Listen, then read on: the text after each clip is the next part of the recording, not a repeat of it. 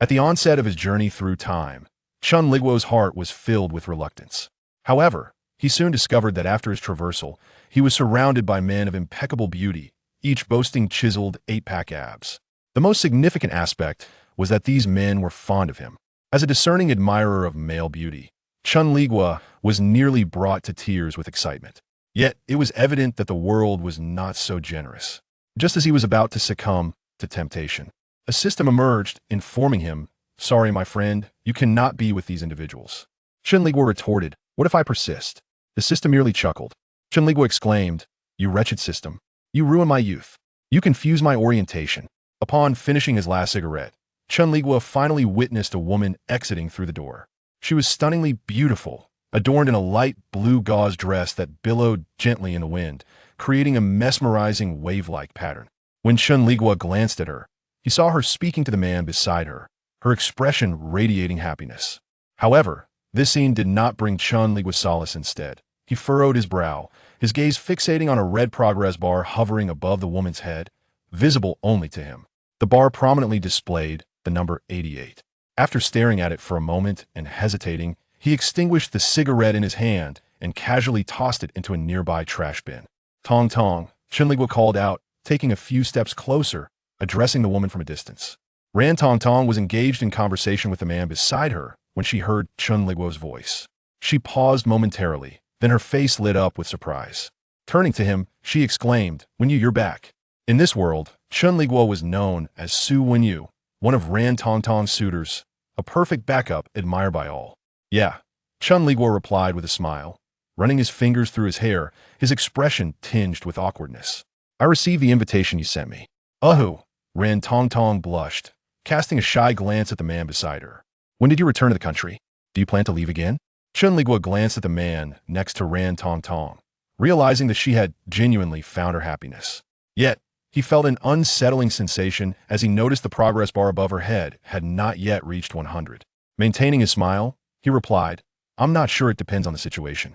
"It's been a while. When you," spoke the man standing beside Ran Tong Tong, his gaze laced with a hint of wariness, clearly still concerned about Chen Liguo's prior pursuit of Ran Tong Tong. "Do you have time to grab a meal together?" "No, thank you," Chen Liguo replied. "I have something to attend to, will take my leave." "Hey, when you?" Ran Tong Tong was taken aback by Chen Liguo's immediate departure and said, "Are you really not going to join us for a meal?" Just as Chen Liguo was about to decline, he noticed a faint blue glow emanating from Ran Tong Tong. His heart sank, and he could only manage a wry smile, saying, "All right then, I wouldn't want to intrude." Ran Tong Tong smiled contentedly, and the three of them then boarded a car, heading towards the designated restaurant. In the car, Ran Tong Tong persistently inquired about Chen Liguo's well-being during his years abroad.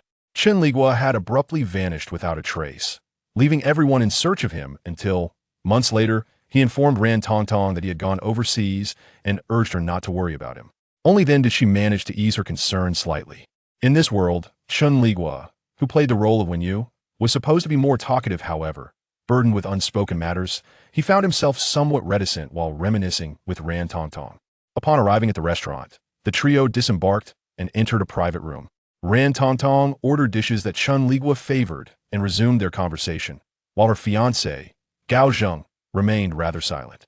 "Tong Tong," Chen Liguo began, "is your wedding scheduled for next month?" Ran Tong Tong nodded, "Yes, on the 3rd. You must come." Chen Liguo acknowledged her with a sound and added, "Could you please refrain from telling your brother about my return for now?" Ran Tong Tong's brother, Ran Kongqing, was a significant reason for Chen Liguo's solitary departure abroad. "All right," she agreed. Though she had often wondered why Chen Liguo and her brother had a strained relationship, she felt compelled to comply with his request. After their meal, Chen Liguo bid farewell to the couple. As he walked away, Ran Tong Tong's expression darkened with a hint of melancholy. Gao Zheng, standing beside her, wrapped his arm around her shoulder and teased, "What's wrong?" reluctant to see him go. Ran Tong Tong replied, "What nonsense are you talking about? I'm worried about him. He has changed so much over the years despite his maturity." Chen Liguo had also grown significantly leaner. His departure had been shrouded in mystery, with reports suggesting he left without taking anything. "You," Gao Zheng remarked, affectionately ruffling Ran Tong Tong's hair. Rather than returning home directly, Chen Liguo chose to stay at a nearby hotel after parting ways with Ran Tong Tong. "I wondered why I couldn't transition to the next world. What is Ran Tong Tong's progress?" Chen Liguo thought to himself. Must I wait until I attend her wedding? Am not sure. A mechanical voice echoed in his mind, tinged with curiosity. Perhaps there's been an issue. Chen Liguo lit a cigarette, knowing full well he could not rely on this system. Never mind. Let's take it one step at a time, he mused. Ill attend Ran Tong Tong's wedding yet. The thought of encountering that man again stirred a sense of agitation within him. This was not the first world Chen Liguo had traversed in each realm. He was tasked with altering someone's fate as a prize for returning to his original world. The first two worlds have been manageable, but in Ran Tong Tong's world, something felt amiss. Logically, since Ran Tong Tong was with Gao Zheng and had avoided the misfortunes that had once awaited her, her progress bar should have reached its full value of 100, enabling Chen Liguo to enter the next world. However, at present her progress bar remained stubbornly static.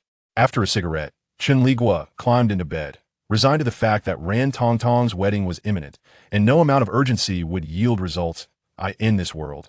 The identity of Chen Liguo is somewhat awkward for Su Wenyuan. Su Wenyuan is an illegitimate child of the Su family. Although he was brought back by the head of the Su family, his status remains lowly. Thus, his sudden disappearance abroad for several years did not elicit any concern from the Su family. After all, as long as he does not perish within the confines of the Su family, who cares what becomes of him? In contrast to Su Wenyuan, Ran Tong Tong is the most beloved daughter of the Ran family. However, had Chen Liguo not intervened in Ran Tong Tong's fate, the girl would have faced a tragically grim conclusion. According to the original trajectory of this world, Ran Tong Tong's parents and her brother, Ran Kongqing, would perish in an accident during her high school years. Subsequently, Ran Tong Tong would encounter a series of unscrupulous men and ultimately lead a lonely, sorrowful life. To alter this fate, Chen Liguo began to approach Ran Tong Tong when she entered her first year of high school, gradually shifting the course of her destiny. In Ran Tong Tong's eyes, Su Wenyuan is a trustworthy friend upon whom she can rely wholeheartedly, yet those who share a closer bond with her are well aware that Su Wenyuan harbors unrequited feelings for her. Upon reflecting on this, Chen Liguo extinguished the cigarette in his hand, reclined on the bed, and closed his eyes, surrendering himself to slumber. True to her promise with Chen Liguo, Ran Tong Tong did not disclose his return to anyone. Not until the day of her wedding did anyone reach out to Chen Liguo. The wedding day dawned bright and clear. Chen Liguo retrieved the meticulously prepared suit from a suitcase and donned it with care. The reflection in the mirror appeared somewhat unfamiliar. He caressed the surface with his hand and revealed a brilliant smile. Half an hour later, at the wedding venue, Ran Tong Tong, adorned in a white wedding gown, displayed signs of restlessness, frequently glancing towards the entrance as if awaiting someone. "Who are you waiting for, Tong Tong?" inquired a bridesmaid, standing nearby. Ran Tong Tong bit her crimson lips and whispered, "Wenyuan has returned." "What?" The bridesmaid was taken aback by this revelation. "Are you saying Su Wenyuan has come back to the country?" "Keep your voice down," Ran Tong Tong admonished. "Oh my, you're not planning to invite him to your wedding, are you?" The bridesmaid felt a wave of sympathy for Su Wenyuan, knowing well his long-standing infatuation with Ran Tong Tong and the countless things he had done for her in silence. After Ran Tong Tong's relationship with Gao Zheng stabilized, Su Wenyuan had abruptly departed abroad. Their circle had long speculated that Su Wenyuan's disappearance was indeed due to Ran Tong Tong. "Yes," Ran Tong Tong confirmed. "I sent him an email, and to my surprise, he really came back." The bridesmaid hesitated, struggling to voice her thoughts, knowing well that today was Ran Tong Tong's wedding and any unforeseen events could lead to complications. Just then, as the two conversed, a figure appeared at the entrance. Ran Tong Tong focused her gaze and realized that the person she had been waiting for was none other than Su Wenyuan. "Wenyuan, you're here!" Ran Tong Tong exclaimed, rushing over to stand before Chen Liguo. Chen Liguo gazed at the bride, Ran Tong Tong, adorned in her wedding gown, and could not resist the urge to gently pat her head, accompanied by a soft hum of acknowledgement. While others perceive his affection for her, in truth, he regarded her as a younger sister deserving of care. "Go on and greet the guests. You're all grown up yet still behave like a child." Chen Liguo chuckled lightly. "You needn't worry about me." Though reluctant, Ran Tong Tong, as the bride, was indeed preoccupied. Upon spotting Su Wenyu's arrival, she momentarily set aside her duties, exchanged a few words with him, and then departed. Seated in the place Ran Tong Tong had designated for him, Chen Liguo observed several familiar faces surrounding him. "Wenwei, you return and don't even inform us?" A girl, a former high school classmate of Chen Liguo, initiated the conversation. I returned in quite a rush. Chen Liguo replied with a shy smile. The group was rife with curiosity regarding his sudden departure abroad, but Chen Liguo deflected their inquiries with vague responses, eventually excusing himself to the restroom to evade the topic. Noticing his reluctance to elaborate, the others tactfully shifted the conversation elsewhere. Upon reaching the restroom, Chen Liguo retrieved a pack of cigarettes from his pocket, igniting one and placing it between his lips. Just as the smoke began to curl, a male voice resonated from behind him. "It's been years you've taken up smoking?"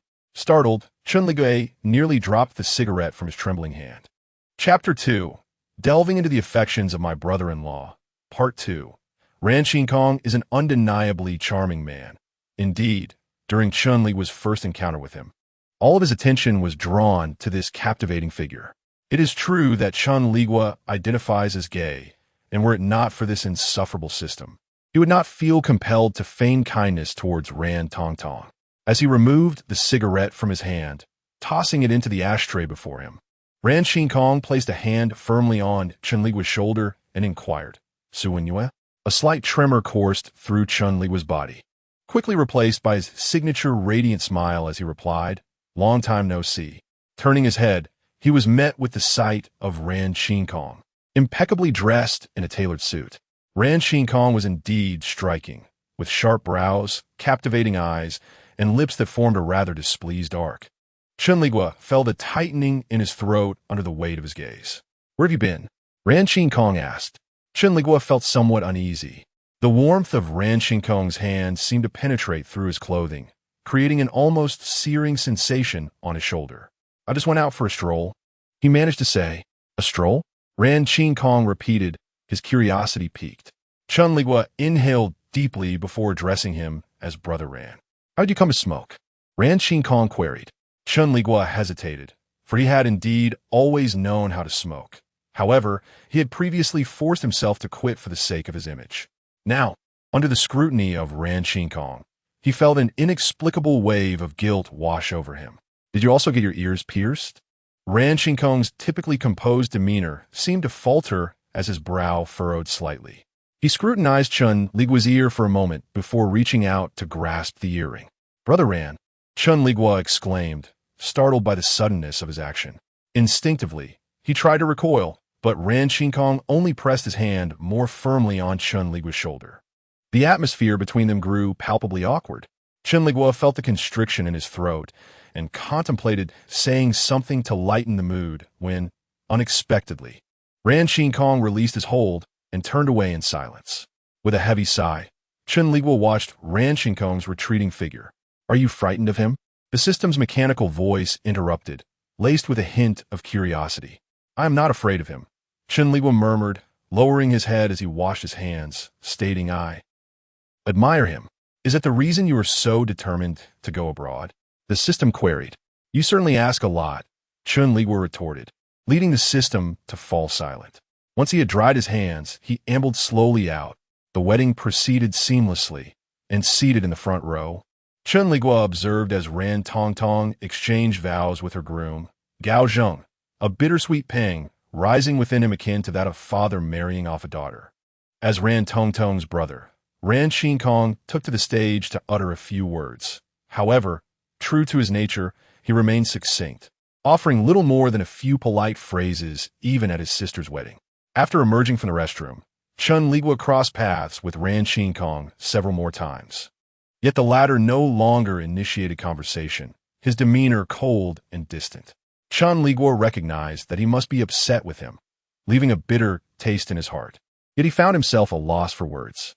As Ran Tongtong donned her wedding ring, tears of joy streamed down her face, embraced by Gao Ji, while the onlookers sighed in admiration at the sight of such a perfect couple.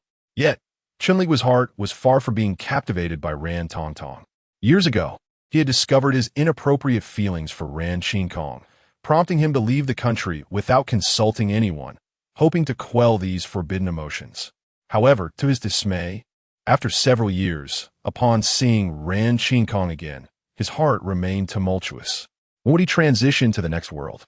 Chen Liguo poured himself another glass of wine and inquired of the system. The system replied, "That depends on Ran Tongtong." Casting a glance at Ran Tongtong, He noticed her progress bar had shifted from 88 to 89. This wedding had only marginally increased her destiny's completion rate. Chen Liguo felt a dull ache in his head. Naturally, the wedding of the youngest daughter of the Ran family was a grand affair attended by luminaries from various sectors. As the illegitimate son of the Su family, Chen Liguo found himself less conspicuous. He sipped his drink while stealthily watching Ran Qingkong, only to realize that she had vanished from sight. Where did Ran Qingkong go? He reluctantly asked the system. After a moment of silence, just as Chen Liguo thought there would be no answer, the system replied in a hushed tone. She went to the corridor with a woman. Upon hearing the word woman, Chen Liguo's heart tightened. Do I know that woman? He asked. Yes, the system responded. Who? Your sister. Chen Liguo was taken aback. As previously mentioned, Chen Liguo held an awkward position as an illegitimate child in this world, having an older brother and sister, making him the least favored in the Chen family. What should I do if Ran Qingkong is with my sister? Chen Liguo queried. I don't know, the system replied candidly. Previously, Ran Qingkong passed away during Ran Tongtong's high school years, so I cannot predict his fate thereafter. With a heavy sigh, Chen Liguo set down his wine glass, murmuring, I feel so frustrated. The system immediately heightened its caution, warning, stay calm. Remember what happened in the first world. You couldn't hold back and wasted decades. All right, I understand, Chen Liguo retorted. It seemed that even if Ran Qingkong were to be with his sister, he would have to accept it. Nevertheless, despite his words, Chen Liguo's gaze continually drifted toward the corridor.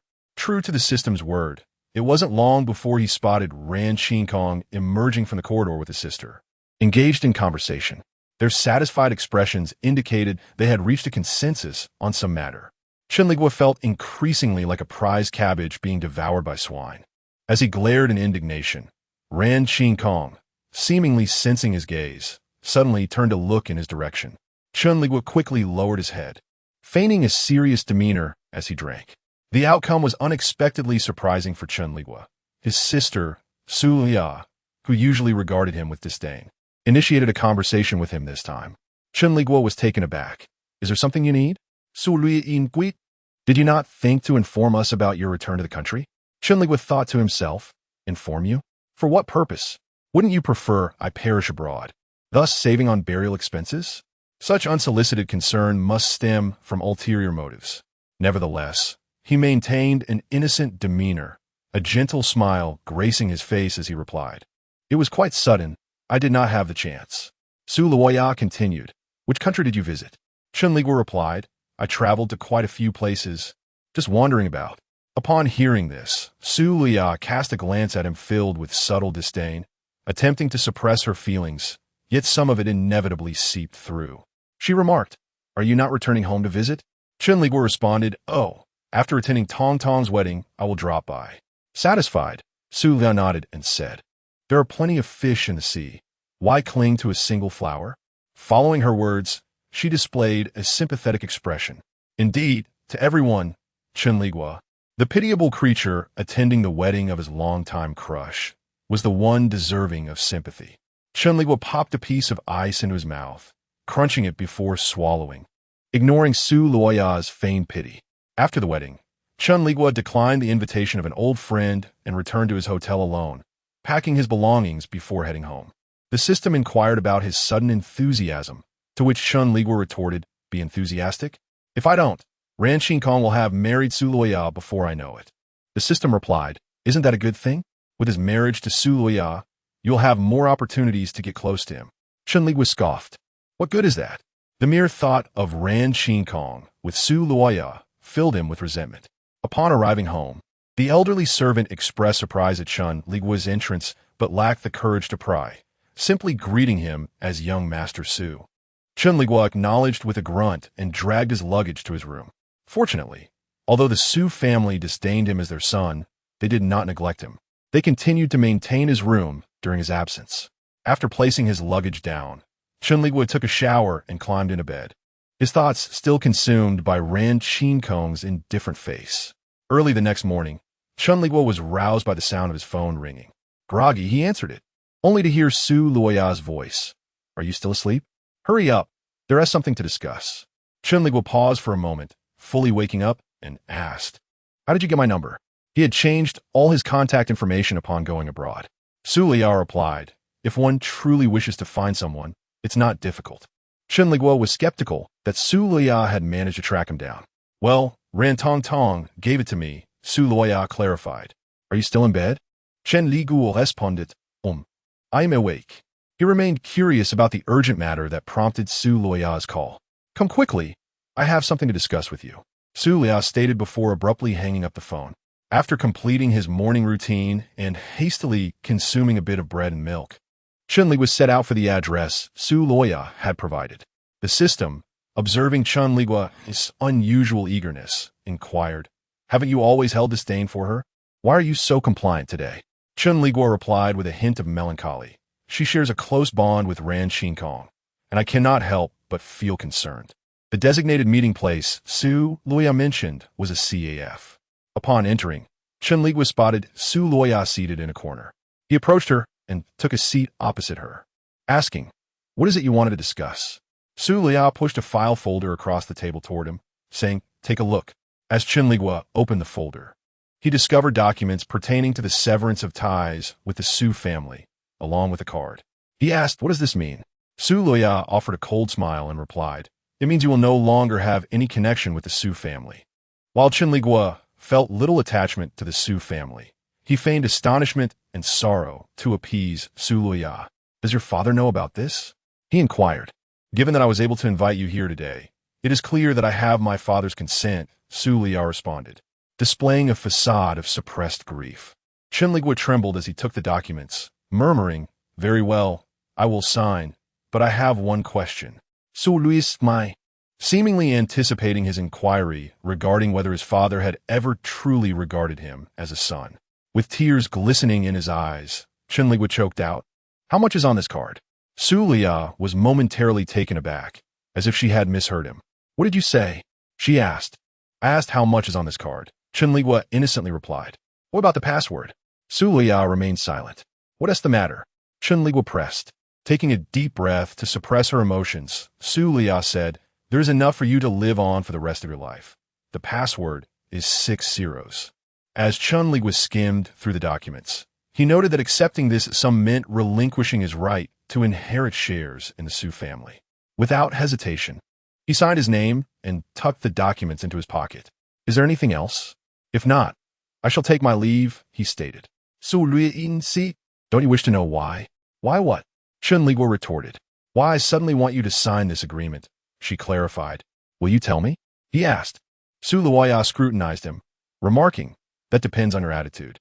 With a cold chuckle, Chen Liguo abandoned any pretense of gentility, saying, in that case, I have no interest in hearing it. Farewell. With that, he turned and departed without a trace of longing. Crash! Su Liyao slammed her coffee cup down heavily. Her gaze filled with anger as she stared at Chen Liguo's retreating figure. I shall see whether you will come begging me. Chen Liguo, in high spirits, held no interest in the Su family. The possession of this card was inconsequential to him. His earlier behavior was merely to annoy Su Liyao. After resolving matters with Ran Tong Tong, he intended to depart from this world. As he pondered this, Chen Liguo's phone rang again. He picked it up to see it was indeed Ran Qinkong's number, one he had memorized by now. Hello, he answered. Where are you? Came Ran Qinkong's voice from the other end. At CC Cafe. Chen Liguo replied, is there something you need? Wait, I will come pick you up. Ran Qinkong said before abruptly hanging up. Today is rather strange, Chen Liguo muttered. Ran Qinkong arrived swiftly and instructed him to get in the car. Chen Liguo did not inquire further. He complied with Ran Qinkong's words and settled into the seat. Ran Qinkong appeared to be in a rather somber mood. He seemed to want to smoke, but hesitated, withdrawing his hand from his pocket. Chen Liguo keenly sensed Ran Qinkong's unease and remained silent, observing him quietly. Are we leaving? After a silent drive of over 10 minutes, Ran Qinkong suddenly spoke up. Yes, I will be leaving in a few days, Chen Liguo responded casually, unaware of the grave consequences his words would eventually entail. Ran Qinkong turned to glance at Chen Liguo, his gaze causing a shiver to run down Chen Liguo's spine. What's wrong? Nothing, Ran Qinkong replied, shifting his attention back to the road. After a 20-minute drive, they arrived at Ran Qinkong's residence. Chen Liguo gazed out at the buildings, feeling an inexplicable excitement. It was his first visit to the home of someone he admired, and he was uncertain how to comport himself. Ran Qinkong, seemingly contemplating, glanced at Chen Liguo, interpreting his excitement as nervousness. "Let us go, Tong Tong isn't here." "All right." Chen Liguo feigned hesitation. "Is there something you need? I'd like to treat you to a meal." Ran Qinkong's voice was gentle, stirring a fluttering sensation within Chen Liguo. "Then, I appreciate it," he said, watching Ran Qinkong step out of the car, a tide of indescribable emotions swelling within him, reminiscent of the feelings he had experienced before entering these cycles. Ran Qinkong's abode was characterized by a minimalist European style, mirroring his own demeanor, exuding a somewhat chilly ambience. Chen Liguo felt slightly awkward, sitting on the sofa and quietly sipping water. "Why do you think Ran Qinkong suddenly invited me for a meal?" Chen Liguo, feeling bored, chatted with the system. "Could it be that he has developed feelings for me?" The system replied, "Logically speaking, he would likely want you to stop bothering his sister." Chen Liguo sighed. Such is the tragic reality. However, speaking of which, to savor a meal prepared by Ran Qinkong himself is indeed worthwhile. With a mindset of seizing the opportunity, Chen Liguo solemnly took his seat at the dining table, eagerly awaiting the dishes from Ran Qinkong. Dressed in a simple white shirt after shedding his suit, Ran Qinkong revealed an admirable physique. He rolled up his sleeves, exposing his strong, fair forearms which, coupled with his long fingers, appeared quite enticing. How splendid he looked! Chen Liguo's gaze remained fixated on Ran Qinkong, as their interactions were primarily facilitated by Ran Tongtong, leaving them with precious little time alone together. Nonetheless, their relationship was surprisingly amicable, with Ran Qinkong displaying an unexpectedly gentle demeanor towards Chen Liguo. Every dish prepared by Ran Qinkong was tailored to Chen Liguo's taste: spicy boiled fish generously adorned with chilies, crispy fried fish, and delicately flavored soft tofu. Each dish was visually appealing, and one could only imagine the delightful flavors. Chen Liguo squinted his eyes with a smile and remarked, "Ran Ge, how did you know what I like to eat?" Ran Qinkong, with an indifferent expression, removed his apron and set it aside, responding, "I know more than you might think." As Chen Liguo sampled the boiled fish, he was taken aback by its tender texture and spicy flavor, exclaiming, "Ran Ge, your culinary skills are truly exceptional." Ran Qinkong merely acknowledged him with a nonchalant hum, serving rice to Chen Liguo. "Ran Ge, I never realized you were such a talented cook," Chen Liguo said, enjoying a piece of the crispy fried fish, and added, "I truly envy your girlfriend." Upon hearing this, Ran Qinkong's expression remained unchanged as he inquired, "When are you leaving?" "I don't know. It depends on the situation," Chen Liguo replied. Ran Qinkong nodded, standing to retrieve a bottle of red wine from the cabinet, asking, "Shall we drink a bit?" "Sure." Chen Liguo beamed. Though he wasn't particularly fond of alcohol, he saw no harm in sharing a glass with Ran Qinkong.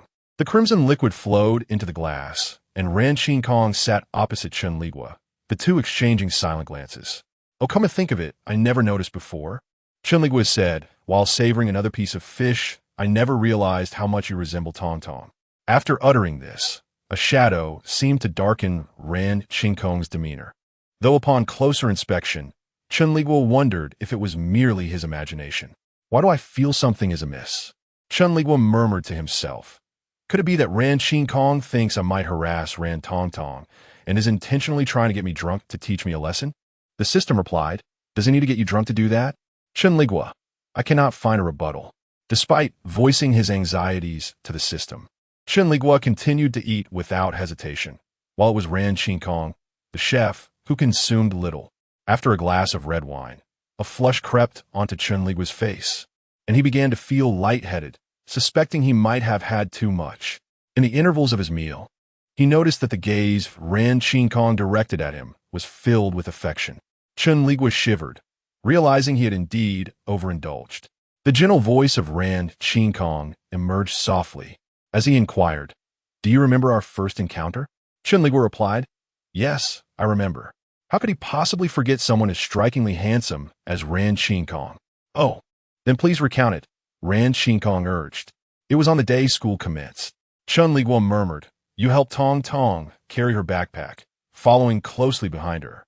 Upon hearing the name of Ran Tong Tong, Ran Qing Kong fell silent for a moment, swirling the wine in his glass, and replied nonchalantly, "You truly have forgotten."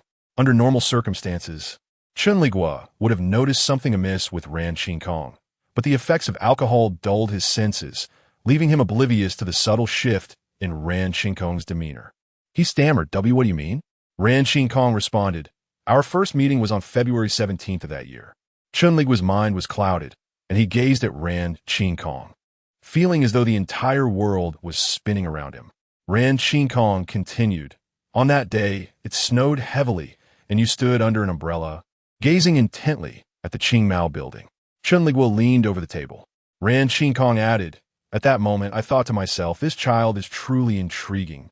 When you—" Chen Liguo wished to respond, but found himself at a loss for words. He sensed something was off, yet it was already too late. Ran Qing Kong stood and approached Chen Liguo, gently touching his dark hair, reminiscent of the affectionate caresses Chen Liguo bestowed upon Ran Tong Tong. He said, "I have waited far too long, and the waiting has driven me nearly insane." Chen Liguo succumbed entirely to darkness. "So I apologize." In his original existence, Chen Liguo harbored a secret affection for a man for 13 years, from high school to university, and from university until the end of his life. After a heavy truck struck him, his life transformed entirely. In his rebirth, Chen Liguo began to attempt to relinquish that burdensome affection. Ran Qing Kong was a man who effortlessly captivated attention. He was handsome, composed, possessing qualities that women desired and attributes that men envied. Chen Liguo was fond of Ran Qing Kong, and were it not for the constraints imposed by the system, he would willingly explore a relationship with him. However, reality dictated otherwise, compelling Chen Liguo to suppress his feelings and focus solely on altering Ran Tong Tong's fate. Yet, he never anticipated such a steep turn of events. Why did Su Luoya suddenly seek him out? Why did Ran Qing Kong prepare meals for him? All these questions found perfect answers after Chen Liguo was rendered dazed. Ran Qing Kong harbored intentions towards him. Upon this realization, Chen Liguo shed tears of joy. System, you can't blame me this time." The system responded. Chen Liguo exclaimed, "He compelled me into this. It wasn't my choice." The system retorted, "Brother, could you perhaps temper that excited expression when you claim it was not by your own volition?" Chen Liguo concluded thus, "This does not constitute a violation. If Chen Liguo refuses to follow the main storyline, he will be forcibly removed from the world, unable to accumulate even a single fate point. System, a miscalculation. Chen Liguo, I am somewhat pleased." System, Chen Liguo. The system continued, "Even if he coerces you, you must not appear willing." Chen Liguo. System, for further details, please refer to the first world. In the first world, Chen Liguo was seduced by beauty and was consequently forcibly removed from that realm. Chen Liguo sighed. All right. He knew well that the system's flaws were not easily exploited. Although he could converse with the system without hindrance, Chen Liguo's body remained in a deep slumber. Time passed, and eventually he began to regain a faint sense of awareness. However, it seemed that due to prolonged sleep, both his body and spirit were exceedingly weary.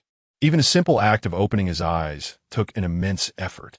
His eyelids felt as though they were glued shut, and it was only with all his strength that he could vaguely perceive his surroundings.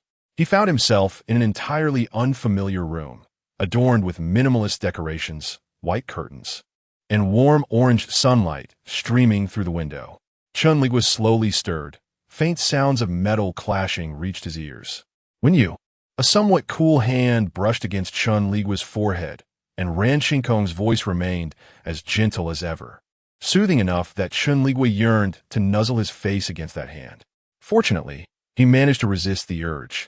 What has happened to me?" Chen Liguo's voice was frail, devoid of strength. In response to Chen Liguo's question, Ran Qing Kong did not answer.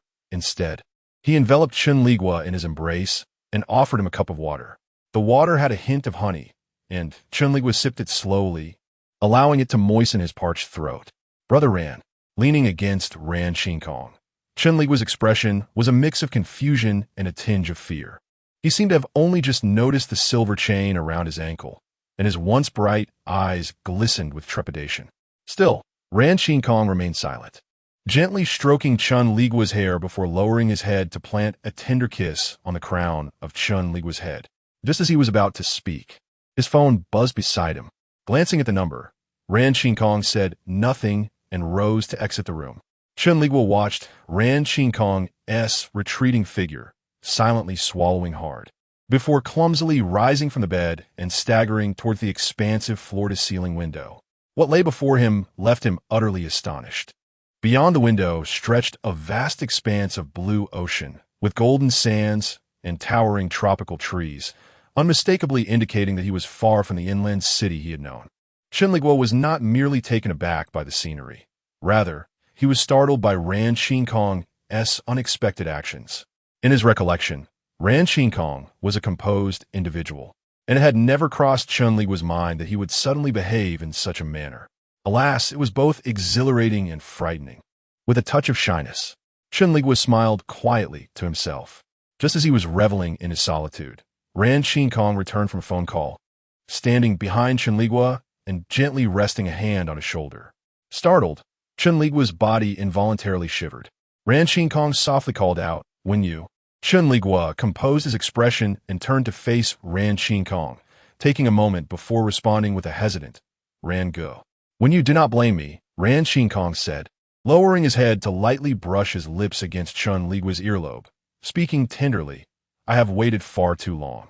Chen Liguo felt as if his entire being had frozen. In Ran Qinkong's embrace, he resembled a frightened creature, even forgetting to resist. Observing Chen Liguo's demeanor, Ran Qinkong chuckled softly before tilting his head to capture Chen Liguo's lips in a kiss. Chen Liguo had long harbored feelings for Ran Tongtong, a fact that had rendered him without a girlfriend to this day. Ran Qinkong was acutely aware of this, and even during Chen Liguo's years abroad, he had not engaged with anyone else, for otherwise he would not have allowed Chen Liguo to travel alone for so long.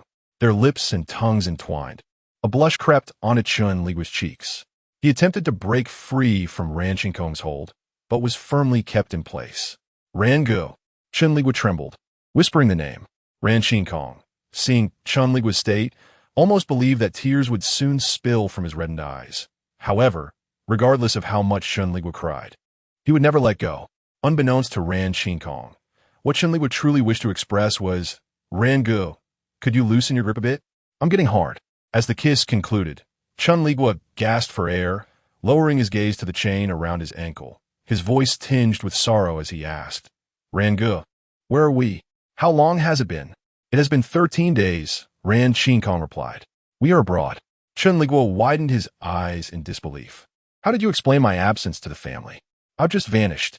"What about Ran Tongtong? There won't be any trouble on that front, will there?" Ran Qinkong had anticipated Chen Liguo's concerns but chose not to answer directly. Instead, he released Chen Liguo and turned to retrieve a newspaper from the nightstand, handing it to him. Upon taking the newspaper, Chen Liguo's gaze fell upon a bold headline. "Rich heir engages in reckless driving. Innocent bystander suffered consequences." As he scrutinized the article's content, he realized the unfortunate bystander mentioned was none other than himself. "That's impossible," Chen Liguo exclaimed in shock. "How did you manage this? What about Tongtong? What about the Su family?" "Tongtong is fine. You need not worry about him," Ran Qinkong reassured him. "How can I not worry? If anything were to happen to Ran Tongtong, the integrity of this world would be compromised." Chen Liguo began to panic. Noticing the growing alarm on Chen Liguo's face, Ran Qinkong continued to press. "Have you forgotten the document your sister asked you to sign?" Chen Liguo was momentarily taken aback, recalling the document his sister had asked him to sign at the CAF. Initially, he thought his rather troublesome sister was merely being whimsical, but it dawned on him that he was, in fact, the one who had been duped. The unfolding drama was so intense that Chen Liguo felt utterly overwhelmed. Holding the newspaper in his hands, he appeared dazed and softly uttered, "Why?" Ran Qinkong sat across from Chen Liguo, gazing at him with an unsettling calmness, seemingly unwilling to elucidate his actions or disguise his malevolence with affection. "Why?" Chen Liguo's voice trembled, transitioning from helplessness to fury in an instant. In the next moment, his fist struck Ran Qinkong's face. The blow sent Ran Shinkong's head to the side, blood spilling from his lips. "Ranga, you deceived me, didn't you?" Chen Liguo's voice was frail and almost tearful. Ran Shinkong recognized that Chen Liguo had always possessed a gentle temperament. Otherwise, he would not have silently cherished Ran Tongtong for so many years, even willing to witness her wed another man. "Ran Shinkong, speak." Chen Liguo grasped Ran Shinkong's collar, gritting his teeth. Yet, when Ran Shinkong lifted his head, Chen Liguo instinctively released his grip and took a few steps back. The expression on Ran Shinkong's face was terrifying, akin to a monstrous beast reeking of blood, capable of snapping Chen Liguo's throat with a mere snap of its jaws. "When you—" Ran Shinkong rose, his tone devoid of warmth, declaring, "I like you." Chen Liguo was momentarily stunned, expecting Ran Shinkong to threaten him instead. Gazing at the formidable visage before him, his heart raced, almost longing to throw himself at Ran Shinkong, thinking, "Brother, you are too handsome."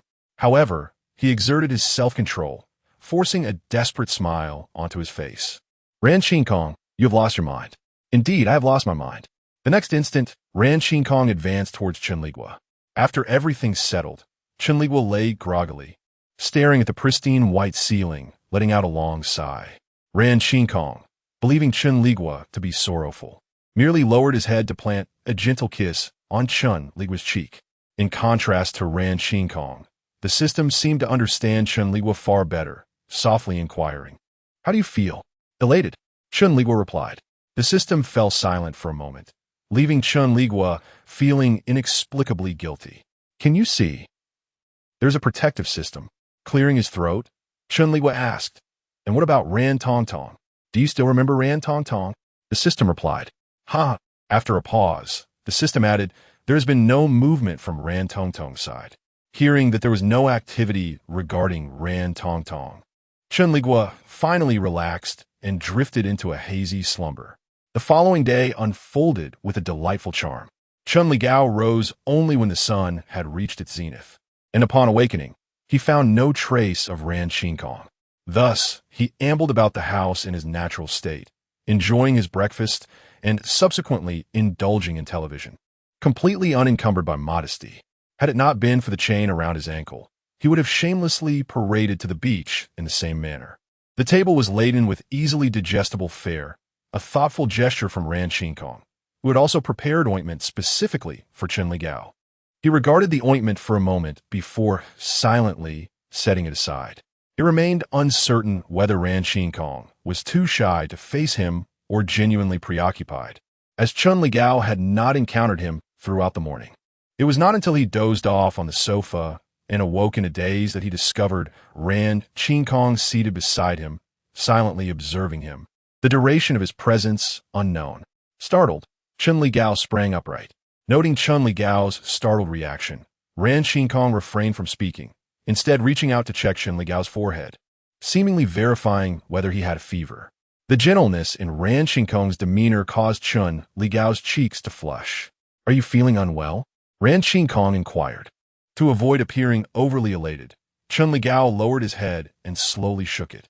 Observing Chen Liguo's expression, Ran Shinkong sighed softly, yet he remained silent. Any words of consolation would feel insincere at that moment. They exchanged glances. The only sound filling the room was the raucous advertisements emanating from the television. After a prolonged silence, Chen Liguo managed to articulate, "Could you fetch me a piece of clothing?" Ran Shinkong's gaze swept over Chen Liguo, lingering on his elegant shoulder blades, the tautness of his waist, and the graceful contours of his form, which bore numerous mottled red marks. A mere glance evoked vivid memories. Chen Liguo felt somewhat self-conscious under Ran Shinkong's scrutiny. As a man, he understood the implications of that gaze. However, truth be told, while he had indeed experienced pleasure, he was currently afflicted by discomfort in a particular region, rendering him hesitant to endure further provocation. Thus, he instinctively curled into himself, amused by Chen Liguo's turtle-like retreat. Ran Shinkong's eyes twinkled with mirth as he gently asked, "Have you applied the ointment?" Chen Liguo buried his face between his knees and muttered, "I did." Ran Shinkong studied him briefly before rising to head to the bedroom. A glance at the ointment revealed Chen Liguo's deceit. It had not even been unsealed. Returning with the ointment in hand, Ran Qinkong inquired, "Will you apply it yourself, or shall I assist?" "I will do it myself," Chen Liguo replied.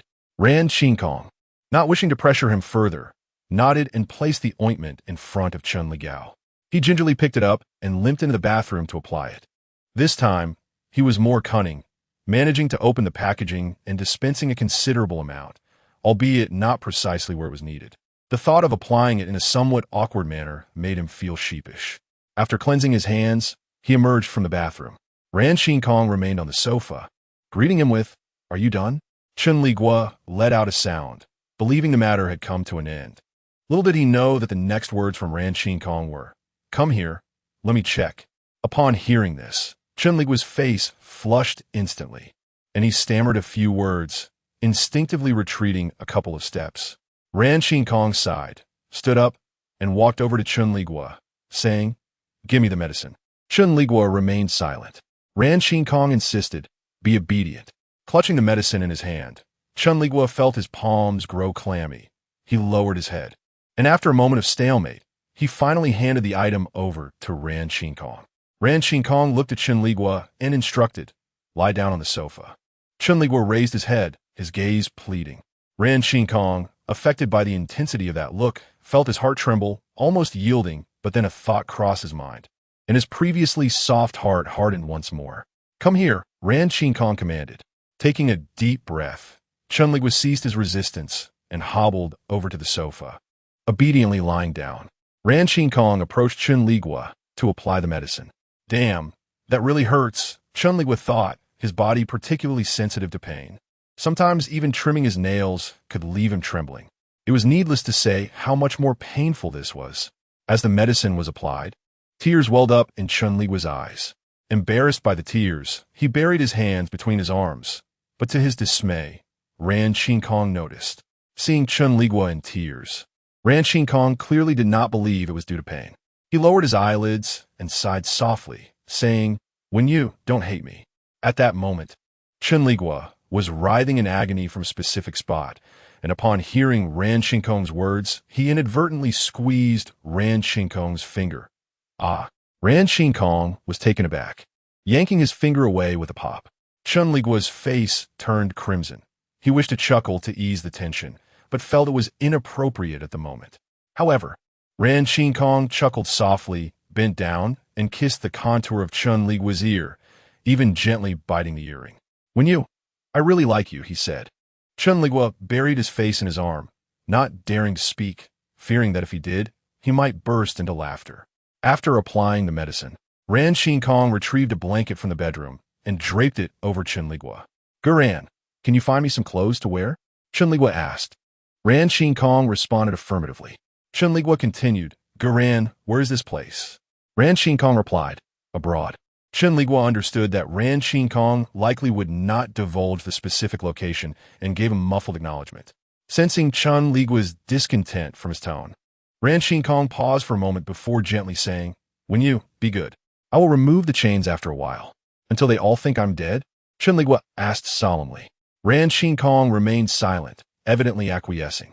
Chen Liguo, upon receiving Ran Qinkong's unspoken confirmation, internally exclaimed in disbelief. Although he was enjoying this audacious life with Ran Qinkong, he couldn't help but wonder about the situation with Ran Tongtong. Will the world of the past ever return? Is there any dignity left to preserve?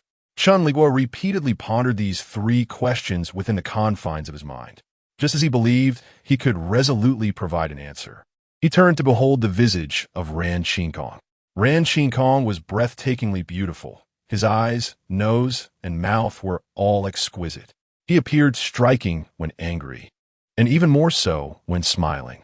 With just a fleeting glance, Chen Liguo's defenses crumbled entirely. He thought to himself, forget the old world. It never had such a handsome man. If the system were aware of Chen Liguo's thoughts at that moment, it might have contemplated eliminating him. Ran Qinkong proposed, "Shall we stay here together for a lifetime?" If Chen Liguo were able to express himself, he would have eagerly nodded. Yet, he remained silent, unable to articulate a single word. His response was anticipated by Ran Qinkong, who remarked, I can wait for you." Chen Liguo pressed his face against the sofa. lost in thought, and soon drifted into a hazy slumber. After spending over 10 days in this place, Chen Liguo discovered it was indeed an isolated tropical island. Ran Qingkong arrived by boat each time, and aside from Chen Liguo, there were two middle-aged maids, taciturn and in their 40s, who tended to his daily needs. Chen Liguo attempted to engage them in conversation, but they scarcely acknowledged him. Had they not spoken a few words occasionally, he might have believed they were mute. During these days, Ran Qingkong frequently visited, yet Chen Liguo sensed a shadow of distress in his demeanor, uncertain if something had transpired. The thought of Ran Tongtong being in trouble filled Chen Liguo with anxiety. He feared the world was on the brink of collapse. However, he understood that questioning Ran Qingkong would yield no answers, and so they endured in silence. Unexpectedly, Ran Qingkong broached the subject himself. His first words left Chen Liguo slightly alarmed. Tongtong has not been well lately. Chen Liguo's eyes widened in concern. Not well? What happened? Ran Qingkong's gaze swept over Chen Liguo's face, easily reading the panic etched upon it. Are you frightened? He asked. Chen Liguo replied, Of course I am. Ran Qingkong continued. Even though she is married now, you still cannot let her go? Chen Liguo was at a loss for words. With a self-deprecating smile, Ran Qingkong grasped Chen Liguo's chin and lowered his voice. Unfortunately, you will only ever be with me in this lifetime. Chen Liguo could only respond, that is, truly wonderful. After a moment of intense scrutiny, Ran Qingkong softly revealed, she is pregnant. Chen Liguo exclaimed, but they have only been married for 3 months. Indeed, Ran Qingkong replied. Chen Liguo fell silent. Ran Qingkong sighed. She learned of your demise. Chen Liguo anticipated the continuation of Ran Qingkong's words. As expected, he stated, she is heartbroken. In the eyes of Ran Tongtong's friends, Chen Liguo was the perfect backup. He had harbored a secret affection for Ran Tongtong since their school days, which lingered until their university graduation. It was only when Ran Tongtong discovered her Prince Charming that Chen Liguo quietly departed, choosing to venture abroad alone. The depth of Chen Liguo's feelings for Ran Tongtong was evident to everyone except her.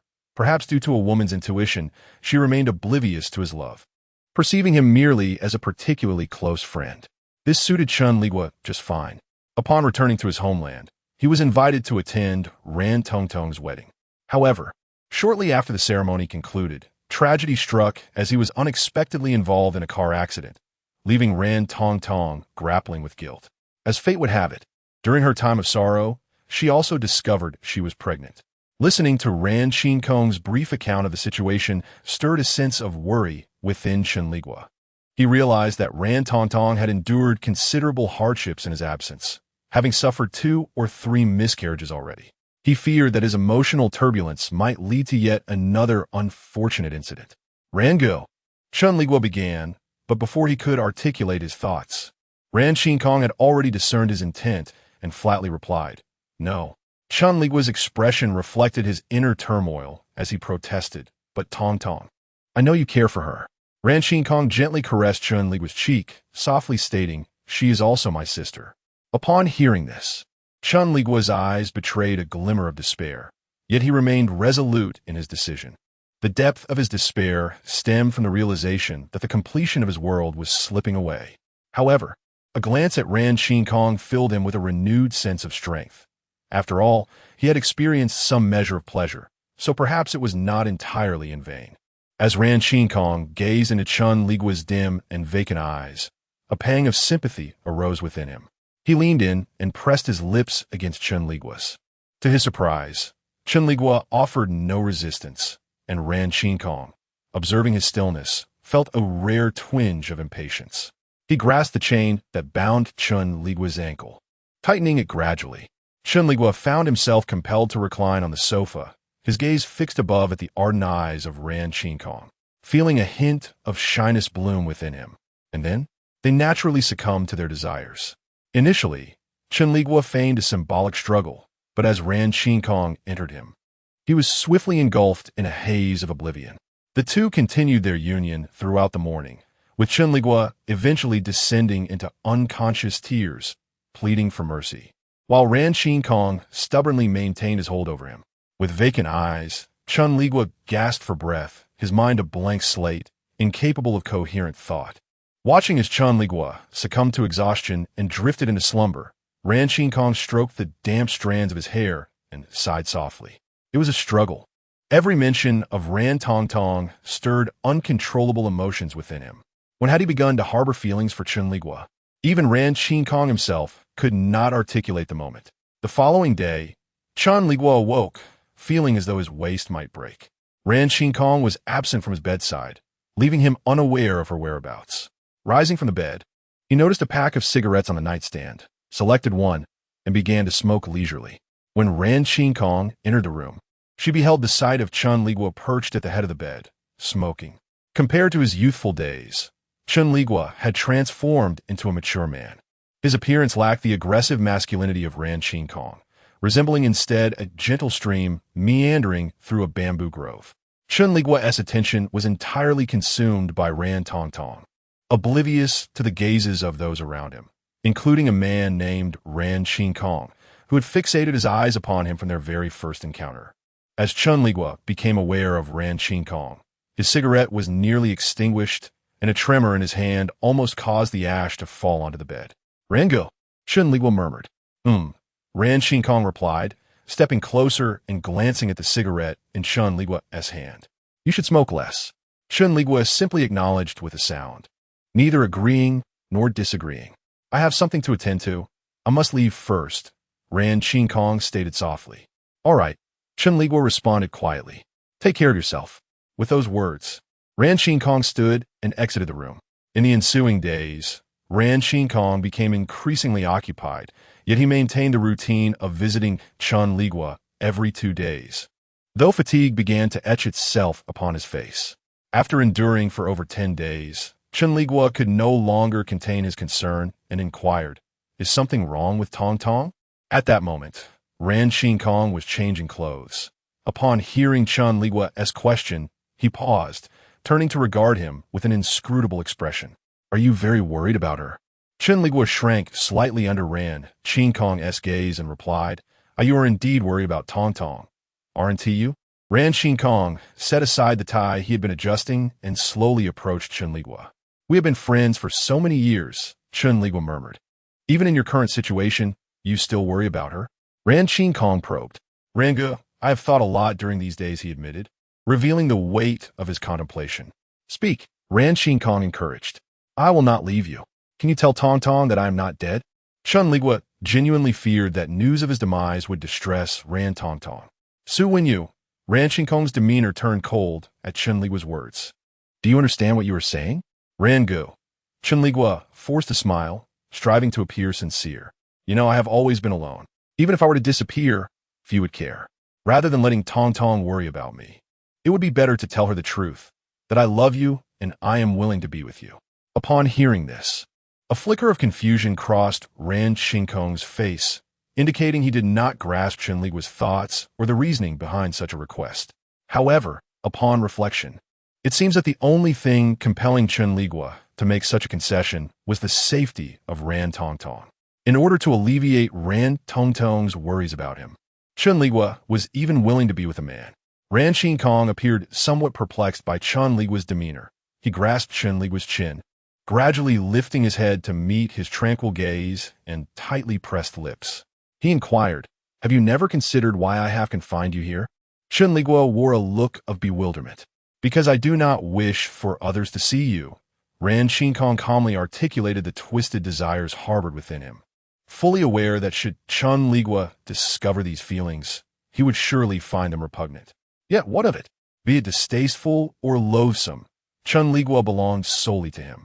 As anticipated, Chen Liguo fell silent, lowering his head, his shoulders drooping, exhibiting a hint of retreat. Ran Qinkong let out a self-deprecating laugh before turning away. Chen Liguo, unable to lift his gaze, was genuinely frightened of inadvertently laughing in front of Ran Qinkong.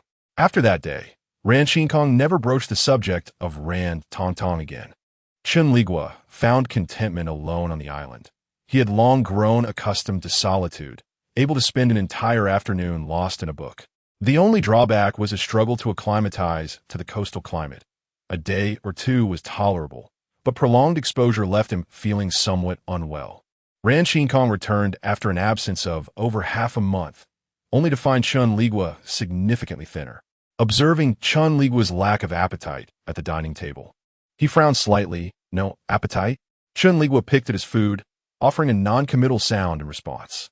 Ran Qinkong set down his chopsticks and inquired, "What would you like to eat?" Chen Liguo remained silent. "When you," Ran Qinkong called out. Chen Liguo managed a smile, replying, "I'm fine. Just not quite accustomed to the weather here." Despite the smile, there was an unmistakable trace of forced cheerfulness in Chen Liguo's expression from Ran Qinkong's perspective. From a moment he was confined by Ran Qinkong, Chen Liguo had not exhibited any fierce resistance.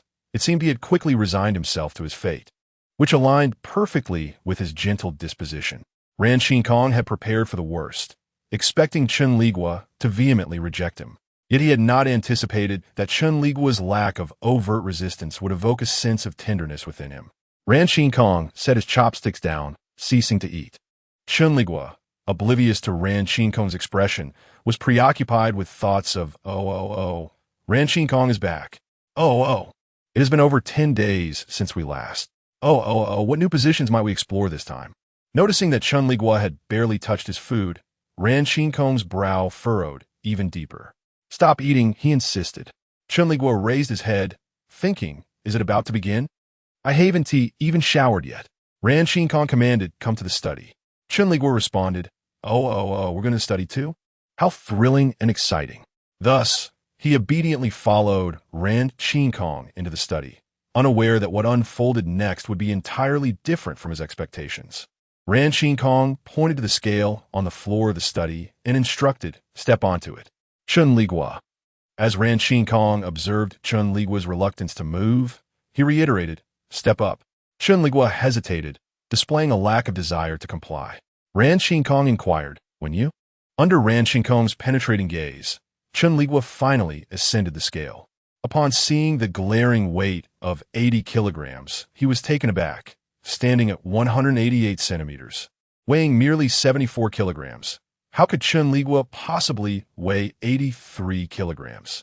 Was the scale malfunctioning? Chen Liguo remarked, "Damn it, my body is fine in every aspect except for an unusual weight. I've even lost several pounds. In my prime, I could reach 85, although it may not be visibly apparent." Ran Qinkong, clearly skeptical about the accuracy of the scale, ordered Chen Liguo to step down and took his place. After confirming the scale's precision, he remained silent for a moment before asking, "What was your weight before?" Chen Liguo shyly admitted, 85. After a considerable pause, Ran Qinkong managed to utter, "I couldn't tell." Chen Liguo responded, "So, do you find me unsatisfactory?"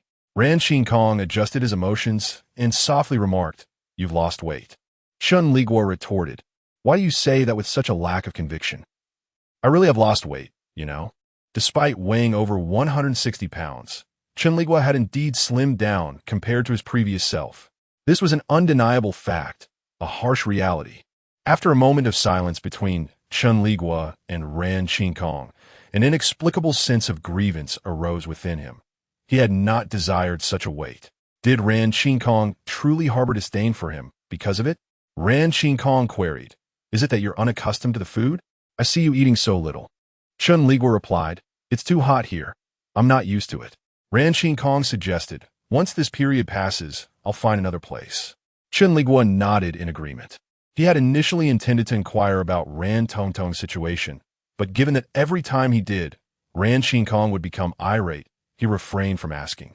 Strangely enough, during this time, the system had not troubled him, leaving him uncertain whether it had come to a realization or had entirely given up on him. After weighing himself, both Ran Qinkong and Chen Liguo took a shower, and soon they found themselves entwined once more.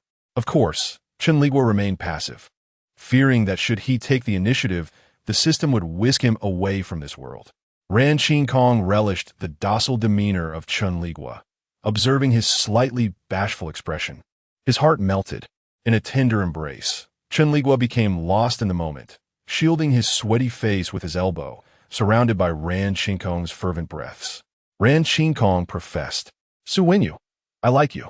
Chen Liguo, upon hearing this, did not respond, although he yearned to softly reply, "I feel the same." with familial matters seemingly settled. Ran Kong found leisure, spending day after day in Chen Liguo's company, only dedicating his evenings to handle affairs in his study. Chen Liguo nestled in the living room, engrossed in a video game, when Ran Kong approached and inquired, "What game are you playing?" Chen Liguo mentioned the name of the game, and Ran Kong asked, "Is it fun?" Chen Liguo exclaimed, "How amusing." He set down the controller and ventured into the kitchen to retrieve a popsicle. Upon his return, he was surprised to find Ran engrossed in the game, furrowing his brow in concentration while holding the controller. Chen Liguo sat beside him and suggested, "Care to give it a try?" Ran did not respond verbally. Instead, he glanced at the popsicle in Chen Liguo's hand, tilted his head, and took a bite. Chen Liguo, observing the bite mark on the popsicle, indulged in another lick. Unaware of Chen Liguo's actions, Ran inquired about the game. "How do you play?" Chen Liguo proceeded to explain the basic controls, then curiously asked, "Did you purchase this game?" The room was filled with numerous game discs, most of which were recent hits. Ran replied, "My assistant bought it." Chen Liguo nodded, realizing that Ran was likely unfamiliar with these games. After dying twice, Ran asked, "Is it fun?" Chen Liguo nodded, curling his legs up and earnestly savoring the popsicle. "Indeed, it is." Ran pondered aloud. "Isn't it rather dull to be here alone?" Chen Liguo reassured him, "It's not too bad." Chen Liguo could sense that Ran had more to say, but he hesitated, words stuck at the tip of his tongue. Chen Liguo, engrossed in the popsicle, showed no inclination to fill the silence, and so they continued to play the game quietly. As it was Ran first time, he met with a particularly dismal fate, falling prey to monsters almost immediately. Chen Liguo found his increasing frown amusing. After another unfortunate demise, Ran muttered, "Why is this game so difficult?" Chen Liguo chuckled, "This game is notoriously challenging. It's normal to struggle on your first attempt." Ran relinquished the controller, which Chen Liguo casually took. Ran settled beside him, watching Chen Liguo play. He harbored deep feelings for Chen Liguo, which was undeniable. Yet he realized he did not truly understand the person before him. Who could remain so composed after being imprisoned, seemingly indifferent to all? Chen Liguo undoubtedly cared about something. His concern for Ran Tong was evident. Ran Tong had become an insurmountable bond between Ran and Chen Liguo. After playing for a while, Chen Liguo began to feel drowsy. Noticing him rubbing his eyes but still reluctant to put down the controller, Ran urged, "Enough of the game. It's time for bed." The mere mention of sleep made Chen Liguo tense. Did it imply what he hoped it did? It must. Seeing Chen Liguo freeze at his words, Ran offered a self-deprecating smile. "Don't worry. I won't do anything to you." Chen Liguo stammered, Wait a moment, my friend. If you won't do anything to me, then what's the point of sleeping?" Oblivious to Chen Liguo's thoughts, Ran encouraged him to turn off the game, take a shower, and head to bed. Chen Liguo complied obediently, donning his pajamas and climbing into bed. Ran lay beside him, wrapping his arms tightly around Chen Liguo's waist. Chen Liguo felt the warmth of Ran breath against him, a shameful response igniting within him. However, it was evident that Ran Kong misinterpreted Chen Liguo's stiffness as disdain, stating, You'll have to get used to this sooner or later." Chen Liguo contemplated, accustomed to what? To a life devoid of intimacy? Ran Kong continued, "Regardless of how much you detest me, I shall not let you go." In his heart, Chen Liguo silently wept, resignedly responding, "Don't overthink it, just sleep." Ran Kong exhaled deeply, surprisingly refraining from any action against Chen Liguo, and succumbed to slumber. Chen Liguo felt a profound disappointment. Nevertheless, his discontent lasted only through the night. For the following morning, after receiving a phone call, Ran Kong returned with a grim demeanor, and the first thing he did was to strip Chen Liguo of his clothing. Chen Liguo, still in a state of confusion from sleep, was startled by Ran Kong's sudden actions and instinctively began to struggle, only to be firmly pinned to the bed by Ran Kong. "Arengu," Chen Liguo stammered in fear. Ignoring him, Ran Kong undressed Chen Liguo completely. With his face down, Chen Liguo could not discern Ran Kong's expression, but he could sense the palpable anger emanating from him. Despite Ran Kong's fury, He remained gentle upon entering Chen Liguo, causing him no harm whatsoever. As he was penetrated, Chen Liguo sighed, reflecting that if only he could truly date Ran Qinkong, it would undoubtedly be a source of immense happiness. Alas, it seemed he was born in the wrong era. After their encounter, Ran Qinkong kindly took care of Chen Liguo's body. Chen Liguo lay motionless on the bed, as if paralyzed, observing the marks on Chen Liguo's skin. The darkness in Ran Qinkong's gaze gradually dissipated. The two peacefully slumbered until the following day. Chen Liguo initially believed Ran Qinkong's anger stemmed from an issue at his company, only to soon discover that the problem lay not with the Ran family, but rather with Ran Tongtong, who had learned of Chen Liguo's affection for her. Ironically, just as Chen Liguo's death was fading from Ran Tongtong's sorrow, an old acquaintance of Chen Liguo, who had once harbored feelings for him, resurfaced and accused Ran Tongtong of being a manipulative person, claiming that Chen Liguo had loved her for years while she remained oblivious, even summoning him back from abroad, leading to his demise on home soil. Upon hearing this news, Ran Tongtong was initially taken aback, exclaiming, "Su Wenin likes me? What nonsense are you spouting?" The girl, provoked by Ran Tongtong's incredulity, retorted coldly, "Ran Tongtong, whether Su Wenin likes you is something you could confirm by asking anyone. Everyone knows except for you? Huh. To put it plainly, it seems you don't wish to know." Unable to believe it, Ran Tongtong sought validation from those around her, but the responses left her pale. Although many were reluctant to state it outright, it was clear that most were aware of Chen Liguo's feelings for her. Stunned by the revelation, Ran Tongtong collapsed and was taken to the hospital, while the girl who divulged the information found little satisfaction in her revenge. The deceased were gone, and no amount of torment among the living could change that. The phone call that Ran Qinkong received was the news of Ran Tongtong's hospitalization. Although Ran Tongtong's physical condition was stable, her emotional state was in disarray, rendering her unwilling to speak to anyone. Due to Ran Tongtong's situation, Ran Qinkong felt compelled to leave Chen Liguo's side, departing early and reminding Chen Liguo to rest well before his exit. Chen Liguo lay in bed, enveloped in drowsiness, scratching at the place where his ankle was bound by chains, and he yawned languidly. His disappearance seemed to have little effect on anyone other than Ran Tongtong. For those around him, death was merely a fleeting sorrow, a few tears shed in contemplation of life's unpredictability, and then it was forgotten. In truth, Chen Liguo wished for his demise to have a less profound impact on Ran Tongtong, yet he clearly had no say in the matter. As a warning had come from the system, it stated that should Ran Tongtong encounter misfortune, all his efforts in this world would be rendered futile. Currently, she was in a perilous situation, and if Chen Liguo did not intervene, all would be lost. After much contemplation, Chen Liguo reluctantly resolved to escape from his confines. While he indeed cherished Ran Qinkong, the circumstances dictated his choices. Ultimately, if anything were to happen to Ran Tongtong, he would be promptly removed from this world. With a decision made, Chen Liguo began to devise his escape. Having been compliant in previous days, Ran Qinkong had lowered his guard significantly, granting Chen Liguo an opportunity to conceal a dining knife, which he began to use to gradually file down the chains binding his ankles. Given Ran Tongtong's predicament, Ran Qinkong would likely not visit for some time, and Chen Liguo knew he had to seize this moment. Otherwise, he would have no chance at all. As anticipated, Ran Qinkong did not return for over a week. However, upon his eventual return to the island, Chen Liguo had only managed to file down a small portion of the chains, revealing the folly of his approach. Dumbfounded, Chen Liguo lamented. This was not how it was depicted in novels. What should he do now? The system scoffed at Chen Liguo's lack of intellect, replying, "What to do? Wait for death." Chen Liguo responded, "Oh dear." Chen Liguo once believed he could be a figure like Andy Dufresne from The Shawshank Redemption. Yet, faced with reality, he discovered he was living in the world outside of cinema. Staring at the noticeable gap in the chains around his ankles, he heard Ran Qinkong's footsteps approaching the door.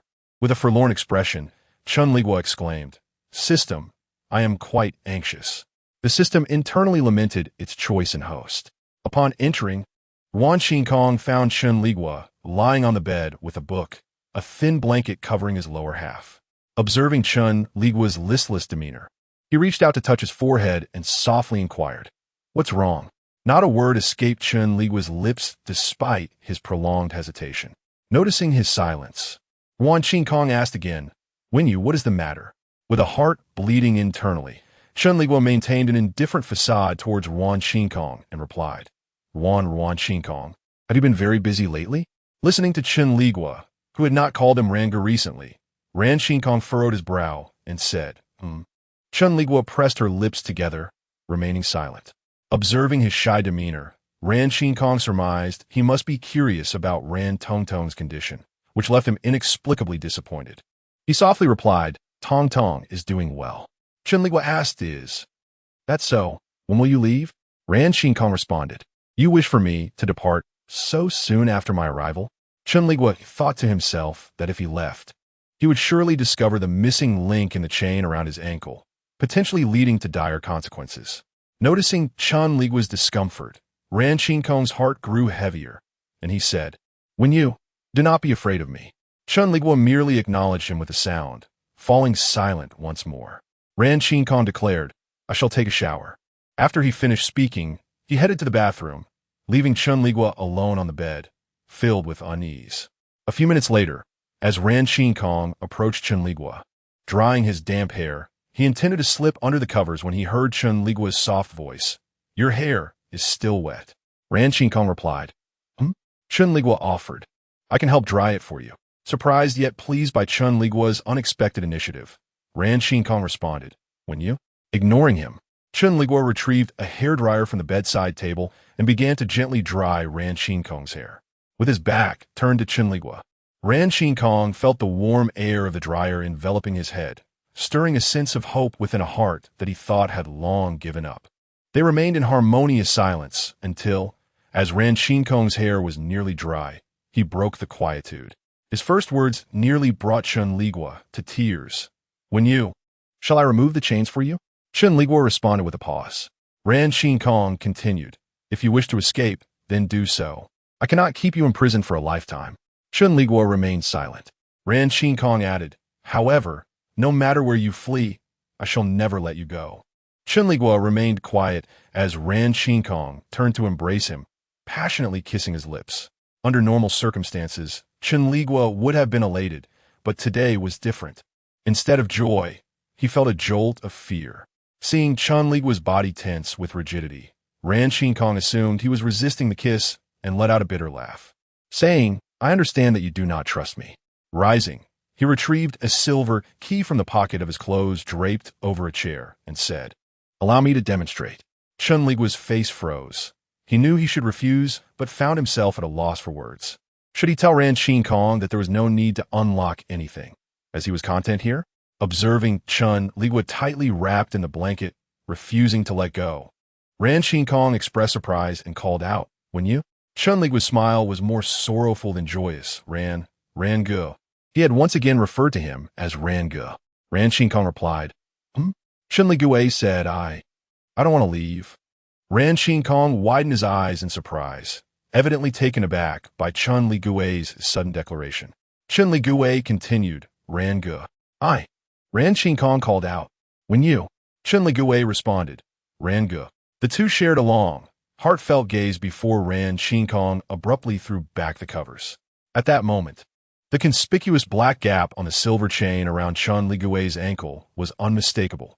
Even with his severe myopia, he could discern it clearly, let alone Ran Qingkong. As Ran Qingkong noticed the gap and looked back up, his previously tender expression transformed into one of coldness. He softly called, "Wenyu." Chen Liguo shivered at the sound of his name, gazing at Ran Qingkong with pitiful eyes, nearly on the verge of tears. "Ran Ge, please let me explain." Ran Qingkong replied, "Go ahead." Chen Liguo stammered, realizing he had little to justify. There was no way out. Chen Liguo took a deep breath, adopting a woeful demeanor, and with a desperate smile, he said, "Ran Ge, you said you liked me, but I'm a man and being confined by you every day." Ran Qingkong gripped the chain tightly, his expression as frigid as ice. "Is this why you wish to escape from me?" Chen Liguo pleaded. "Brother, let me once more." Ran Kong gazed at the gap on the chain around Chen Liguo's ankle, grasped his chin, and spoke slowly. Su Wenyu, your intention to leave here is to find Ran Tong, isn't it? Chen Liguo's gaze faltered slightly. He no longer attempted to refute and merely pressed his lips together. You never thought to run away when I treated you this way. But knowing Tong is not well, you wish to leave? Ran Kong's smile turned dark.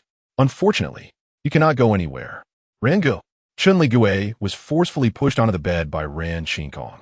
Seeing the anger in Ran Kong's demeanor, he attempted to flee but was gradually pulled back by the chain. No, Ran go. Chen Liguo trembled beneath Ran Kong, resembling a pitiful little creature, weakly resisting his advances. His expression filled with a chilling despair. Ran Kong observed this scene, his actions devoid of mercy. Since Chen Liguo was already in such despair, he might as well deepen it. Perhaps despairing to the extreme would render him incapable of contemplating anything else. After a struggle, Chen Liguo eventually fell asleep from exhaustion. Ran Kong watched him, extending a hand to gently press against Chen Liguo's furrowed brow. Chen Liguo mumbled in his sleep, snuggling closer to Ran Kong. Noticing this gesture, the gloom in Ran Kong's expression slightly dissipated. He understood he should not crave Chen Liguo's affection, yet human nature is inherently greedy. The next day, Chen Liguo awoke feeling refreshed. Noticing that Ran Kong was still asleep, he stealthily leaned in for a morning kiss, then tucked himself under the covers, giggling to himself. The system asked softly, "Is it enjoyable?" Chen Liguo replied succinctly, "Indeed."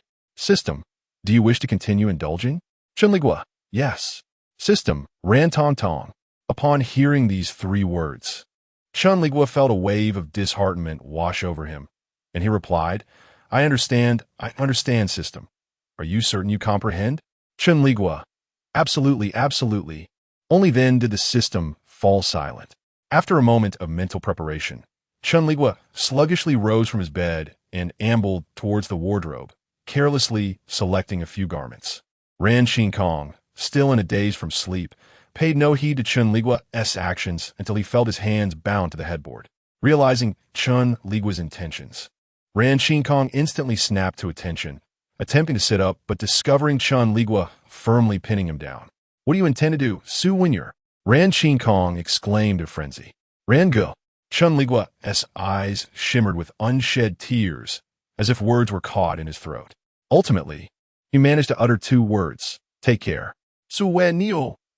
Ran Kong thrashed about in a desperate struggle, his voice laced with fury. Do you even realize what you are doing? How dare you treat me this way, Ran go? Chen Liguo responded, I am sorry.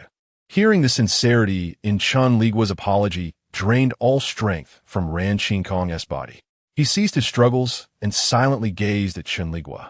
Chen Liguo felt a pang of discomfort under Ran Kong's stare.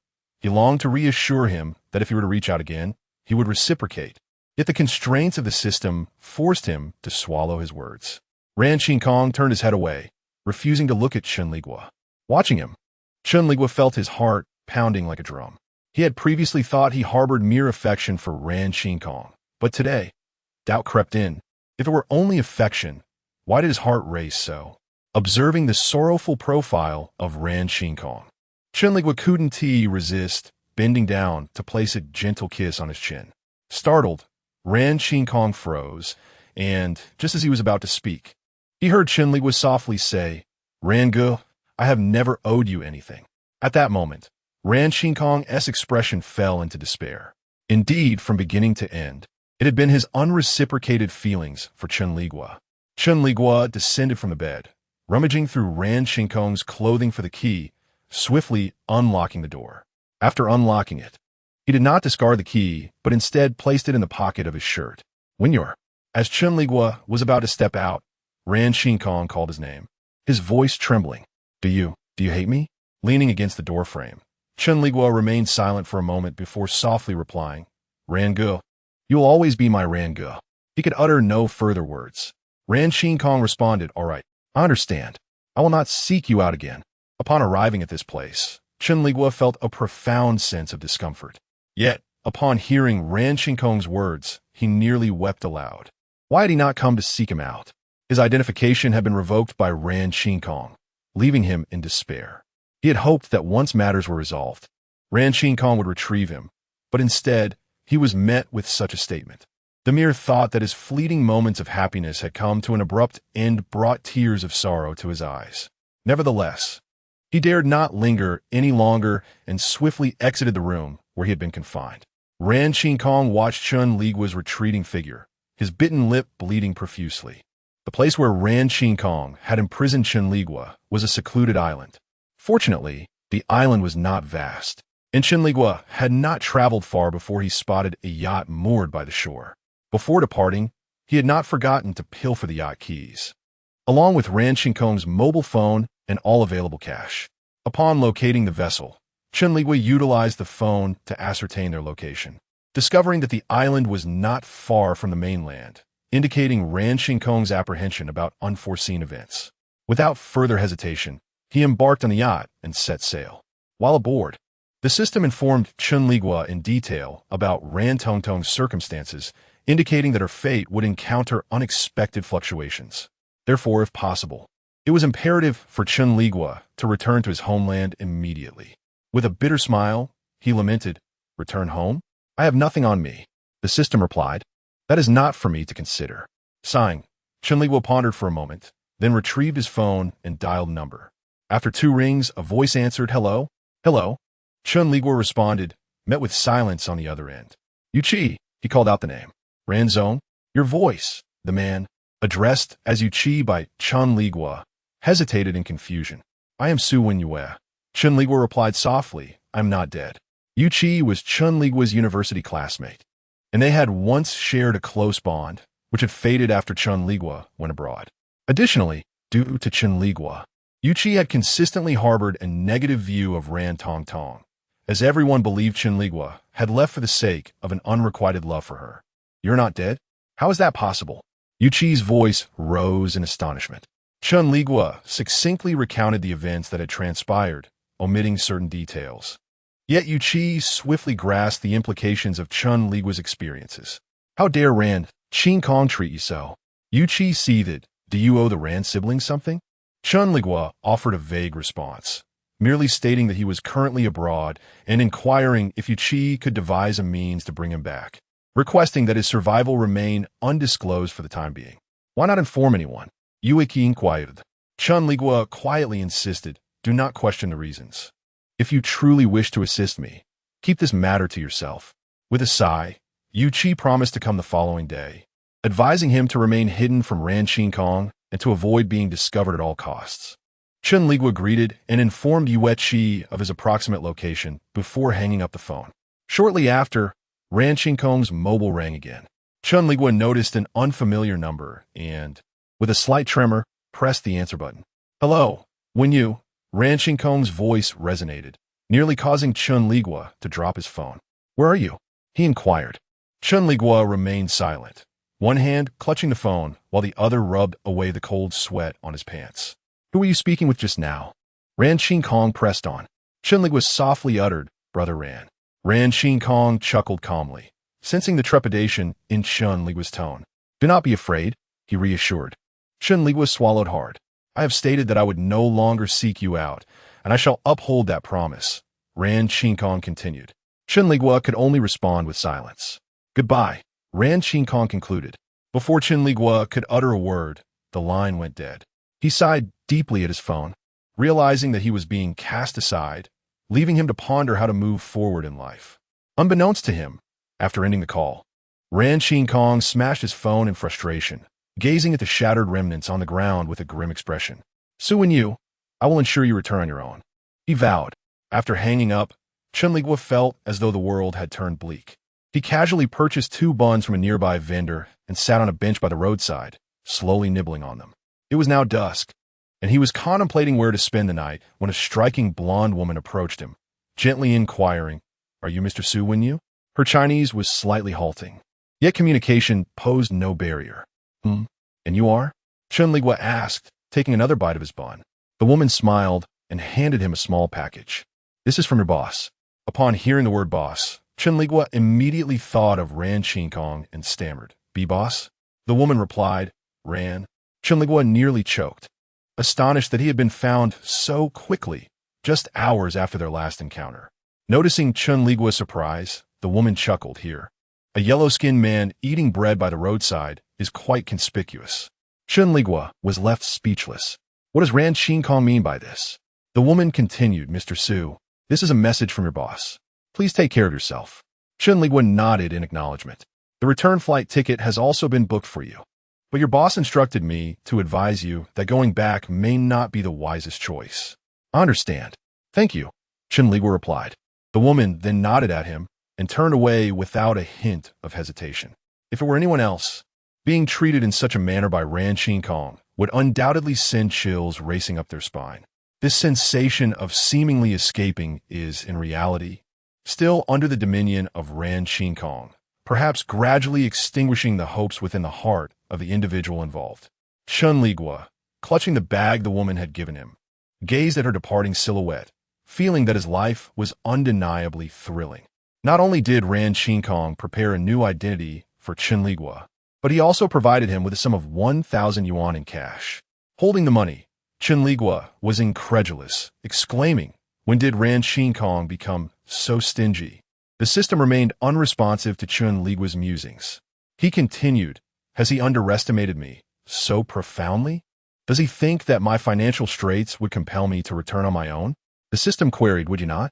Chen Liguo affirmed, I would. The system, taken aback, remained silent. Chen Liguo then asked, so, would you assist me in acquiring some illicit funds? The system responded, with money you no longer wish to return? Chen Liguo blushed, hesitating momentarily before admitting, well, I still do wish to. If the system were a person, it would have undoubtedly spat in disdain at Chen Liguo's naivety. With a sigh, Chen Liguo took his identification and headed to a nearby hotel, where he spent a peaceful night. The following day, his friend Yu Qi promptly sought him out, insisting on taking him back to their homeland. To outsiders, Ran Qinkong appeared to be a villain of the highest order, erasing Chen Liguo's existence for his own selfish desires. Yet, only Chen Liguo understood that he was never truly a part of this world. Observing Yu Qi's furious demeanor, Chen Liguo managed a bitter smile, saying, Yu Qi, I know you're angry, but this matter cannot be resolved through anger alone. Yu Qi retorted, what do you mean? Chen Liguo replied softly, we cannot confront the Ran family head-on. Yu Qi's eyes widened in disbelief, unable to fathom that Chen Liguo would choose to silently endure such suffering. Do you not intend to retaliate against Ran Qinkong? He demanded. Chen Liguo's smile faltered. You can tolerate his brother's actions simply because you have feelings for Ran Tongtong? Su Wenyu, have you lost your mind? Chen Liguo's expression became momentarily perplexed, struggling to comprehend how Yu Qi had made the leap to Ran Tongtong. Yu Qi pressed on, Su Wenyu, you must realize he imprisoned you and falsely informed us of your death. Do you understand what this entails? Chen Liguo replied quietly, my family is aware. Yu Qi fell silent. Chen Liguo continued, they know what Ran Qinkong intends to do to me. Looking at Chen Liguo's face, Yu Qi found himself at a loss for words. If he were in Chen Liguo's shoes, would he remain so composed? Abandoned by his own family, confined by others, stripped of everything he once possessed, he could hardly imagine maintaining such equanimity as Chen Liguo did. With a deep sigh, Yu Qi said, I will assist you in any way I can. Do not hesitate to express your desires. Chen Liguo responded, I wish to return home. Yu Qi frowned. You still cannot let go of Ran Tongtong? Chen Liguo replied. No. Yu Qi remarked, I hope that is indeed the case. Chen Liguo pressed his lips together and said, Ran Qinkong knows I escaped, yet he did not bring me back. Yu Qi responded, Chen Liguo continued. He even gifted me 2 plane tickets.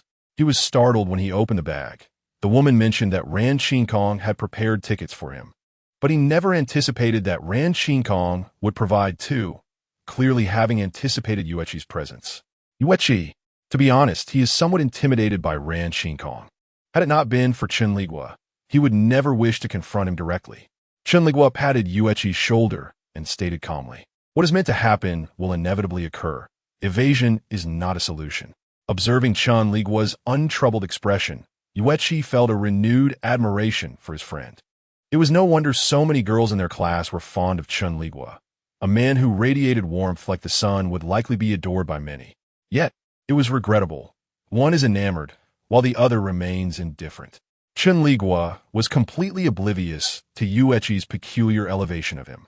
His mind was solely occupied with fulfilling the connection to Ran Tongtong before departing from this world, contemplating how to engage with Ran Qinkong once more.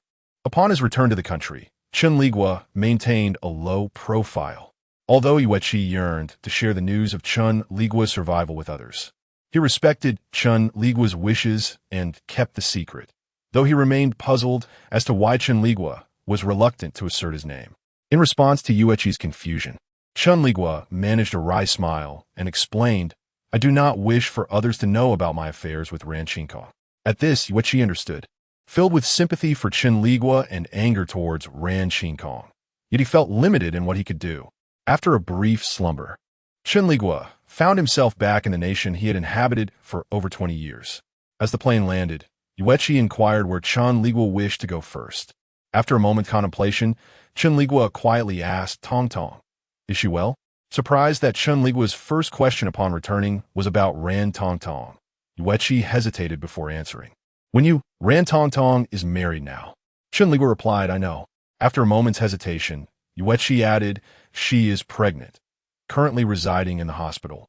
Chen Liguo managed a few bitter smiles. Had he not feared for Ran Tong Tong's safety, he would not have felt such urgency to escape. "I wish to see her," he declared. Yueqi sighed, "Is that truly necessary?" Chen Liguo pressed his lips together and fell silent. Seeing the determination in Chen Liguo's expression, Yueqi understood that his friend would not change his mind. "Very well," he conceded, "I shall take you to the hospital." As evening descended, the two should have rested and adjusted to the time difference. Yet due to Chen Liguo's insistence, they found themselves on a journey to the hospital. During the ride, Yueqi inquired about some past matters. His relationship with Ran Tong Tong had never been particularly amicable, and he had not attended her wedding. It was only when Chen Liguo was captured again that he learned Chen Liguo had returned during Ran Tong Tong's wedding. Is it truly worth it?" Yueqi remarked. "The Ranjiao siblings are truly a catastrophe destined for you.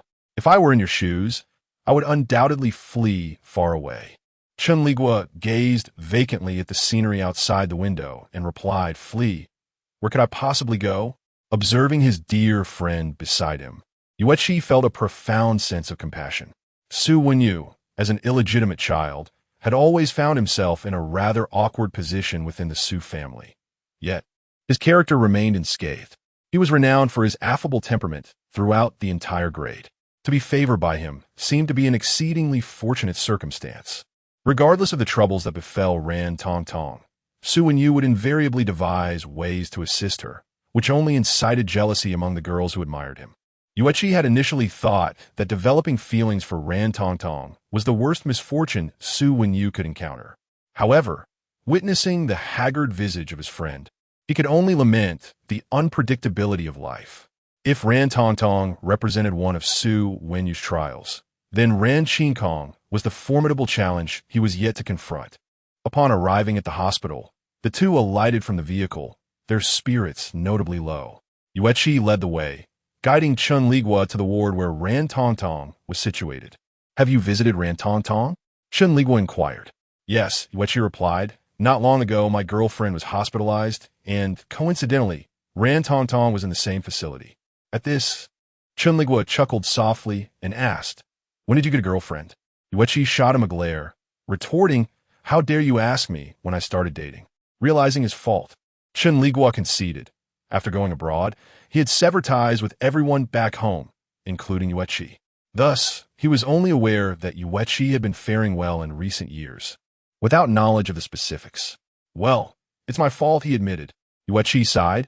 "You are simply too good-natured after being so compliant for over 20 years. Have you never considered shedding those burdens?" Chen Liguo replied, "If it were that easy, I would have done so long ago." Yueqi patted Chen Liguo on the shoulder, choosing to remain silent. Upon exiting the elevator, they reached the ward where Ran Tong Tong was located. Yueqi guided Chen Liguo towards a room at the end of the corridor. The door was ajar, and Chen Liguo could hear the soft sound of Ran Tongtong's laughter emanating from within. Just as Yueqi was about to step inside, Chen Liguo grasped his arm, pulling him back. Confused, Yueqi turned to see Chen Liguo, shaking his head silently. Having been friends for so many years, Yueqi instantly comprehended Chen Liguo's intent. He frowned disapprovingly, yet felt Chen Liguo's grip tighten. I have thought of many names for the baby, both for boys and girls. The voice of Ran Tongtong's husband, Gao Zheng, drifted from within. He spoke tenderly. See if there's any name you like. Upon hearing this, Chen Liguo's heart stirred. Although he harbored no romantic feelings for Ran Tongtong, after years of acquaintance, he had come to regard her as a sister. Thus, hearing those words evoked a tinge of sentimentality in him.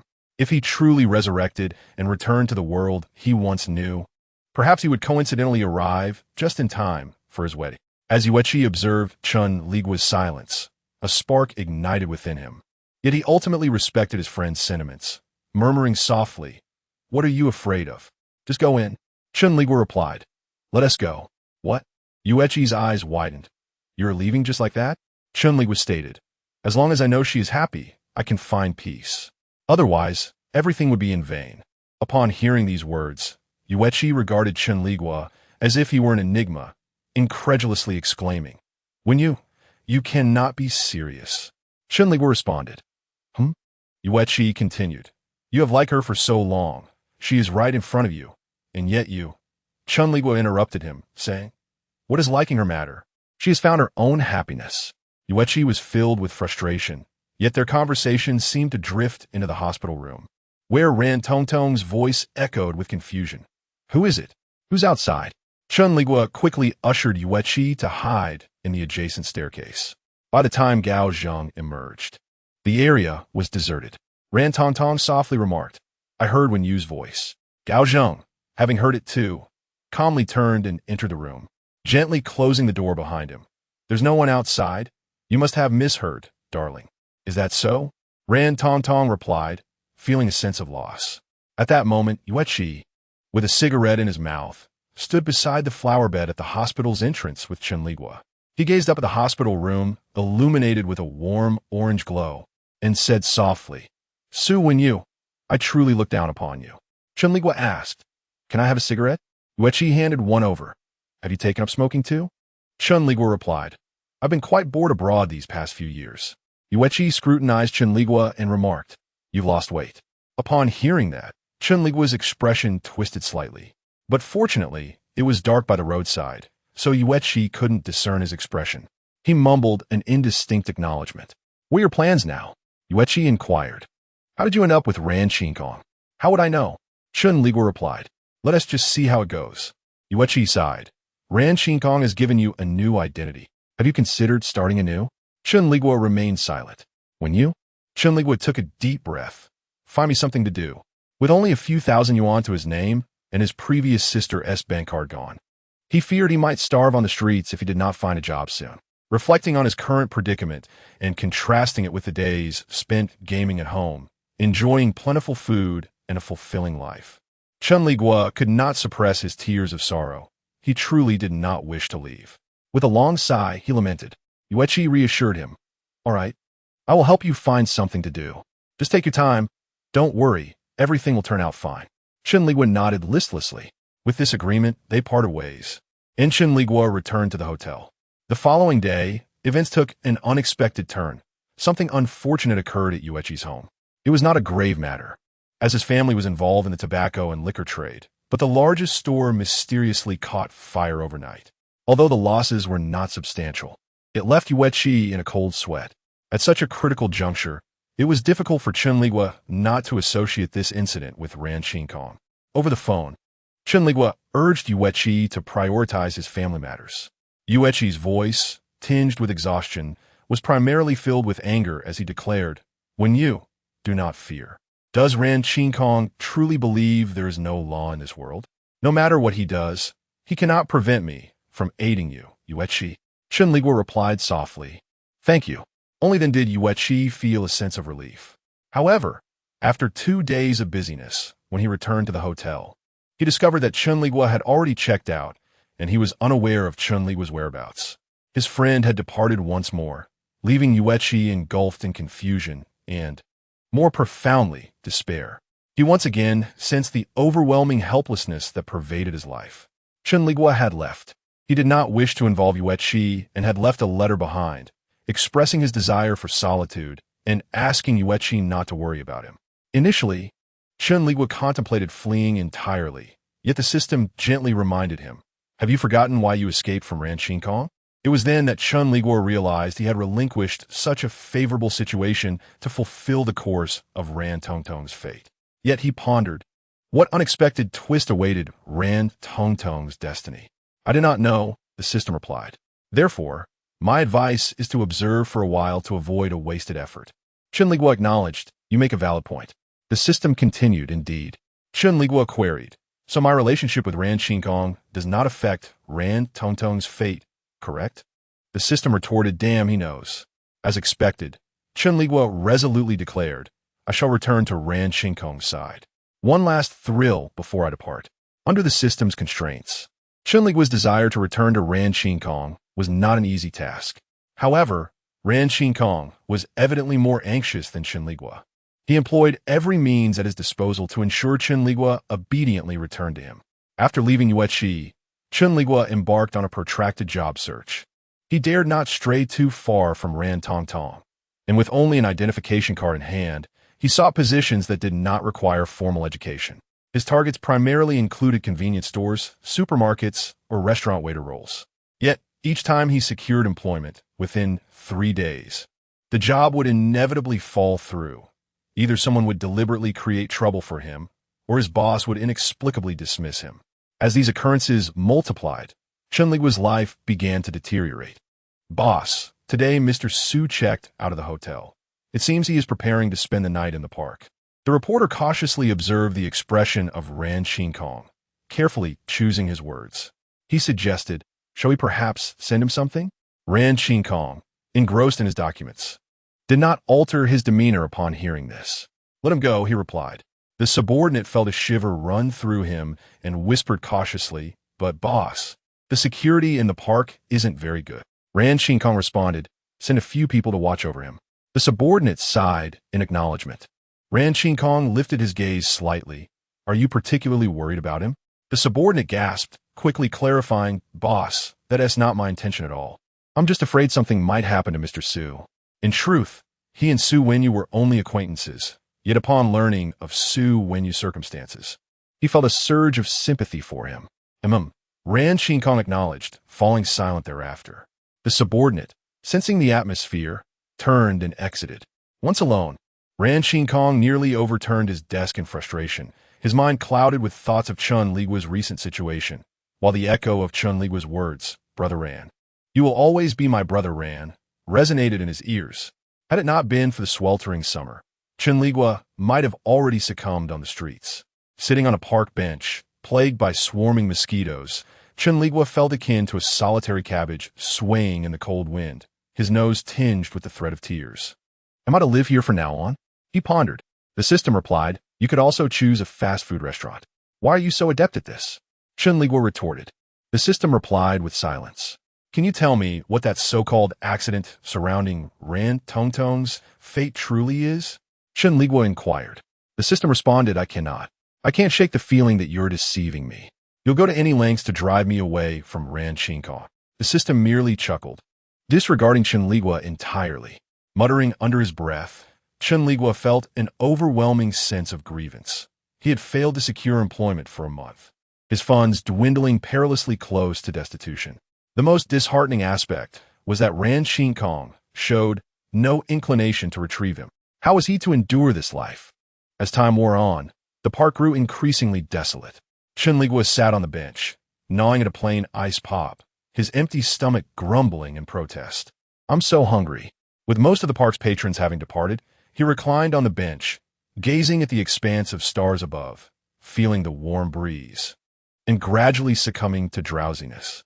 Unbeknownst to him, after he fell asleep, someone had come specifically to check on him. Ran Xinkong stood not far from Chen Liguo, silently observing the figure curled up on the bench. He did not approach, but remained rooted in place, lighting a cigarette. Chen Liguo had indeed lost weight. Although his clothes appeared relatively clean, they bore the marks of disarray. Curled up on the hard wooden bench, even in slumber, his brow was slightly furrowed. Seeing Chen Liguo in such a state, Ran Qinkong felt a flicker of doubt. Why had he been so cruel to Chen Liguo? He clearly wished to cherish him. Yet somehow they have arrived at this juncture.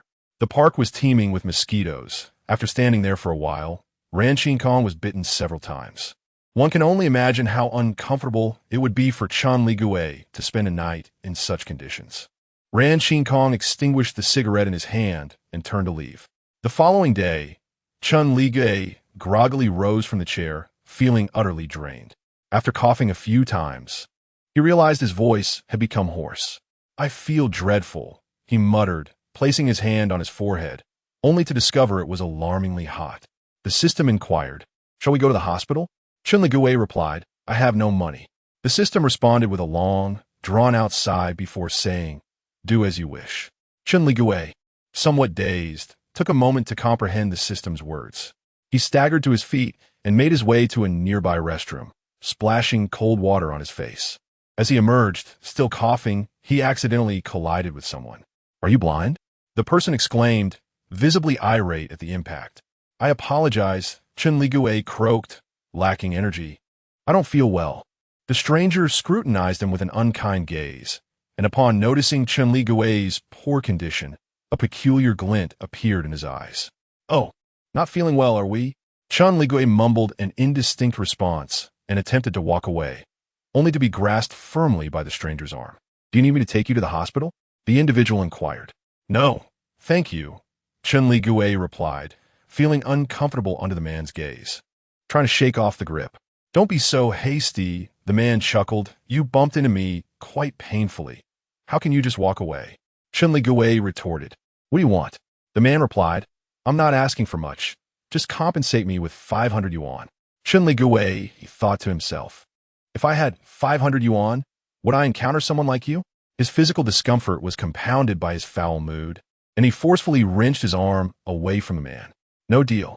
The man sneered. "This place is so secluded, without any cameras. If something were to happen to you, no one would know." Chen Liguo surveyed his surroundings expressionlessly and agreed, "That makes sense." 20 minutes later, Chen Liguo emerged from the restroom, his face ashen. He appeared even paler than when he had entered, with faint bruises on his chin, evidently a result of a confrontation. Fearing detection by Chen Liguo, the individuals left behind by Ran Qinkong had refrained from entering the restroom. As 20 minutes passed and impatience grew, one ventured inside only to discover Chen Liguo, looking utterly dejected. What happened in there? Upon encountering Chen Liguo, Ran Qinkong's subordinates were struck with panic. If anything were to befall Chen under their watch, their superior would undoubtedly tear them apart. After Chen departed, several of them hurried into the restroom, only to be astounded by the scene that greeted them. A man lay stark naked on the restroom floor, his face smeared with blood, clearly the victim of a severe beating. The onlookers were taken aback, stammering, "Help! Help!" The injured man, noticing their presence, urgently pleaded, "Call the police, I've been robbed." The onlookers, however, exchanged glances and decided, "Let us go, we haven't seen anything." Chen Liguo, who had been on the brink of destitution, found fortune unexpectedly. He managed to pilfer 300 yuan from the man. 300 yuan. That could sustain him for several days. As he staggered away, his legs grew weaker, and before he could reach the park entrance, he could walk no more. Resigned, Chen collapsed by the roadside, feeling feverish, drenched in cold sweat, with a buzzing in his ears and the world around him fading from color to grayscale. Just as he was about to succumb, a pair of hands caught him. "When you?" A hazy voice reached him, and he could vaguely discern the identity of the speaker. "I feel so unwell." The pent-up grievances within Chen exploded as he nestled into the warmth of that person's embrace, whispering, "I feel so unwell." "Not anymore, dear. We're going to the hospital right away." Ran Qinkong lifted Chen into his arms and hurried towards the car parked nearby. Inside, the air conditioning provided a stark contrast to the oppressive heat outside, and Chen let out a sigh of relief before losing consciousness entirely.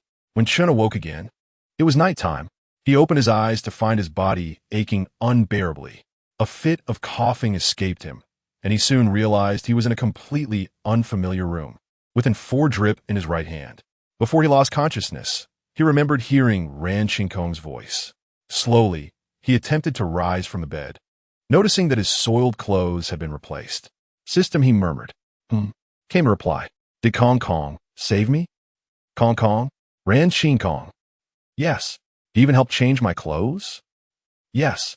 Chen felt his cheeks flush with embarrassment. That's a bit awkward. Get lost. After bringing Chen Liguo home, Ran Qinkong promptly summoned a family doctor. Following a brief examination, the doctor administered an antipyretic injection and set up an 4 drip, warning that if Chen's temperature did not drop, he would need to be taken to the hospital. Throughout this process, Ran Qinkong's brow remained furrowed, his heart aching at the sight of Chen's worn visage.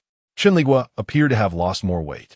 Dark circles under his eyes and faint bruises on his chin, revealing the suffering he had endured. After the doctor departed, Ran Qinkong assisted Chen in cleaning his body with a warm towel and helped him into a fresh nightgown. What emotion would Chen Liguo feel upon awakening in his own home again? Ran Qinkong couldn't help but ponder that Chen might feel an overwhelming sense of despair, having barely escaped his grasp only to be pulled back again. For a moment, a wave of agitation washed over Ran Qinkong, prompting him to step out to the corridor for a smoke. Upon returning, he found that Chen Liguo had awakened, dressed in a white nightgown, his lips devoid of color. He tilted his head, gazing at the 4 in his hand, his once bright eyes now clouded with a dull lifelessness, as if he had already resigned to his fate. The sight pierced Ran Qinkong's heart, and he calmly called out, "When you?" Startled by the name, Chen Liguo turned to him, his lips trembling as he whispered, "Ran Go." Feeling better? Ran Qinkong approached Chen, pouring him a glass of warm water. Chen responded with a soft murmur. The warm liquid soothed his dryness, and he gradually finished the entire glass. "Are you hungry?" Ran Qinkong was acutely aware of Chen's dire situation, knowing he had been left destitute and homeless, which had led to his fever. Yes, Chen Liguo admitted, his hunger gnawing at him, having subsisted on merely a few plain buns these past couple of days. Without saying a word, Ran Qinkong turned and returned with a bowl of congee and several small dishes. Eat. Normally, in a state of hunger, Chen would have devoured the food hastily, but in the presence of someone he cherished, he felt the need to maintain a semblance of decorum. Thus, he began to sip the congee in what he believed to be the most elegant manner. However, to Ran Qinkong's eyes, this posture appeared more like an exercise in futility. Observing Chen's slow pace, Ran Qinkong raised an eyebrow. "Not to your liking?" Chen replied, "It's quite delicious. The seafood congee is really good, especially with the large shrimp." Ran Qinkong suggested, "If you don't want it, don't force yourself. I can have someone make you something else." Chen hurriedly explained, No, it's really good." Yet, Ran Qinkong's brow furrowed even deeper. Noticing Ran's displeasure, Chen, fearful that his seafood congee would be taken away, abandoned his restraint and began to gulp it down.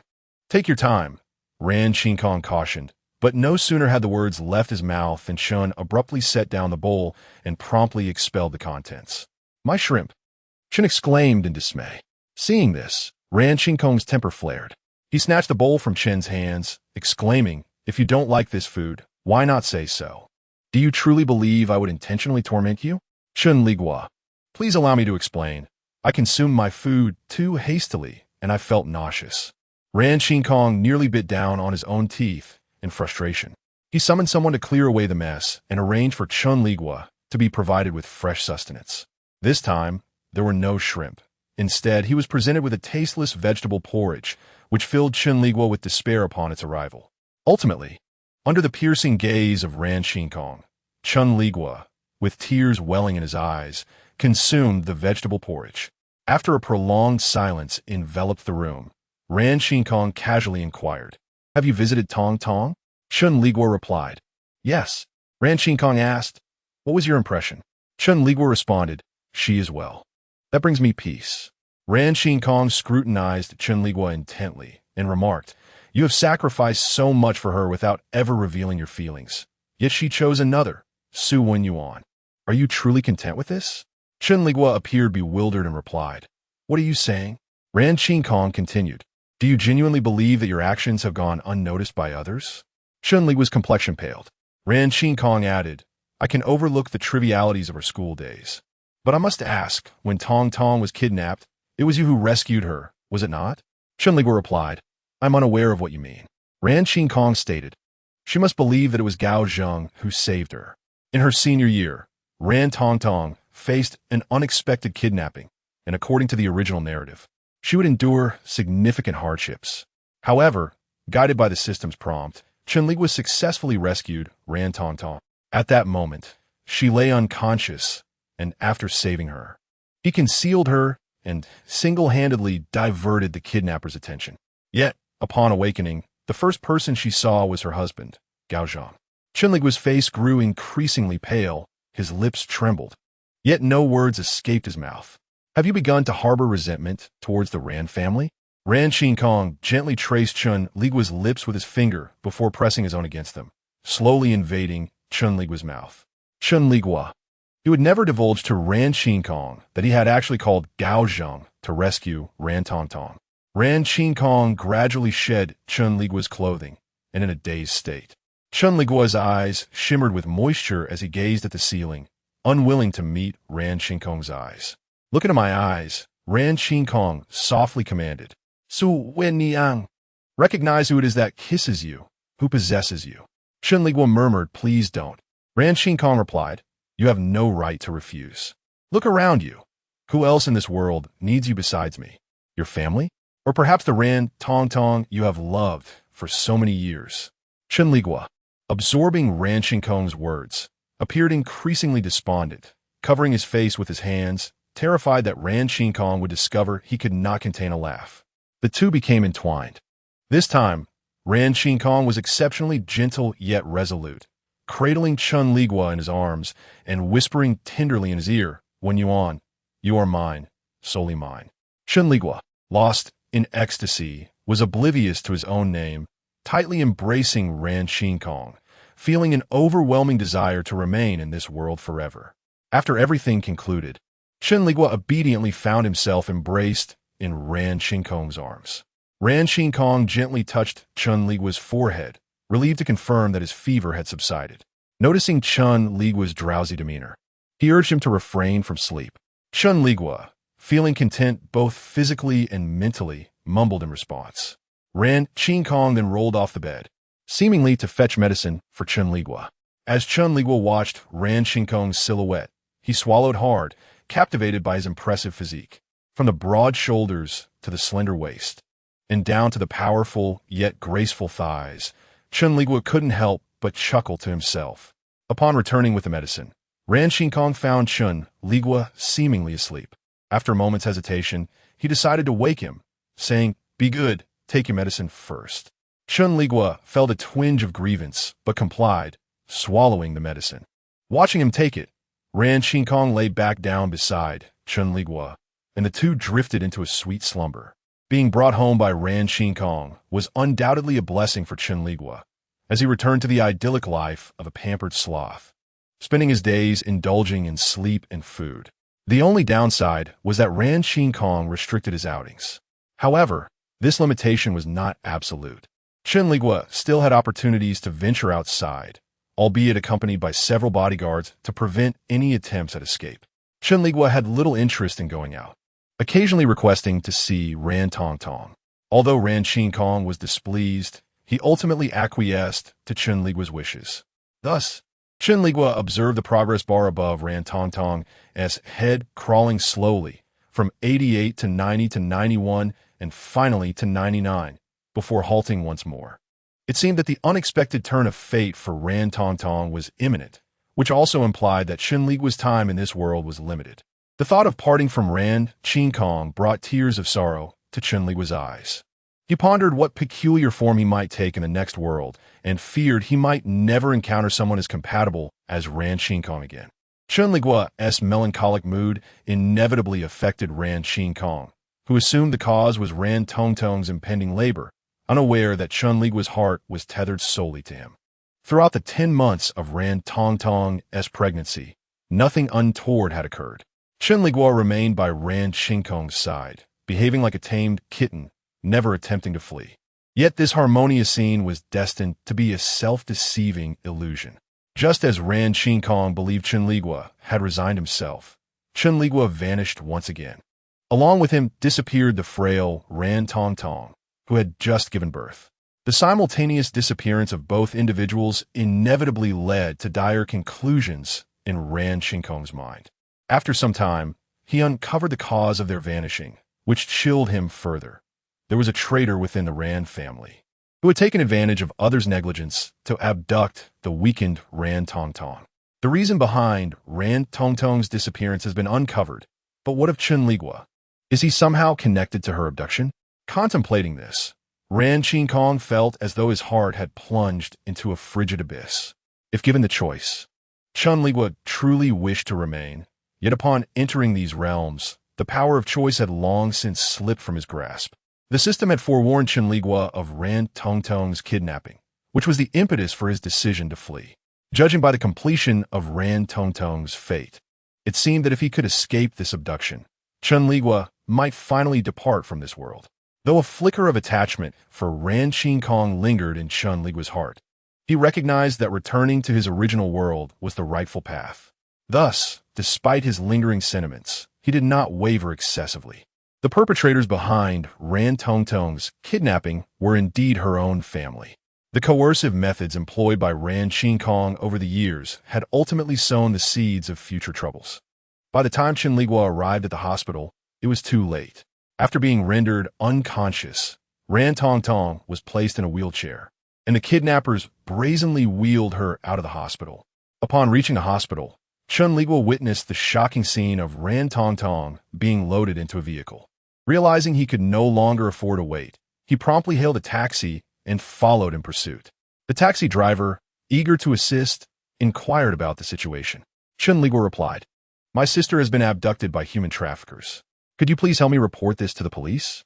The driver readily agreed and made the call. Thus, they followed the vehicle that had taken Ran Tongtong out of the city. As the road became increasingly desolate, the driver began to feel uneasy and asked, "Are we still following them?" Chen Liguo pondered for a moment and responded, "Let us pursue for another 20 minutes, but be cautious not to be discovered." The driver acknowledged with a sigh. 10 minutes later, the vehicle carrying Ran Tongtong halted outside a warehouse on the outskirts. Chen Liguo alighted from the car and asked the driver to return. The driver, concerned, questioned his intentions. Chen Liguo reassured him, "I'll be fine. Just stay here and keep watch." The driver replied, "Then I shall wait here. The police should arrive soon since I've already alerted them." Chen Liguo agreed, hesitated briefly, and then quietly requested, "Could you lend me your phone to make a call?" The driver handed over his phone. Chen Liguo dialed Ran Qinkong's number. "Hello." A voice answered, but it was not Ran Qinkong. "I'm looking for Ran Qinkong," Chen Liguo stated. The boss's phone was left in the office. Came the response from a female voice. "May I ask what this is regarding?" It appeared that Ran Qinkong's secretary had answered the call. Chen Liguo succinctly relayed the situation and clarified his location. Upon hearing this, the secretary promptly replied, "Understood. I will contact the boss immediately. Please stay safe." Chen Liguo acknowledged, and the call ended. Noticing the gravity of Chen Liguo's expression, the taxi driver offered a few words of comfort. Chen Liguo remarked, "I truly care for him." The driver, unaware of the underlying context, simply listened in silence. Chen Liguo lamented, "Unfortunately, he will never know." The driver patted Chen Liguo on the shoulder, perceiving him merely as a man troubled by love. He said, "I will wait outside with you. There should be no unforeseen circumstances." Chen Liguo pondered for a moment before replying, "I wish to go inside and take a look." The driver widened his eyes in disbelief. "Are you out of your mind?" Chen Liguo insisted, "My sister has just given birth, and I fear for her safety." The driver sighed, ceasing his objections. Consequently, Chen Liguo stealthily made his way over alone. Before he even entered the warehouse, he could faintly hear voices within. One man inquired, "What did they say over there?" Another scoffed, "What did they say? Does he not care for his sister's life anymore?" A third voice chimed in, "Brother, she has seen our faces." The first man laughed derisively. "Do you still intend to let her go? The paperwork is completed, and once we have the money, we will leave." Chen Liguo's heart sank. Realizing these men would undoubtedly not spare Ran Tongtong, He peered through the window and spotted Ran Tong Tong huddled in a corner, her face ashen and motionless, leaving him uncertain of her condition. Seeing this, Chen Liguo quickly inquired of the system about Ran Tong Tong's state. The system responded, "Not too good." Chen Liguo pressed, "How bad is it?" The system advised, "I recommend her swift rescue." Taking a deep breath, Chen Liguo could only hope that Ran Kong would arrive soon. However, the more anxious he became, the more sluggish time seemed to pass. Mere hours felt like an entire day. Just as Chen Liguo was nearing his limit, a sudden ringtone echoed from within the warehouse. "Hello." As the man answered the call, Chen Liguo's heart raced. "I will give you 7 hours to gather the money. After 7 hours, if I do not see the money, you will not see your sister," the man said coldly. The conversation continued on the other end. The man then added, "Very well." After speaking, he kicked the semi-conscious Ran Tong Tong, commanding, "Woman, say something." Ran Tong Tong awoke with a start, her eyes filled with sheer terror as she bit her lip tightly. "Did you hear her voice?" The man remarked coldly. "If you wish to hear more, I can make her scream again." Naturally, Ran Kong could not demand to listen further. The two quickly reached an agreement over the phone, money in exchange for the girl after 7 hours. Chen Liguo wondered how much they were asking for and how they could give Ran Kong only an hour. 3 hours elapsed, and darkness enveloped the sky. The tension among the few men in the warehouse seemed to ease slightly. One began to doze off, while another scrolled through his phone, and the last smoked a cigarette. As Chen Liguo stood vigil outside, he was startled when someone slapped him on the shoulder, nearly crying out in fright. Turning around, he discovered it was the driver from earlier. The driver gestured with his phone, signaling, "Someone is calling you." Chen Liguo glanced at the missed call on his phone, then dialed back. Ran Kong's voice resonated, asking, "Where are you?" Chen Liguo briefly mentioned the address. Ran Kong replied, "I have arrived as well, but there are people at the intersection, and I dare not approach." Chen Liguo was momentarily taken aback. He had not anticipated that the individuals who had kidnapped Ran Tong Tong were not merely the 3 inside the warehouse. He felt fortunate to have evaded the remaining captors. "You should come out," Ran Kong insisted. "I fear for your safety." Chen Liguo pondered for a moment and replied, "My presence inside is precisely to coordinate with you from the outside." Ran Kong retorted angrily, "Coordinate my foot. Hurry up and get out." "Su Wen Niang. If anything happens to you," Chen Liguo interjected. Ran Kong took a deep breath, seemingly suppressing his emotions, and said, "Su Wen Yuan, listen to me." Chen Liguo responded defiantly, "I will not." Ran Kong fell silent. Chen Liguo continued, "I am concerned for Tong Tong." Ran Kong spoke softly, "Su Wen Yuan, I will say this one last time. Come out of there." Chen Liguo remained resolute. Ran Kong's anger intensified as he declared, "I will say it one final time. If you do not wish to be beaten by me, you will obediently follow my instructions." Chen Liguo retorted, "You cannot defeat me." Ran Kong remained silent. Chen Liguo reassured him, "Do not worry. I will truly be fine. Hurry over. Tong Tong is waiting for you." Upon hearing Tong Tong's name, a pang of sorrow surged within Ran Kong. Ultimately, Chen Liguo's reluctance to leave stemmed from his concern for Ran Tong Tong. He was willing to disregard his own safety out of fear for her well-being. Ran Kong managed a bitter smile, a profound sadness reflected in his eyes. Unaware of the turmoil within Ran Kong's heart, Chen Liguo, after concluding the call, expressed gratitude to the driver and returned to the window of the warehouse. However, upon glancing inside, he was taken aback by the scene before him. The individuals who had been leisurely resting were now on their feet, their expressions fraught with anxiety, with 2 of them embroiled in a heated argument. Chen Liguo overheard their quarrel and realized they had discovered that Ran Kong had located them.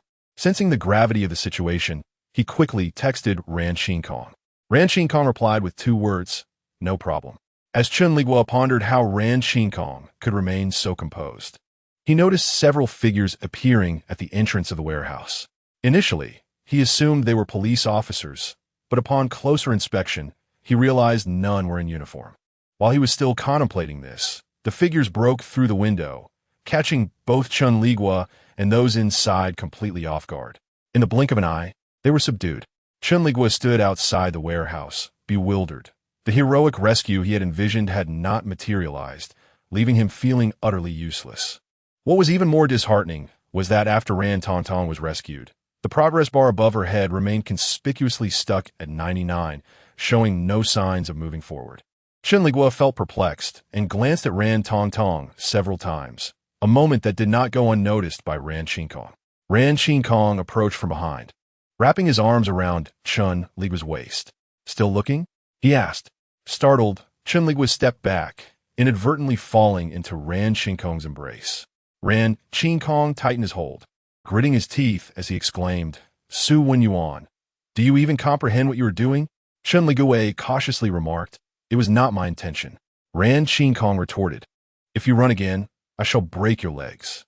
Just as Chen Liguo was about to respond, a glint of cold light flashed from the corner of the warehouse, followed by a deafening gunshot. Before his mind could comprehend the situation, his body reacted instinctively. A searing pain surged through Chen Liguo's chest, his eyes widening in horror as he beheld the despair etched on Ran Qinkong's face. He leaned in gently, whispering in her ear like, "Yet." Before he could utter the final word, life slipped away from him. Ran Qinkong, cradling the bloodied figure in her arms, let out a desperate howl akin to a cornered beast. Meanwhile, the progress bar above Ran Tong's head finally reached 100. It turned out that the unexpected twist of fate was not hers, but that of her brother, Ran Qinkong. When Chen Liguo awoke, he was engulfed by pain throughout his body. Blinking through the haze, he heard the faint sounds of weeping beside his bed, accompanied by someone calling, "Doctor, doctor, is my master all right?" An elderly voice responded, "Lord Ji's condition is not severe. He is merely too frail, and the common chill poses a grave threat to him." Upon hearing this, the person resumed their tears, and Chen Liguo, disturbed by the cries, succumbed to unconsciousness once more. This fainting spell lasted 2 days. When he finally emerged from the darkness, he was unaware that rumors were circulating about the frailty of his body's owner. During his days of unconsciousness, Chen Liguo learned of the objectives he needed to pursue in this world, which existed in an ancient era marked by the division of 4 nations and ongoing warfare. The owner of his body was named Ji Shang, a renowned strategist across the 4 nations, and he was destined to alter the fate of the little princess of his nation, Yan Jiao. Yan Jiao's fate was fraught with misfortune. Her mother was a servant, leaving her of lowly status and without influence in the court. The emperor of Yanguo was immensely ambitious, possessing the capabilities and means to match.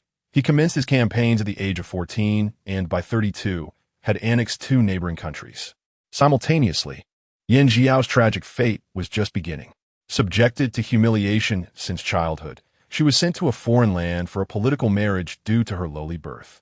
The bridegroom was the emperor of a rival nation, who initially treated her with kindness. However, as Yanguo's forces invaded, his demeanor towards Yan Jiao deteriorated, culminating in her being cast aside under the pretext of infidelity, despite her being with child.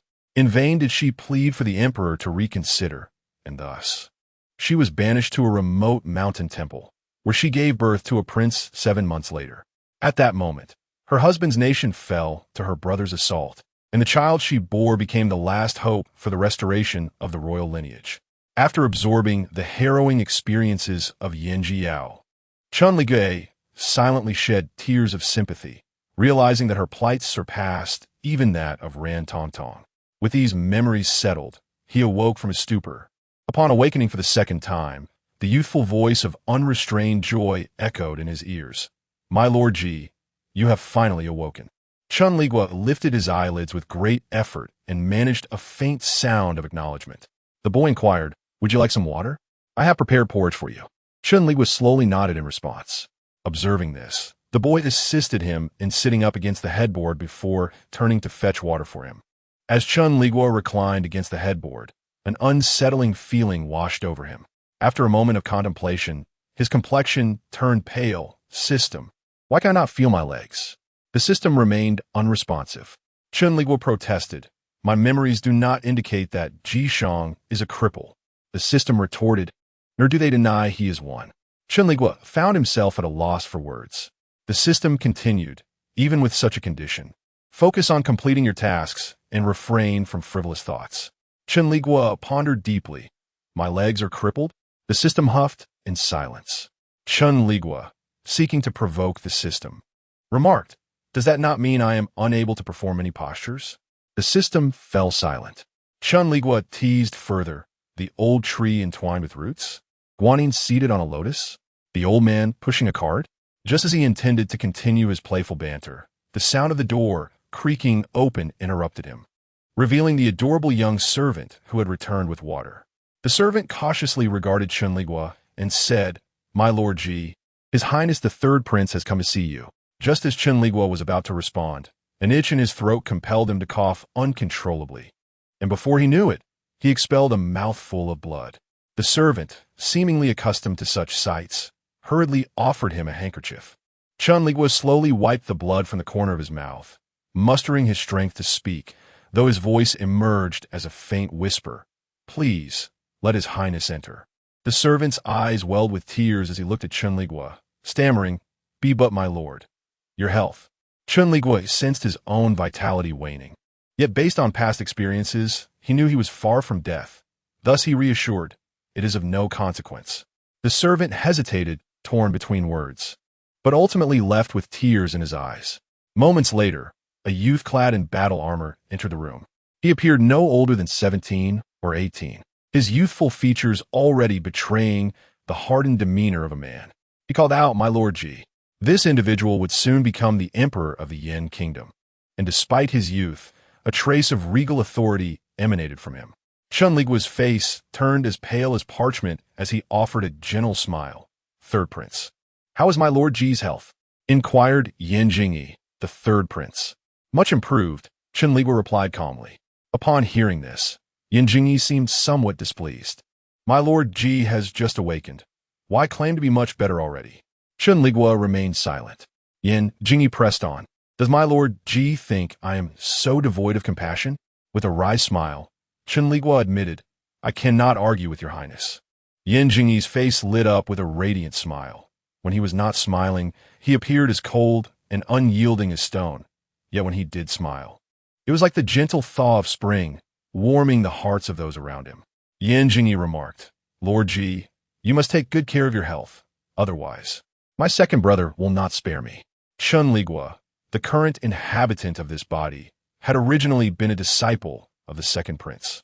However, when the second prince fell from grace and lost the people's support, Ji Shang had to seek refuge under the third prince. Throughout their association, Ji Shang and the third prince's relationship could hardly be described as intimate. They merely shared a standard advisor dynamic, often marked by mutual suspicion. Ji Shang's illness stemmed from an order by the second prince, compelling him to join the frontier troops under the guise of assistance. Yet in reality, to surveil the third prince. Ji Shang, being frail, succumbed to illness due to the harsh conditions of the border and the third prince's subtle challenges. At this juncture, Chen Liguo was tasked with rewriting his destiny. Thank you for your concern, Your Highness, Chen Liguo replied in a calm and composed manner, maintaining a dignified presence despite his weakened state. Oh, that is good to hear. The third prince observed Chen Liguo with a half-smile, saying, Since Lord Ji has nearly recovered, let's step outside to see how the army deals with the captured spies. We owe the success in apprehending these spies to Lord Ji's assistance. Chen Liguo cast an expressionless glance at the third prince, and just when Yin Jingyi anticipated a refusal, he saw Chen Liguo's lips curve slightly as he softly acquiesced. The servant waiting nearby widened his eyes in surprise. He clearly disapproved of the third prince's suggestion, but felt constrained by his position, unable to voice a refusal on Chen Liguo's behalf. Seeing Chen Liguo accept the invitation, Yin Jingyi wasted no time and gestured for him to proceed. Chen Liguo stated calmly, I am unable to rise. I would appreciate your highness's assistance. Yin Jingyi glanced at the wheelchair beside the bed, nodded slightly, and approached to lift Chen Liguo into his arms. This marked the first occasion that Yin Jingyi and Ji Shang shared such close proximity. Upon lifting Chen Liguo, Yin Jingyi was taken aback by how light he felt, almost as if he were holding a mere sheet of paper, lighter than a bundle of firewood. A faint scent of traditional Chinese medicine lingered on Chen Liguo's garments, Although it was Yin Jingyi's first encounter with this aroma, it inexplicably felt familiar. Your Highness? Chen Liguo, noticing the lack of response after being lifted, furrowed his brow and called out softly. Only then did Yin Jingyi glance at Chen Liguo and casually place him onto the wheelchair. Outside, the world lay blanketed in ice and snow. The servant, concerned that Chen Liguo might catch a chill, wrapped him snugly in a thick cloak. Chen Liguo, already of frail stature, appeared even more delicate enveloped in the cloak. Yin Jingyi's gaze lowered slightly, casting a nonchalant look at Chen Liguo. However, as soon as Chen Liguo was pushed out of the tent, he regretted his decision to feign bravado. The cold was biting, and he felt his teeth chattering immediately. Yet, for the sake of preserving his image, he held back his discomfort. The servant held an umbrella behind Chen Liguo, expressing his concern. Lord Ji, it is so cold outside. Chen Liguo replied, It is nothing. How cold? I feel as though my backside might freeze to the wheelchair. Let us proceed, Lord Ji, Yin Jingyi said, devoid of any sentimentality. Chen Liguo nodded slightly, seated in a wheelchair and pushed by Yin Jingyi towards the execution ground. It was the height of winter, and the swirling snow had blanketed the earth in a vast expanse of white, with Chen Liguo's wheelchair carving two distinct trails through the snow. Before reaching the execution site, he could already hear the anguished cries of the condemned spies. Sir Ji, Yin Jingyi spoke in a tone devoid of emotion, you arrived just in time. Amidst this heavy snowfall, to witness the unique punishments employed by our army. Chen Liguo remained silent. Yin Jingyi continued, to frostbite a person's body with snow, then douse them with hot water, allows them to witness their own flesh gradually decay. Chen Liguo's eyes flickered. The condemned can survive the entire winter, only to meet their demise with the arrival of spring, Yin Jingyi added. An ingenious method, Chen Liguo remarked. Oh, it is said in the court that Sir Ji is the most compassionate, yet you show no pity for these spies? Yin Jingyi inquired. Chen Liguo replied coldly. How many of our brothers have perished at the hands of these spies? Do they not deserve such punishment? Yin Jingyi mused, I have underestimated Sir Ji. With a disdainful snort, Chen Liguo hastily commanded the system to activate the mosaic feature. This function, a significant aspect of the system, was developed to adapt to the evolving times. It would obscure any excessively bloody or violent imagery as requested by the host, thereby allowing them to better assimilate into this world. System, aren't you quite capable? Chen Liguo, enough. Just hearing him speak causes me pain. Apply the mosaic immediately. System, as the mosaic was applied, what should have been a grotesque scene transformed into a blur. Chen Liguo, sitting in his wheelchair, maintained his usual indifference. Yin Jingyi had not anticipated such a subdued reaction from Chen Liguo, as if he were oblivious to the blood-soaked spectacle before him. After a glance at Chen Liguo, Yin Jingyi realized he might have underestimated the strategist. The two ceased their conversation, forming an uncanny understanding amidst the swirling snow. Half an hour later, the punishment concluded, and the now silent spies were dragged away by soldiers. At that moment, Chen Liguo felt profoundly cold. Snowflakes clung to his hair, and his lips had taken on a slight purplish hue from the chill. Yet, he sat upright in his wheelchair, as if no matter what occurred, he could not bend his back. Yin Jingyi suddenly found himself intrigued by the individual before him. Chen Liguo was unaware that his nonchalance had veered from the expected path. Had it been Ji Shang, he would have surely retched upon witnessing the spy's punishment, collapsing into the snow. However, Chen Liguo saw nothing but a harmonious mosaic. Sir Ji, Yin Jingyi said, the winds and snows are fierce outside. Allow me to escort you back. Chen Liguo nodded slightly, responding, I appreciate your kindness, Your Highness. Yin Jingyi smiled, saying, You are too courteous, Sir Ji. With that, he pushed Chen Liguo back to the tent. Inside the tent, a fire pit crackled warmly. Yin Jingyi maneuvered the wheelchair to the bedside and inquired, Lord Ji, do remember to change your clothes. The wind and snow have soaked them, and you must be cautious not to catch a chill. Chen Liguo nodded in response. Yin Jingyi then stated, I shall take my leave. Chen Liguo instructed, Lecky, see His Highness out. The attendant, Lecky, who had been standing silently, finally spoke a soft acknowledgement and arose to escort the third prince from the tent. After a brief moment, the attendant returned, his eyes brimming with tears, evidently having been bullied. Chen Liguo, observing the child's tearful countenance, felt a pang of both affection and pity. "What troubles you?" he asked. Lecky shook his head, unwilling to divulge. Chen Liguo pressed, "If you still regard me as an elder, please share your concerns honestly." At these words, Lecky hesitantly recounted the events that had transpired outside the tent. It appeared that upon returning Yan Jingyi to his tent, he had been brazenly teased in front of him. Given the absence of women in the military, the young attendant's charming appearance was not surprising enough to attract unwelcome attention. Yet, the individual had chosen to be lewd in Yan Jingyi's presence, clearly aiming to insult not Lecky, but rather his master, Ji Shang. As Chen Liguo listened to the attendant's stuttered account, a faint blush crept upon his ears, a mixture of embarrassment and indignation. He advised, "Do not dwell on the brutish behavior of such men. Endure for a few more months, and when spring arrives, we shall return." The young attendant nodded pitifully in agreement. Observing Lecky's vulnerable demeanor, Chen Liguo silently resolved to shield the child from harm, thinking, "Let any ire be directed at me instead." The relentless snow had taken a toll on the pastoral eastern Rhone, leading to widespread famine and prompting this war. As the prospect of spring seemed far away and resources were dwindling. In response, the Yin Kingdom, known for its martial spirit, swiftly dispatched its leading generals and royal princes to the front lines. This year, at merely 17 years of age, Yan Jingyi, the third prince, was already a familiar presence in the military ranks, displaying remarkable aptitude in warfare, which garnered him the emperor's favor. The body that Chen Liguo inhabited belonged to Ji Shang, the second prince, who had been forcibly thrust into military service, thus earning Yan Jingyi's disdain. According to the original trajectory of this world, Ji Shang, although physically frail, was capable of walking.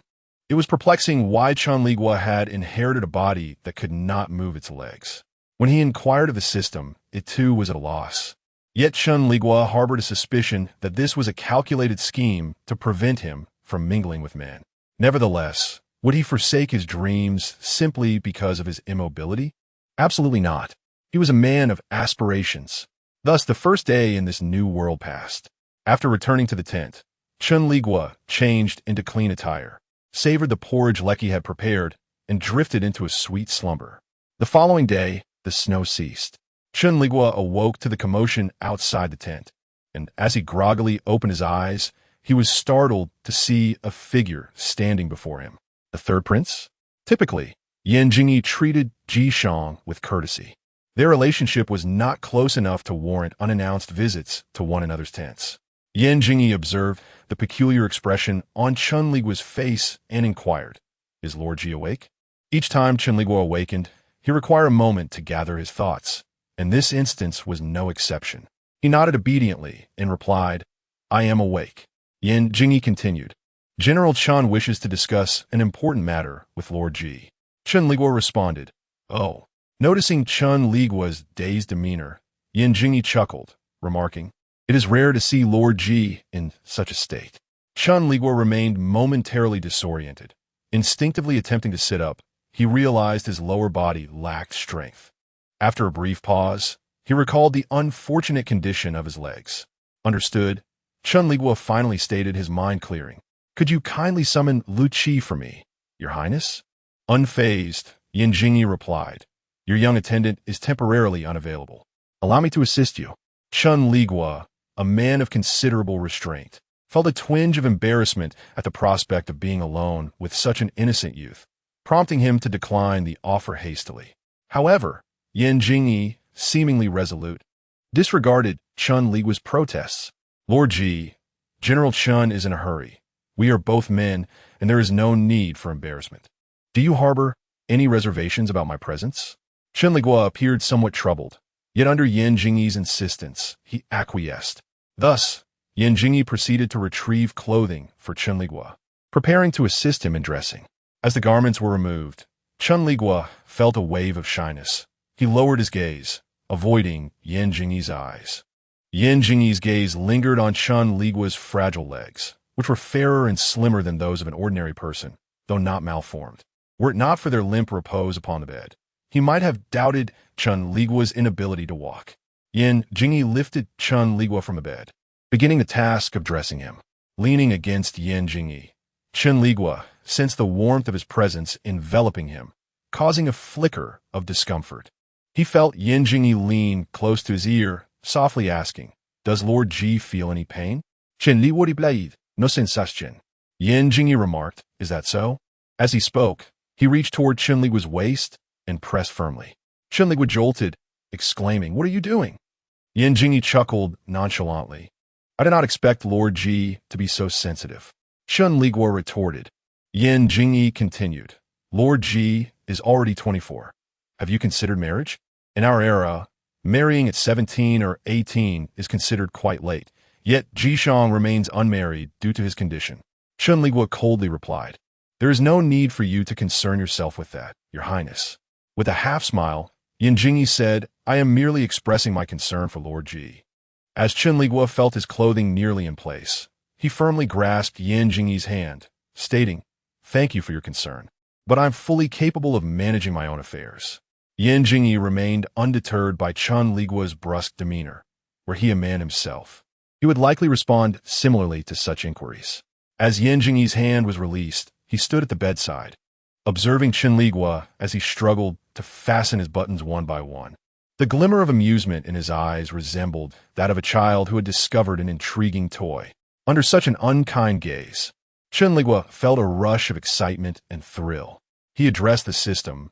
"Oh, system, is there truly no hope for my legs?" The system replied, "What do you intend to do?"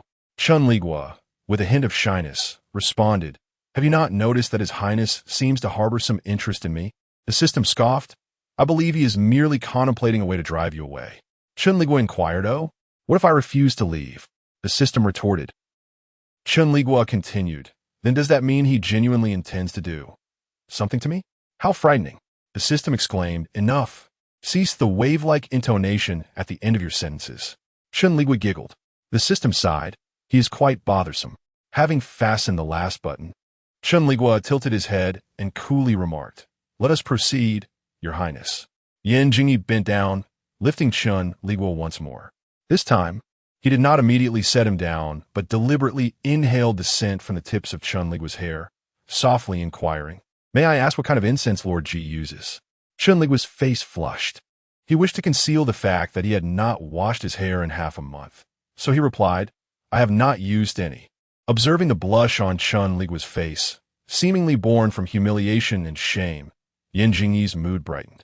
He said, "Oh, then is this fragrance truly Lord Ji's natural scent?" Chen Liguo interjected, "Please do not inhale it. I'm truly embarrassed." Noticing Chen Liguo's slight frown, as if on the verge of outburst, Yin Jingyi gently placed him in a wheelchair, saying, "Let us go, Lord Ji." Chen Liguo complied, "Yes, let us go." Yin Jingyi pushed Chen Liguo as they slowly exited the tent, making their way toward General Chen's main tent. At the moment Chen Liguo arrived, the Yin army found itself in a particularly precarious situation.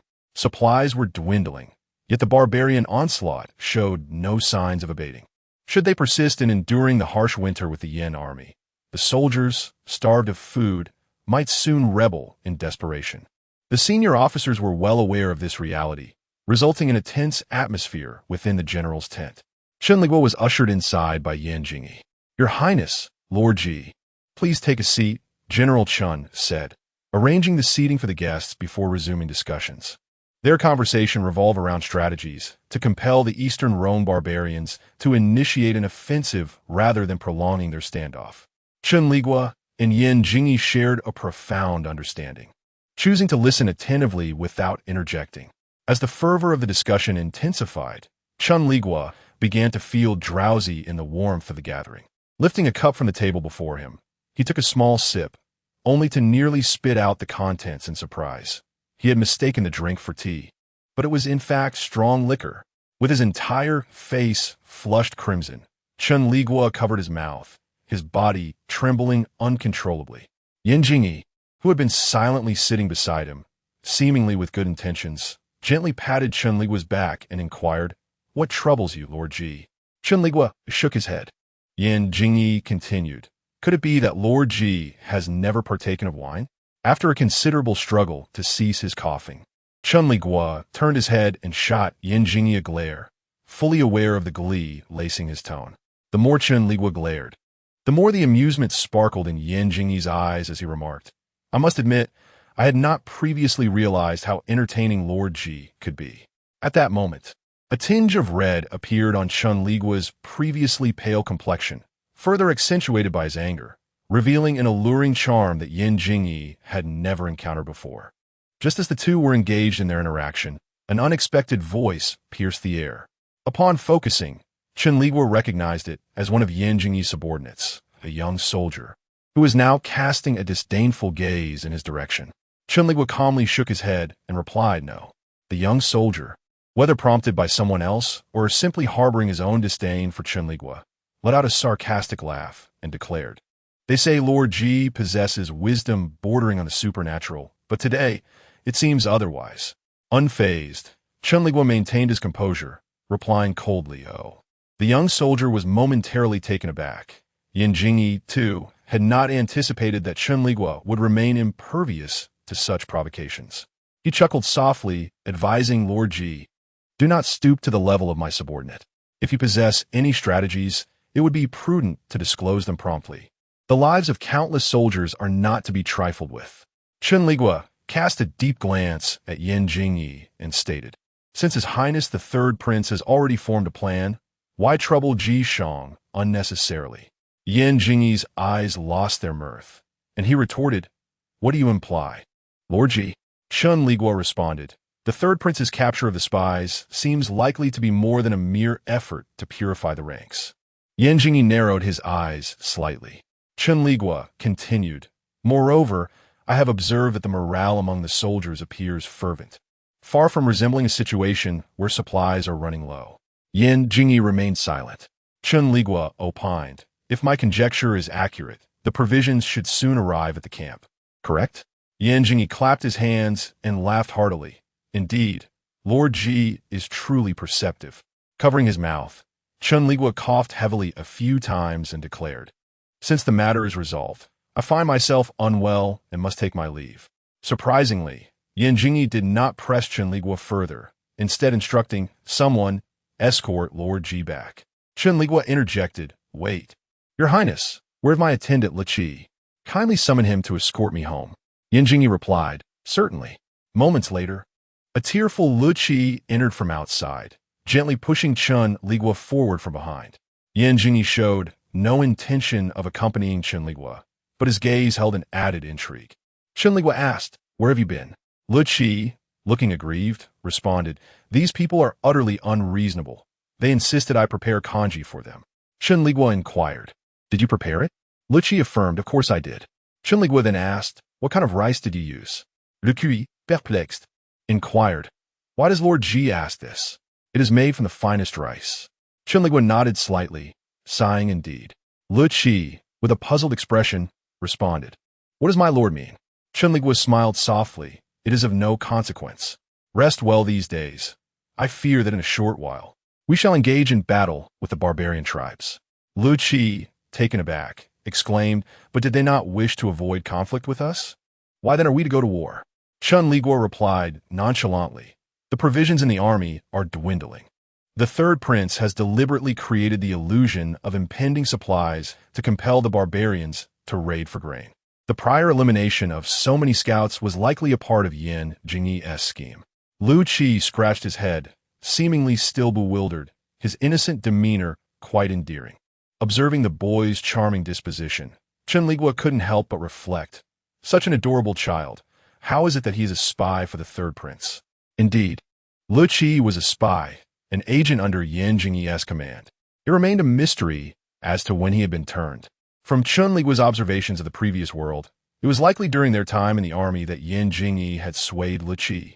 However, a spy posed no real concern, for Chen Liguo had nothing to hide. Upon entering the tent, Chen Liguo consumed the meal and medicine prepared by Li Qi, only to succumb to a fit of coughing soon thereafter. Li Qi, filled with concern, remarked, "My lord, this illness." Chen Liguo replied in a calm tone, "It is of no matter. Attend to your own affairs. I require no attention. Although Lu Qi still harbored worries, he noticed that Chen Liguo appeared somewhat drowsy and assisted him onto the bed, tucking him in snugly before departing the tent. Chen Liguo's body was indeed frail. Despite having risen not long ago, he quickly drifted back into slumber once settled. In the days that followed, the atmosphere within the army underwent a remarkable transformation from the previous gloom to a lively spirit. The soldiers not only ceased their consumption of porridge, but also indulged in meat that had long been absent from their diets, akin to a festive celebration. Lu Qi also brought fresh meat to Chen Liguo, yet the latter expressed disinterest, stating, "You may eat it. I have no appetite." Lu Qi insisted, "But my lord, you have not consumed meat in quite some time. The conditions in the army are harsh, and there are not many provisions for the sick." Chen Liguo merely shook his head, exhaling a long sigh. Lu Qi questioned, "What troubles you, my lord?" Chen Liguo gazed towards the snow-laden mountains, quietly pondering. "I wonder if in my lifetime I shall witness the lands of the Yin state extend across the four nations." Tears welled in Lu Qi's eyes as he declared, "My lord, you shall surely witness it." Chen Liguo averted his gaze, inwardly commending his own performance. He not only understood Yan Jingyi's intentions, but was also well aware of the forthcoming developments, thus recognizing that the impending battle would determine the outcome. Following the significant defeat of the Eastern Rome, the Yin state had afforded them no respite, annihilating them within a mere 6 years. With his eyes half closed, Chen Liguo appeared to be either in a deep slumber or lost in thought. Standing beside him, Lu Qi had lost her usual innocent demeanor. Her gaze towards Chen Liguo now tinged with a mixture of embarrassment and determination. 10 days later, the Eastern Rome launched an offensive, intending to intercept the provisions of the Yan kingdom. Unsurprisingly, the so-called provisions were merely a trap set by Yan Jingyi, resulting in the complete annihilation of the Eastern Rome forces. On the 12th day, taking advantage of the victory, Yan Jingyi led a cavalry charge deep into the rear of the Eastern Rome camp, launching a surprise attack under the cover of night, leaving the enemy unprepared, leading to a full-blown rout. Yan Jingyi decapitated the enemy general and withdrew unscathed.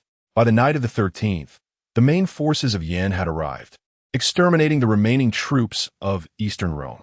Thus, a great battle concluded. It was on the morning of the 14th that Chen Liguo first laid eyes on Yan Jingyi. He, along with several commanders, awaited Yan Jingyi's arrival in the snow, as the early morning sun rose, casting an orange glow upon the white landscape. A dark figure appeared on the horizon, drawing nearer. It was a lone rider. Clad in black armor, Yan Jingyi bore a weapon, his face stained with dried blood. Though he smiled, a palpable aura of ferocity emanated from him as he proclaimed, "I have returned." The crowd responded in unison, "We welcome your highness back to camp." Yan Jingyi laughed heartily, declaring, "A great victory." The people erupted in cheers. Chen Liguo, wearing a faint smile, cast a gentle glance at Yan Jingyi, their eyes meeting. "Lord Ji," Yan Jingyi approached Chen Liguo, then suddenly bent slightly, the faint scent of blood still lingering on him, which Chen Liguo found oddly unrepulsive. "Lord Ji, a good bird chooses its perch wisely," Yan Jingyi whispered softly in Chen Liguo's ear. "My second brother is no enlightened ruler. Should you wish to come to my side, you are always welcome." Chen Liguo blushed unabashedly, saying nothing as he turned to push his wheelchair away. Observing Chen Liguo's reaction, Yan Jingyi's smile gradually faded. He misinterpreted Chen Liguo's flushed cheeks as anger and his departure as rejection. Yan Jingyi's eyes turned icy yet passionate, resembling a hunter who had found his coveted prey, eager to ensnare it while relishing the thrill of the chase. He was confident that the one before him, who had turned him down, would eventually become his own. In this campaign, Yan's forces achieved a resounding victory, lifting the spirits of the entire army. As the third prince of Yan, Yan Jingyi returned triumphantly, his military achievements drawing all eyes upon him. At this juncture, the position of crown prince had yet to be determined, with various factions eyeing the throne. The eldest prince was not the queen's biological son, and thus was nearly disqualified from the position. Lacking ambition, he preferred the arts of music, chess, calligraphy, and poetry. The second prince held a status and ambition commensurate to that of the throne, yet lacked the means and capability to ascend. Jishang, serving as his advisor, had exhausted his efforts only to be met with suspicion from the second prince. This mistrust compelled Jishang to abandon the second prince and shift his allegiance to the third prince. The eventual outcome, of course, was that the third prince secured the throne for himself. As the Battle of Dongrong came to a close, the harsh winter had given way to the gentle caress of spring. The once blanketed white snow transformed into a vibrant green, a testament to nature's revival. Yan Jingyi, clad in armor, rode a magnificent black steed, basking in the adulation of the people of Yan. However, Chen Liguo, who should have been at his side, found himself standing before the doors of the palace, facing the second prince. Inside, the second prince, Yan Jinghao, remained seated in his wheelchair, weariness etched upon his features. The relentless journey over the past few days had taken its toll on him. "What brings you here?" A grim voice emerged from within. "I see you appeared quite content in the company of my third brother." Chen Liguo's eyes reflected a sense of helplessness as he replied, "What do you mean, Your Highness?" Emerging from the chamber, Yan Jinghao scrutinized Chen Liguo, clad in gray, with an expression akin to one who had never truly seen his subordinate. After a brief moment, he scoffed, "I never realized you possessed such commendable looks." "Your Highness," Chen Liguo stammered, a flicker of anxiety crossing his features. "Take a look for yourself," Yan Jinghao retorted, disinterested in further discourse. He casually tossed several sheets of paper onto the ground before slamming the door shut. With great difficulty, Chen Liguo bent down to retrieve the fallen papers. Upon glancing at them, he was taken aback. The pages detailed a scandalous account of Yan Jingyi's supposed seduction of him, intimate descriptions of shared beds, affectionate exchanges, and passionate kisses. It was nothing short of a risky narrative. Though he felt a deep sense of shame, Chen Liguo steeled himself and quivered as he asked, "Your Highness, do you truly believe these written words?" Yan Jinghao replied coldly, "Could it be that my spies are all deceiving me?" After a moment of silence, Chen Liguo's voice cracked as he said, "If Your Highness does not trust me, I have nothing further to say." Overwhelmed by humiliation, he turned his wheelchair and departed. Hearing the despair in Chen Liguo's voice, Yan Jinghao hesitated. Yet, upon exiting, he discovered that Chen Liguo had already vanished. With a resounding bang, he slammed the door, a cloud of gloom enveloping him. Initially skeptical of the allegations, the consistent reports from his spies compelled him to accept the disturbing truth. When one speaks of a tiger, it may be dismissed. When two speak, there is room for doubt. But what of three? Yan Jinghao was not one to dismiss the words of his subordinates lightly. Chen Liguo's countenance was grim as he trembled, feeling as though his very essence had been deeply insulted. After leaving the second prince's quarters, he intended to return to his residence. However, as he passed through a garden, he suddenly heard the faint sound of a woman's weeping. Although the hour was still early, the absence of any other soul made the haunting sound all the more unsettling. "Who is there?" Chen Liguo called tentatively. As soon as he spoke, the weeping ceased. "Come out, or I shall summon help," he warned. Upon finishing his words, he beheld a frail young girl slowly rising from the dense underbrush. No more than 11 or 12 years of age, she appeared to be but a child, and judging by her attire, she likely hailed from a lineage of unfulfilled royalty. "Please, do not call for anyone," the young princess murmured. "Why are you here?" Chen Liguo, upon observing the princess's countenance, felt a surge of understanding, yet he maintained an air of perplexity. "I." The little princess lowered her head, seemingly reluctant to speak. "Is there an injury upon your face?" Chen Liguo's brow furrowed deeper. "Do you require assistance in summoning someone?" "Do not call," she implored, revealing her youth and lack of refinement.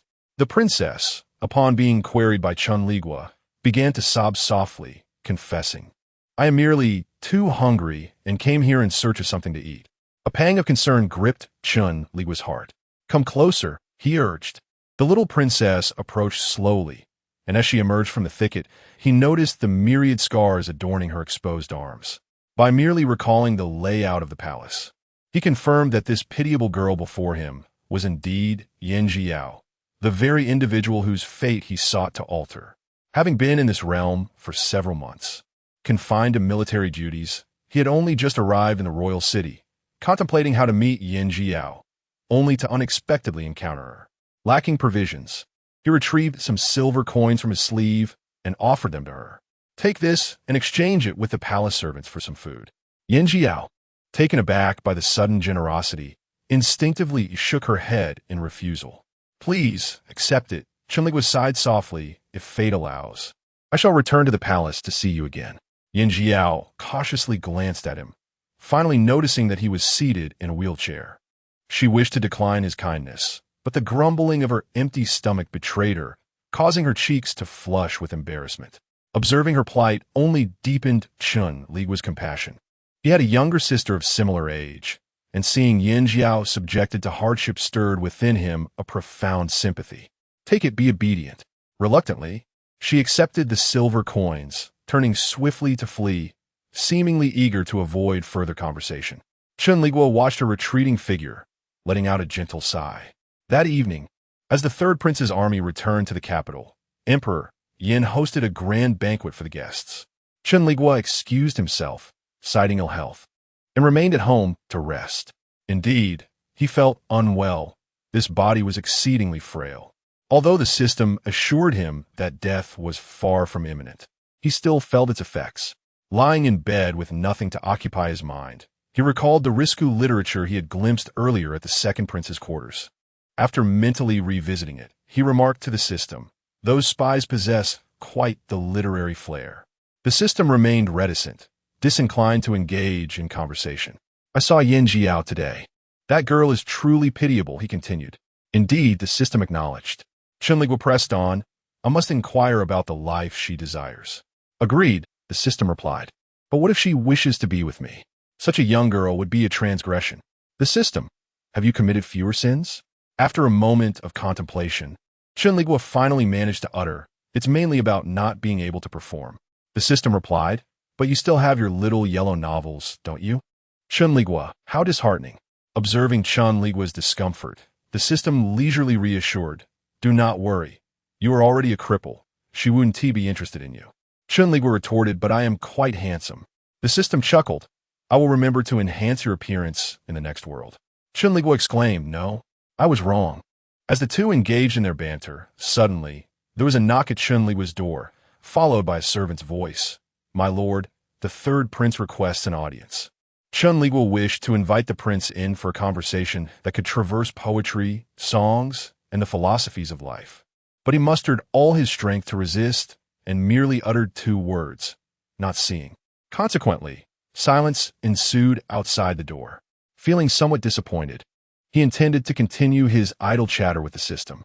However, moments later, the third prince boldly entered uninvited, reeking of alcohol, his gaze towards Chen Liguo imbued with an unusual intensity.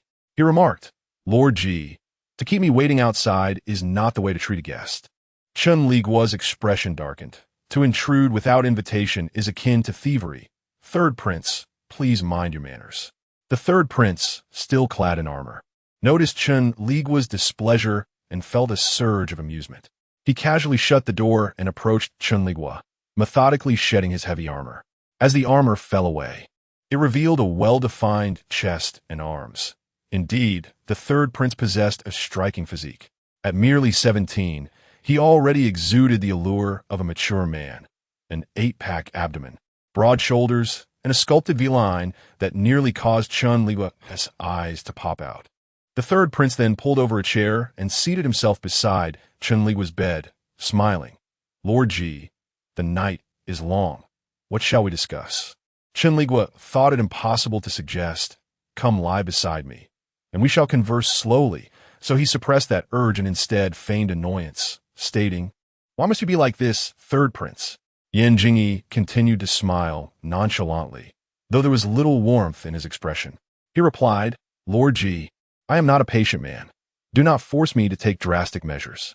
Chen Liguo's complexion drained of color. Seeing his fear, Yan Jingyi's mood brightened, and he leaned closer, whispering in Chen Liguo's ear, what you witnessed earlier with the second prince could very well come to pass. Chen Liguo's voice trembled with anger. How dare you? Yan Jingyi responded slowly, why would I not dare? Lying on the bed, Chen Liguo observed, Yan Jingyi's face gradually inching closer. Third prince, please mind your decorum. A flush tinged his pale cheeks, whether from embarrassment or fury. For such jesting was decidedly unamusing. What if I claim I'm not jesting? It seemed particularly amusing to tease the individual before him. Yan Jingyi unexpectedly sat beside Chen Liguo, placing a hand firmly on his shoulder. Chen Liguo, already constrained by his mobility issues, found himself utterly immobilized by Yan Jingyi's grip. Gritting his teeth, he warned, "If your highness continues this way, I shall summon assistance." Yan Jingyi replied, "If Lord Ji wishes to call for help, he is certainly free to do so. However, should your servants or guards burst in and witness this scene, I wonder how Lord Ji would explain it to the second prince." Chen Liguo trembled violently, inhaling deeply as if to calm his tumultuous emotions. He then stated coldly, "What exactly does your highness desire?" Yan Jingyi remarked, "Lord Ji knows that I have a profound appreciation for talent." Chen Liguo scoffed. Is this truly how the third prince demonstrates his appreciation for talent? Yan Jingyi's gaze bore into Chen Liguo, gliding from his neck to his chest. He continued, "The manner of cherishing talent varies greatly among households. What do you think, Lord Ji?" Gazing at the third prince's handsome visage, Chen Liguo's smile held no warmth. "Do you truly believe that employing such tactics will persuade me to abandon the second prince and align myself with you?" Yan Jingyi's expression lost all trace of amusement as he retorted, "If not, then what is your alternative?" Chen Liguo replied defiantly, "You are delusional." Upon hearing Chen Liguo's resolute rejection, Yan Jingyi's hand, which had been resting on his shoulder, suddenly tightened around his neck. Chen Liguo struggled to breathe, desperately attempting to escape. Yet, Yan Jingyi was relentless, toying with Chen Liguo as though he were an amusing little creature. As Chen Liguo's vision darkened, he felt Yan Jingyi deftly unfastening the buttons of his shirt, the grip around his neck akin to iron, rendering him utterly powerless. Yan Jingyi effortlessly stripped away Chen Liguo's garments, observing his frail chest, softly uttering, "Lord Ji." Tears welled in the corners of Chen Liguo's eyes as he clutched Yan Jingyi's hand. But his strength was no more than that of an ant attempting to shake a mighty tree. Yan Jingyi looked down upon Chen Liguo with a gaze devoid of compassion, imbued instead with a malicious amusement. He softly called, "Lord Ji," and then inquired if Chen Liguo wished to reconsider. A flicker of consciousness remained within Chen Liguo. Although tempted, he understood that he could not afford to yield easily in the role he played. To alter the fate of his character at an inopportune time, driven by personal desire, would lead to his removal from this world. This unsettling conclusion had been drawn from his experiences in previous realms. As for the delineation between subjective will and passive acceptance, it was predominantly determined by the system. Thus, as Yan Jingyi held him like a mere chicken, Chen Liguo found himself negotiating with the system. "I'm going to die. I'm going to die, system," he exclaimed. The system responded apathetically, "Oh." With tears in his eyes, Chen Liguo lamented, "I'm truly going to be choked to death." The system reassured him, "He will not kill you." Having exhausted his strength, Chen Liguo questioned, "What if he makes a mistake?" The system spoke, "I take responsibility." Chen Liguo remarked, "Generally, the system is quite reliable. The unreliable one has always been Chen Liguo." He claimed that Chen Liguo would not be choked to death by Yan Jingyi, and indeed, Chen Liguo was not. Yan Jingyi truly relented. Yet as he observed the evident marks of strangulation around Chen Liguo's fair neck, he felt no remorse. Rather, he chuckled and called out, "Lord Ji." The way he uttered Lord Ji was so tender and lingering that it sent shivers down Chen Liguo's spine. With tears welling in his eyes, he yearned to tell Yan Jingyi, "Brother, if you intend to proceed, then do so. These antics surely warrant additional compensation. Why are you crying?"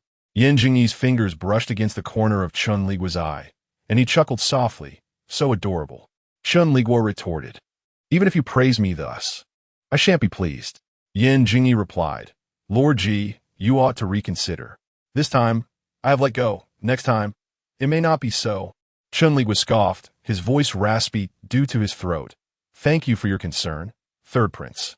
Yan Jingyi raised an eyebrow, appearing somewhat distressed. "Lord Ji, why do you always make things difficult for me?"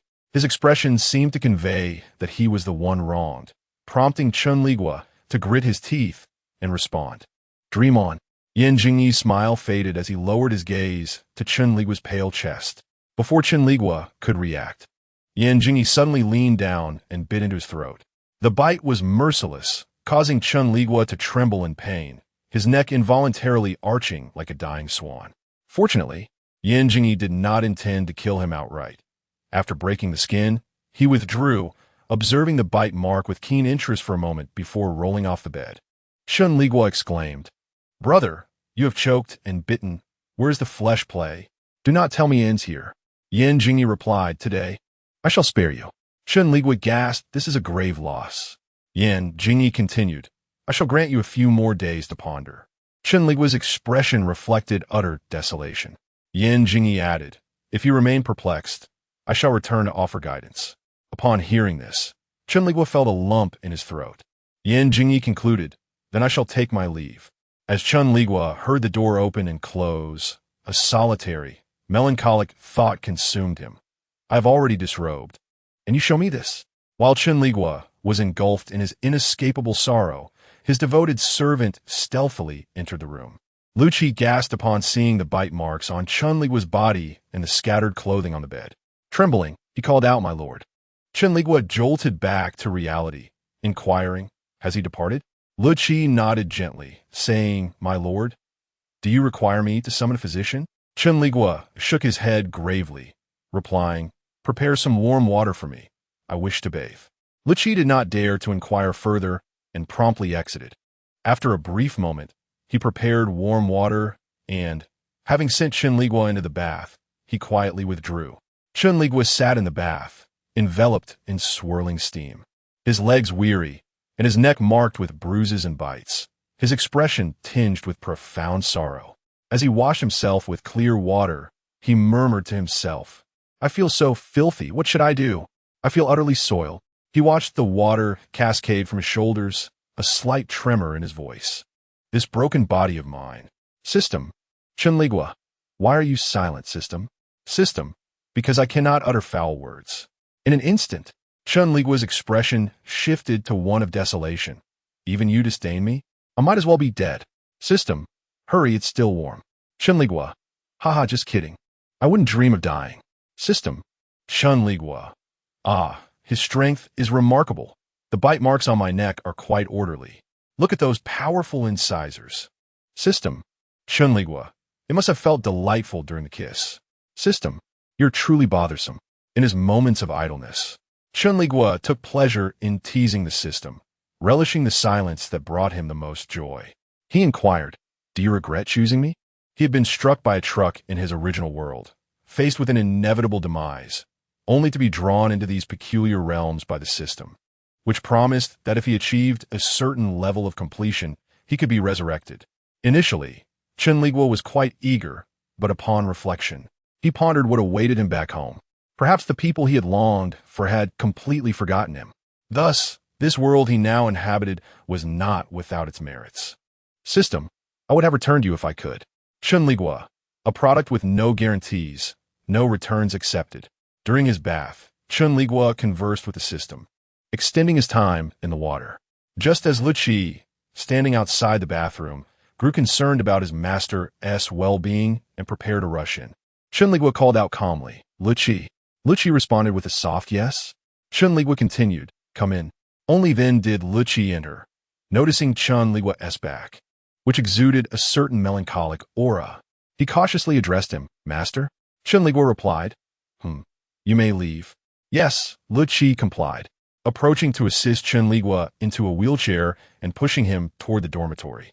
Throughout the journey, Chen Liguo kept his eyes half closed, appearing utterly exhausted. "Le cuiventure, master?" Chen Liguo prompted, "Speak."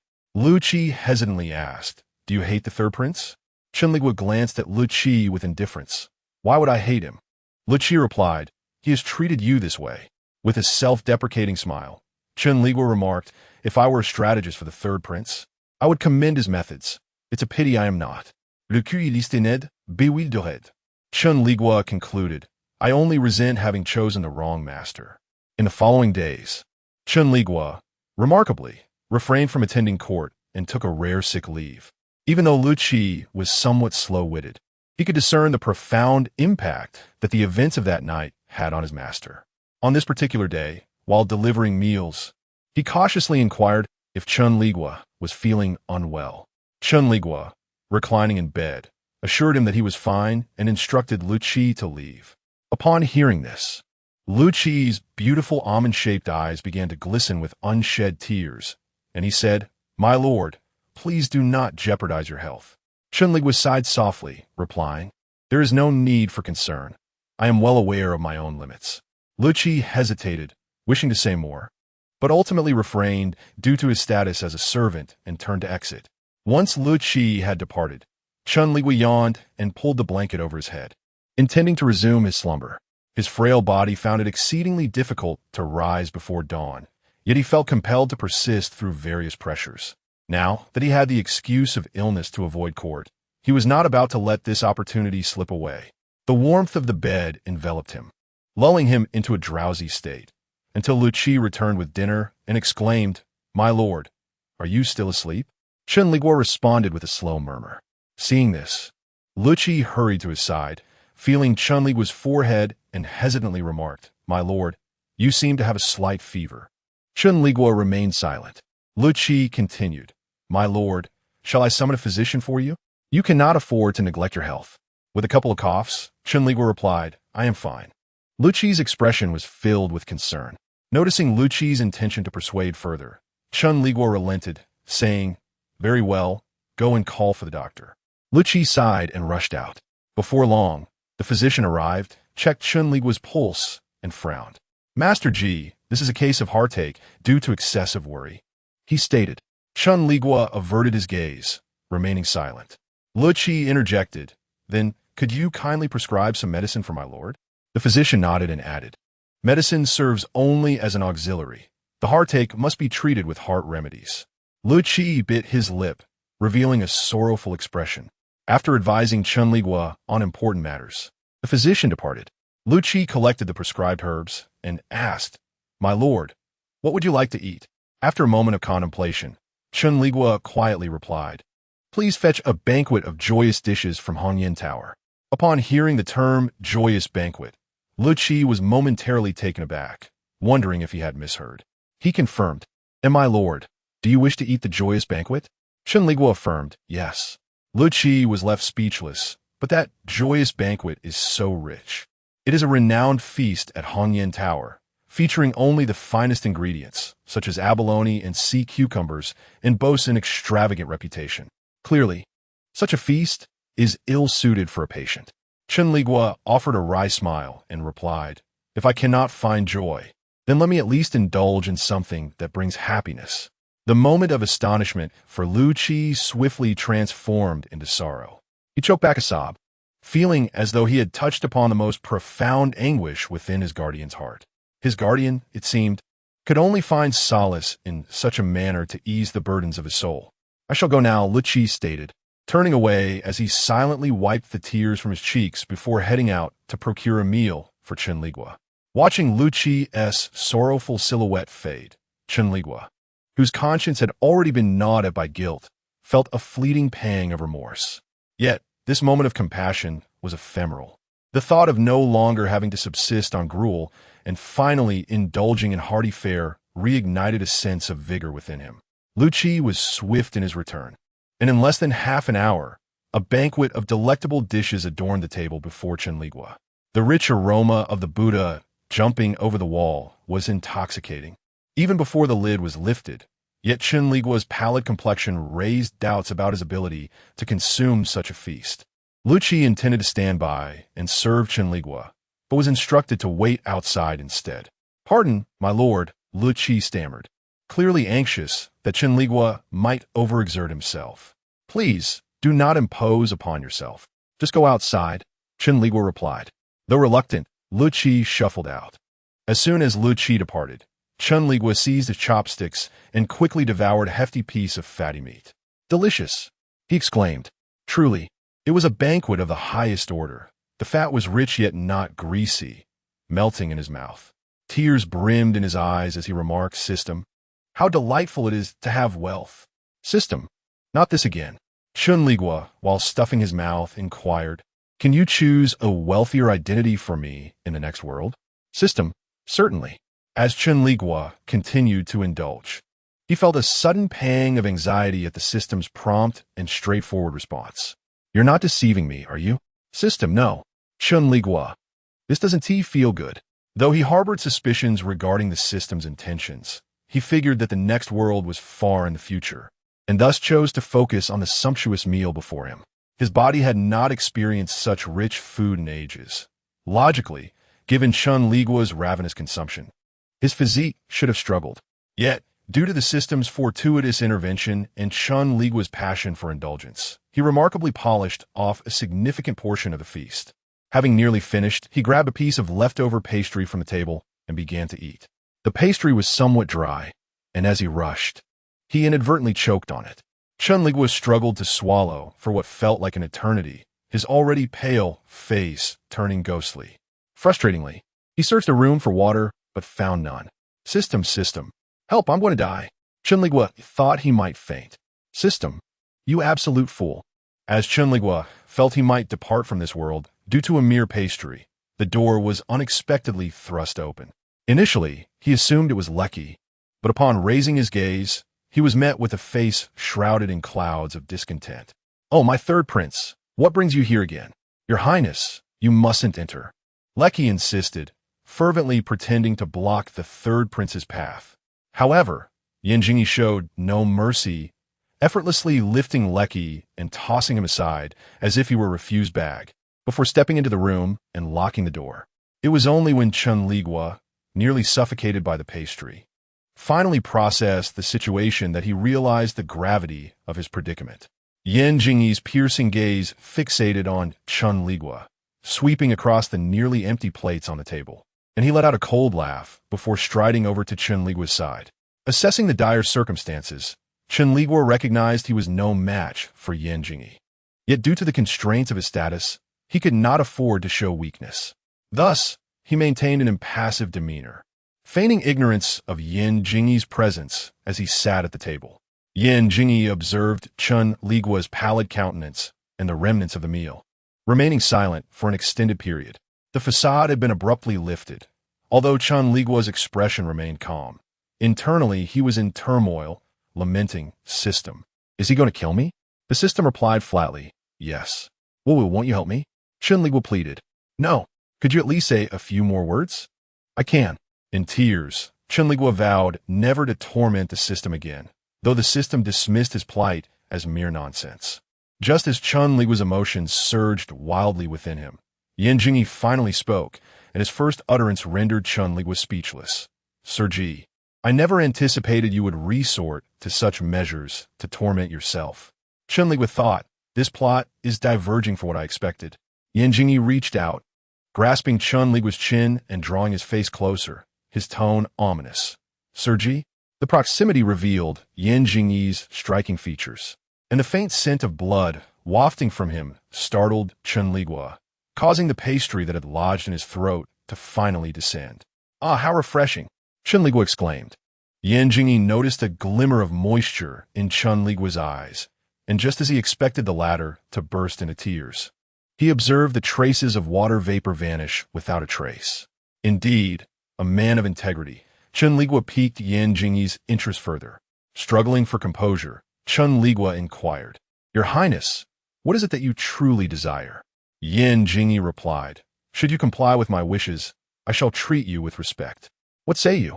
Chen Liguo closed his eyes, his body trembling as he suppressed the tempest of emotions within.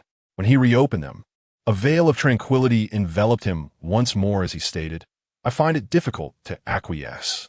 Yan Jingyi had anticipated this response. Observing Chen Liguo's frail form, he remarked with intrigue, Do you know, Sir Ji, there are myriad ways to ruin a person? Chen Liguo retorted, And what of it? Yan Jingyi turned his head to glance at the remnants of the meal on the nearby table and chuckled. Tell me, do you believe you are worth my resorting to the most despicable methods? Chen Liguo remained silent. Yan Jingyi continued, Lord Ji? Chen Liguo refrained from speaking, fearing that uttering a word would cause him to regurgitate the excessive amount he had just consumed, as he felt the rising nausea constricting his throat. Observing Chen Liguo's increasingly pallid complexion, Yan Jingyi surmised that his intimidation had borne fruit. Thus, he leaned in gently, seemingly intent on pressing his lips against Chen Liguo's. As Yan Jingyi's lips brushed against his, Chen Liguo's expression darkened, and without hesitation, he pushed Yan Jingyi away, turning abruptly to exclaim, "Ugh!" Witnessing this scene, Yan Jingyi's countenance turned ashen, and he remarked, "Is this how easily I disgust you?" "Chen Liguo está mered." "No. Please, allow me to explain. It is not what it seems." The handsome strategist with a broken leg, Yan Jingyi, was evidently incensed by Chen Liguo's reaction. His eyes gleamed like ice, and his voice was chillingly cold. "Lord Ji, it seems you harbor quite the grievance against me." Chen Liguo, having expelled all that he had consumed earlier, finally felt a modicum of relief in his stomach. Upon witnessing Yan Jingyi's fury, he hastily coughed a few times, feigning a demeanor of utter weakness. Yan Jingyi sneered, "Do you think this will absolve you?" Before Chen Liguo could comprehend the gravity of the situation, Yan Jingyi swiftly lifted him and forcefully hurled him onto the bed. At that moment, Chen Liguo perfectly melded into the scene, overwhelmed by an unbearable sorrow. He could not help but murmur to the system, "Do I not resemble a tattered doll from a novel?" The system responded, knowing fully that Chen Liguo's earlier declaration of not teasing him was mere fabrication. Chen Liguo thought to himself, "I am nearly moved by my own performance." As Yan Jingyi approached with deliberate steps, Chen Liguo adopted an expression of feigned terror. Attempting to maintain his composure, Yan Jingyi relished Chen Liguo's facade of strength, scoffing derisively, "Lord Ji, are you truly afraid?" With gritted teeth, Chen Liguo retorted, "A gentleman may be slain, but cannot be humiliated. Why do you act thus, your highness?" Yan Jingyi remained silent, his gaze gradually drifting from Chen Liguo's face down to his helpless legs. He slowly articulated, "I shall grant you one more opportunity to reconsider, Lord Ji." Despair flickered in Chen Liguo's eyes as he felt uncomfortable under Yan Jingyi's penetrating stare. He wished to curl up, yet due to his legs, he could only move slowly upon the bed.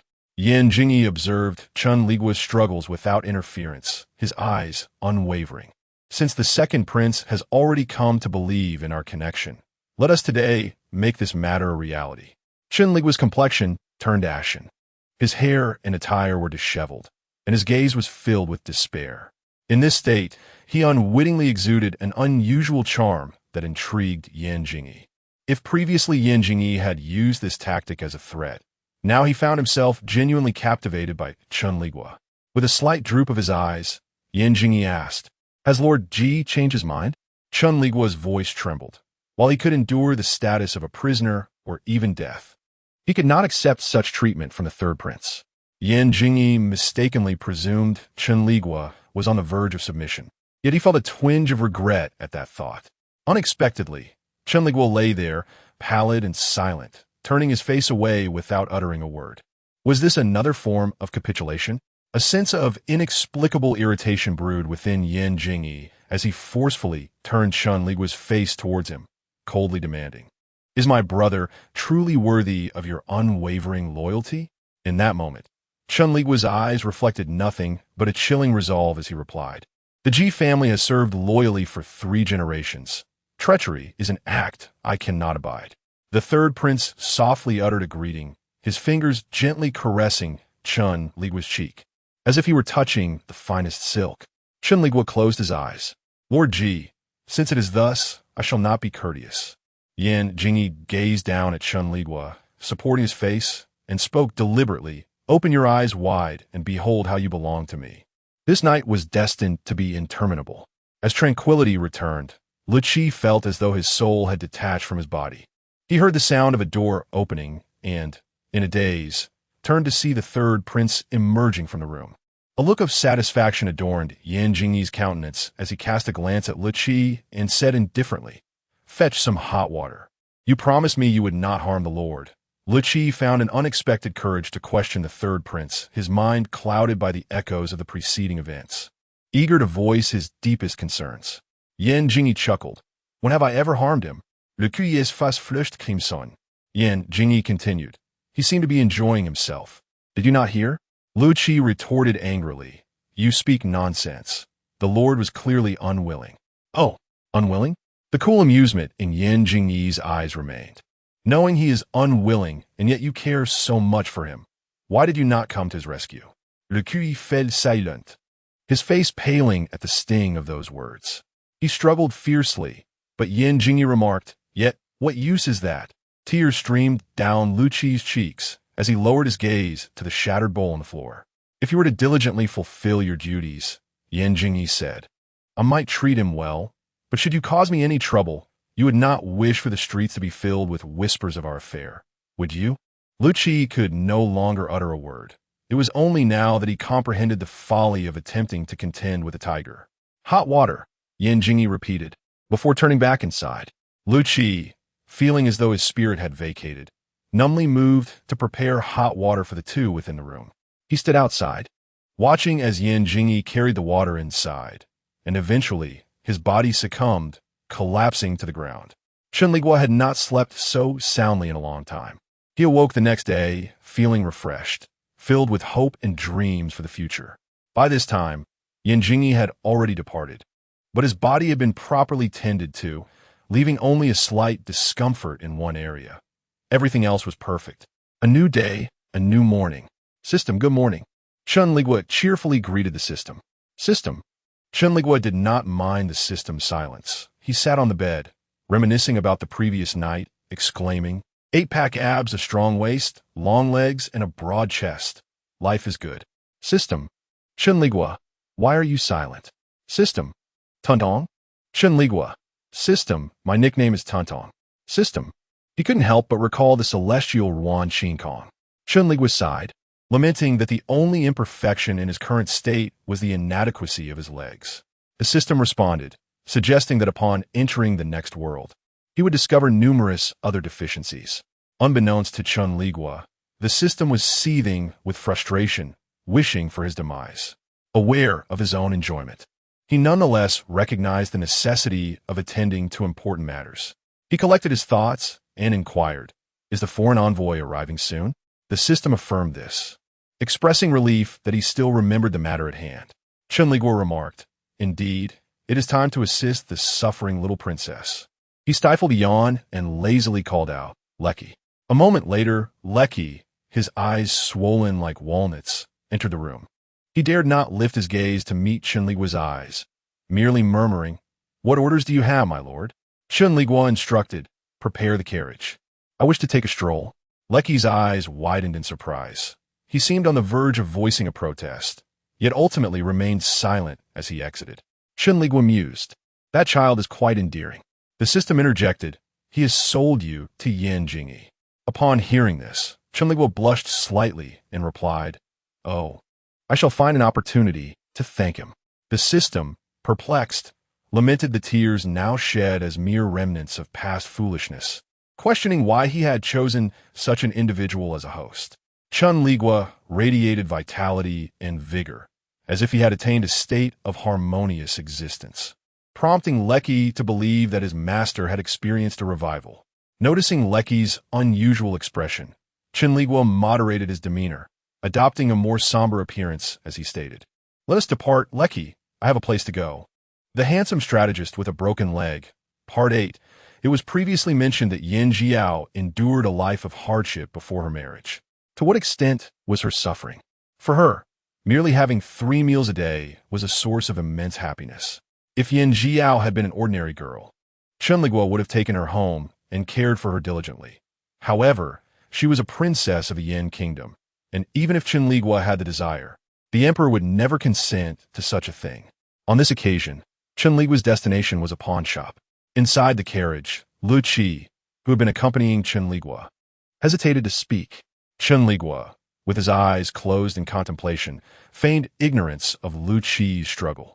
After much internal conflict, just as they were nearing their destination, Lu Qi quietly inquired, Sir, I have called for a physician on your behalf. Chen Liguo lifted his gaze slightly, responding coldly, Send the physician away. I am fine. Lu Qi pursed his lips, understanding that his master's pride would never allow anyone else to know of his condition. Yet, given Chen Liguo's frail health, the recent stress could lead to unforeseen consequences. Chen Liguo, however, wished to offer no further explanation. His thoughts were consumed by matters concerning Yan Jiao, leaving no room for concern about Lu Qi.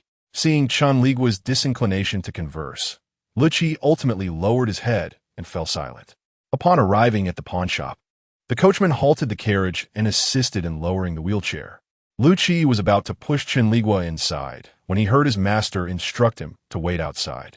Lu Qi obediently complied, his face cast in disappointment. Chen Liguo offered no words of comfort and entered alone. The shopkeeper, upon seeing Chen Liguo, quickly recognized him as a distinguished guest by his attire and approached with great eagerness. "What can I assist you with today?" Chen Liguo stated. "I wish to purchase a hairpin." The shopkeeper, momentarily taken aback, replied, "Esteemed guest, this is a pawn shop, I am aware. Please summon your manager." Chen Liguo interjected. Had an ordinary person uttered such a phrase, the shopkeeper might have dismissed it lightly. However, Chen Liguo's distinguished appearance, coupled with the extraordinary nature of his wheelchair, compelled the shopkeeper to fetch the manager for assurance. Upon the manager's arrival, he glanced at Chen Liguo and ordered tea to be served. The manager inquired, "What manner of hairpin does the esteemed guest seek?" Chen Liguo succinctly described the hairpin's design. The manager furrowed his brow slightly, hesitating as he replied, "I have not encountered such a hairpin before." The hairpin Chen Liguo sought was evidently extraordinary, and given the circumstances, it likely belonged to the royal family. With a soft sigh, Chen Liguo explained, "This hairpin belonged to a dear friend of mine, stolen by a servant. Thus, I have come to try my luck." The manager, perspiration dotting his forehead, smiled apologetically. "To be honest, I have indeed never seen such an item." Chen Liguo continued, "If someone were to come in later to sell this hairpin, could you kindly notify me?" The manager nodded eagerly, "Of course. May I inquire as to your residence?" He had already begun to speculate. As anticipated, Chen Liguo replied, "I am Ji Shan." The shopkeeper's eyes brightened, and he warmly exclaimed, "Ah, it is Master Ji. Had I encountered this hairpin, I would certainly have dispatched someone to inform you." Chen Liguo replied, "Thank you, shopkeeper." The shopkeeper waved his hand dismissively, indicating no need for such formality. Afterward, Chen Liguo exited the pawn shop and proceeded to visit several other, slightly larger pawn establishments in the royal city. He discovered that the hairpin had indeed not been pawned at any of these shops. The hairpin that Chen Liguo saw was the most treasured heirloom left to Yan Jiu by her mother, something she had always kept close to her person. Yet it had been unexpectedly seized by a vile servant and pawned. Subsequently, by a twist of fate, one of Yan Jiu's royal sisters purchased this hairpin and donned it to flaunt before Yan Jiu.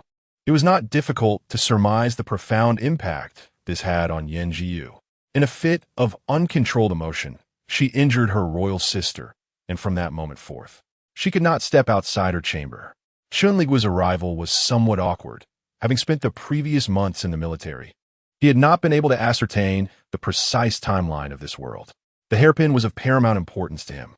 Ever since Yan Jingyi had committed an unspeakable act against Chen Liguo, he seemed to take delight in provoking Chen Liguo by sending him gifts daily, strange provisions such as red dates, peanuts, and lotus seeds, accompanied by his letters. Upon picking up the letter, Chen Liguo was met with a series of beautifully intricate cursive characters that he could not decipher. He sighed at the incomprehensible script, stared at it for a moment, then tore it up and discarded it. Lu Qi, observing Chen Liguo's displeasure, cautiously inquired, "Master, what did he say?"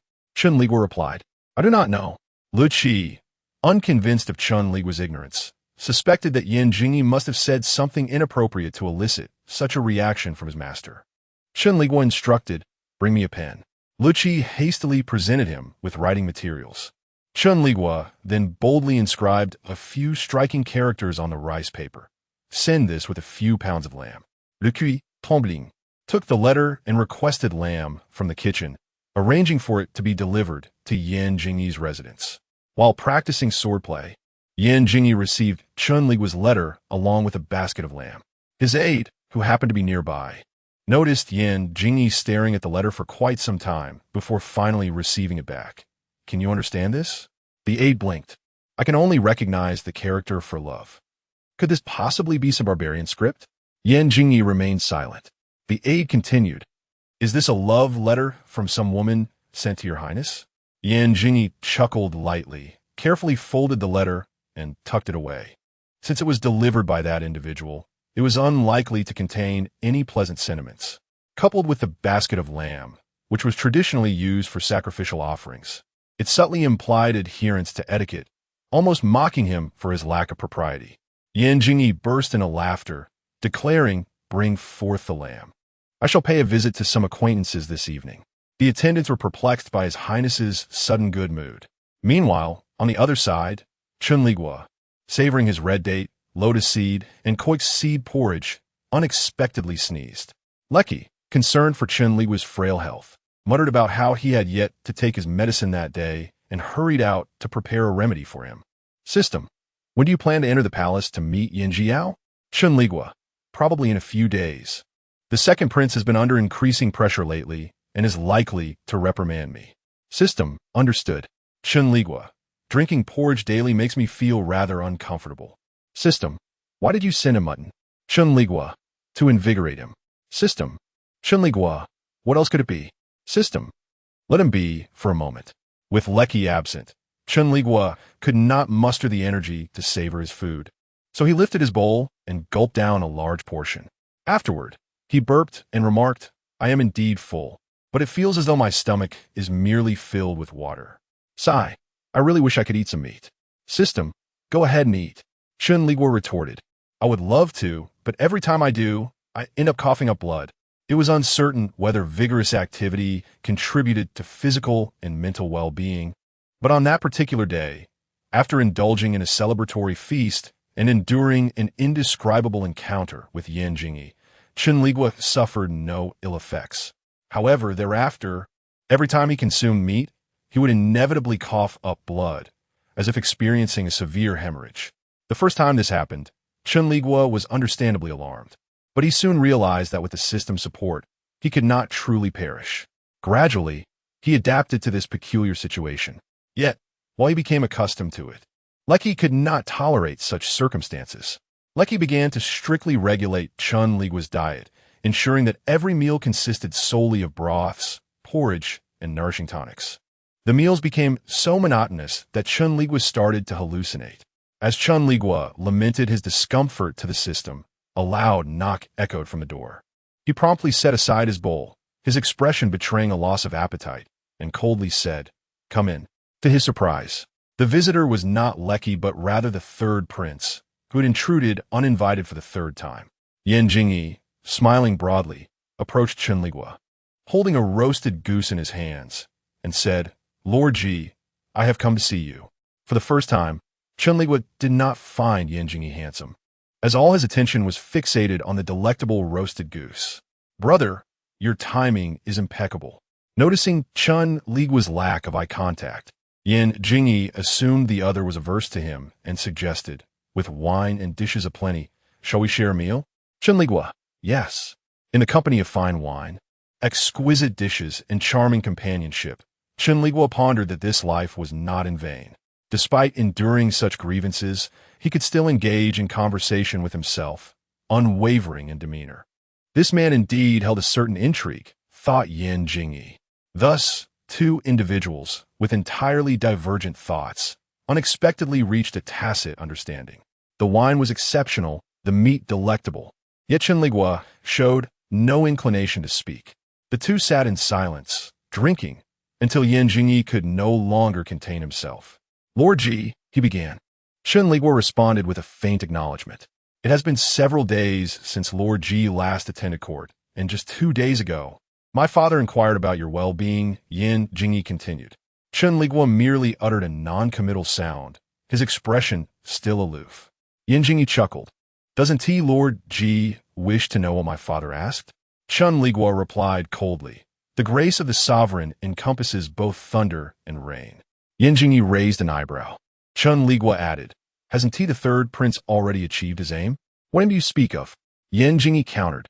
With a cold smirk, Chen Liguo fell silent. After a moment of contemplation on Chen Liguo's countenance, Yan Jingyi burst into hearty laughter. Truly, you are remarkable, Lord Ji. Chen Liguo lowered his gaze. I suspect the emperor has grown disenchanted with the second prince. Yan Jingyi smiled lightly, swirling the wine cup on the table. My father has spent 40 years in the military. He despises those who cannot even protect their subordinates. Chen Liguo replied indifferently. The actions of the third prince are also contemptible. Yan Jingyi remarked, to annihilate one's enemies is indeed a skill. Chen Liguo fell silent again and reached for a piece of goose meat, slowly savoring it. In good spirits, Yan Jingyi began to regale Chen Liguo with amusing tales from the military. Although still young, Yan Jingyi had spent considerable time in the army, and his stories elicited a softness in Chen Liguo's eyes, despite his attempts to maintain a stoic facade. Observing the subtle smile at the corners of Chen Liguo's eyes, Yan Jingyi inexplicably recalled that particular evening, leaving him momentarily parched. Chen Liguo, enjoying the conversation, found himself consuming more than half of a roasted goose without realizing it. Noticing the atmosphere growing increasingly pleasant, Yan Jingyi suddenly proposed, Lord Ji, have you truly considered serving under my banner? Chen Liguo was taken aback, only to hear Yan Jingyi continue, if Lord Ji were to join me, I would certainly treat you with utmost respect. The way he spoke of respect seemed casual, almost teasing rather than earnest. Chen Liguo's complexion turned pale. Lord Ji? Yan Jingyi inquired. Chen Liguo opened his mouth to respond, but a sudden metallic sweetness surged in his throat. Seeing Chen Liguo's reaction, Yan Jingyi asked, is Lord Ji still intent on refusing my offer? Ugh! Chen Liguo retched. Yan Jingyi barely managed to evade as a spray of blood erupted from Chen Liguo, momentarily rendering him speechless. Recovering, he hastily stood to support Chen Liguo. Are you all right? Chen Liguo weakly shook his head. Indeed, he ought not to have indulged in meat. Yan Jingyi gazed at her blood-stained attire and promptly summoned Lu Qi, who was stationed outside, to fetch a physician. She herself gently laid Chen Liguo upon the bed. The sanguine spillage had obliterated the previously tranquil and delightful atmosphere. Chen Liguo lay on the bed, feeble and coughing up blood, while Yan Jingyi stood beside him, her brow furrowed in concern. The doctor, evidently a frequent visitor to the estate, arrived swiftly. Without even taking Chen Liguo's pulse, he merely cast a glance and remarked, has the gentleman indulged in rich foods again? Chen Liguo sighed, acknowledging his discovery. The doctor continued, did I not previously advise you, given your constitution, to abstain from such indulgences? Chen Liguo's expression was one of despair. Yan Jingyi, having overheard their exchange, interjected, what is the meaning of this? Unfamiliar with the third prince, the doctor succinctly outlined Chen Liguo's condition. Upon hearing that Chen Liguo could not consume rich foods, Yan Jingyi's anger flared. Why did you not inform me sooner? Chen Liguo replied, because I wish to indulge. Are you intentionally trying to provoke me? Or do you fear what I might do to you? Yan Jingyi's tone was as frigid as ice. Chen Liguo lay there, barely clinging to life. Yan Jingyi sneered. Surely you do not naively believe that your bloodshed will absolve you in my eyes. At her words, Chen Liguo shut his eyes tightly, feelings of desolation washing over him. He longed to convey to Yan Jingyi, dear brother, you live so splendidly. How could I ever wish for your mercy? Yan Jingyi's previously pleasant demeanor had been thoroughly drained by Chen Liguo's predicament. Without uttering another word, she turned and exited, leaving Chen Liguo and the bewildered doctor exchanging glances.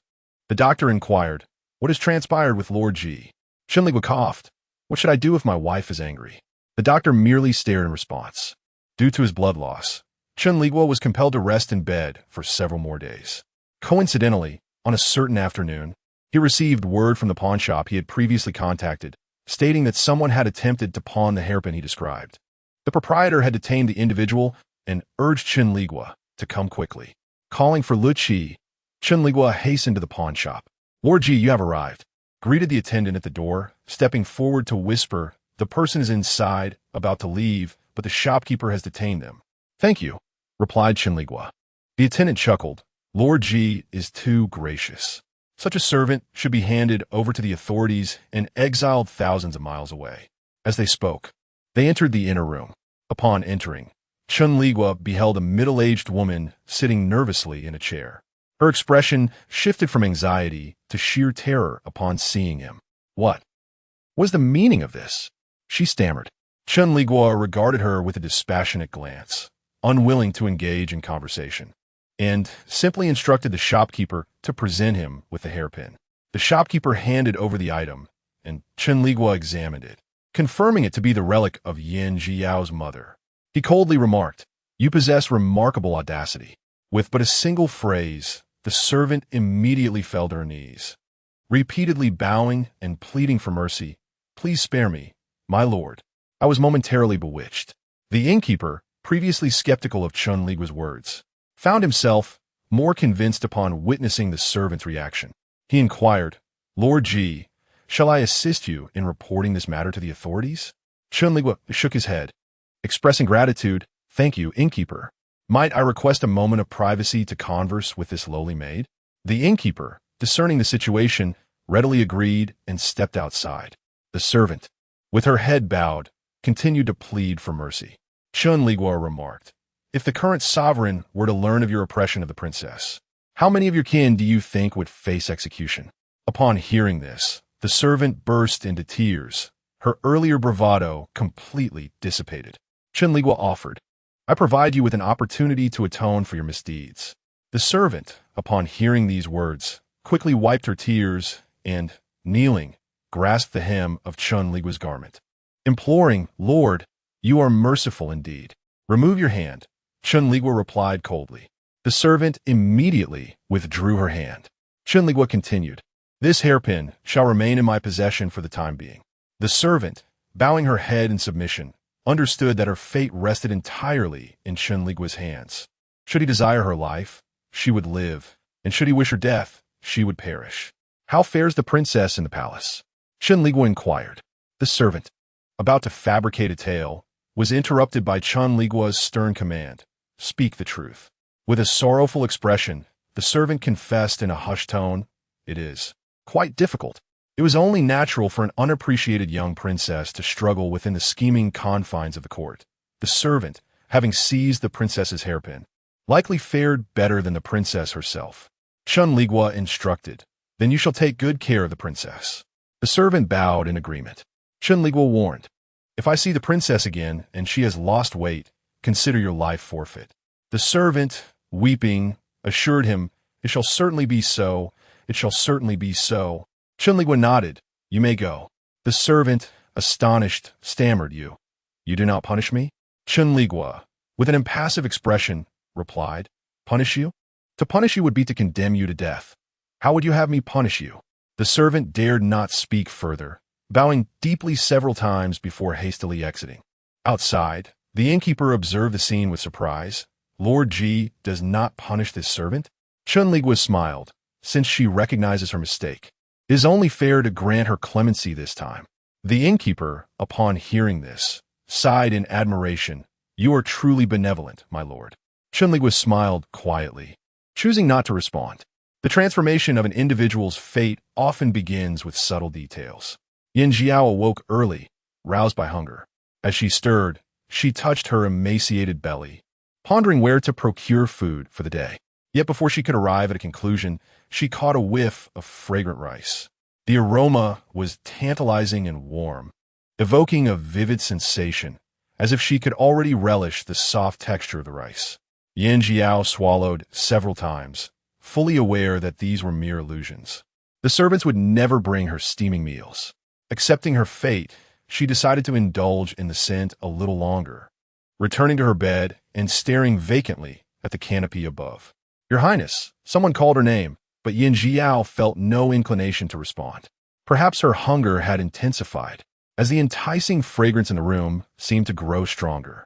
"Your Highness," a figure entered, their voice tinged with an unfamiliar caution. "I have prepared some porridge for you. Would you care to have some?" Yan Jiao remained silent, convinced she was dreaming. However, when food was placed before her, she realized with astonishment that this was no dream. "What do you want?" she exclaimed, sitting bolt upright in bed, her face a mask of suspicion. She would never forget that face. It belonged to the one who had taken her last remnants of dignity. "Your Highness," the servant said, visibly flustered. Unsure of how to explain her sudden change of heart, she forced a smile. I recognize my mistakes, and I beg for your forgiveness.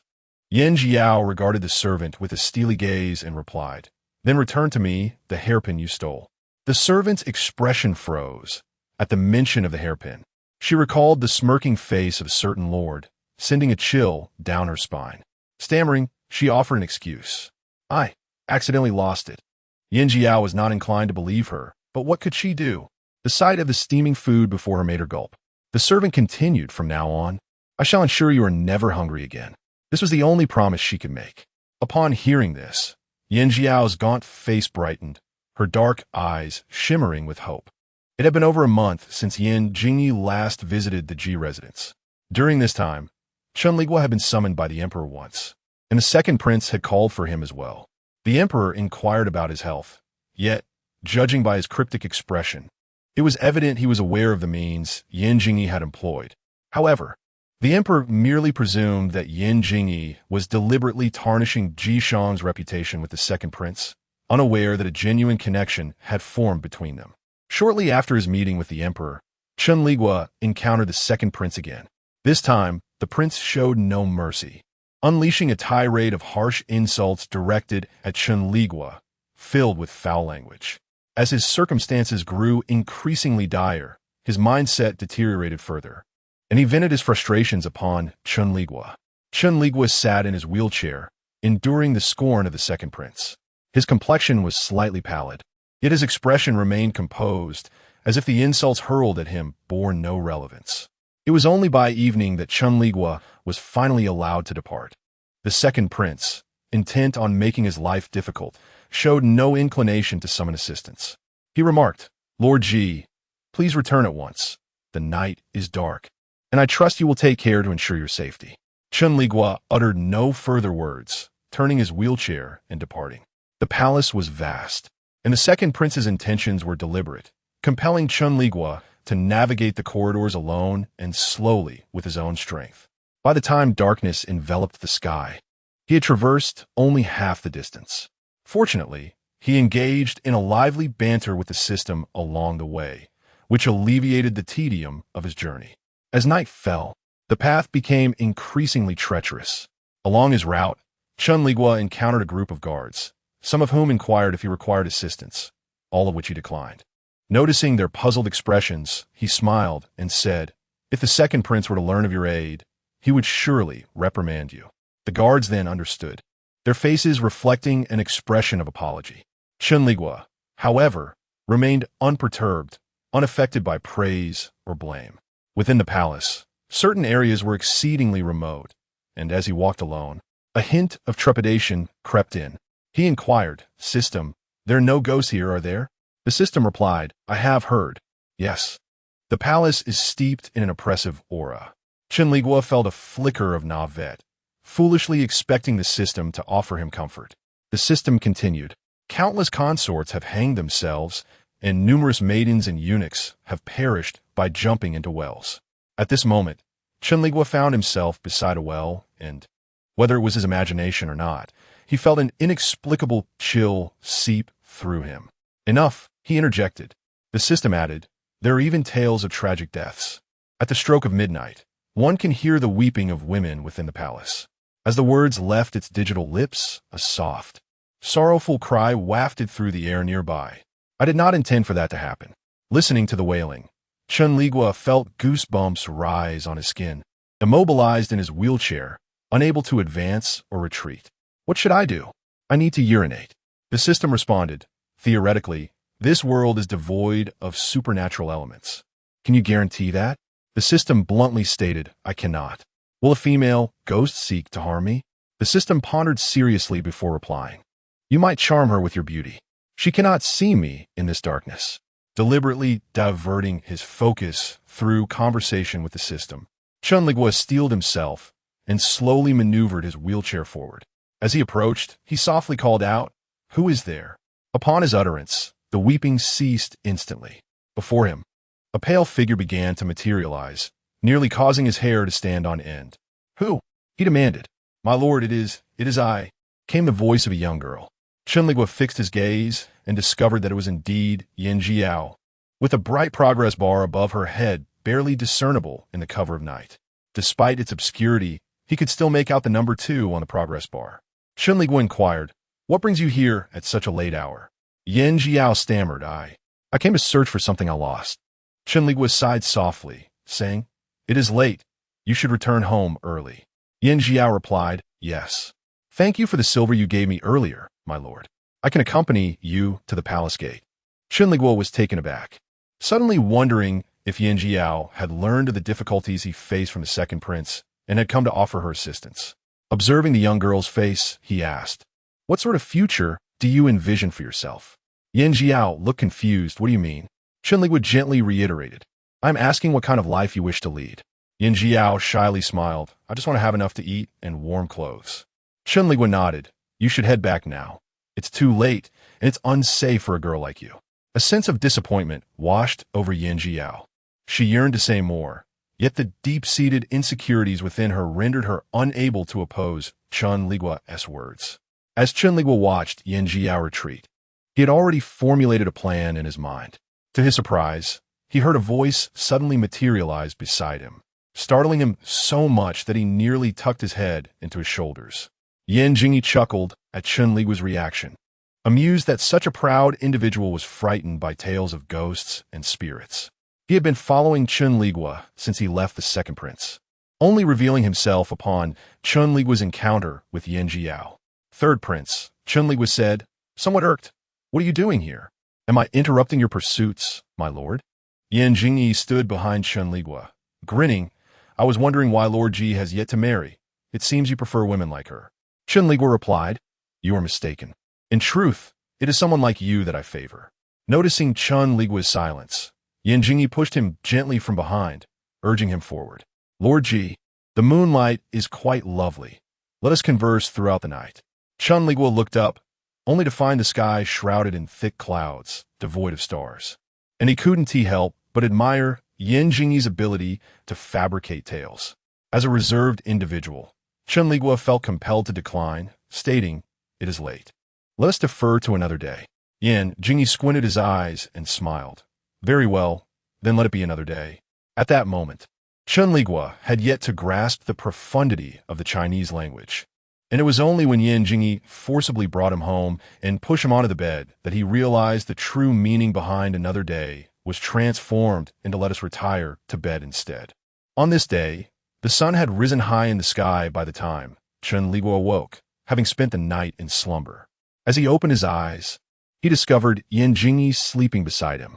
At 17, Yin Jingyi had not yet fully matured, yet he was undeniably striking. A high nose, alluring lips, and long eyelashes. Unable to resist, Chen Liguo reached out to caress those delicate lashes.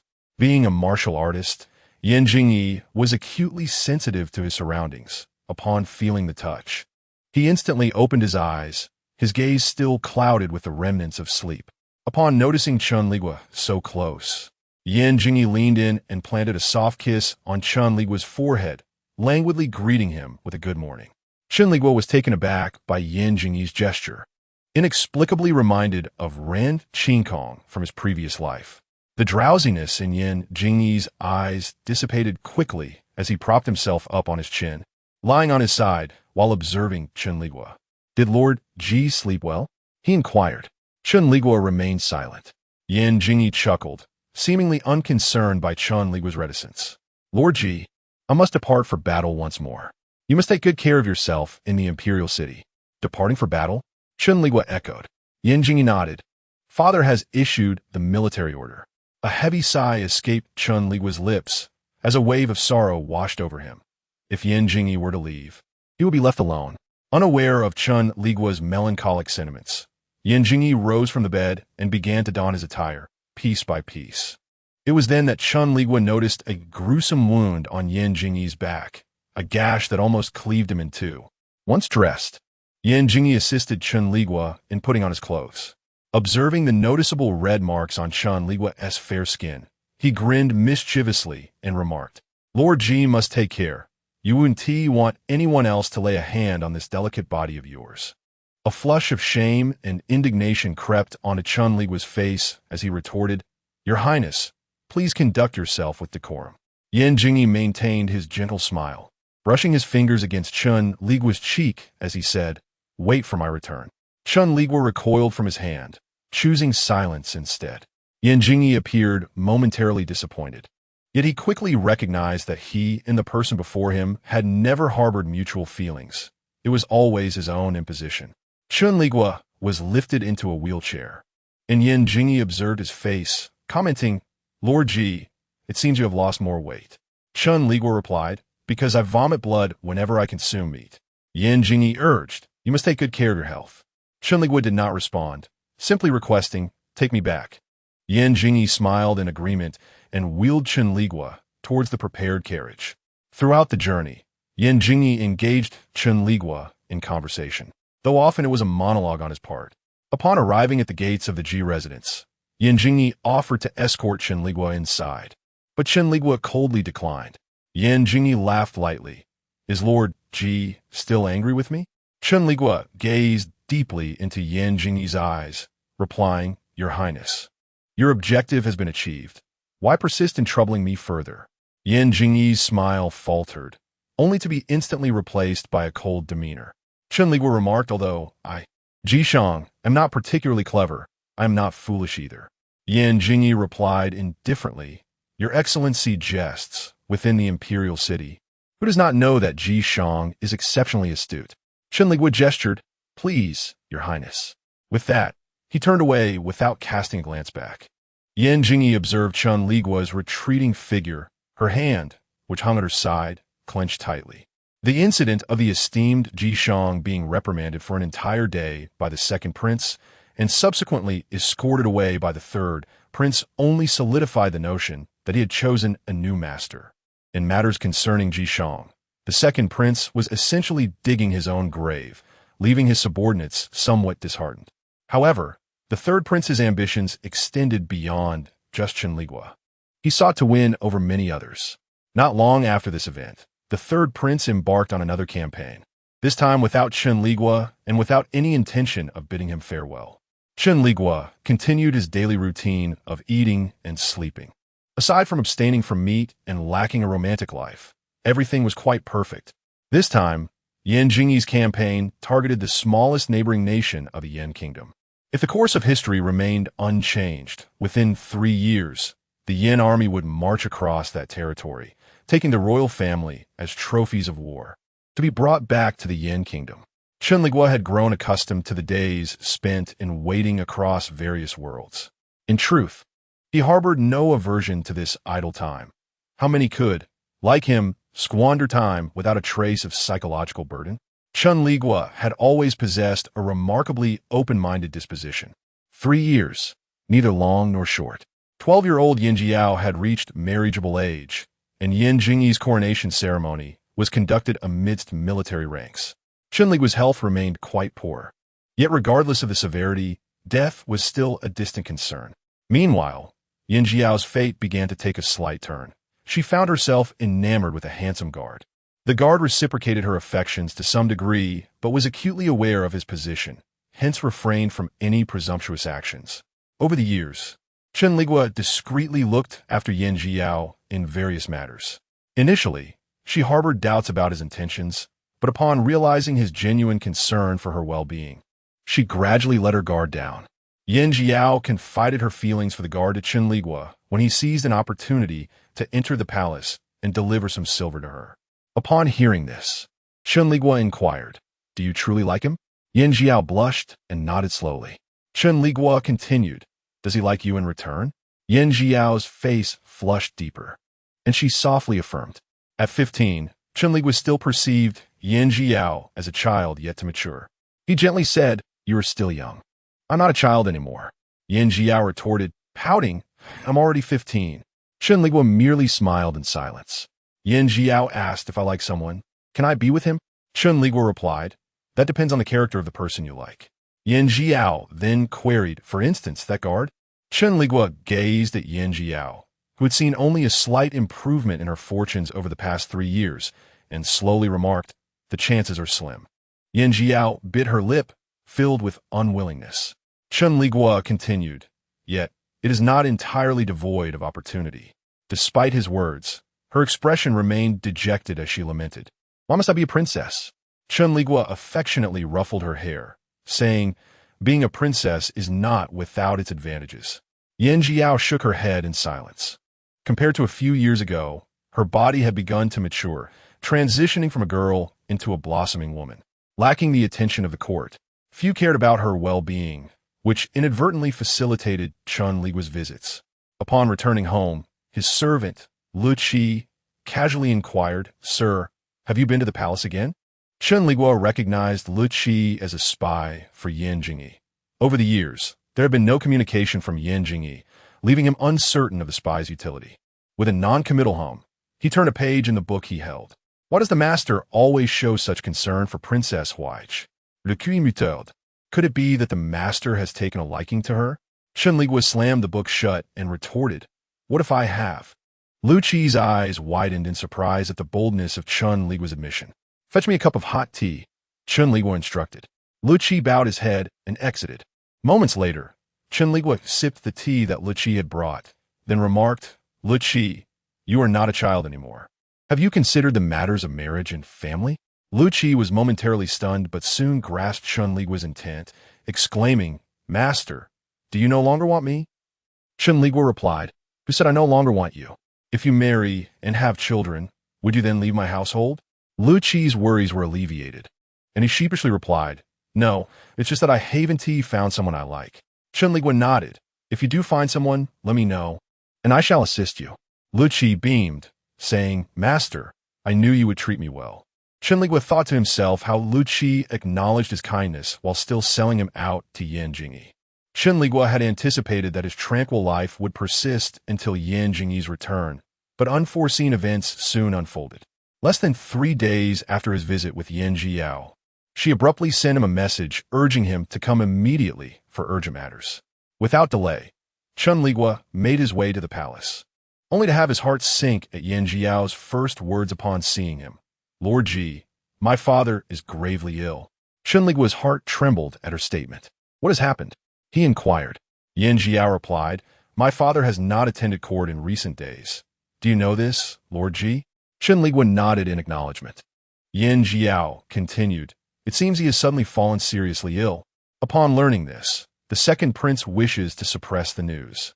Chen Liguo contemplated the implications and realized the dire consequences. Should the second prince ascend the throne, both he and Yan Jiao would likely face ruin. Are you certain of this information? He asked. Yan Jiao's expression turned slightly bashful as she replied, That guard. He must be the one who holds Yan Jiao's affections. Yan Jiao remarked. He came and went in great haste, mentioning that there might be significant upheaval within the palace, urging me to exercise caution. Chen Liguo nodded and replied, I understand. You must remain in your chambers for the next few days and avoid wandering about. Yan Jiao responded affirmatively, and Chen Liguo prepared to take his leave. Just as he was about to exit, Yan Jiao suddenly called out, Sir Ji. Chen Liguo turned back. Yan Jiao asked, Sir Ji, will we perish? Chen Liguo smiled gently and reassured her, Your Highness, with me here, we shall all live well. Upon hearing this, the tumultuous fear within Yan Jiao subsided, for this man had pulled her from the mire. She believed every word he uttered. Upon his return to the residence, Chen Liguo immediately reached out to 2 parties, one associated with the relay station and the other with the pigeon loft. He entrusted them with letters he had composed, urging them to deliver these missives expeditiously to the front lines. At this juncture, the dire condition of the emperor had not yet become common knowledge. The second prince was wholly preoccupied with the emperor's health and remained oblivious to the leaks of information. Consequently, Chen Liguo's letters were dispatched without hindrance. Whether by pigeon or swift steed, it would take at least a fortnight for the letters to reach Yan Jingyi, not accounting for the unpredictable weather conditions along the route. At this moment, Chen Liguo could only silently pray that the current emperor would endure a few more days. As the storm clouds gathered, though the court appeared tranquil, those attuned to the subtle shifts sensed an impending turmoil. A minister, who shared a cordial rapport with Chen Liguo, approached him discreetly, expressing his unease. Lord Ji, do you believe something is amiss? My eyelids have been twitching incessantly these past few days. Chen Liguo replied, "What could possibly go wrong?" The minister lowered his voice and said, "Alas, our esteemed emperor has not been seen for several days." Chen Liguo raised an eyebrow. The minister continued, "I have heard that the imperial physicians have been retained. I fear this portends grave matters." Chen Liguo chuckled. "You usually do not concern yourself with such affairs." The minister sighed in resignation. Fate rarely aligns with one's desires. I had intended to retire in a few years, yet now, sigh. Chen Liguo reassured him. "What are you afraid of? If anyone should feel trepidation, it is I." Although Yan Jingyi had joined the military, he had no contact with Chen Liguo, yet he was inextricably linked to the faction of the third prince. For 3 years, the second prince had never graced him with a friendly demeanor. The minister lamented, "You, too, are unfortunate. I had warned you against collaborating with the second prince, and now look where we are." Chen Liguo smiled and remarked, "What can I say? I am his grand tutor after all."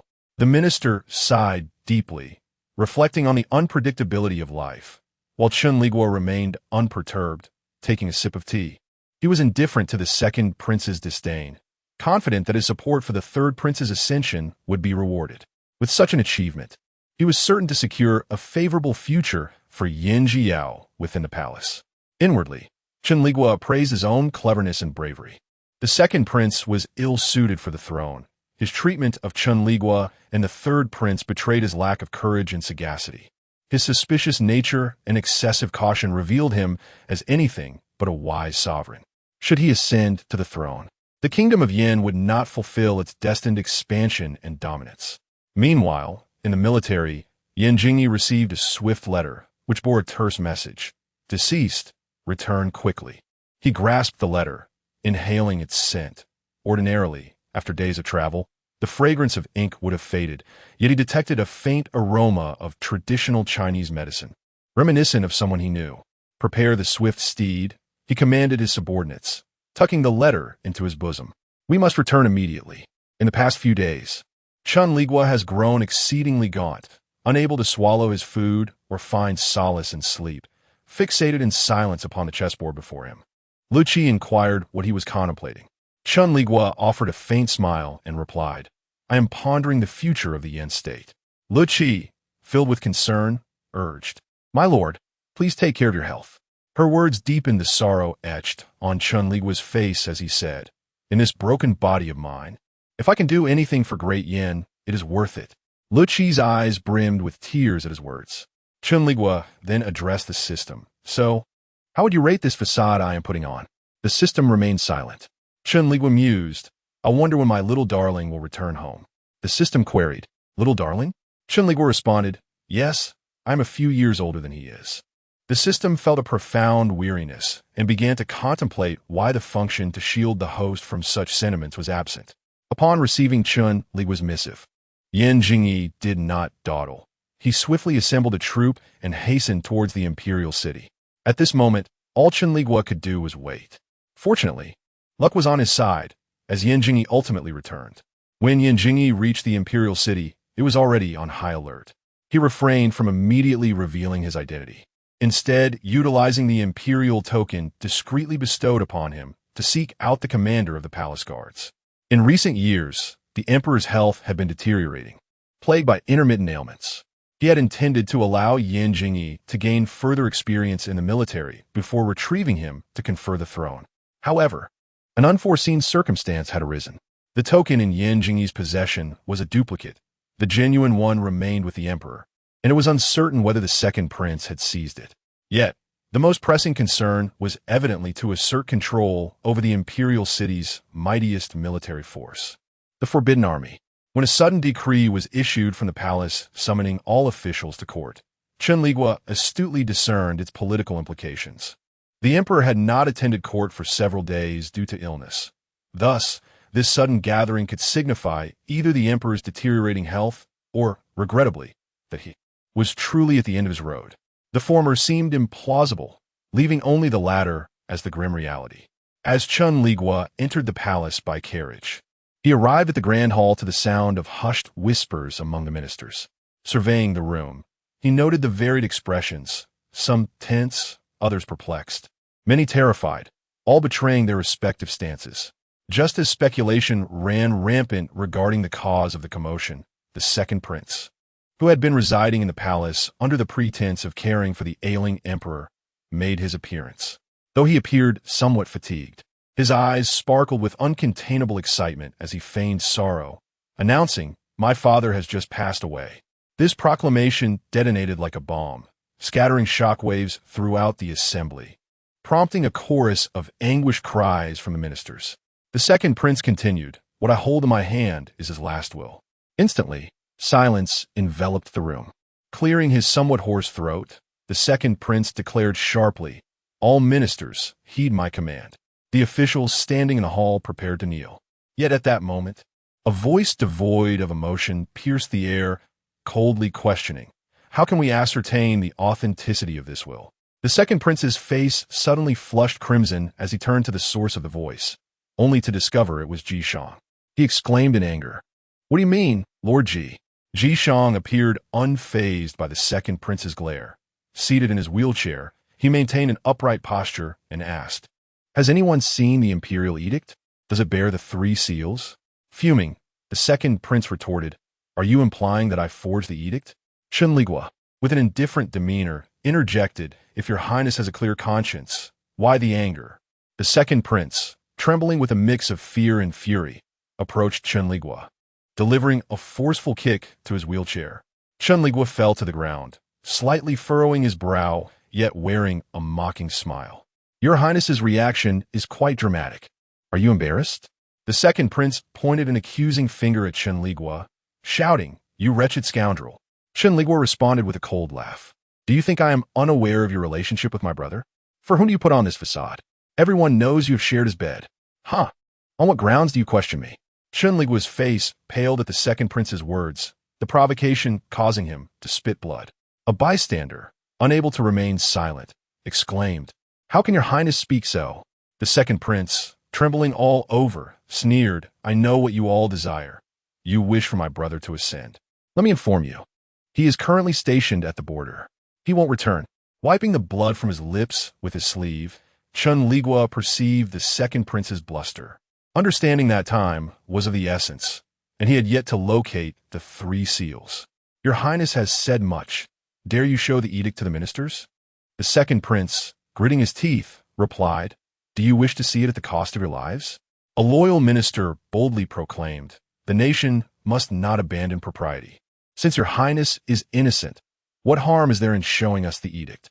Upon hearing this, the second prince unsheathed a weapon from his waist, while around him, a dozen guards encircled the grand hall. He sneered, "Today, I shall see who dares to declare my edict a forgery." The crowd turned pale, realizing the second prince was prepared to confront them. At that crucial moment, an improbable voice echoed from outside the hall, resonating with gravity after years apart. "I never expected you, brother, to have become such a figure." The second prince widened his eyes, thinking he was hallucinating, and stammered, "Who? Who is there?" Yan Jingyi, clad in heavy armor and wielding a weapon, stood with hundreds of guards behind him, presenting a stark contrast to the solitary second prince. He smiled, "Brother, you no longer recognize your own sibling? Impossible." The second prince's eyes bulged, his already trembling body now shaking violently. He shouted, "How could you return? How could you return?" Yan Jingyi scoffed, "If I do not return, would it not allow you, the disloyal and unfilial, to usurp the throne of our great Yan? Seize him." The second prince would not surrender easily, and thus the 2 factions clashed within the grand hall. The overwhelming numbers on Yan Jingyi's side ensured that the battle held no suspense. In the span of merely an incense sticks burning, the second prince was captured. As he attempted to utter a word, Yan Jingyi, observing him from the side, delivered a swift kick to his mouth, causing several of his teeth to fall out and rendering him unconscious. "Take him away," commanded Yan Jingyi, whose travel-worn appearance could not conceal his radiant brilliance. He cast a glance around the grand hall and noticed Chen Liguo lying on the ground. However, to Chen Liguo's surprise, Yan Jingyi merely glanced at him before turning to leave. Chen Liguo was engulfed by a sense of desolation, feeling as though he had been forsaken. "It seems this brother is truly heartless," he lamented. "System serves you right. Chen Liguo, woe is me. The handsome strategist with a broken leg, Part 13. I realized that he did not truly love me. I waited for him for 3 long years. How many 3-year spans can I squander in my life? The man wore a sorrowful expression, yet he returned, unwilling to utter a single word to me, not even to cast a glance in my direction. In such circumstances, how could I endure? How could I muster a smile? System, speak plainly. Chen Liguo, damn it, I still want to have a go with him. System, Chen Liguo, is it because I am too thin and he doesn't fancy this type? System, do not converse with me. Chen Liguo, I must express myself. System, Chen Liguo, you are ignoring me. You no longer love me. System, never loved you. Upon hearing the system's declaration of indifference, Chen Liguo fell back into his theatrics, clutching his chest in an exaggerated display of anguish. Tears streaming down his cheeks as he trembled and asked, "Why do you not love me?" At that moment, Lu Qi entered the room with medicine and was taken aback by the scene before him. Although Chen Liguo quickly ceased his antics, feigning a near-death state, it was evidently too late. "My lord," Lu Qi stammered, visibly startled by Chen Liguo's demeanor, "the medicine has arrived." Chen Liguo merely hummed in response, continuing to lie on the bed as if lifeless. Lu Qi set down the medicine, hesitated, then attempted to speak, but Chen Liguo waved him off, signaling for him to leave. Lu Qi bit his lip and softly murmured, "My lord, please do not be disheartened. His Highness has dealt with those matters and will certainly come to see you." Chen Liguo's face remained impassive. "Oh." Lu Qi sighed and turned to exit. Chen Liguo exhaled deeply. Heaven is determined to do me. Although Lu Qi had assured him that the third prince had resolved everything and would return, the reality was starkly different until the news arrived that the third prince would ascend the throne the following day. Only then did Chen Liguo realize that Yan Jingyi had taken care of everything. Chen Liguo. Alas, children grow up and become difficult to manage. On the day of Yan Jingyi's ascension, the weather was splendid, with a clear blue sky devoid of clouds. Clad in resplendent robes, Yan Jingyi stood upon the sacrificial altar, radiating brilliance under the sun, resembling a celestial being. Chen Liguo observed from below as Yan Jingyi ascended to the pinnacle of the altar, raising the imperial seal placed upon it. The ceremonial music commenced, and the officials began to present various offerings. The ceremony began in the morning and concluded only when the sun reached its zenith, marking the completion of the rites. Though the sunlight pierced his eyes painfully, Chen Liguo remained fixated on that figure, his expression solemn and devout. At the moment Yan Jingyi donned a crown, all the ministers bowed deeply, collectively proclaiming, "Long live our emperor, long live for eternity." Due to his disability, Chen Liguo was always exempt from the act of kneeling, and this occasion was no exception. As the others knelt, his gaze unexpectedly met Yan Jingyi's. Though it was but an instant, Chen Liguo quickly bowed his head, averting his eyes from Yan Jingyi. Yan Jingyi, slightly displeased, pursed his lips, fixing his gaze upon the top of Chen Liguo's head before finally looking away. He declared, "All ministers rise." The courtiers expressed their gratitude. "Thank you, Your Majesty." Following the completion of the ceremonial rites, a grand banquet was to take place. Chen Liguo, whose health was already frail, nearly fainted after sitting under the blazing sun for an extended period. At last, he could now rest, feeling a sense of relief. As dishes were presented one after another on the table, Chen Liguo, feeling unwell, consumed only a bit of congee and some vegetables before setting down his chopsticks. Ministry. Yan Jingyi, who had been conversing casually with the other officials, suddenly called out Chen Liguo's name. "Is the food not to your liking?" Chen Liguo, lost in thought, was caught off guard by Yan Jingyi's sudden attention. "I merely feel a bit unwell. I hope Your Majesty can forgive me." Yan Jingyi nodded, saying, "Since Minister Ji is not feeling well, you may return home early. There is no need to force yourself." "Then, I thank Your Majesty," Chen Liguo replied. Yan Jingyi observed as Chen Liguo was escorted away from the banquet, his gaze deep and contemplative. Upon returning to his residence, Chen Liguo drank the restorative soup that Lecky had prepared in advance and retired to bed early. Unlike the restless nights of the past, he fell into a deep slumber as soon as his head touched the pillow. While the dreams were sweet, a hint of unease gnawed at him. and he opened his eyes, striving to awaken, yet his eyelids felt unusually heavy, refusing to budge. "Minister Ji," a voice called out, and finally, he glimpsed a glimmer of light. "Minister Ji," the voice continued to call his name. Chen Liguo emitted a faint groan, and at last, he focused on his surroundings. The blinding, bright yellow hue made his head spin, and it dawned on him that he was no longer in his own residence. "Minister Ji," Yan Jinji observed the bewildered expression on Chen Liguo's face, gently caressing his cheek. "Still not awake, Your Majesty?" Chen Liguo took a moment to comprehend the situation. As he attempted to sit up, he discovered his hands bound above his head. "Awake now?" Yan Jinji noted the shift from confusion to panic on Chen Liguo's face, and he felt an indescribable joy. Leaning close to Chen Liguo's ear, he softly brushed his lips against the earlobe and whispered, "It has been 3 years. Have you missed me?" Chen Liguo, taken aback by the suddenness of the surprise, found himself a bit overwhelmed. "Why are you silent, Minister Ji?" Yan Jinji inquired. "I fear that if I speak, I might laugh," Chen Liguo admitted. "Look at you," Yan Jinji chuckled. "I told you before, you're already thin, and now you have lost even more weight." Chen Liguo turned his head away, trembling as he replied, "Your Majesty, please exercise restraint." Yan Jinji smiled and reached out to stroke Chen Liguo's waist, noticing how Chen Liguo's body quivered in response. "Restraint? Where have I shown any lack of it?" Chen Liguo retorted angrily. "What have I done to deserve such humiliation from Your Majesty? Is 3 years not sufficient?" His words trailed off into a kiss. As Yan Jinji's kiss was forceful, nearly suffocating Chen Liguo until he finally ceased his actions. Chen Liguo's cheeks flushed, his eyes glistening with unshed tears as he exclaimed, "Get away from me!" Chuckled softly. "When you gifted me that letter to help me ascend the throne, did you not foresee this day?" Retorted angrily, "How could I have imagined that Your Majesty would repay kindness with enmity?" Replied, "Is this truly a betrayal of kindness? Lord Ji, I have endured for 3 years. You are unaware." He lowered his voice deliberately. "Seeing you gasping in the great hall that day, I was resolute, was taken aback." He closed his eyes, struggling futilely, a hint of despair creeping into his voice as he pleaded, "Your Majesty, spare me. If you hold even a shred of gratitude, do not cast me into this predicament." Inquired, "Do you think I became emperor for what reason?" Appeared bewildered, grasped chin, a chilling smile gracing his lips.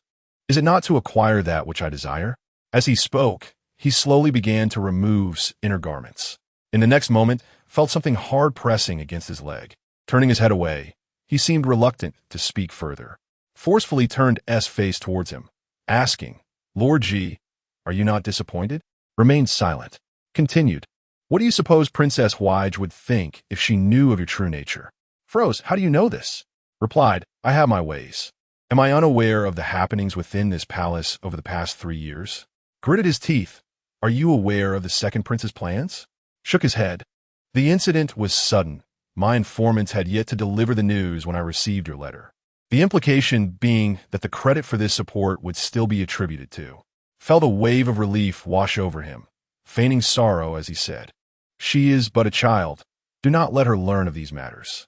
Smiled, though the sincerity was questionable. "That depends on how Lord Ji chooses to behave."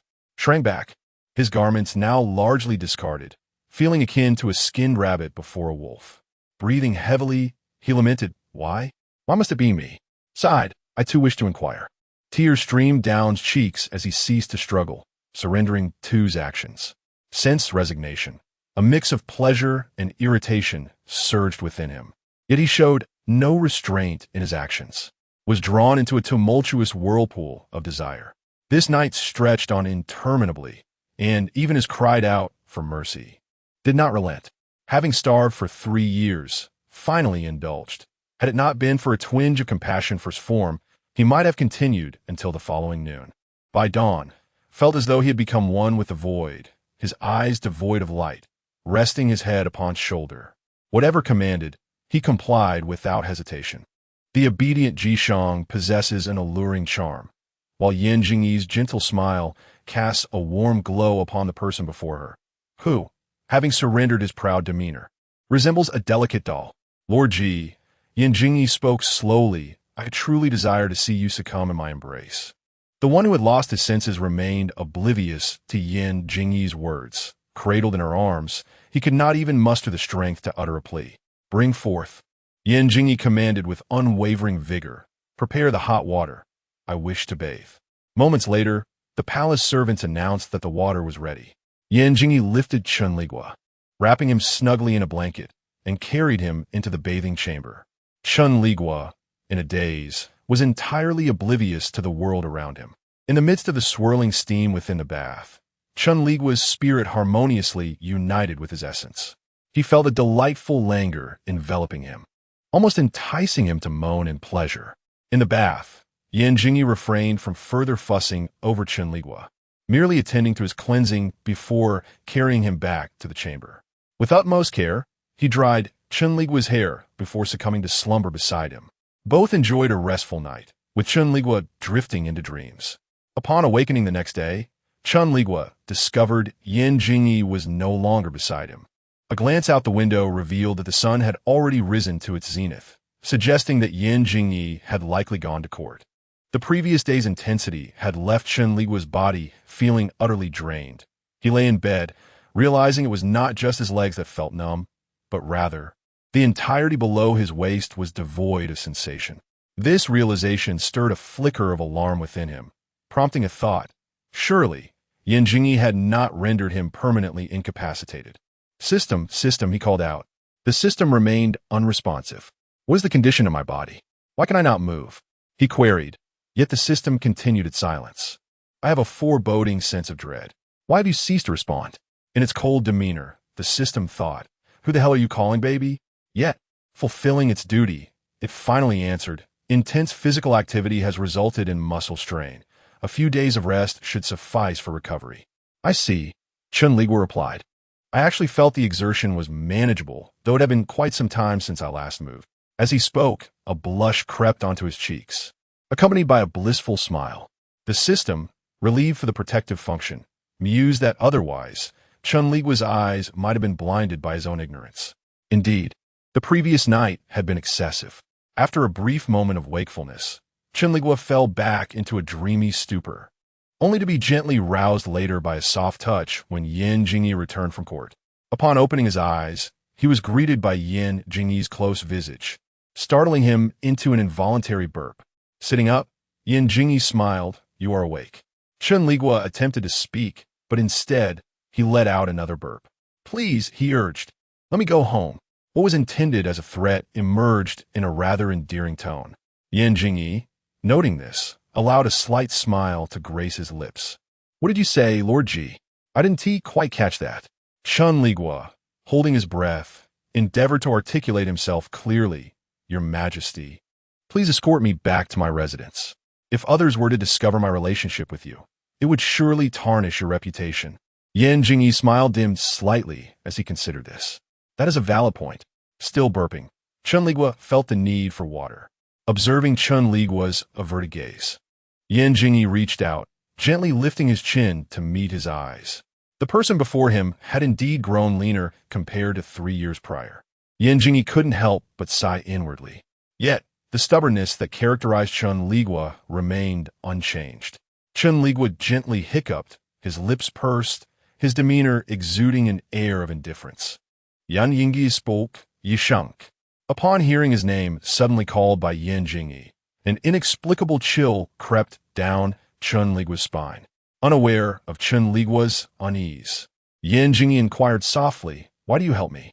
Chen Liguo thought to himself, what other reason could there be than your handsome visage? However, he could not voice such a response to Yin Jingyi. Thus, he turned his face away, coldly replying, "I am not helping you. I am aiding Diane." Yin Jingyi understood he was destined for disappointment.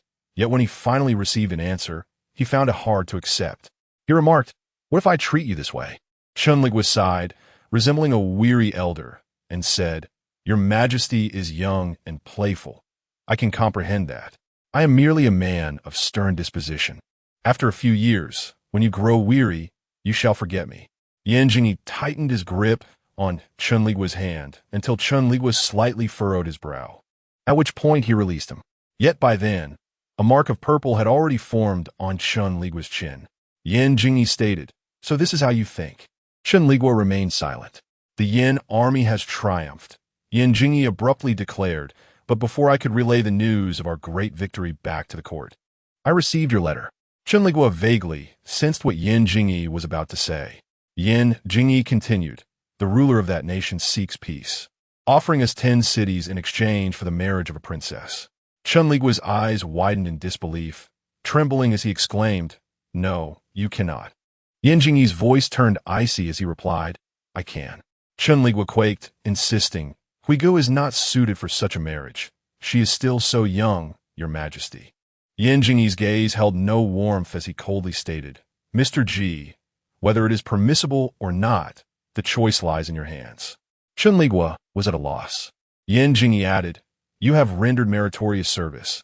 I shall not coerce you." Upon hearing this, Chen Liguo thought to himself, "My pride still stings. How can you speak such fabrications with a straight face? Yet, seeing your exquisite appearance, I shall generously forgive you." Yan Jingyi said, "Therefore, I can grant you one request." Chen Liguo's complexion turned pale as paper, seemingly unable to utter a word. Observing his state, Yan Jingyi felt a fleeting twinge of pity, but this sentiment quickly hardened into resolve as he said, "You may tell me your request."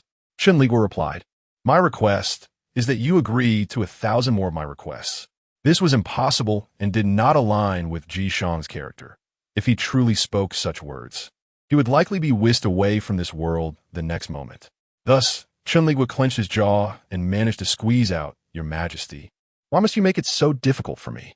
Yan Jingyi smiled, showing no intention of responding. Indeed, he was the emperor, the most powerful person in the realm. He could say what he wished and refrain from speaking if he so chose, leaving no one capable of compelling him to utter a word. Chen Liguo closed his eyes, his emotions seemingly teetering on the brink of collapse, indifferent to the exposure of his naked form before Yan Jingyi. Yan Jingyi observed the ambiguous marks upon Chen Liguo's body, his gaze momentarily darkening. Yet he understood that this was not the time for such matters. He awaited an answer, one he had long anticipated. At last, Chen Liguo opened his eyes, revealing a hint of fragility within their depths. His voice was hoarse, laden with despair. Why must it be me?" Yan Jingyi delicately brushed aside a strand of Chen Liguo's hair and replied softly, "This is a question I too am eager to ponder." Upon hearing this, Chen Liguo suddenly clutched his chest, crimson blood gushing forth from his mouth. Yan Jingyi, alarmed by the sight, instinctively rose to summon the imperial physician, but was halted by Chen Liguo's grasp on his sleeve. With a sorrowful expression and a despondent tone, Chen Liguo declared, "Your Majesty, I have made my choice." Yan Jingyi scrutinized his face, a flicker of agitation stirring within him. "I shall summon the physician," he insisted. Chen Liguo shook his head slowly, responding calmly, "I have long suffered from this affliction. The palace physicians are of no assistance." Furrowing his brow, Yan Jingyi inquired, "Have you not considered seeking treatment elsewhere?" With a deep sigh, Chen Liguo suppressed the weariness etched upon his features and continued the previous discussion. "I have made my choice." "Indeed?" Yan Jingyi prompted. "Please, your Majesty, demote Princess Huaij to commoner status." Yan Jingyi was taken aback by Chen Liguo's unexpected request. "Are you certain?" Chen Liguo nodded. The character of Yan Jingyi was not particularly strong. Despite Chen Liguo's earnest efforts on her behalf, her childhood experiences had rendered her sensitive and insecure. In the palace, Yan Jingyi had never dared to dream of ascending to a higher status. She merely wished for a life that was not unbearably wretched. Even after finding someone she cherished, she could not envision a future with him. Chen Liguo had done much for Yan Jingyi, yet what he was now proposing before Yan Jingyi could be deemed the most significant of all. Yan Jingyi's stance would dictate Yan Jingyi's fate, to be married off far away, leading a life of sorrow, or to remain in Yan, enjoying modest comforts and watching her homeland thrive under its ruler. Yan Jingyi spoke slowly. "Have you considered how she might perceive you? Should she learn that it was you who urged me to strip her of her title? She would not blame me," Chen Liguo replied. After a moment of silence, as if contemplating the implications, Yan Jingyi finally said, "I can grant you this request." Chen Liguo felt a surge of relief within. Yan Jingyi's expression remained inscrutable. Chen Liguo could not discern whether he was pleased or displeased. Then Yan Jingyi added, "But you must understand, you are allowed but one request." The implication was clear. If he wished to save Yan Jiao, he must remain by Yan Jingyi's side. "I understand," Chen Liguo affirmed. Yan Jingyi gazed intently at Chen Liguo's countenance, and to his astonishment, he discerned no trace of indignation or remorse upon Chen Liguo's face. Instead, it bore an air of dispassionate detachment that greatly unsettled him.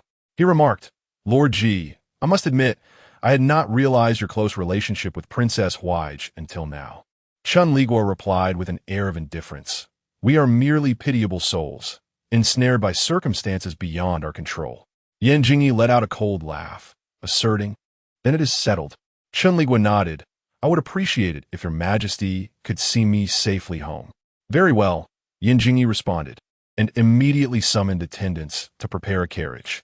Chen Liguo noted that Yan Jingyi took care to maintain discretion, employing only his most trusted servants. When they lifted him into the carriage, they carefully wrapped him in a thick blanket. Chen Liguo felt fatigued, having previously coughed up blood. His complexion appeared particularly poor at that moment. Inside the carriage, Yan Jingyi reached out to touch his forehead and sighed. "Years have passed, and your health has only deteriorated. When I find a time, I shall seek out some renowned remedies for you." "Thank you, your majesty," Chen Liguo replied softly. There was a hint of reluctance in Yan Jingyi's eyes, yet he expertly suppressed his emotions and said to Chen Liguo, "Go on." As the carriage rolled onward, Chen Liguo succumbed to sleep once more amidst the jolting motion. Upon arriving at the estate, he could not recall who had carried him inside when he regained consciousness. It was already the following day. "Lecky," he called softly. Lecky, who had been vigilantly watching over him, approached slowly, his voice trembling as he uttered, "My lord." Chen Liguo closed his eyes. "How have I treated you?" Lecky choked back a sob and fell to his knees, pleading, "My lord, I have wronged you. Please forgive me." Chen Liguo coughed a few times and replied coldly, "You have been by my side since you were 4. It has been over a decade now. In light of our bond as master and servant, I shall not make it difficult for you. You may leave." Lecky burst into inconsolable tears, his voice echoing with profound sorrow, which stirred a flicker of compassion within Chen Liguo. However, since Lecky had compromised his position as a spy, Chen Liguo could not allow him to remain. "My lord, I realize my mistakes. I truly do. Please do not cast me away," Lecky implored. "Why?" Chen Liguo pressed. "What has he offered you to make you serve him?" Lecky's tears flowed ceaselessly as he responded, "3 promises, your majesty. He assured me that if I aided him, he would free me from my servitude upon his ascension." The matter of emancipation was indeed beyond Chen Liguo's influence. Although he could choose not to regard Lecky as a slave, even if he tore up Lecky's contract, the latter would still remain bound by his status as a special servant. Only the emperor could grant his release. "I can understand that," Chen Liguo replied. Lecky moved forward on his knees, grasping Chen Liguo's garment, and pleaded, "My lord, I was truly bewitched. Please forgive me. Do not cast me away." Chen Liguo sighed softly and reached out to stroke Lu Qi's head. He inquired, "Having shed your status as a servant, do you not yearn to lead a life of your own?" Lu Qi shook his head, his tears flowing even more profusely. Chen Liguo spoke gently, a true man, born in chaotic times, must wield a 3-foot sword and strive for extraordinary achievements. This tumultuous era is a calamity for the common folk, but a blessing for heroes. Le cul listined, bewil dored. Chen Liguo continued, "You cannot remain in my residence. However, now that you are free, feel free to share with me your desires. I will assist you in any way I can." Lu Qi asked, "Do you not hold a grudge against me, my lord?" Chen Liguo smiled calmly and replied, "I bear no resentment." Lu Qi began to weep once more, but this time his cries were devoid of fear, filled instead with the sorrow of a child wronged. He lamented, "My lord, how did matters come to this?" At that moment, Chen Liguo felt akin to a deity, radiating a golden aura, and thought, who was being ostentatious? How blinding. Lu Qi wept from morning until afternoon, eventually drifting off to sleep amidst his tears. Observing the pitiable sight of him, Chen Liguo felt a pang of sorrow, having not eaten all day, merely watching Lu Qi weep.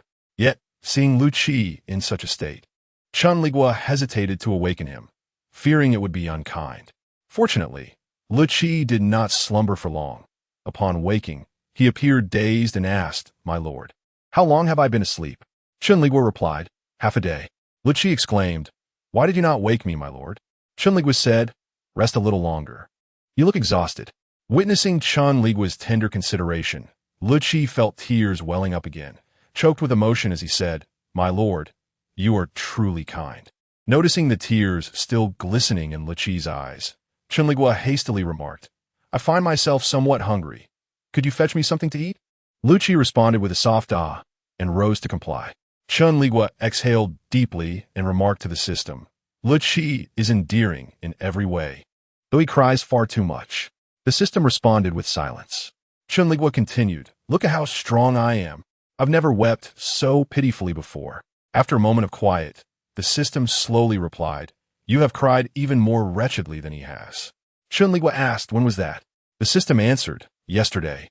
Chen Liguo paused, then cautiously inquired, "Isn't there a host protection system?" "How do you know?" The system replied, "Because it continued even after you stopped." Chen Liguo found this quite embarrassing. The system added, "Crying and proclaiming no simultaneously." Chen Liguo fell silent. The system chuckled. Chen Liguo felt a profound change in the system. He was unsure what had transformed it from a compliant entity into one that now bore a mocking visage. He expressed his disappointment. "You have changed." The system replied, "This is called evolution." Just then, Lu Qi entered with a meal, his expression cautious. Upon seeing Lu Qi's demeanor, Chen Liguo immediately sensed that something was amiss, for he knew this child too well. However, Chen Liguo was too famished, so he did not hasten to inquire. After sipping some porridge and consuming a few vegetables, he leisurely asked, "What has transpired?" I just heard someone convey a message." Lu Qi replied cautiously, hesitating for quite some time before articulating, "There is a princess in the palace. Something has happened." Chen Liguo paused momentarily while drinking his porridge and inquired, "Which princess?" Le Qi répondait, "Princesse suis-je?" Chen Liguo pressed, "What has occurred?" "The princess, she." Lu Qi struggled to find the words, unable to articulate the dreadful news. Chen Liguo, having an inkling of the situation, remained relatively composed and urged, "Speak. What is it?"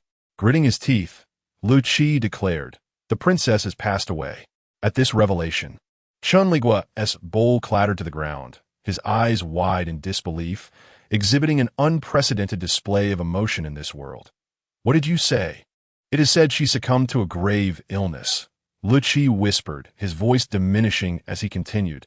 "In just one night, she was gone." His words dwindled, reflecting his own disbelief in the dreadful news he relayed. Although Chen Liguo was initially taken aback, he quickly deduced that what Lu Qi had proclaimed could not possibly be true, for according to the system's nature, should Yin Jiao have perished, he would undoubtedly be extracted from this world at once. Nevertheless, the suddenness of this event left Chen Liguo at a loss. Observing Chen Liguo's dazed expression, Lu Qi assumed his master was gravely affected by the news and hastily urged, "My lord, you must remain steadfast. Princess Huaizhi would not wish for any misfortune to befall you." Chen Liguo, with a stoic demeanor, replied, "I understand. Prepare a carriage for me. I must enter the palace." Lu Qi swallowed hard, watching Chen Liguo's calm facade, yet his heart raced with anxiety. "My lord," Chen Liguo admonished sharply, "hurry." Lu Qi, sensing the urgency, dared not utter another word and promptly exited to arrange the carriage for Chen Liguo's return to the palace. Chen Liguo mused, "So, how would you rate my performance?" "System. Chatting functionality is not provided." Chen Liguo retorted, "You should be aware that such behavior may lead to my departure." "System. That will be most desirable." Chen Liguo fell silent. Lu Qi prepared swiftly. Upon his return, he found Chen Liguo silently seated at the edge of the bed. Concerned, he asked, "My lord, are you well?" Chen Liguo replied nonchalantly, "I am quite well." Lu Qi urged Chen Liguo forward, and together they entered the carriage. Inside, Chen Liguo, feeling a tinge of boredom, inquired, "When did you begin serving His Majesty?" Lu Qi, sensing an inquiry into his loyalty, felt a wave of shame wash over him as he replied, "It has been several years." No wonder, Chen Liguo murmured before closing his eyes. Le cul hésitated. Words teetering on the edge of his lips, yet he swallowed them back. Acknowledging his betrayal, knowing that Chen Liguo bore him no resentment. He felt unworthy to speak of anything else. Having just emerged from the palace yesterday, he was now returning, and willingly at that. At this moment, Chen Liguo's emotions were exceedingly complex. He had never anticipated that Yan Jingyi would exhibit such remarkable efficiency. The request he made just yesterday was already fulfilled today. Yan Jingyi was also certain that Chen Liguo would come, so he had preemptively arranged matters with the palace attendants. Chen Liguo entered the palace without any hindrance, taking merely half an hour from departure to his meeting with Yan Jingyi. Lecky remained outside, anxiously watching as Chen Liguo, supported by his wheelchair, entered the study. After a day of rest, had he truly recuperated? Yan Jingyi was engrossed in reviewing the documents on the table, and upon hearing Chen Liguo's entrance, he did not even lift his head. Your Majesty, Chen Liguo began, I have heard of the matter regarding Princess Huige. Yan Jingyi paused his writing and looked up, responding with a simple, Chen Liguo continued. Why did she pass away? Yan Jingyi abruptly threw down his brush and candidly replied, Do I not have a right to regret? Chen Liguo fell silent. Observing Chen Liguo's lack of reaction, Yan Jingyi smirked, very well, in truth. She was simply too oblivious and dared to confront me. Chen Liguo, weary, managed a faint smile, and then? Yan Jingyi coldly stated, and then? Naturally, she provoked me. The newly ascended emperor. The death of a princess who was inconsequential and lacked presence is hardly a significant affair. Chen Liguo responded, I see. Yan Jingyi queried, What do you understand? Chen Liguo chuckled softly. I comprehend that your Majesty is undoubtedly jesting with me. Hearing this jest, Yan Jingyi genuinely laughed. He coldly remarked, I am quite curious. Who in the Yin Kingdom would dare to claim that I jest? Chen Liguo replied in a calm tone, Your Majesty, your words hold weight. Yet I cannot believe that you speak anything but to deceive me. In a fleeting moment, the distinction between monarch and minister vanished, leaving only the two figures before one another. Come here, Yan Jingyi commanded. Chen Liguo pressed his lips together and maneuvered his wheelchair to Yan Jingyi's front. From his elevated position, Yan Jingyi gazed down at Chen Liguo with an icy demeanor, his eyes devoid of warmth, and coldly uttered two words, kneel down. Due to his physical condition, Chen Liguo was typically exempt from kneeling, yet today, Yan Jingyi insisted. Lowering his head, Chen Liguo struggled to move, and after much effort, he finally managed to bring his feeble legs down to the ground in submission. Lord Ji, Yan Jingyi stated, I am greatly disappointed in you. All I wish to know is how I have disappointed your Majesty. Chen Liguo replied, his expression remaining indifferent, unmoved by the reproach. If you have affection for Princess Huige, why do you not ask her to marry you? Instead, you would have her relegated to commoner status? Yan Jingyi's tone was laced with barely concealed anger, as he felt he had unearthed an unpleasant yet undeniable truth. My feelings for Princess Huige are merely pity. Devoid of love, Chen Liguo asserted. Oh, Yan Jingyi replied with a smirk, since there is no romantic entanglement. What then is this? As he spoke, he tossed a hairpin before Chen Liguo. Upon closer inspection, Chen Liguo recognized it as a relic of Princess Huiji's mother, an item he had retrieved from pawnshop, intending to surprise her on her wedding day. To his dismay, it had been discovered by Yan Jingyi. Is it Le Qi? Chen Liguo inquired, looking up. Yan Jingyi coldly retorted, It is not he. You have more spies around you than you realize. The implication was clear, despite Chen Liguo's deliberate avoidance of Le Qi. Yan Jingyi had been aware of every meeting between him and Huige within the palace. All of Chen Liguo's actions on behalf of Yan Jiao had become, in Yan Jingyi's eyes, an undeniable affection that he could not accept. What exactly do you wish to convey? Chen Liguo discerned Yan Jingyi's growing ire and sighed softly. Why do you not take a wife?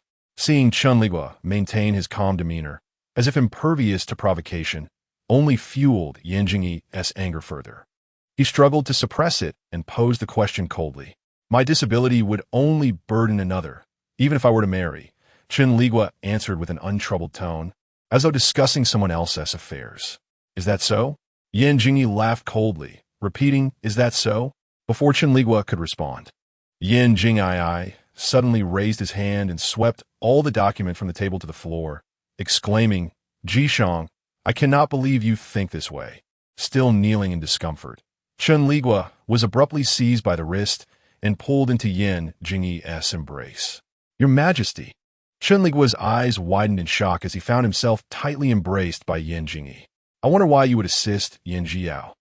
It is rather amusing, for I had thought you would seek to demote her to a commoner. Yin Jingyi remarked, how could I have overlooked the fact that someone like you would take advantage of another's misfortune? Chen Liguo's face turned pale, and he forced himself to maintain composure. What exactly do you mean, Your Majesty? You are aware that she harbors feelings for one of her attendants, are you not? Yin Jingyi caressed Chen Liguo's cheek, whispering in his ear, do you know she has given herself to him? Chen Liguo retorted angrily, Your Majesty, please maintain your dignity. Maintain my dignity? Yin Jingyi laughed heartily, abruptly placing Chen Liguo upon the desk where memorials were laid. Observing Chen Liguo's face redden from a mix of shock and fury, he declared, if Yin Jiao were to witness your current state, do you think she would allow you to maintain your dignity? Chen Liguo trembled. Those words struck at his vulnerable spot. Jishang, oh Jishang, you have been wise all your life, yet you have committed such a foolish act. Yin Jingyi slowly unfastened Jishang's clothing, saying, indeed, she is not dead, she is alive and well. Are you not pleased? Jishang weakly resisted the advances of the man before him, but his frail body could not oppose Yin Jingyi's actions as his garments were stripped away, forcing him into a vulnerable position. Do not cry out in despair. Yin Jingyi commanded, Jishang, I want you to witness her donning her bridal gown, to see her enter the bridal chamber. Chen Liguo let out a mournful cry as Yin Jingyi took him. I also wish for you to observe her live a life of wealth and prosperity, surrounded by children and grandchildren. I want to see, in the end, whether you will regret it or not. Outside the study, the palace servants broke into a cold sweat, hearing the muffled sounds of sorrow and moans within. It was undoubtedly unwise for the palace to harbor so many secrets, especially those the emperor wished to keep hidden. As the sun set and rose again, the servants who had stood vigil all night heard a voice from within the study. Bring me a long blanket. Once the blanket was delivered, mere moments later, the emperor emerged from the study, his expression devoid of emotion, cradling a figure in his arms. Evidently the individual who had entered the room the previous day. Clean it up, the emperor ordered indifferently, and prepare some hot soup. After the emperor retreated to his quarters, all the servants guarding the study were summoned and given a stern warning. Should any rumors emerge from the palace, their lives would be forfeit. Chen Liguo felt as though he had spent 2/3 of his time in this world asleep. He had been thoroughly exhausted by Yin Jingyi, rendered unconscious, only to be revived and subjected to further torment, leaving him to suspect that even if he woke now, he would soon succumb to unconsciousness once more. It has become evident that Chen Liguo has indeed overthought the situation, for he had no opportunity to awaken from his stupor. Yin Jingyi, employing some unknown method, kept him in a hazy state for over 10 days. During this time, Chen Liguo's mind was a muddled mess. He felt physically awake, yet his consciousness remained obscured.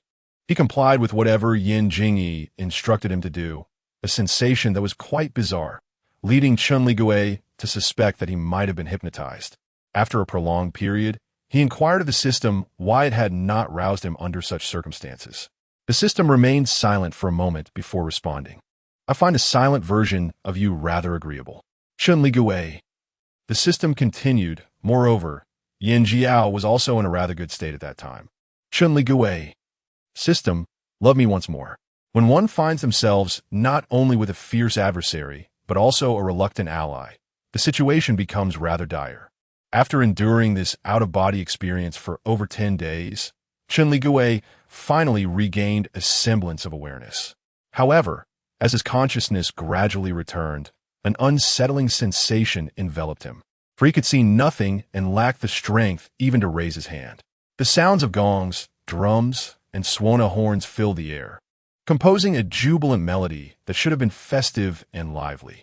Chen Liguo opened his mouth, only to find he could not utter a single word, emitting only faint whimpers. After a while, As most of his senses returned, Chen Liguo felt as though he were enclosed within a palanquin, swaying as it moved. In a feeble whisper, he muttered, "System, have I provoked Yan Jingyi?"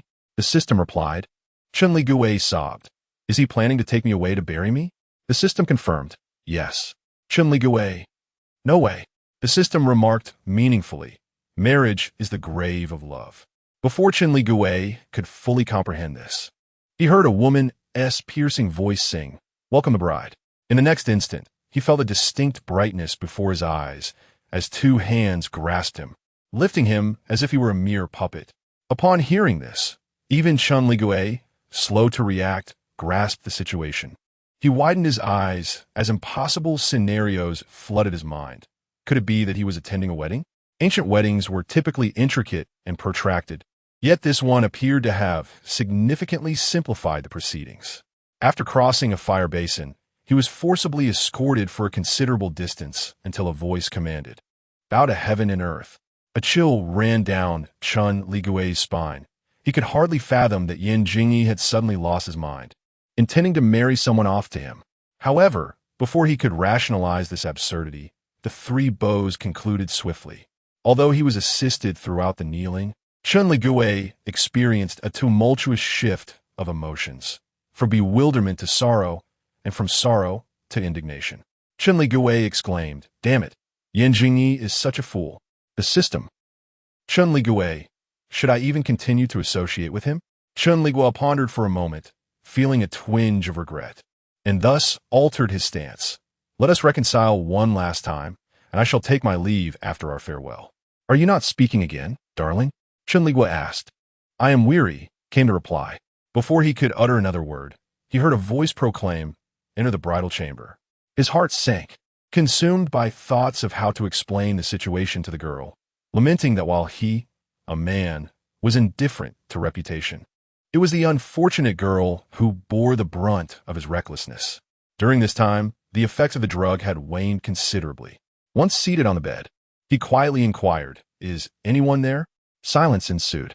Was the bride too bashful to respond? Chen Liguo, perplexed, repeated his question, "Is anyone there?" Still, no answer came, but suddenly a brilliant light pierced through the darkness, as though the veil obscuring his vision had been lifted. Momentarily overwhelmed by the brightness, his eyes blurred with tears. Yet, as his vision adjusted, the scene before him rendered him utterly astonished.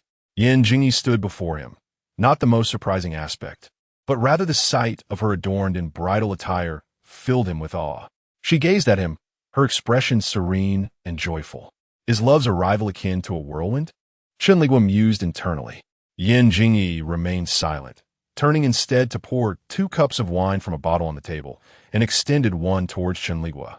He stared at the goblet in her hand, momentarily frozen in place. "Ziqing," she spoke gently. Ziqing was the courtesy name of Ji Shang, a name Yan Jingyi had never uttered before. Her deep voice sent a shiver through Chen Liguo's body, and he swallowed hard. "I understand your anger, but today marks our joyous occasion. Many rituals have been simplified, yet the sharing of this ceremonial wine is indispensable." Upon hearing this, Chen Liguo realized he too was clad in festive attire, though Yan Jingyi wore the garb of the groom while he donned that of the bride. The tarnished copper mirror, though lacking clarity, reflected a visage that appeared somewhat alluring.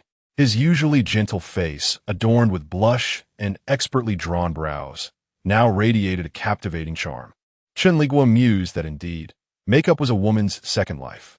Noticing his silence, Yan Jingyi took a seat beside him and remarked, "Today brings double joy." "Double joy?" Chen Liguo inquired. With a smile, Yan Jingyi replied, "Yan Jiao's wedding." Chen Liguo's first thought was that he had yet to send his gift, followed by the realization that if Yan Jiao was marrying, it might signify his own departure from this world. Finally, he pondered why he was dressed in bridal attire, if it was Yan Jiao's wedding. Yan Jingyi continued, "I had someone carefully assess the auspiciousness of today. It is indeed a propitious day. Therefore, why not hold our wedding alongside hers?" Chen Liguo was taken aback. Was this the reason Yan Jingyi had incapacitated him for over 10 days? Simply to select a favorable date? Such reasoning was wholly unacceptable. He detested this style of attire, and wished to choose for himself. Ziqing, let us partake in the wine, Yan Jingyi urged. Chen Liguo finally emerged from his indignation. Gazing at the enchanting Yan Jingyi before him, clad in crimson attire, her every glance imbued with tenderness. He found it impossible to tire of her presence, and thus he extended his hand to grasp the cup of wedding wine. The wine was undoubtedly exquisite, albeit somewhat potent. Having abstained from alcohol for a considerable time due to health issues, a single sip flushed his cheeks a deep crimson. He murmured, "What is the necessity of this?" Yan Jingyi replied, "After today, you shall belong to me. This is your own choice, and I shall not be blamed." Chen Liguo sighed, "I have never held you to account." I understand. Yan Jingyi gently wiped the wine from the corner of Chen Liguo's mouth, her voice soft and soothing. Ziqing, home is where the country lies. Chen Liguo felt a warmth spreading through his body, and he quickly surmised that something had been added to the wine to evoke such emotions. Yan Jingyi said, "Ziqing, I am so delighted." Weakened, Chen Liguo was gently pushed onto the bed by Yan Jingyi. He coughed lightly and said, "I do not comprehend." "I do not comprehend either." Yan Jingyi leaned over him, binding his hands with crimson silk above his head, and spoke earnestly. "Initially, I merely thought it intriguing, yet after tasting it, I have not forgotten for 3 years." Chen Liguo averted his gaze, biting his lip. Yan Jingyi continued, "Perhaps I returned because I did not savor enough. Now that I have tasted it, I find it even harder to let go." "Ziqing, what do you think I should do?" "You are the emperor." Chen Liguo replied coolly, "What to do? Do you require someone else to offer you suggestions?" "Indeed," Yan Jingyi said, "thus you do not harbor resentment towards me, correct?" Chen Liguo stated, "Thunder and rain are both the grace of the sovereign." His tone was nonchalant, yet in Yan Jingyi's ears, it bore a tinge of sarcasm. Yisheng, a man who could have shone brilliantly in the court, had been ruined by him. He had not only seized his body but sought to erase his very existence. Yan Jingyi inquired, "Do you not hate me?" Chen Liguo responded, "Hate what?" Yan Jingyi pressed, "Hate me, hate the great Yan, hate the destruction of your world." Chen Liguo fell silent, internally reflecting that the fault lay with her, while the world remained innocent. Yan Jingyi asked, "Why do you not speak?" Chen Liguo replied, "I do not hate." His words were sincere, reflecting his true feelings, yet such a demeanor proved intolerable to Yan Jingyi. To destroy a person naturally precludes the expectation of their love, yet even hatred eluded him. In that moment, Yan Jingyi was filled with an intense resentment towards Chen Liguo's indifference. However, she soon smiled and said, "Ziqing, let me see just how magnanimous you can be." The wedding wine fermented within him, surging like a crimson tide, reminiscent of a splendid night. Chen Liguo felt his body and spirit entwined in a haze. As Yan Jingyi kissed his lips, softly calling out, "Ziqing, Ziqing," Chen Liguo, stirred by the sound of his name, thought to himself that he was neither Zishang nor Ziqing, and could only inwardly lament the sheer pleasure of a life filled with intimacy. Chen Liguo pondered the notion that if he were to return to his original world, he could confidently thump his chest before a certain individual and declare, "I have enjoyed myself with others. I no longer need you." Yan Jingyi remained oblivious to Chen Liguo's tumultuous thoughts. He yearned to meld the very flesh and blood of the person before him into his own being, ensuring they could never part. As night faded, the sun rose high in the sky. Chen Liguo was awakened by Yan Jingyi's kiss. Still dazed, he slowly regained his composure upon realizing that Yan Jingyi was cradling him. "Ziqing," Yan Jingyi tenderly caressed Chen Liguo's cheek and softly inquired, "Did you have a good time last night?" Chen Liguo remained silent, yet a blush crept across his face. Observing this, Yan Jingyi chuckled, "I have a gift for you." An unsettling premonition washed over Chen Liguo. "Just wait," Yan Jingyi instructed, gently placing Chen Liguo back onto the bed before rising and making his way to a nearby cabinet. Chen Liguo thought to himself, "Oh no, I sense where this is heading." Yan Jingyi opened the cabinet door, and before Chen Liguo could discern its contents, he heard a sound emanating from within. It was the soft sobs of Yan Jiao, which pierced Chen Liguo's heart with profound sorrow. He froze on the bed. Yan Jingyi turned to him, smiling, "Ziqing." Ignoring him, Chen Liguo called out, "System." "Hmm?" The system responded, Isn't Yin Jiao still under 18? Shouldn't these things be pixelated? Chen Liguo questioned. She hasn't seen them. The system replied. Then, Chen Liguo hesitated. She heard them. The system asserted firmly. Oh dear. Chen Liguo felt an overwhelming sadness, rendering him nearly speechless. Yan Jingyi, noticing Chen Liguo's distress, approached him and embraced him, asking, Ziqing, do you have anything to say to her? Finally, Chen Liguo found the courage to speak. Jiao, please don't cry. I volunteered for this. By uttering these words, Chen Liguo risked much. Should the system determine that his statement contradicted the essence of the character Jishang, he would be pulled from this world. Fortunately, he remained. I do like him. Jiao. It seemed Yin Jiao could not hear Chen Liguo's words. She continued to whimper, seemingly struggling to articulate something. Let her go, Chen Liguo urged. To his surprise, Yan Jingyi complied, releasing Yin Jiao. Freed from her constraints, Yin Jiao could not rise. She knelt on the ground, covering her face and trembling. Be good, don't cry, Chen Liguo reassured her. Just as he was contemplating how to comfort the deeply shaken Yin Jiao, she unexpectedly stood up and spat in the direction of him, and Yin Jingyi, exclaiming, disgusting. Please don't do that. You'll make me cry, Chen Liguo implored. Yin Jiao observed Chen Liguo's pallid countenance, yet her expression grew increasingly contemptuous. Coldly, she remarked, I had previously heard whispers of your entanglement with my royal brother.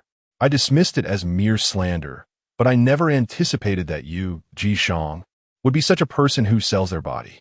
Chen Liguo. Having played numerous roles, I never envisioned this plot twist. Yin Jiao smiled coldly, stating, I thank my royal brother for revealing the grotesque nature of this individual to me. Chen Liguo silently cast a glance at Yan Jingyi, who, despite his seemingly composed demeanor, revealed a flicker of shock in his eyes, evidently taken aback by Yin Jiao's display. The scene of this fated couple weeping in each other's arms was but a figment of imagination. Noticing Yan Jingyi's gaze upon him, Chen Liguo immediately adopted a posture of victimhood, feigning injury. Yan Jingyi, his expression shifting with anger, commanded, get out. Yin Jiao, momentarily stunned, nodded in acquiescence and exited promptly. Once she departed, Chen Liguo softly murmured, I had long stated that I harbor no affection for her. Yan Jingyi appeared somewhat awkward, clearing his throat as he inquired, then why did you keep her hairpin? Chen Liguo sighed deeply. I merely regarded her as a sister to cherish. That hairpin was something she entrusted to me to seek. Yan Jingyi, in anguish, Chen Liguo asked, why must you treat me thus? Why reveal this matter to her? Do you truly wish to see me utterly destroyed? After a brief silence, Yan Jingyi replied slowly. I had not anticipated. Chen Liguo managed a bitter smile, tears streaming down his cheeks as he lamented, enough, enough, you have already ruined me. Seeing his desolate expression, Yan Jingyi embraced Chen Liguo tightly, murmuring, do not be angry. I merely wished to sever your ties. I did not foresee her true nature. Chen Liguo, sensitive to the disdain in Yan Jingyi's tone regarding Yin Jiao, quickly interjected, please do not make things difficult for her. Do not forget your promise to me, to ensure she lives in prosperity and bears many descendants. Yan Jingyi assured, why promise you? I shall fulfill. Chen Liguo sighed in relief. Yan Jingyi continued, however, I cannot simply overlook her insults towards you. Chen Liguo thought to himself, farewell. She has insulted me countless times already. I have tolerated it without complaint. Even when forced into women's attire without prior consultation, it's only natural for me to feel a bit perturbed. Chen Liguo replied, let it be. Yan Jingyi gently caressed Chen Liguo's cheek, about to speak when he sensed an unusual warmth emanating from his face. Upon further examination, he realized that Chen Liguo was running a fever. Yan Jingyi declared, you seem to be overheating. I shall fetch a physician. You rest in bed. Chen Liguo remained silent, feeling somewhat fatigued, and obediently reclined on the bed. After Yan Jingyi exited, Chen Liguo posed a few inquiries to the system, saying, System, why is this fated woman so unappealing this time? The system replied languidly, those who are pitiable often possess loathsome qualities, barring natural calamities. Chen Liguo. The system continued, I am the system that alters destiny.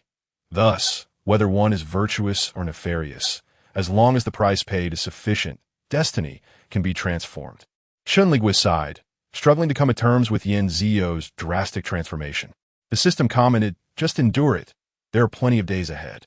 It was as if Chen Liguo had been awakened, promptly nodding in agreement. Indeed, there are so many handsome men yet to be encountered. The system responded with confusion. The mere mention of men invigorated Chen Liguo's weary spirit, prompting him to declare, "When I return to my original world, I shall certainly flaunt my experiences. They will be consumed by envy." The system lamented its miscalculation. Yan Jingyi returned swiftly, accompanied by a physician who checked Chen Liguo's pulse. The doctor, an experienced traditional Chinese medicine practitioner, concluded his diagnosis in a matter of moments, prescribing a plethora of medicinal herbs. Chen Liguo glanced at the herbs and noticed they were all meant to strengthen the kidneys. The system remarked with a hint of irony, "At such a young age, your kidneys are in disarray." Chen Liguo could only respond with silence.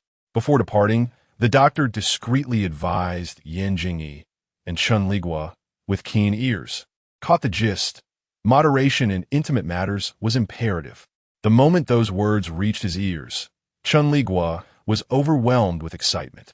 He felt an urge to rise and perform 200 squats to prove his vitality, asserting he did not require such moderation. However, unable to stand, he clutched his chest, feeling weak and frustrated, only to spit out a mouthful of blood. Yan Jingyi, still conversing with the doctor, grew angry. "Did you not say there was nothing wrong?" The doctor, wide-eyed, had indeed found no issues during the pulse check, but before Yan Jingyi, he dared not voice this, hastily re-evaluating Chen Liguo. This time, the diagnosis revealed extreme anger affecting the heart. After some contemplation, Yan Jingyi deduced that Chen Liguo's irritation stemmed from embarrassment about their relationship and a desire to keep it private. Sighing, he said, "Very well. You may leave with the prescribed medicine. I shall ponder a solution. It appears that moderation in intimate affairs is indeed necessary. We cannot push him too hard." In the depths of his unconscious state, Chen Liguo could only lament. After visiting the doctor, Chen Liguo felt somewhat fatigued. He had scarcely slept the previous night and had been further agitated this morning by Yan Jiu's presence in the cabinet. Now, as tranquility enveloped him, a deep sense of drowsiness began to wash over him. Not wishing to impose upon him, Yan Jingyi offered Chen Liguo some calming medicine, and soon after, he observed Chen Liguo gently drifting into slumber. To an unknowing observer, Chen Liguo's sleeping visage would appear remarkably serene.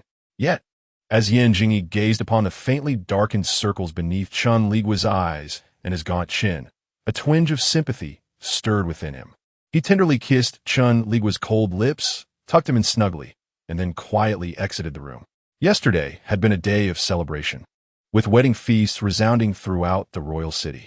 Every street and alley seemed to be alive with the joyous echoes of firecrackers and laughter, yet amidst the revelry, no one took note of a rather peculiar wedding. The groom donned a mask, while the bride bore a disability. There was neither a grand hall nor any guests present. Today, the bride remained in a deep sleep, whereas the groom had already returned to the court. Yan Jingyi was a man of ambition and talent. As a young emperor newly ascended to the throne, he naturally sought to firmly grasp all elements of instability within his realm. Jishang represented an unpredictable variable beyond Yan Jingyi's control, prompting him to take action against Jishang, even though such a move risked his own ruin. Uncharacteristically, Yan Jingyi found his mind wandering during the court assembly. His thoughts were consumed by the image of Jishang's tear-streaked face from the previous night. Recalling vividly the tremor of Jishang's eyelashes and the pained look in his bewildered eyes. Having grown up in the military, Yan Jingyi was typically disciplined, but he discovered that memories of Jishang evoked an involuntary physical reaction within him. Were it not for the ample fabric of the royal robe, it might have left the courtiers in astonishment. "Your Majesty? Your Majesty?" A cautious voice broke through his reverie. Yan Jingyi returned to the present and responded, "Your Majesty." Regarding the matter of the marriage alliance, the ministers had been engaged in a heated debate, yet upon noticing the emperor's expressionless demeanor, they realized he had not absorbed their words. "Oh," Yan Jingyi replied nonchalantly, "I have made a decision regarding this matter. May I inquire how your Majesty intends to handle it?" One minister asked. Since they desire a marriage alliance, let be so. The course of history has not altered with Yan Zhiyu's departure. For the future of the Yin kingdom, sacrifices must be made. I trust my sisters will be amenable to it." Upon hearing this, the hawkish ministers were poised to further persuade him, but Yan Jingyi waved his hand dismissively, signaling the end of the assembly. The ministers exchanged glances, evidently still trying to discern the temperament of the new emperor. Chen Liguo was roused from his slumber by Yan Jingyi's gentle kiss. He whimpered softly, and upon opening his eyes, he was met with the visage of Yan Jingyi. "Your Majesty," Chen Liguo gasped, attempting to resist Yan Jingyi's embrace. Yan Jingyi wrapped his arms around Chen Liguo's waist, softly inhaling the scent of his neck. "Ziqing, have you awakened?" Chen Liguo, weakened by a fever, discerned from Yan Jingyi's attire that he had just emerged from court. He remarked, "Your Majesty has caused quite enough commotion. It is time to allow me to return." Yan Jingyi remained silent, his hand gliding beneath Chen Liguo's garments until it found the softness of his waist, at which point he paused with satisfaction and inquired, "Where does Ziqing wish to go?" With lowered eyes, Chen Liguo replied, "I wish to return." Yan Jingyi asked, "Return where?" Chen Liguo responded, "Naturally, to my own residence." Yan Jingyi chuckled softly and said, "How is it that Ziqing is unaware that a great fire broke out at the Ji residence yesterday?" Chen Liguo's eyes widened slightly. Yan Jingyi continued, "Fortunately, Lord Ji is blessed and has come to no harm." Initially, Chen Liguo anticipated that Yan Jingyi would conjure tricks akin to those of the previous world's Ran Qinkong. But upon hearing this, he felt a slight relief. However, Yan Jingyi's next words dashed his hopes. "I was concerned for Lord Ji's health, so I took an Yinsi temple for proper recuperation." Chen Liguo gritted his teeth, exclaiming, "Your Majesty is simply being absurd. He is Lord Ji, and who am I?" Yan Jingyi smiled dreamily and replied, "You are, of course, my little darling." After uttering this, he pressed a heavy kiss upon Chen Liguo, only releasing him when Chen Liguo's resistance intensified to the point of seeming faint. With a sorrowful expression, Chen Liguo remarked, "If the sovereign desires my demise, I must comply. But why must your Majesty subject me to such humiliation? As a man, to force me into submission, this is hardly the conduct of a gentleman." Yan Jingyi gazed at Chen Liguo's reddened lips, absent-mindedly stroking them before saying, "Please do not be angry. Ziqing, I have had the medicine prepared for you. Remember to take it on time." Chen Liguo trembled, uncertain whether from anger or indignation, and retorted, "You are utterly mad."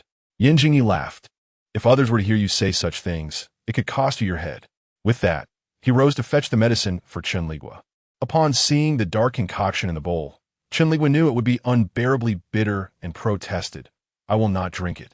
Yan Jingyi maintained a cheerful demeanor, saying, "If Ziqing refuses this medicine, it must be because the apothecary failed to brew it properly. Shall I have him punished to make amends to you?"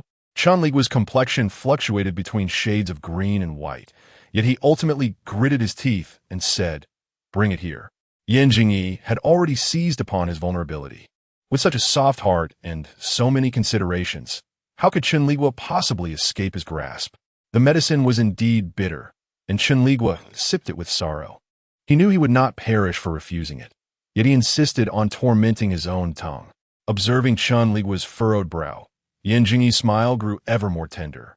Once Chen Liguo finished the potion, Yan Jingyi turned to retrieve a dish of prepared plums from the table behind him and offered it to Chen Liguo, saying, "I did not expect you to be so averse to bitterness."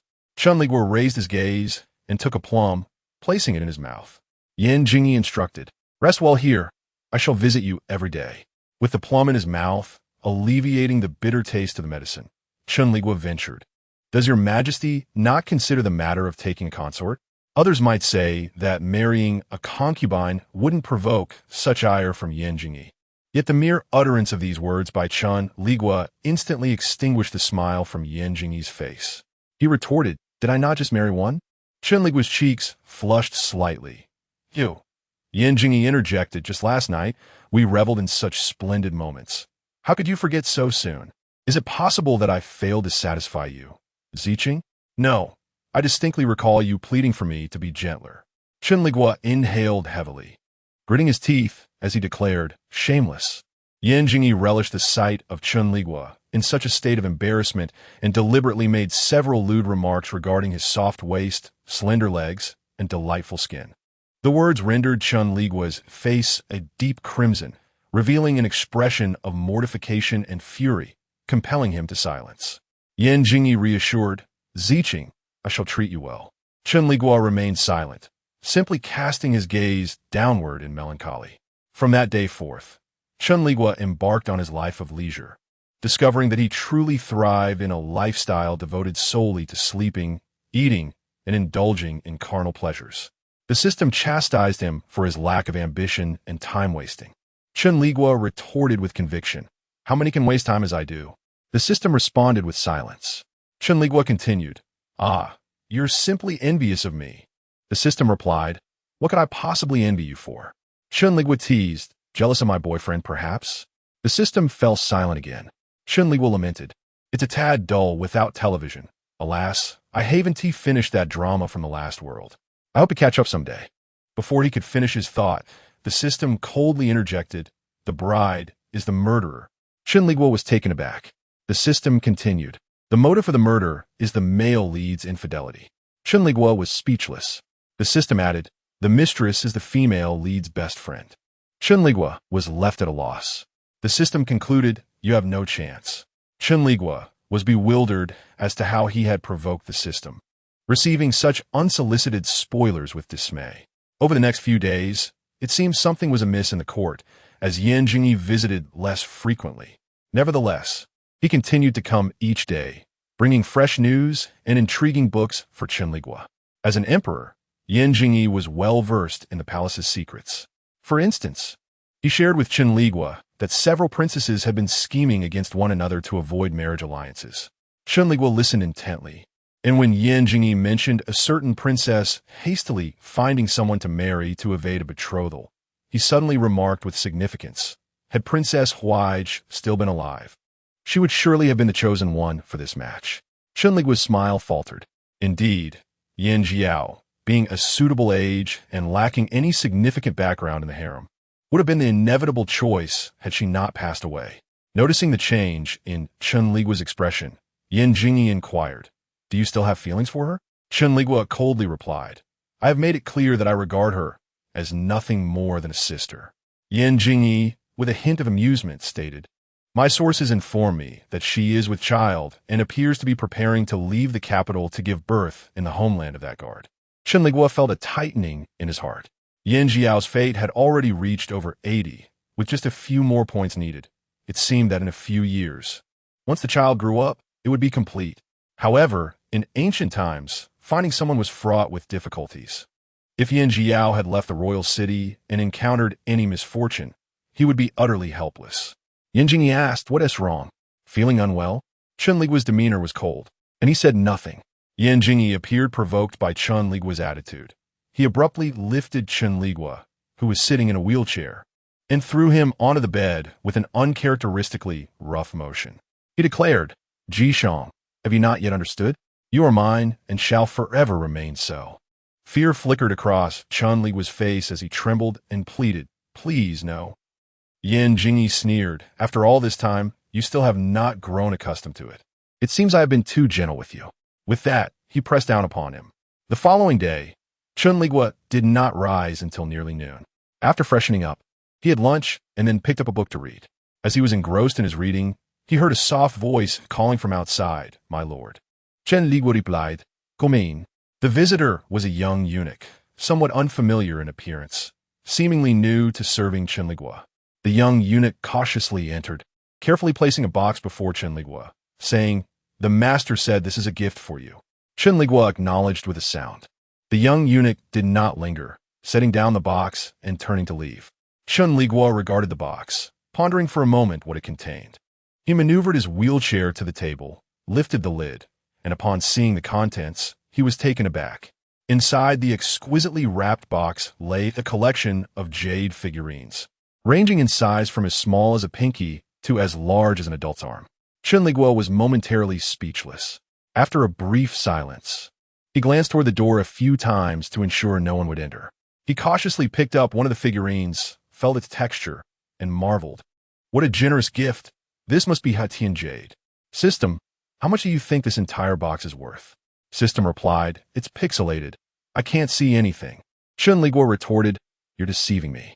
System admitted, yes, I am deceiving you. Chen Liguo fell silent, intrigued by the figurines. He touched the smaller ones and then reached for the larger ones, feeling a sense of eagerness. If it weren't for the fear of revealing Ji Shang's persona, he would have been quite interested in trying them out. The system, evidently overwhelmed by Chen Liguo's inappropriate behavior, remarked, could you perhaps exercise a bit of restraint? Chen Liguo sheepishly replied, I've been holding back for too long. System responded with silence. Chen Liguo reflected, I used to do it myself. After so many years, I now truly feel deprived. System remained silent.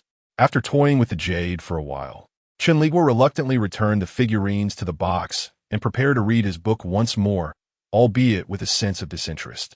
As he set down the jade ornament, a sudden realization struck him. Leaving it here felt somewhat dissonant. Chen Liguo sighed, expressing his reluctance. With a swift motion, he shattered the entire box of jade onto the ground. The pieces scattered, nearly all of them reduced to fragments, and upon surveying the debris, Chen Liguo felt tears welling up. When Yan Jingyi arranged for the items to be delivered, he anticipated Ji Shang's reaction. Sure enough, that evening, upon arriving at Ji Shang's residence, he was greeted by a scene of shattered jade and Ji Shang's grim expression. Yan Jingyi, unfazed, simply inquired, why has everything been destroyed? Pretending to be furious, Chen Liguo retorted, why do you insult me so? Yan Jingyi replied coolly, in what manner have I insulted you? Chen Liguo, trembling, pointed at the scattered shards of jade, stammering, these trivial amusements, you. His face flushed with embarrassment, his eyes shimmering. This display of rage stirred something deep within Yan Jingyi, prompting him to bend down, grasp Chen Liguo's waist, and lift him effortlessly. Chen Liguo felt a tightening in his chest and trembled. Yan Jingyi, to what extent do you intend to humiliate me? It was the first time he had directly addressed Yan Jingyi by name, clearly pushed to the brink. Yan Jingyi chuckled. Ziqing, is this not what you desired? Why then? Are you so upset? You speak nonsense. Chen Liguo's eyes reddened with anger. When did I ever desire such things? Yan Jingyi replied, were you not unwilling to share intimacy with me? I now present you with a choice. These cold objects or me? Chen Liguo glared. What absurdity is this? Yet Yan Jingyi's fingers casually tapped Chen Liguo's rear, coldly reiterating, do you want me or these jade ornaments? Chen Liguo's chest heaved violently. Yan Jingyi, are you trying to drive me to my end? Yan Jingyi remained unmoved. Chen Liguo closed his eyes, gritting his teeth, clearly unwilling to make a choice. Yan Jingyi's gaze flickered with amusement as he said, since you refuse to choose, I shall assume you desire both.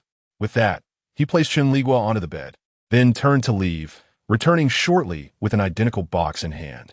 I knew you would break it, so I prepared an extra. Chen Liguo looked at him, his heart previously bleeding, now revived by Yan Jingyi's adorableness. Yan Jingyi pointed at the box. I shall not press you. Will you choose for yourself? Or shall I decide for you? Chen Liguo pressed his lips together, his face pale. Yan Jingyi's slender fingers glided over the array of jade, finally resting on a piece as thick as an adult's arm, smiling. If you remain silent, shall I proceed? Recognizing there was no escape, Chen Liguo despaired and murmured, I will do it myself. That night, both were content. Yan Jingyi discovered a different side of Chen Liguo, while Chen Liguo tasted the elusive delight he had longed for. The following day, during his customary conversation with the system, Chen Liguo remained somewhat reluctant to part from the previous day's discourse. He remarked, everything is fine, though it is a tad chilly. The system, however, appeared disinterested in such observations. Chen Liguo continued, I wonder if we shall indulge in this again tomorrow. The system remained silent. Or perhaps there will be something novel. Chen Liguo suggested. Yanzio, the system replied. Chen Liguo inquired. Shall we continue with the tasks? The system prompted. Yes, he affirmed. Life is often fraught with challenges, and too much comfort can lead to complacency. With the system's relentless reminders echoing in his mind, Chen Liguo began to ponder how to glean information about Yanzio. It was clear that approaching Yan Jingyi would be futile if he pressed too much. He risked provoking her ire, which could ultimately endanger Yan Ziyou. Yet, apart from Yan Jingyi, the palace attendants scarcely exchanged a word with him, leaving Chen Liguo feeling increasingly powerless. However, amidst his distress, a remarkable turn of events unfolded. Yan Ziyou had somehow infiltrated the very place where Yan Jingyi was holding Chen Liguo captive. When she entered the room clad in eunuch attire, bearing food, Chen Liguo was utterly taken aback. Yan Ziyou softly called out, "Lord Ji." Chen Liguo lowered his voice, asking, "How did you end up here? I thought you had left the capital." With a determined expression, Yan Ziyou replied, "Lord Ji, I would never leave you behind. I am here to rescue you." Chen Liguo recalled the earlier moment when Yan Ziyou had scolded him for being disgusting. It seemed she had skillfully deceived Yan Jingyi, who had unwittingly believed her ruse. As Yan Ziyou gazed at him, tears began to cascade down her cheeks. "Lord Ji, I am aware of all that you have done for me. You have suffered greatly." While Chen Liguo was overjoyed to see Yan Ziyou, especially as he noted that her progress bar was nearing 90, he recognized that the risk of being discovered by Yan Jingyi was exceedingly high. He cautioned her, "Ziyou, I do not know how you managed to come here, but you must not return. Leave this place as far away as possible." Yan Ziyou shook her head resolutely, declaring, "Lord Ji, I have a plan. Please wait for me a few days. On the day of that tyrant's wedding, I will rescue you." "A wedding?" Chen Liguo was momentarily taken aback. Yan Ziyou explained, "Are you not aware? That tyrant is set to marry the Empress." For a fleeting moment, Chen Liguo felt a tightening in his chest, but he quickly regained his composure and replied, "Even so, it is far too perilous. Are you content to remain here for life?" Yan Ziyou pressed, "Lord Ji, I fear not death. Do you?" Chen Liguo responded with a wry smile, "I fear for your life." Yan Ziyou chuckled softly, saying, "I cannot stay for long. I shall see you in 3 days." With that, she exited the room. Chen Liguo reflected that his concern for Yan Ziyou had not been in vain. It was no wonder that Yan Jingyi had been visiting less frequently of late. She was likely preoccupied with wedding preparations, and he had been blissfully unaware of it all. During the 3 days of waiting, Yan Jingyi visited once more, but this time they were unusually silent. Yan Jingyi merely held Chen Liguo in his embrace for an entire night. In the depths of night, Yan Jingyi mused, "How wonderful it would be if you were a woman." Chen Liguo thought to himself, "If I were a woman, I might very well prefer women."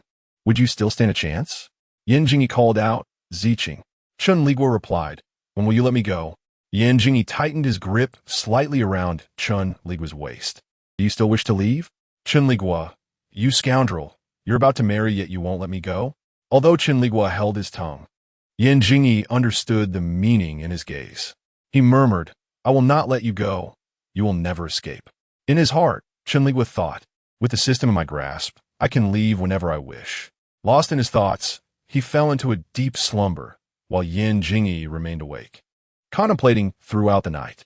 Today marked Yan Jingyi's joyous occasion, while Chen Liguo enjoyed a sweet sleep, unaware of when Yan Jingyi had departed. Chen Liguo awoke as scheduled, dressed, and washed up, glancing out the window at the rising sun, estimating that it was nearly time for his rendezvous with Yan Ziyou. On the 3rd day of June, a day auspicious for marriage yet ill-fated for travel, Chen Liguo rose early, only to find that Yan Jingyi was no longer by his side. After leisurely dressing and grooming, he began to await Yan Ziyou's arrival. As the sun reached its zenith, nearly noon, a knock resounded on his door. He set aside his book and called, "Come in." Yan Ziyou entered, her countenance tense. "Lord Ji, it's time to go," she urged. Chen Liguo nodded slightly. Yan Ziyou dared not delay, seizing the opportunity presented by Yan Jingyi's wedding, as the other guards were momentarily lax in their vigilance over Chen Liguo. This was a singular chance. Once missed, it could never be regained. As Chen Liguo was ushered out by Yan Ziyou, he noticed that the palace guards had vanished. Seeing Chen Liguo's astonishment, Yan Ziyou scoffed. With the emperor's wedding, the attendants are naturally preoccupied with celebrations. They are likely indulging in feasts at this very moment. Chen Liguo nodded, acknowledging her words. Yan Ziyou gritted her teeth. "I once believed that man harbored genuine feelings for you, yet he confines you while preparing to wed another." Chen Liguo replied coolly, The emperor's wedding should be a cause for celebration, should it not? Yan Jiao retorted indignantly. I stand up for your honor. Chen Liguo shook his head. Let's not dwell on the past. Upon hearing this, Yan Jiao fell silent. As Chen Liguo was led by Yan Jiao, he observed that the area where he had been confined was entirely devoid of attendants. A peculiar sense of unease washed over him, and his eyelids began to twitch. He hesitated. Jiao, why is there not a soul in sight? Yan Jiao responded, he has arranged a banquet for those here. It is just noon. They must be indulging in the feast now. Chen Liguo frowned. Something feels amiss. Yan Jiao reassured him, do not worry, my lord. I have everything planned. As the conversation unfolded, the two individuals found themselves in a secluded location, where they encountered the man awaiting their arrival, the husband of Yan Jiao, along with a guard whose name Chen Liguo had yet to learn. The guard appeared visibly anxious and inquired, have they emerged? Yan Jiao nodded, urging, let's hasten. She turned to Chen Liguo, expressing, my lord, I apologize for the trouble. Chen Liguo reassured her, it is of no consequence. The guard, standing before a cart laden with barrels of wine, suggested, please, my lord, conceal yourself within the cart. We shall transport you discreetly. Chen Liguo acquiesced, and the guard carefully lifted him and placed him within the cart's hidden compartment. After camouflaging the cart anew, the trio set forth on their journey. Though the emperor's wedding typically summoned a vibrant atmosphere within the palace, the three traversed the path and noted the conspicuous absence of palace attendants. Chen Liguo, lying within the cart, felt a surge of anxiety and remarked, System, I am quite nervous. What should I do? The system replied, breathe deeply. Chen Liguo, feeling somewhat exasperated by the system's lack of engagement, soon regained his composure and resumed his chatter, much to the system's chagrin, which pondered how to report back to headquarters regarding the need for a mute function. Thus, they proceeded without incident until they reached the palace gates. The guard presented a prearranged pass to the sentry on duty. After scrutinizing the pass and assessing the guard and Yan Jiao, the sentry nodded, permitting their entry. A collective sigh of relief escaped the trio as the guard pushed the cart beyond the palace gates. Chen Liguo remained quietly within the cart, confident that they had evaded danger. As the cart continued its path, an unsettling silence enveloped them. Both Yan Jiao and the guard refrained from uttering another word after exiting the palace. The stillness persisted until the cart came to a halt, and the compartment was opened. He was gently assisted out by a pair of hands. Initially, he believed the person to be the guard, but upon recognizing the face of Yan Jing, he gasped in surprise. Clad in a resplendent red wedding attire, she regarded him with a smile that did not reach her eyes, which glinted with an unsettling chill. Ziqing, she questioned, what brings you here? Chen Liguo surveyed his surroundings, noting the absence of Yan Jiao and her husband, likely apprehended by Yan Jing. Sighing, he implored, please, do not make things difficult for them. Yan Jing retorted, difficult for whom? Chen Liguo replied, after all, she is your sister. With an icy demeanor, Yan Jing countered, sister? I have no such sibling. Heh, Ziqing, have I treated you poorly? Why do you wish to flee? Chen Liguo blinked, a sudden thought igniting within him. He smirked coldly. The emperor is about to wed. Why would he concern himself with a worthless individual like me? Though initially in the right, Yan Jing found himself ensnared in awkwardness and uncertainty at Chen Liguo's inquiry. Allow me to explain, he urged. Very well. I await your explanation, Chen Liguo responded. Yan Jing firmly embraced Chen Liguo, whispering softly into his ear, even if I marry, I will not touch her.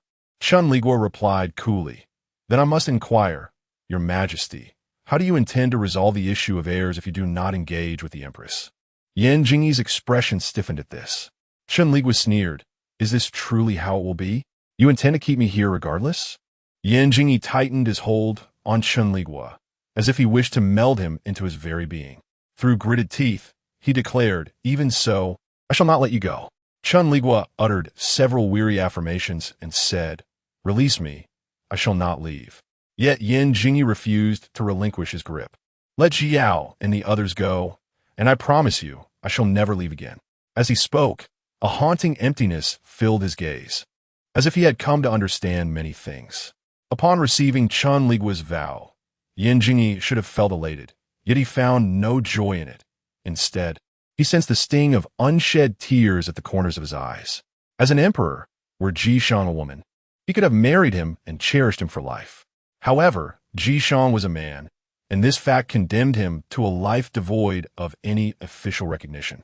Initially, when Yan Jingyi learned of Ji Shang's intentions to flee, he was filled with fury and had formulated plans for punishment. Yet confronted with the questioning of the man in his arms, his heart faltered, and the once raging anger dwindled to a mere flicker. Chen Liguo lay in his embrace, as still as the dead, his eyes vacant and unblinking. A palace attendant softly urged, "Your Majesty, the wedding banquet is about to commence." Yan Jingyi clenched his jaw and leaned down to kiss Chen Liguo's lips. The kiss was brutally fervent, drawing blood from Chen Liguo before he finally released him. Following this kiss, Yan Jingyi regained his usual composure and commanded, "Take Lord Ji back to his residence."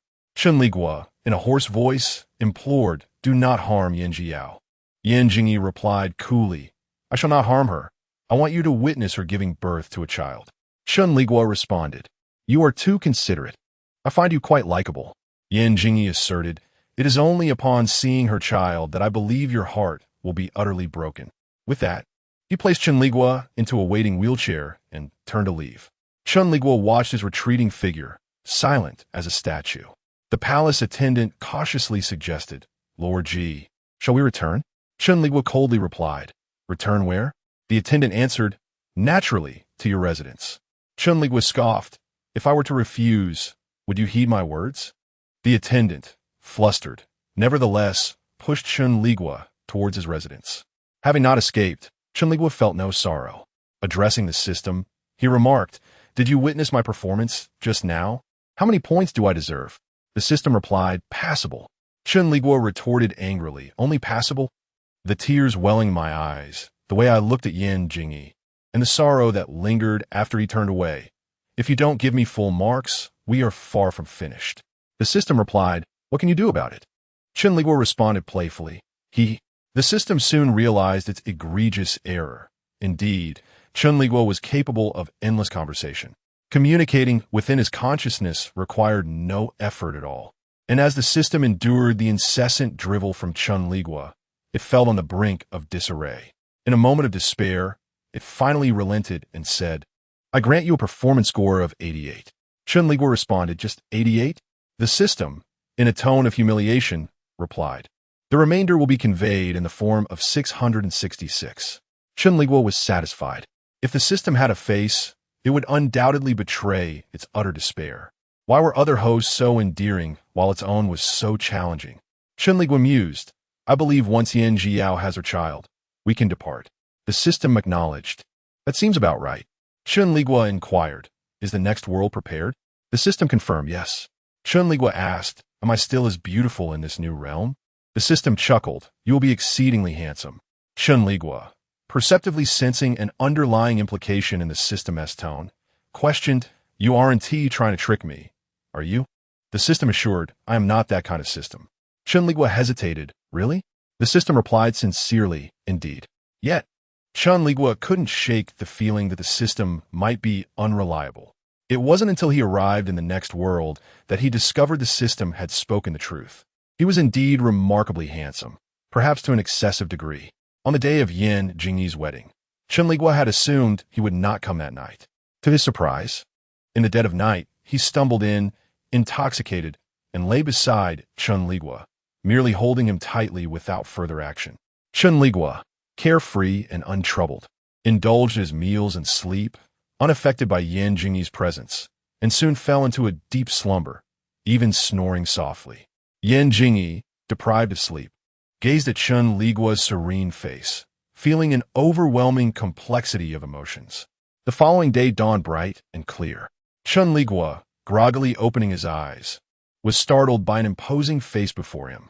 Yan Jingyi, with dark circles under his eyes, unkempt stubble, and bloodshot eyes, looked as though he himself was the one who had been indulging in debauchery. Seeing Yan Jingyi in such a state of severe sleep deprivation made Chen Liguo feel inexplicably guilty. He greeted him, "Good morning," without uttering a word. Yan Jingyi opened his mouth and bit down on Chen Liguo's chin. Chen Liguo exclaimed in mild indignation, feeling somewhat wronged. Yan Jingyi retorted angrily, "You heartless one." Chen Liguo replied, "I'm sorry. I shouldn't have left you to sleep alone." With a long sigh, Yan Jingyi seemed at a loss with Chen Liguo. He sat up and asked, "Ziqing, do you care nothing for my marriage?" Chen Liguo immediately adopted a different demeanor, coldly smiling. "Will my concern alter your decision to marry, Your Majesty?" Yan Jingyi was rendered speechless. Chen Liguo continued, "For matters that cannot be changed, what good does sorrow do?" His words were spoken with an air of detachment. Yet his expression was laden with sorrow, causing Yan Jingyi's heart to ache as if it were being tightly squeezed. Murmured softly, "Ziqing." Chen Liguo gently interrupted him, asking, "Is the emperor not attending court today?" Yan Jingyi replied, "Wait for my return, and I shall explain everything in detail." Upon finishing his words, he rose to summon a palace servant, donned his court attire, and departed. However, his absence stretched on for several months.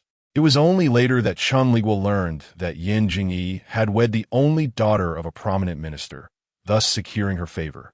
With Yan Jingyi's throne still precarious, he urgently needed support from within the court.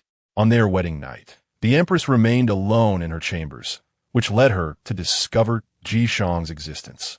Subsequently, she leveraged her father's influence to threaten Yan Jingyi, forbidding him from visiting Jishang. The palace attendants tasked with Chen Liguo's care appeared to be even more concerned about his situation than he was himself. Initially, Chen Liguo found himself missing Yan Jingyi, but he soon grew accustomed to it, for he still had his two companions, one on either side. Amidst the days of idleness, Chen Liguo finally received word of Yan Jiao's delivery. The birthing process was remarkably smooth, and to their astonishment, she gave birth to twins. Upon seeing the two children, Chen Liguo also noticed the progress bar above Yan Jiao's head, which had swiftly climbed to 99. "Sir Ji," she said, "would you bestow names upon these children?" Chen Liguo declined, stating, "I am not fit to name them. It is best left to you and your husband." "Jiao, do you have any unfulfilled aspirations?" Yan Jiao smiled wistfully. "I already feel quite fortunate yet. I worry for you, Sir Ji." Chen Liguo, wanting to ruffle the girl's hair, hesitated, recalling the inappropriateness of such a gesture in this era. "Jiao, I assure you, I am well." Yan Jiao, however, was unconvinced. "I truly am well," Chen Liguo insisted, "aside from the absence of a romantic life." At this, Yan Jiao began to weep softly, asking Sir Ji why. "Why does he treat you this way?" Chen Liguo sighed, unable to articulate that he was indeed quite well. In truth, aside from himself, everyone else deemed his life rather miserable. After a moment's contemplation, he stated earnestly, "Jiao, one knows one's own heart as one knows the warmth of water. I am fond of him." Yan Jiao was taken aback. Chen Liguo continued, "To remain by his side in such a manner brings me great contentment." Yan Jiao's eyes widened in disbelief at Chen Liguo's words, though his expression did not suggest deceit. "So, do not worry about me," he added. Yan Jiao appeared doubtful, asking, "Sir, do you truly have feelings for him?" Chen Liguo nodded. "Otherwise, why would I remain obediently confined by him?" Yan Jiao blushed. I thought it was my doing." Chen Liguo reassured her, "There is no need for you to concern yourself with my matters. Did you not plan to return to the countryside? I will ask him to escort you back in a few days." "But, sir," Yan Jiao replied, "I still worry for you." Chen Liguo feigned exasperation, saying, "What is there for you to worry about? Rather, it is I who should be concerned for you." He spoke as he retrieved a hairpin from his pocket, intending to return it to you on your wedding day. Yet, alas, I present it to you today, which is equally significant. Yan Jiao, upon seeing the hairpin that once belonged to her, widened her eyes in astonishment. "My lord, where did you find this?" Chen Liguo smiled gently.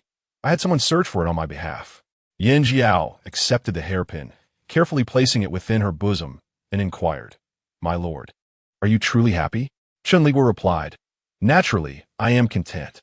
The two continued to converse about various amusing anecdotes until Chen Liguo, feeling fatigued, suggested that he take his leave. He understood that this would likely be their final meeting, as the progress bar above the young lady's head had reached 99.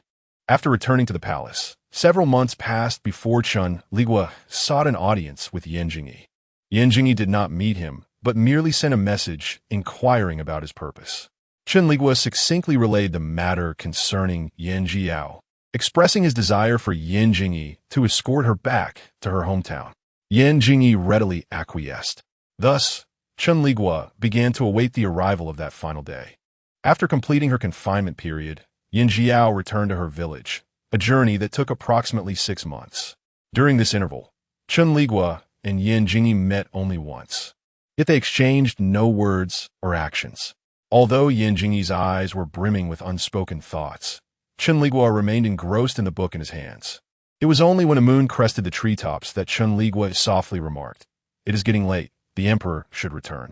Yan Jingyi queried, "Do you wish to leave, Ziqing?"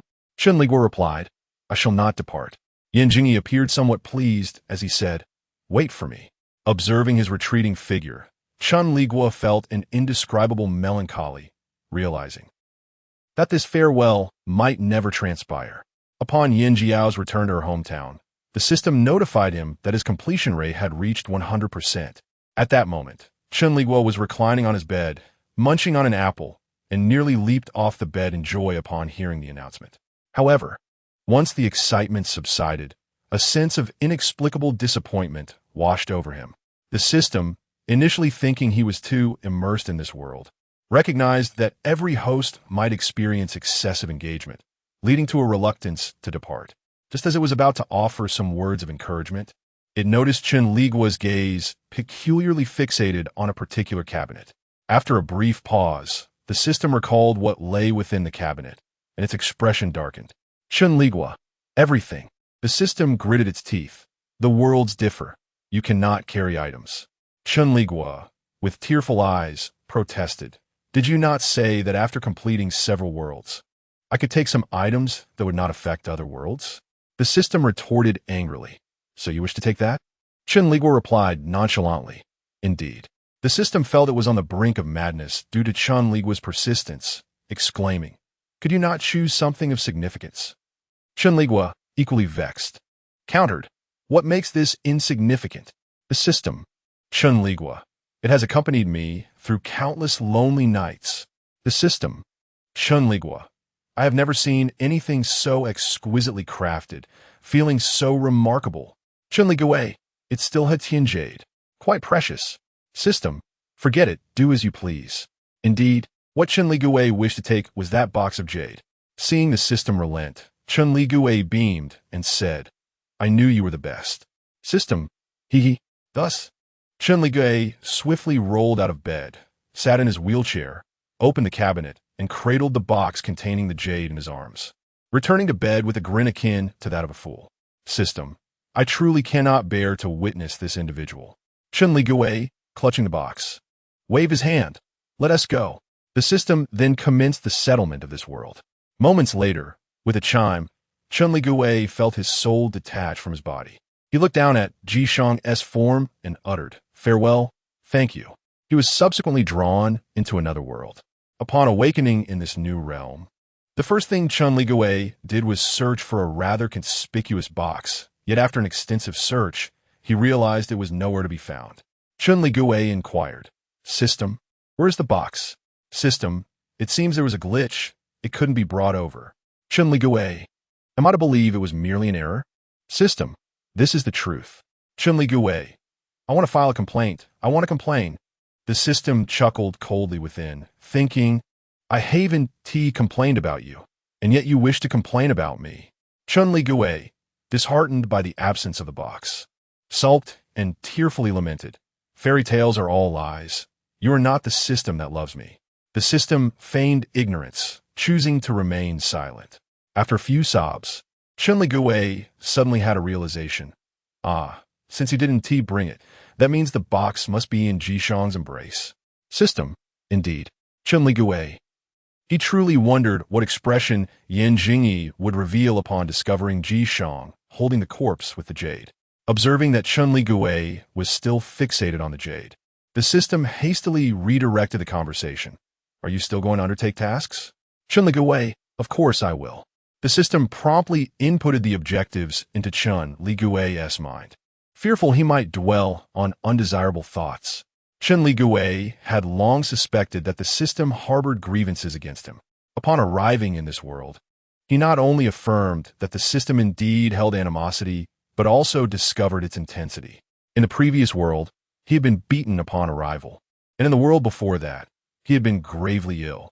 In this world, though his body was fine, he found himself in a dire predicament while fleeing.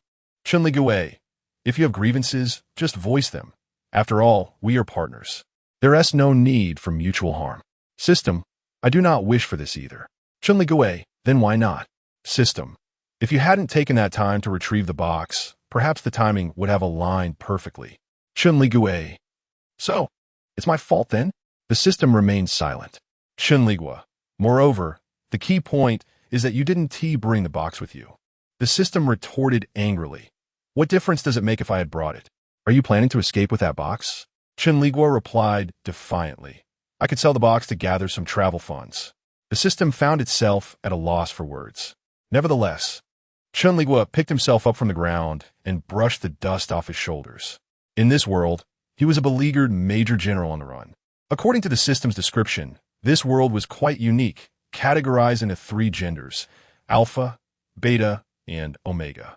The Alphas, being the strongest, occupied the upper echelons of society, while Betas held a more moderate position, and Omegas, responsible for reproduction and physically weaker, occupied the lower tier. The ABO system did not distinguish between male and female. Males could be Omegas, and females could be Alphas. As a major general, Chen Liguo was undoubtedly an Alpha, yet he had not fully grasped the implications of his gender and was oblivious to the system's sinister intentions. In this world, he was known as Lu Yunqi, having achieved the rank of Major General at the tender age of 30, a testament to his exceptional abilities. Even among the numerous alphas in the military, he stood out as a paragon of excellence. Prepared for battle, he had been betrayed by his most trusted subordinate during a stellar conflict and was now being pursued by a multitude of star pirates across various planets. The enemy of the Galactic Alliance, to which Lu Yunqi belonged, was this band of star thieves. Unlike ordinary thieves, these interstellar marauders possessed their own armies and inhabited dozens of affiliated planets, supported by advanced technology, making them a formidable adversary even for the Galactic Alliance. Chen Liguo had arrived in this world at the moment when Lu Yunqi was most desperately fleeing. He patted his painfully empty stomach and lamented, "I haven't eaten for days."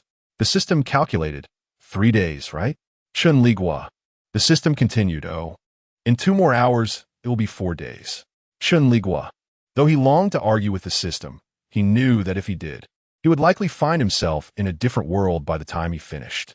Thus, he resolved to seek out some food. In the interstellar era, waste was managed intelligently, and even if Chen Liguo wished to rummage through a trash bin, there was no place to do so. After wandering around, he finally found a public restroom. Upon entering, he was taken aback by the reflection in the mirror. Staring back at him was a man with an impassive expression. Despite his disheveled appearance, his allure was undeniable. With a prominent nose, thin lips, and piercing, cold-looking, elongated eyes, every feature exuded quintessential masculine charm. Chen Liguo. So handsome. System, I've decided to forgive you. The system remained silent. As he marveled, Chen Liguo washed his face and tidied his clothing. Once he had finished, he turned to seek a place with a bit more activity. "Excuse me, madam."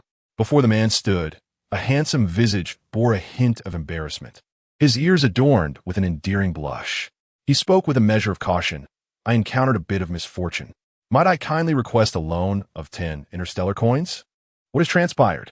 The girl who had been halted in her tracks inquired, her expression one of astonishment as she gazed upon this seemingly beleaguered prince. A wave of sympathy washed over her, accompanied by an inexplicable thrill. "Do you require assistance in contacting the authorities?" "No need for that," the man replied, scratching his head with an air of bashfulness. "My home lies not far from here. I merely faced an unfortunate incident." Alas. He appeared reluctant to divulge further details, his face flushed with shame.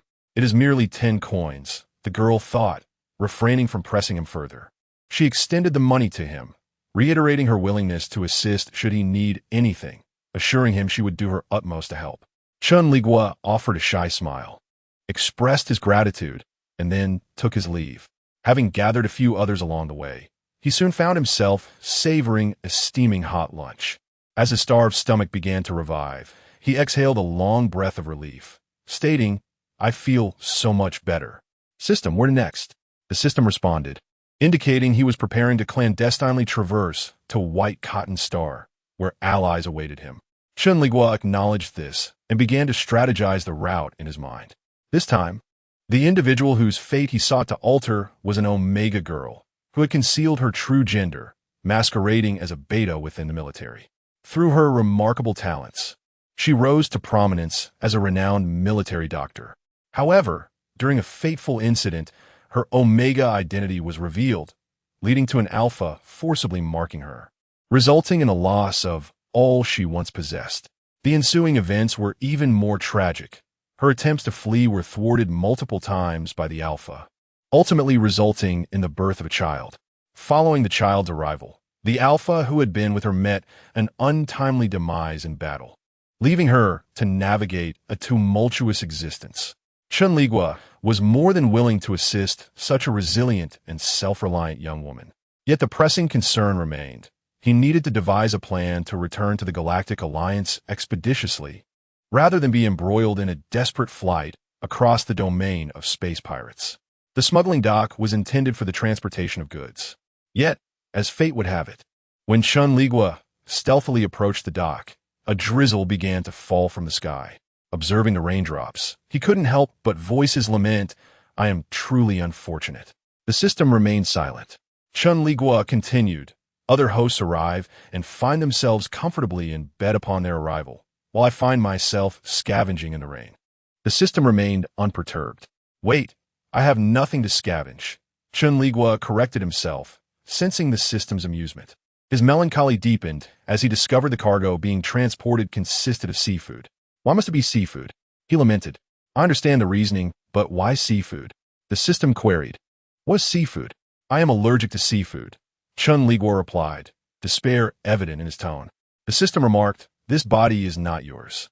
Moreover, I distinctly recall how joyous you were while relishing seafood porridge." Chen Liguo, caught in the act, felt a wave of sadness wash over him. The system continued, "If you are truly unwilling, perhaps you could consider swimming there." Chen Liguo retorted, and then, halfway through, "I could register in another world."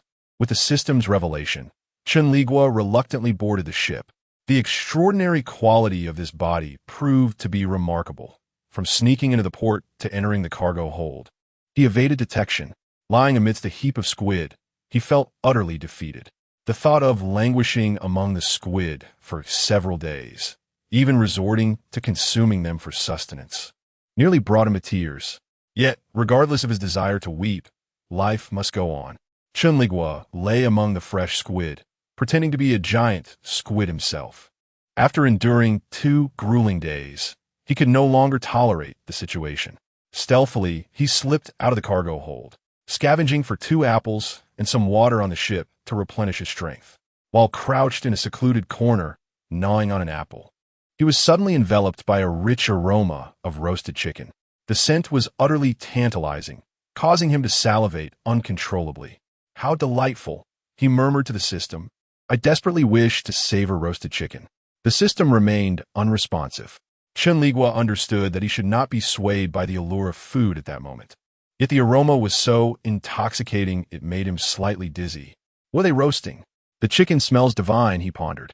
Unable to resist, he followed the scent, only to discover that it did not emanate from the cargo ship, but rather from a massive vessel that had mysteriously appeared nearby.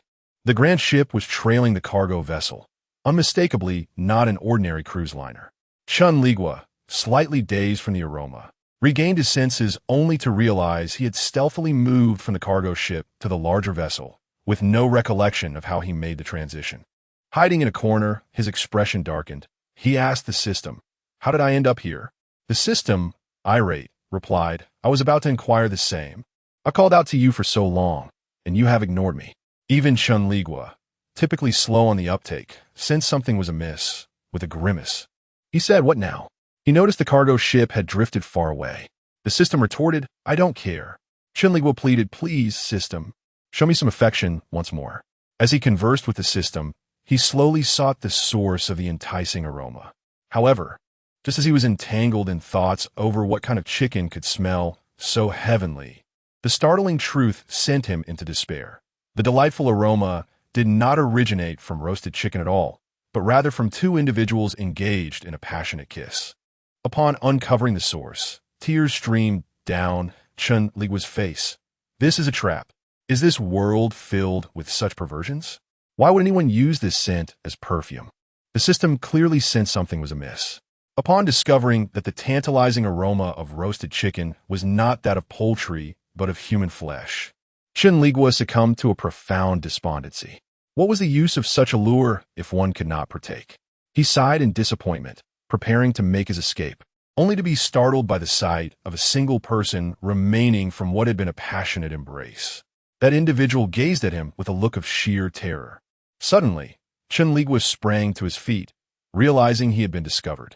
No sooner had this thought crossed his mind than the sharp report of a gunshot echoed around him. He took off running, pursued closely by the other, their physical prowess seemingly matched. However, being on unfamiliar territory and creating too much commotion attracted more pursuers. In desperation, Chen Liguo leaped into the water. Just as his hand grasped the railing of a boat, a deafening crash resounded, and he felt his body ensnared by something, followed by a searing pain as electricity coursed through him. In mere moments, he collapsed to the ground, realizing he had been ensnared in an electric net. A booted foot pressed down on his back, and the tantalizing scent of roasted chicken faded slightly.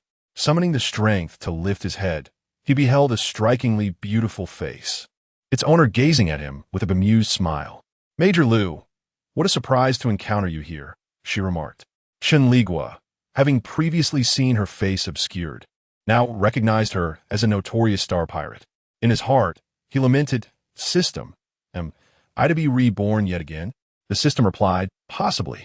Chen Liguo wore a look of despair. The pirate leader, Chen Liguo, observed Chen Liguo's expressionless face and grinned even wider. "It appears the Major finds my subordinate's efficiency lacking and has come to deliver himself directly to me." Chen Liguo could only mutter, "Someone." The smile faded from Chen Liguo's face, replaced by an icy demeanor. "Treat the Major with utmost care," he commanded. With that, individuals approached and shackled Chen Liguo's hands and feet. He was then ushered into a small room, where he endured a brutal whipping. With each strike, he silently cursed himself. "This is what you get for craving roasted chicken. Now you won't even have squid to eat." The system, perplexed, pondered the intelligence of its host. After being beaten and left alone for a day and night, Chen Liguo, thanks to his robust physique, showed no signs of fainting. Throughout this ordeal, he remained silent, regardless of the interrogator's inquiries. Eventually, they grew weary, leaving him alone in the room while they stepped outside for a respite. When the door opened again, it was Chen Liguo who entered. At this moment, Chen Liguo's hands were suspended, his clothing tattered, his body marked with lash wounds. His lips had turned pale from pain, and his once enchanting phoenix eyes glimmered with unshed tears.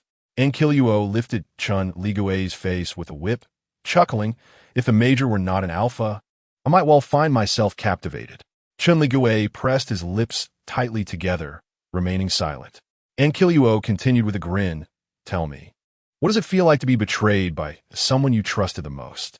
Chen Liguo understood that Chen Liguo referred to a subordinate who had betrayed Liu Yunqi, and he coldly retorted, "You must have deceived him." Chen Liguo's smile was radiant as he replied, "Is that so? Ibosi is on the ship. Would the Major care to meet him?" Chen Liguo's body tensed slightly. Leaning in closer to Chen Liguo's ear, Chen Liguo whispered, "He is still an Omega." Chen Liguo's eyes widened in disbelief, seemingly unable to accept Chen Liguo's words. "You lie," he stated. Without elaboration, Chen Liguo retrieved a communicator, dialed a few numbers, spoke a few words, and then hung up. Before long, the door swung open, revealing the very Ibosi Chen Liguo had mentioned. "Major." Ibosi was utterly astonished to see his superior here. He had thought he had escaped, only to find himself captured by Chen Liguo. "Let us speculate on why our dear Major finds himself aboard this vessel," Chen Liguo taunted, striking Chen Liguo's face with the whip. "Was it an accident? or perhaps to rescue his wayward subordinate. Why? Chen Liguo felt that although he might soon depart for another world, he was still playing the role of Lu Yunxi with remarkable compliance. The pain and confusion in his eyes caused Ibosi's heart to tremble, rendering him speechless. Why? And Liguo mused, perhaps it is because I am Ibosi's elder brother. Stunned by the revelation, Chen Liguo ultimately said nothing, his lips tightening further. My beloved Major. And Liguo seemed to grow more exhilarated, the aroma of roasted chicken intensifying around him, making Chen Liguo feel slightly dizzy. Isn't it terribly distressing? And Liguo whispered into Chen Liguo's ear, seemingly relishing his despair. Do not fret. You will come to realize. Before Liguo could finish, overwhelmed by the scent of roasted chicken, Chen Liguo snapped and bit down on Liguo's chin. Liguo, caught off guard, was unable to evade the sudden attack. A resounding slap struck Chen Liguo's face, leaving Liguo's expression darkened with fury. It seems the Major has yet to grasp his predicament, he coldly remarked. Chen Liguo gazed at him and smiled. Your brother is an Omega disguised as a Beta. May I reasonably suspect that you, too, are an Omega masquerading as an Alpha? With teeth marks still visible on his chin, Liguo appeared infuriated, gritting his teeth as he replied, the Major possesses remarkable audacity. I shall see how long you can maintain your laughter. Chen Liguo wiped the smile from his face, returning to a demeanor of indifference. Let us go, Ibosi, Liguo called out. Ibosi's gaze wandered as he softly murmured, Brother, I wish to speak with the Major. Liguo shot him a cold glare, responding, Take care of yourself. With that, he exited, slamming the door behind him. Ibosi, feeling a pang of guilt, looked at Chen Liguo and called out Major. Chen Liguo replied with indifference, You needn't address me as Major anymore. I am no longer your superior. Tears glimmered in Ibosi's eyes as he said, Major, please don't say that. I am sorry for what I have done. Why didn't you escape? You had the chance. Chen Liguo numbly thought to himself. Whose fault is it that your brother lured me in with the scent of roasted chicken? Ibosi choked back his emotions, saying, It is impossible for us, Major. You know I'm a star thief. I almost forgot to mention, Lu Yunxi had long harbored feelings for Ibosi, despite Ibosi being a Beta. Chen Liguo's expression remained vacant as he silently considered how he appreciated this world where one could engage in relationships without constraint. Ibosi continued, Major, I am truly sorry. Exhausted, Chen Liguo closed his eyes and fell silent. Tears streamed down Ibosi's face as he embraced Chen Liguo, letting out soft sobs. Yet, Chen Liguo remained unresponsive. Although Ibosi was reluctant, the future he envisioned with Chen Liguo had already slipped away. Regardless of the sorrow or tears, he had to part from Chen Liguo. Before leaving, he softly promised in Chen Liguo's ear that he would help him. Yet in his heart, Chen Liguo wished he could simply transcend to another world. In the following days, Chen Liguo endured a wretched existence, only being released for bathroom breaks, remaining suspended otherwise, though he was well fed and no longer forced to eat squid. After about a week, even Chen Liguo's spirit began to wane. The capricious Liguo returned to see him, a gleeful expression on his face. Observing the frail Chen Liguo, he taunted, My dear Major, you should be grateful to me. We initially intended to take your life, but divine mercy intervened. Someone purchased you. Chen Liguo remained silent. Liguo pressed on. Aren't you pleased? Slowly, Chen Liguo lifted his gaze, studying Liguo's face and softly stating, You are an Omega. Liguo's eyes narrowed with coldness. Chen Liguo asserted, You are indeed an Omega. A resounding slap echoed as Liguo's face turned ashen, his expression filled with rage, wishing to silence Chen Liguo permanently. Chen Liguo licked the blood from the corner of his mouth, smiling gently. I wonder how you managed to alter your gender. What would happen if others were to discover this? Liguo coldly replied, Who would heed your nonsensical ramblings? Furthermore, he smirked. You shall soon learn how I changed my gender. Chen Liguo's expression darkened. Liguo called out loudly, Bring the Major to be confined. As his words fell, two individuals entered from outside, carrying a box that appeared just large enough to contain a person. Chen Liguo was shackled with peculiar restraints on his hands and feet. Utterly powerless to resist, and was soon unceremoniously packed into a box, as if he were mere cargo. Chen Liguo observed him with a cold smirk, remarking, "Seeing you in such a state must surely sadden my poor brother." Chen Liguo's mouth was also restrained, rendering him unable to articulate a response. "Good luck, my dear Major," he thought as a gas was sprayed into his nostrils, causing his head to spin and plunging him into unconsciousness. Chen Liguo gazed with satisfaction at Chen Liguo's closed eyes, personally sealing the box before instructing his subordinates, "It's ready. Take it to Dr. Chen." The two henchmen acknowledged and lifted the box, exiting the premises. Chen Liguo was inherently an optimistic individual. This optimism had enabled him to navigate through a particularly tumultuous period in his former life. However, upon crossing into this new world, his optimism transformed into a mindset where the presence of an appealing individual rendered even the gravest circumstances bearable. The system, exasperated by Chen Liguo's unwavering optimism, was at a loss, particularly in this moment. Bound to the bed, Chen Liguo maintained a facade of silence and indifference, while internally, his spirit danced with joy. "So handsome! How can this doctor be so incredibly attractive?" the inner voice exclaimed. Unbeknownst to Chen Liguo, the Dr. Chen mentioned by Chen Liguo was indeed to his liking. Dressed in a pristine white coat, Dr. Chen regarded him with a beaming smile, his cherry blossom-colored lips curving upward, clearly in high spirits. His alluring, almond-shaped eyes were fixed upon the recently awakened Chen Liguo, radiating anticipation. "Major Liu," Dr. Chen called softly, his voice almost melodious, akin to a declaration of affection. Chen Liguo remained silent. "Why do you not speak, Major Liu?" Dr. Chen inquired, his tone tinged with a hint of disappointment. His long, delicate fingers gently brushed against Chen Liguo's injured lips, questioning whether he had sustained any harm. The inquiry felt superfluous. Chen Liguo was nearly stripped bare, bound in a starfish position upon the bed, leaving no trace of injury concealed. "What do you want?" Although Chen Liguo longed to grasp the charming doctor's hand and shower it with affection, he resolutely suppressed his desires and coldly queried, "What do I want?" Dr. Chen replied with a gentle smile, his fingers gliding down from Chen Liguo's lips to his chin, then trailing to his throat and chest, ultimately pausing at his abdomen. "What a splendid physique," Chen Liguo thought with pride. "Of course, my system has always treated me well." Dr. Chen remarked, "It's a pity you are an alpha." At this moment, Chen Liguo did not fully grasp the implications of the alpha designation in this world, still believing it to be akin to the male identity on Earth, where alphas could also engage in same-sex relationships. The system, evidently, had no intention of correcting his misconception. As Chen Liguo heard Dr. Chen's words, he pondered, "What has become of this alpha? Do you harbor a bias against gender?" Dr. Chen chuckled. "Have you not seen in Chiluo?" Chen Liguo replied, "What do you mean?" Dr. Chen continued, "I wonder if Major General Liu might be interested in changing his gender." Chen Liguo's expression darkened. He retorted, "You must be out of your mind." Dr. Chen feigned innocence and grievance, saying, "How can Major General Liu say such a thing? I have always been your admirer." With a snap of his fingers, a luminous screen materialized before Chen Liguo, flickering gently, revealing a stern-faced man in military attire, saluting a flag. This was clearly Chen Liguo himself, lying in bed. Dr.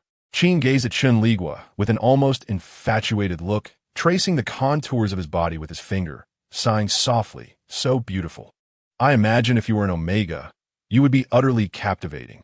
As Dr. Chen drew closer, Chen Liguo detected a peculiar scent, reminiscent of cucumbers and lemons. After a moment of contemplation, realization struck him. Was this not the refreshing aroma of cucumber, his favorite flavor of chips? The more excited Dr. Chen became, the more potent his pheromones grew, indicating that he was an alpha of equal standing to Chen Liguo. Chen Liguo was compelled to inhale the cucumber lemon scent, feeling an undeniable craving for chips. Observing Chen Liguo's tension, Dr. Chen reassured him, "Major General Liu, there is no need to be anxious. I will not harm you." Chen Liguo scoffed, "I am an alpha, and so are you. What did you possibly do to me?" Dr. Chen's expression shifted, as if he were struggling to suppress some emotion, and he slowly replied, "I find myself anticipating it." Chen Liguo gritted his teeth and said, "If you intend to kill me, then do it. Why all the chatter?" Dr. Chen laughed foolishly, leaning down to kiss Chen Liguo's chest before biting down hard on his nipple, a fierce bite that nearly made Chen Liguo believe his chest would be severed. Yet, until Dr. Chen released him, Chen Liguo did not utter a sound of pain, only letting out a few muffled groans when the bite became particularly intense. Doctor. Chen pulled back, his mouth stained with blood, and extended his tongue, gently licking Chen Liguo's lips, grinning like a satiated vampire. Major General Liu, your blood is so sweet. Chen Liguo replied, if you bite off my chest, I will not let this go. Noticing Chen Liguo frowning, Dr. Chen apologetically said, I'm sorry. I got too carried away and didn't mean to hurt you. Chen Liguo retorted, your apology lacks sincerity. I've already concluded that you are a pervert. Dr. Chen displayed a sorrowful expression. Major General Liu, please forgive me. Chen Liguo sighed. Considering how handsome you are, I will reluctantly forgive you. Despite his apology, Dr. Chen's fingers smeared Chen Liguo's blood across his body with an unsettling fervor. Observing the infatuation in Dr. Chen's gaze, Chen Liguo realized that this man was distinctly unhinged. Chen Liguo gritted his teeth and inquired, what exactly do you want? Doctor.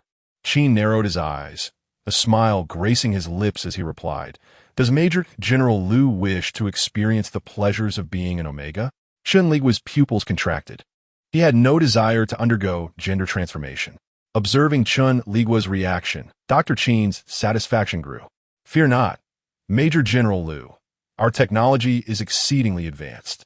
Just look at Ankyluo and then at Ibosi. None have discovered their true identities for so long. Chen Liguo, rendered speechless, murmured, you are insane. Doctor. Chen's smile faded as he casually remarked, who could blame me for my affection toward Major General Liu? Yet, it is such a pity that you are an alpha. I cannot mark you. Breathing heavily, Chen Liguo struggled against his restraints, his voice barely a whisper as he protested. This experimentation is illegal. Dr. Chen responded nonchalantly. Not at all. Within the confines of the Star Pirates, these experiments are quite legal. The bindings that held Chen Liguo were made of an exceptionally unique material. Rendering his struggles futile, Dr. Chen proceeded to place a gag in Chen Liguo's mouth, seemingly fearful of his potential to harm himself. Do not rush, Major General Liu. You will soon accept reality. With that, he placed a kiss on Chen Liguo before reluctantly departing. In tears, Chen Liguo lamented to the system, I do not wish to undergo gender transformation. The system replied, neither do I wish for you to change. I do not want to bear children. Chen Liguo cried. The system responded, I also do not desire that. Why, I refuse. It's all your fault. He sobbed. The system retorted, it is clearly your fault for attempting to retrieve that damned J-box. With tears streaming down his face, Chen Liguo recalled his unrequited love in his previous life, contemplating how being a woman might allow him to be with his beloved openly. Yet, despite his musings, he never genuinely wished to change. He still desired to be a man. After a prolonged silence, the system finally suggested, then you must find a way to escape. With tear-filled eyes, Chen Liguo asked, how do I escape? The system pondered for a moment, seemingly unable to devise a reliable plan, before hesitantly proposing otherwise. Chen Liguo interjected, I refuse to commit suicide. The system replied, then you shall await your transformation. Chen Liguo wept bitterly, mourning his lost masculinity. His cries were so intense that the system felt a headache coming on, finally managing to utter, here, transformation will not occur. Will it not? Chen Liguo queried. It will not. The system affirmed. Huh? Upon hearing his exclamation, the system was struck by an ominous feeling, and indeed, Chen Liguo's next words confirmed it. If it won't be cut, that doesn't seem so bad. The system sighed. Chen Liguo continued, hee, and Dr. Chen is quite handsome. The system was a loss for words. It felt that any further conversation would be futile. In the subsequent days, Dr. Chen maintained a stringent watch over Chen Liguo, administering nourishment solely through nutritional injections. Chen Liguo was granted only fleeting moments of freedom, merely during his trips to the restroom. However, the presence of numerous guards and the brevity of those moments rendered it exceedingly difficult for him to seize a proper opportunity. After several days of preparation, Dr. Chen met Chen Liguo for a second time, carrying a box and signaling his subordinates to unbind Chen Liguo from the bed. Rising from his confinement, Chen Liguo regarded Dr. Chen with suspicion. Dr. Chen appeared utterly unfazed by the perceived threat, cheerfully instructing his men, "You may leave now." But sir, his subordinates hesitated, expressing concern over the potential danger. "Do I require your worry?" Dr. Chen's smile remained, yet a subtle chill crept into his voice. At this inquiry, the subordinates dared not utter another word and promptly exited the room. Dr. Chen approached Chen Liguo, extending his hand. "I am Chen Bue." Chen Liguo remained motionless, uncertain of the mischief that Chen Bue might conjure. Unperturbed by Chen Liguo's aloofness, Chen Bue continued, "I have always been fond of beautiful and powerful entities. And you, Major General, perfectly embody my aesthetic." With no restraints upon him, Chen Liguo climbed from the bed, though he did not advance towards Chen Bue, simply observing the doctor clad in white with silence. As he conversed with Chen Liguo, Chen Bue removed his glasses and began to slowly unbutton his coat. "Taming powerful beings is undeniably exhilarating, don't you think, Major General Liu?" Chen Liguo pursed his lips, maintaining his silence.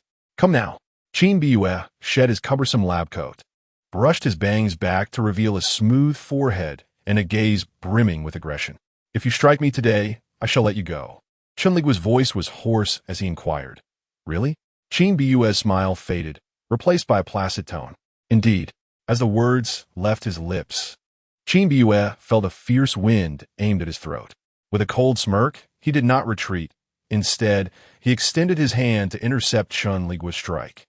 Chen Liguo had poured all his strength into the blow, and Chen Bue felt a tingle in his arm, excitement gleaming in his eyes as he retaliated with a punch aimed at Chen Liguo.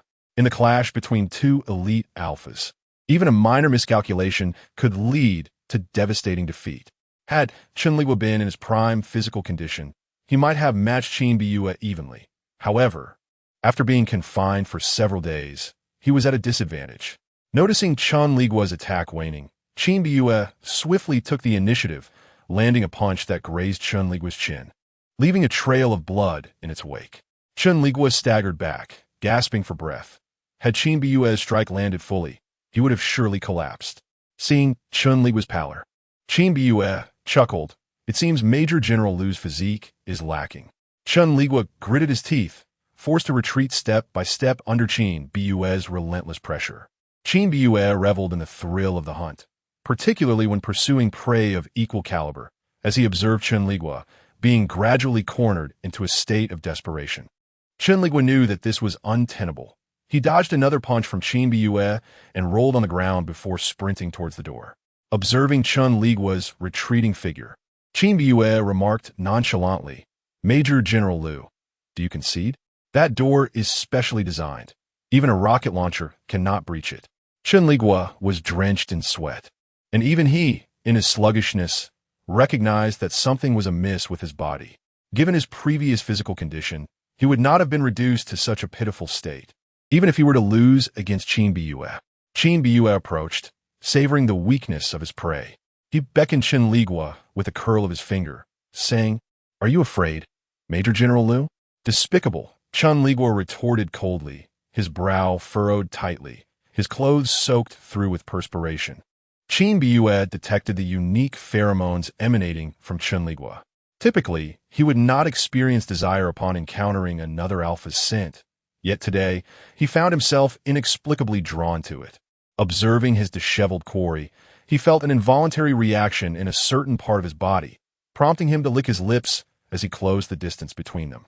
The scent of cucumber and lemon wafting from Chen Liguo was overwhelming, almost rendering him faint.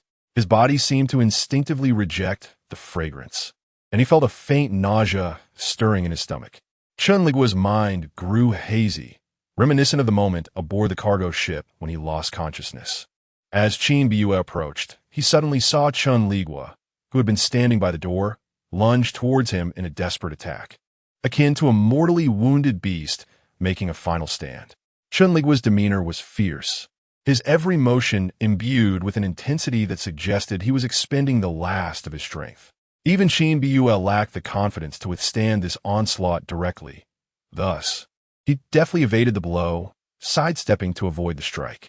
Chen Liguo crashed into the table intended to confine him, exerting such force that the specially crafted steel table was bent out of shape. Chen Liguo's expression shifted slightly, clearly taken aback by Chen Liguo's unexpected strength. The nutritional injections he had administered over the past few days contained specific components designed to weaken the body, which was why he had felt so assured. This latest attack seemed to drain Chen Liguo of all his remaining energy. He collapsed to the ground, stumbling several times, yet unable to rise. Chen Liguo approached him slowly. Chen Liguo lay on the floor, gasping for breath, gritting his teeth with an expression that refused to yield. "Major General Liu," Chen Liguo said gently, "please stand up." Summoning all his strength, Chen Liguo finally managed to rise, but before he could stabilize himself, Chen Liguo raised his hand and struck Chen Liguo's abdomen with tremendous force. Chen Liguo let out a pained cry and attempted to evade, but Chen Liguo seized his waist and landed another punch. With each blow, Chen Liguo showed no mercy. Chen Liguo was battered to the point of near unconsciousness, and he began to involuntarily retch. However, his stomach was empty, leaving him unable to expel anything. Yet this state was sufficient to leave him in distress. Chen Liguo seized Chen Liguo's hair, lifting his weakened face with a sweetly sinister smile. "General Liu," he murmured, "are you surrendering so soon?" Chen Liguo clutched his abdomen, breathless in Chen Liguo's embrace, unable to utter a word. Chen Liguo adored the sight of him like this, vulnerable, broken. He brushed aside Chen Liguo's damp strands, pressing a kiss to his sweat-slicked forehead. "General Liu," he whispered, his voice dripping with dark amusement. "Do you have any idea how utterly irresistible you look right now?" With deliberate cruelty, Chen Liguo lowered Chen Liguo to the floor before retrieving a case he had brought earlier. The lid clicked open, revealing a vial of prepared liquid. Chen Liguo lifted his head weakly, watching as Chen Liguo approached with the syringe in hand. He pressed against his ribs, certain several were fractured. Yet Chen Liguo showed no mercy. Noticing Chen Liguo's feeble attempt to rise, he delivered a sharp kick, shattering the last of his resistance. Blood spilled from Chen Liguo's lips as he coughed violently, staining the ground beneath him. "General Liu," Chen Liguo purred, twirling the syringe between his fingers. "I prepared this especially for you." Chen Liguo felt himself being flipped onto his stomach, his trousers roughly torn away. Though barely conscious, he thrashed weakly, his defiance igniting Chen Liguo's irritation. With a scoff, Chen Liguo discarded the syringe momentarily, shredding Chen Liguo's clothes instead. He bound his wrists with the torn fabric, rendering him helpless. "What is that?" Chen Liguo rasped, the metallic tang of blood thick on his tongue. Chen Liguo's smile widened. Finally speaking, "General Liu?" Chen Liguo swallowed hard. Shaking the vial, Chen Liguo replied smoothly, "Oh, nothing but the finest." The eerie blue glow of the liquid sent a chill down Chen Liguo's spine. Sensing his lingering resistance, Chen Liguo straddled him effortlessly, stripping away the last of his dignity. Exposed and humiliated, Chen Liguo stiffened as cold air brushed his skin, realizing with horror the intended use of the drug. "General Liu," Chen Liguo taunted, feeling the body beneath him tense in renewed struggle. Without hesitation, he delivered sharp, stinging slaps to Chen Liguo's thighs, painting the tan skin a flushed red. "Just kill me. You vile bastard." Chen Liguo spat, his face burning with fury and shame. Chen Liguo ignored him, only ceasing when the drug had fully emptied into Chen Liguo's body. A deep, unsettling ache coiled in Chen Liguo's abdomen. Whether from the beating or the injection, he couldn't tell. Once satisfied, Chen Liguo released his hold, his fingers tracing the elegant curve of Chen Liguo's waist with possessive admiration. A smirk played on his lips as he savored his victory. After being released by Chen Liguo, Chen Liguo curled into a ball, overwhelmed by a relentless agony in his abdomen, as if a hand were frantically tugging at his intestines. This pain was simply unbearable. His complexion shifted from a healthy flush to a ghastly pallor, and he clutched his midsection, wishing he could somehow reach inside himself. Chen Liguo stood quietly nearby, observing Chen Liguo's slightly protruding spine, the taut muscles of his back, and the glistening beads of sweat, finding the sight before him exceedingly pleasing. Chen Liguo was oblivious to Chen Liguo's harassment, his entire focus consumed by his own suffering. His clenched teeth bled from the excessive pressure he applied. "Let out," Chen Liguo remarked innocently, watching Chen Liguo writhe in pain, his expression one of naive purity, as if he were an unsuspecting princess. He softened his voice in feigned sympathy. "How unfortunate." Chen Liguo's vision blurred in agony, and the scent of lemon cucumber filled his nostrils, leading him to vow never to eat that flavor of chips again. The pain eventually became numbing. Cold sweat dripped from his body, creating dark stains on the floor. His face pressed against the ground, yet his body convulsed relentlessly from the torment. This was undeniably an intimate scene. Devoid of clothing, Chen Liguo's exquisite form lay exposed to Chen Liguo's gaze, broad shoulders, slender waist, and long legs. Curled up as he was, only his back was visible to Chen Liguo, yet this did not diminish his appreciation. He felt that, had he a pen and paper at hand, he would willingly capture the moment on canvas. The once formidable figure now twisted in pain. Yet the beauty of the body remained unaffected. Chen Liguo observed the blue fluid trickling from Chen Liguo's thighs and smiled in satisfaction. Just when Chen Liguo thought he might lose his sanity to the pain, it finally subsided, leaving his body still numb and unresponsive for a moment. "Major General Liu," Chen Liguo said, parting Chen Liguo's body and looking down at him. He gently inquired, "Does it still hurt?" Chen Liguo's expression was blank, his gaze unfocused, clearly unaware of what Chen Liguo was saying. Chen Liguo cupped his face and bestowed a tender, lingering kiss upon him, his tongue sweeping through Chen Liguo's mouth, forcefully mingling his breath with Chen Liguo's essence. Chen Liguo neither resisted nor responded. Only the rise and fall of his chest indicated that he was still alive. Chen Liguo, noting the vacant look in Chen Liguo's eyes, chuckled, as expected of Major General Liu. No other alpha that has taken this drug could maintain their consciousness until the end. "Get lost." Chen Liguo's lips faintly articulated a word, surprising Chen Liguo and intensifying his intrigue. "Get away," Chen Liguo murmured weakly, "disgusting." Chen Liguo, intrigued, replied, "Disgusting? Are you referring to me, Major General Liu?" Chen Liguo closed his eyes, unwilling to respond. Chen Liguo smiled and said, "Major General Liu, have I not mentioned that this is merely the beginning?" Upon hearing these words, Chen Liguo distinctly sensed Chen Liguo's body tense up, revealing his underlying fear. Such pain could drive a person to madness. Although Chen Liguo endured it with unwavering resolve, it did not signify the absence of his trepidation. Chen Liguo's smile was extraordinarily sweet as he continued, "Major General Liu, I am beginning to look forward to our future together." Chen Liguo's breathing grew heavier, and he turned his head, seemingly reluctant to meet Chen Liguo's gaze. However, Chen Liguo insisted on turning his face back, compelling Chen Liguo to lock eyes with him. "Do not fear, Major General Liu, it is all over now.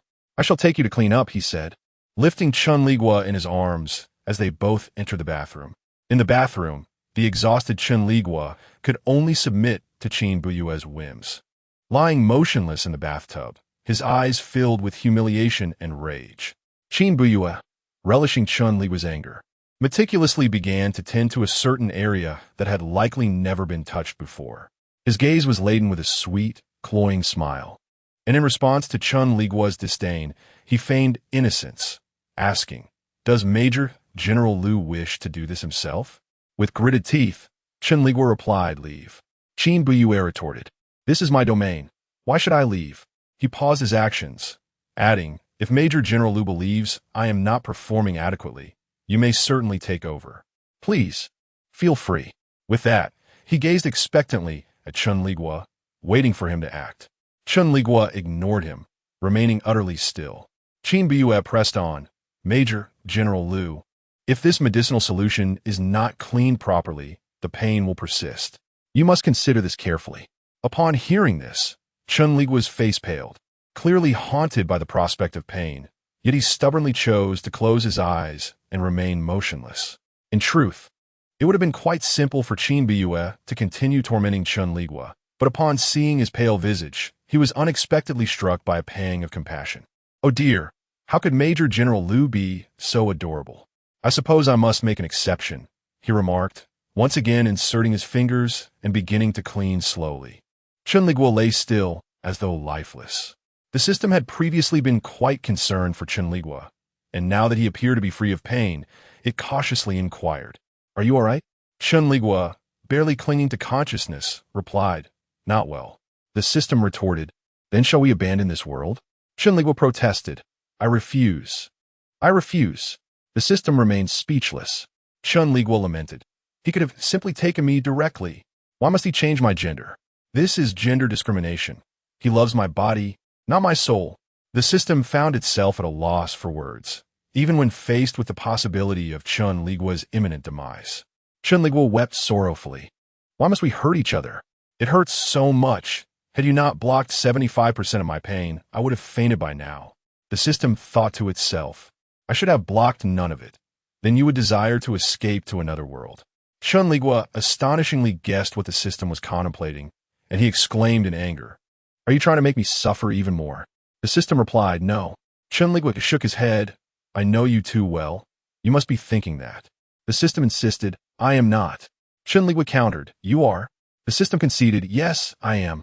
Tears cascaded down Chen Liguo's cheeks as he felt like a neglected child, unloved by both father and mother.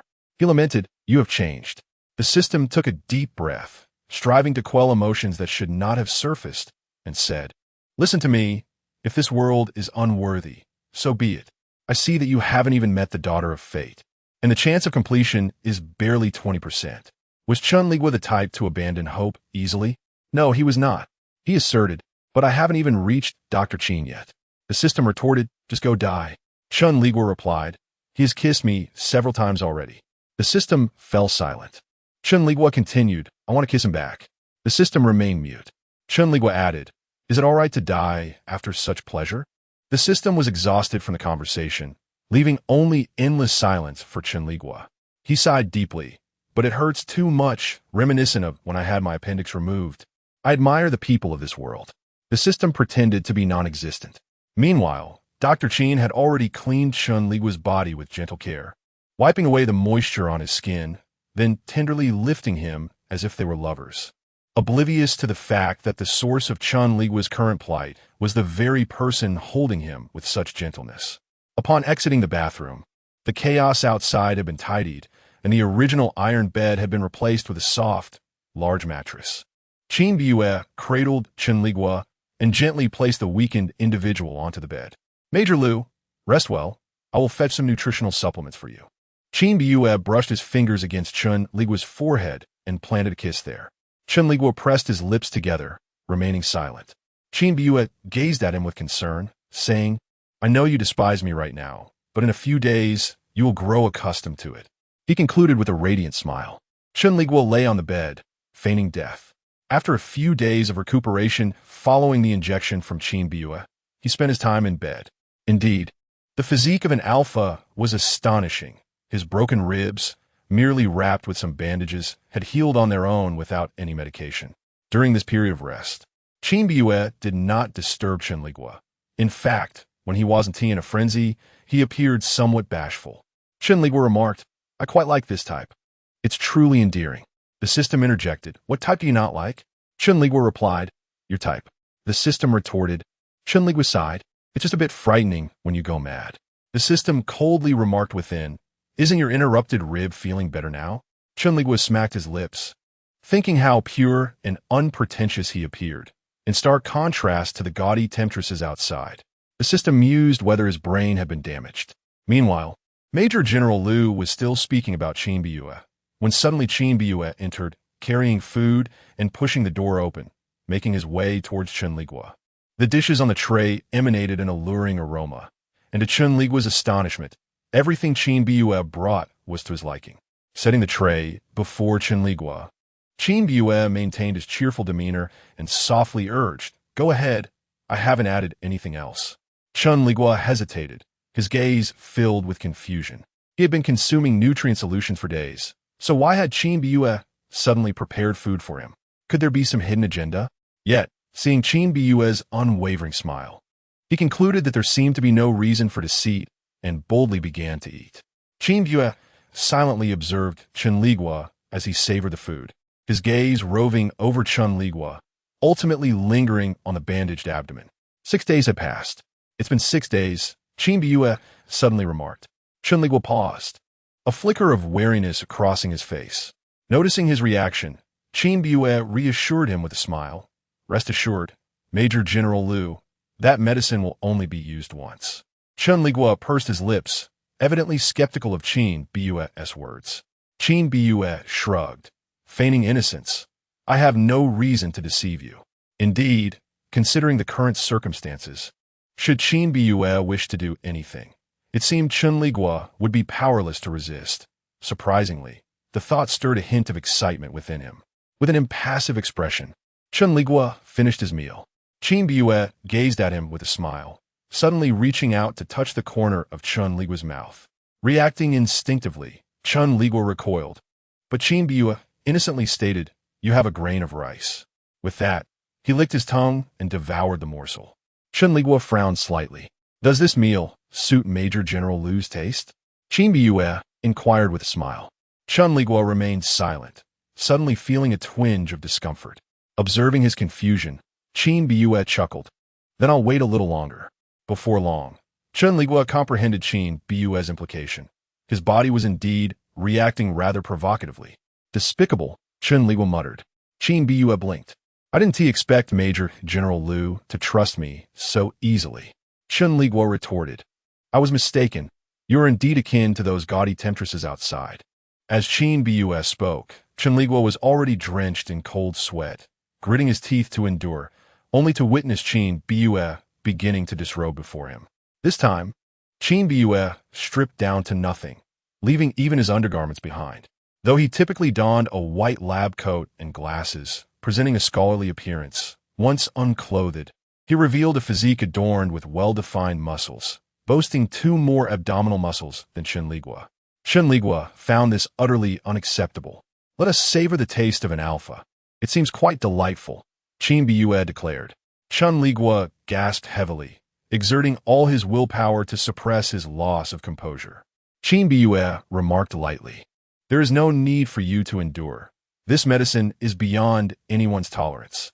Upon finishing his statement, he bestowed upon Chen Liguo a lingering kiss, which, in stark contrast to their previous altercations, was imbued with tenderness this time.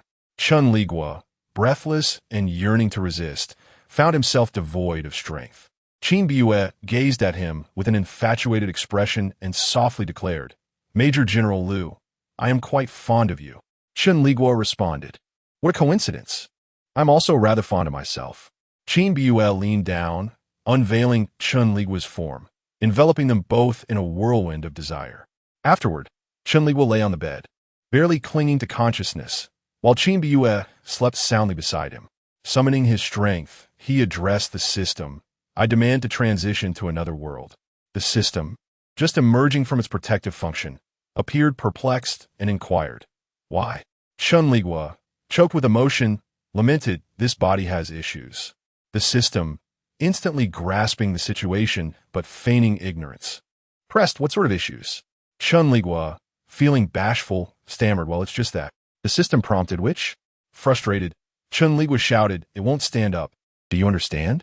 The system fell silent. Chen Liguo continued, he has enjoyed himself at my expense. I'm not pleased at all. The system queried, not pleased in the slightest. Chen Liguo relented. Well, just a tiny bit. The system pressed further. Just a little finger's worth? Chen Liguo conceded. All right, truthfully, I did find it rather enjoyable. The system remained silent for a moment, prompting Chen Liguo to elaborate. Although it was pleasurable, this matter pertains to my partner's pride. Do you comprehend? The system replied slowly, I do not. Chen Liguo, disheartened, remarked, I did not expect you to be this kind of system. The relationship between A and A is inherently contradictory. Chen Liguo, an oddity, could become aroused by someone like Chen Liguo, while Chen Liguo remained entirely unresponsive throughout, failing to react. Well-versed in the physiological tendencies of the alpha gender, Chen Liguo felt profoundly impacted by this discrepancy. Noticing the system's indifference, he was struck by a sense of abandonment, whispering tremulously, how could you treat someone as crystalline as I with such disdain? Do you not believe I could shatter before you? The system responded, Such a foolish creature. After a fit of frustration, Chen Liguo, seeing the system's continued silence, reluctantly resigned, stating, "You do not love me at all." The system remained mute. With tears of sorrow glistening in his eyes, Chen Liguo drifted into slumber, contemplating the loss of the system's affection, if it ever existed. The following day, Chen Liguo awoke before Chen Liguo. Turning his face, he beheld Chen Liguo's peaceful visage, and recalling the events of the previous night, a gentle smile graced his lips. As soon as the smile appeared, Chen Liguo noticed it himself and instantly retracted his expression, replacing it with a different smile, one that, while aesthetically pleasing, lacked any sincerity. Chen Liguo, still in a hazy state of consciousness, opened his eyes to find Chen Liguo beside him, resting his chin on his hand with a radiant smile. "Good morning," Chen Liguo said softly. Chen Liguo remained silent, still trapped in the aftermath of yesterday's blow, feeling utterly incapacitated, a severe situation for any man. Although Chen Liguo often played the submissive role, it was merely a personal preference and did not imply that he did not seek strength. Seeing Chen Liguo's scattered gaze, Chen Liguo mistakenly presumed that Chen Liguo was disturbed by yesterday's incident. An alpha being overpowered by another alpha must have felt like a thunderclap to him. Thus, Chen Liguo could understand Chen Liguo's aberration. He gently kissed Chen Liguo's smooth forehead and softly murmured, "Yunqi." Chen Liguo ignored him. Unfazed, Chen Liguo gazed at Chen Liguo with adoration, saying, "We will always be together." Chen Liguo, unwilling to converse with Chen Liguo, shielded his face with his hands. With a faint sigh, Chen Liguo recognized the need to refrain from pressing Chen Liguo too hard, and thus rose to leave the room. Chen Liguo's mood was shrouded in darkness as he lay in bed, feeling akin to a dried squid. The system showed no intention of offering him solace, so he remained in silence. It was not until he heard a faint sound at the door that his attention shifted.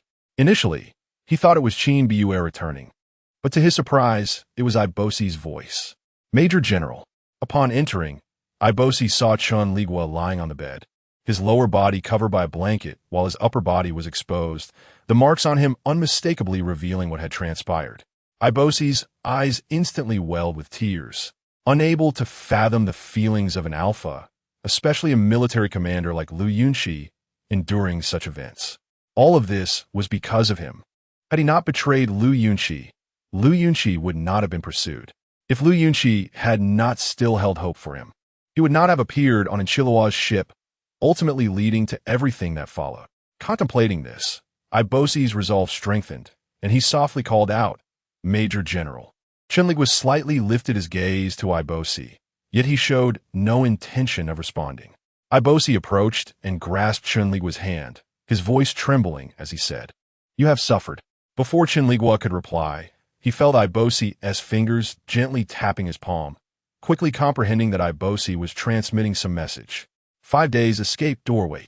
These words, strung together, conveyed a clear meaning. Chen Liguo lowered his eyes and spoke in a subdued tone, "You should go."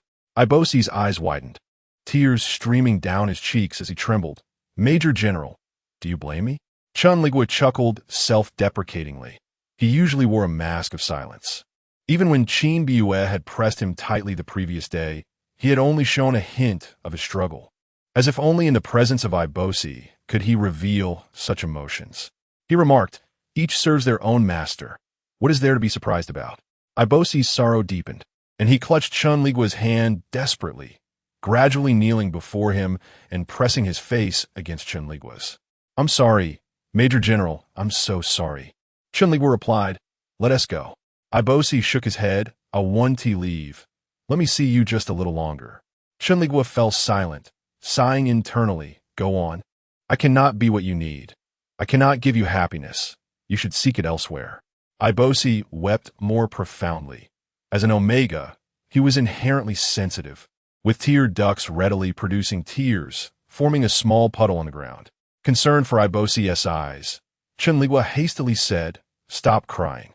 Ibosi gradually stifled his sobs, saying, "Major General, I am sorry." Chen Liguo remained silent. Ibosi did not expect to gain Lu Yunqi's forgiveness. Witnessing Lu Yunqi's plight only solidified his resolve to help him escape. He could not allow his major general to become an Omega. It would ruin him. I'm leaving, Ibosi declared. Go on, Chen Liguo replied. Ibosi hesitated, saying, I will come to see you again. Chen Liguo gazed at his adorable cheeks, feeling a profound sense of loss, thinking, my dear, we have no future. After Ibosi departed, Chen Liguo entered, clearly having permitted Ibosi's visit. You seem quite fond of him, Chen Liguo stated. Chen Liguo could hardly respond. His entire demeanor was ashen, on the verge of tears at any moment. Even in betrayal, he could not bring himself to reproach him. Though Chen Liguo smiled, the expression chilled the heart, remarking, how intriguing. Chen Liguo remained mute. Noticing his silence, Chen Liguo grasped his chin gently and said, why the silence? Is it only in his presence that you exhibit such vivid emotions? Chen Liguo coldly brushed Chen Liguo's hand away. Unperturbed, Chen Liguo regarded him thoughtfully, softly expressing, I am beginning to anticipate something. I look forward to seeing how you will transform as an Omega. Despite his words, ever since Chen Liguo had indulged himself with Chen Liguo, he was evidently less easy to dismiss. He began to linger around Chen Liguo every day, bringing him specially prepared meals. Despite having faced a setback, Chen Liguo continued to eat and sleep as usual, exhibiting a calm demeanor that left Chen Liguo astonished. He understood that, had it been an ordinary alpha in such a predicament, they would likely have succumbed to despair. Yet, to his surprise, Lu Yunqi remained remarkably composed, betraying no hint of panic, as if he were entirely oblivious to the implications of becoming an Omega. Lu Yunqi's reaction only deepened Chen Liguo's intrigue towards him. 5 days later, Ibosi did not deceive Chen Liguo, arriving as promised. Upon entering, he immediately unshackled Chen Liguo and presented him with a set of clothes, urging, Major General, please change quickly. Chen Liguo nodded, unperturbed by Ibosi's presence, and changed right before him. Ibosi's gaze lingered on Chen Liguo's physique, a slight blush coloring his cheeks. Yet he did not avert his eyes, perhaps knowing this would be their final meeting. Once Chen Liguo had swiftly donned his attire, Ibosi instructed, follow me. The two departed from the place where Chen Liguo had been confined. Ibosi remarked, we have 1 hour. We must leave before he returns, referring evidently to Chen Liguo. Chen Liguo followed Ibosi in silence. Ibosi led him to a room containing a small mech.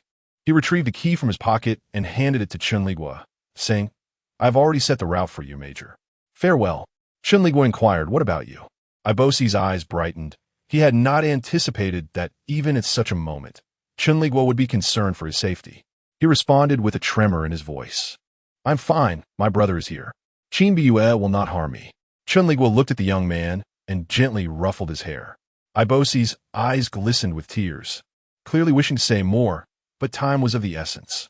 Ultimately, he managed to utter, Major General, take care, before saluting Chen Liguo. Chen Liguo nodded in return. Take care.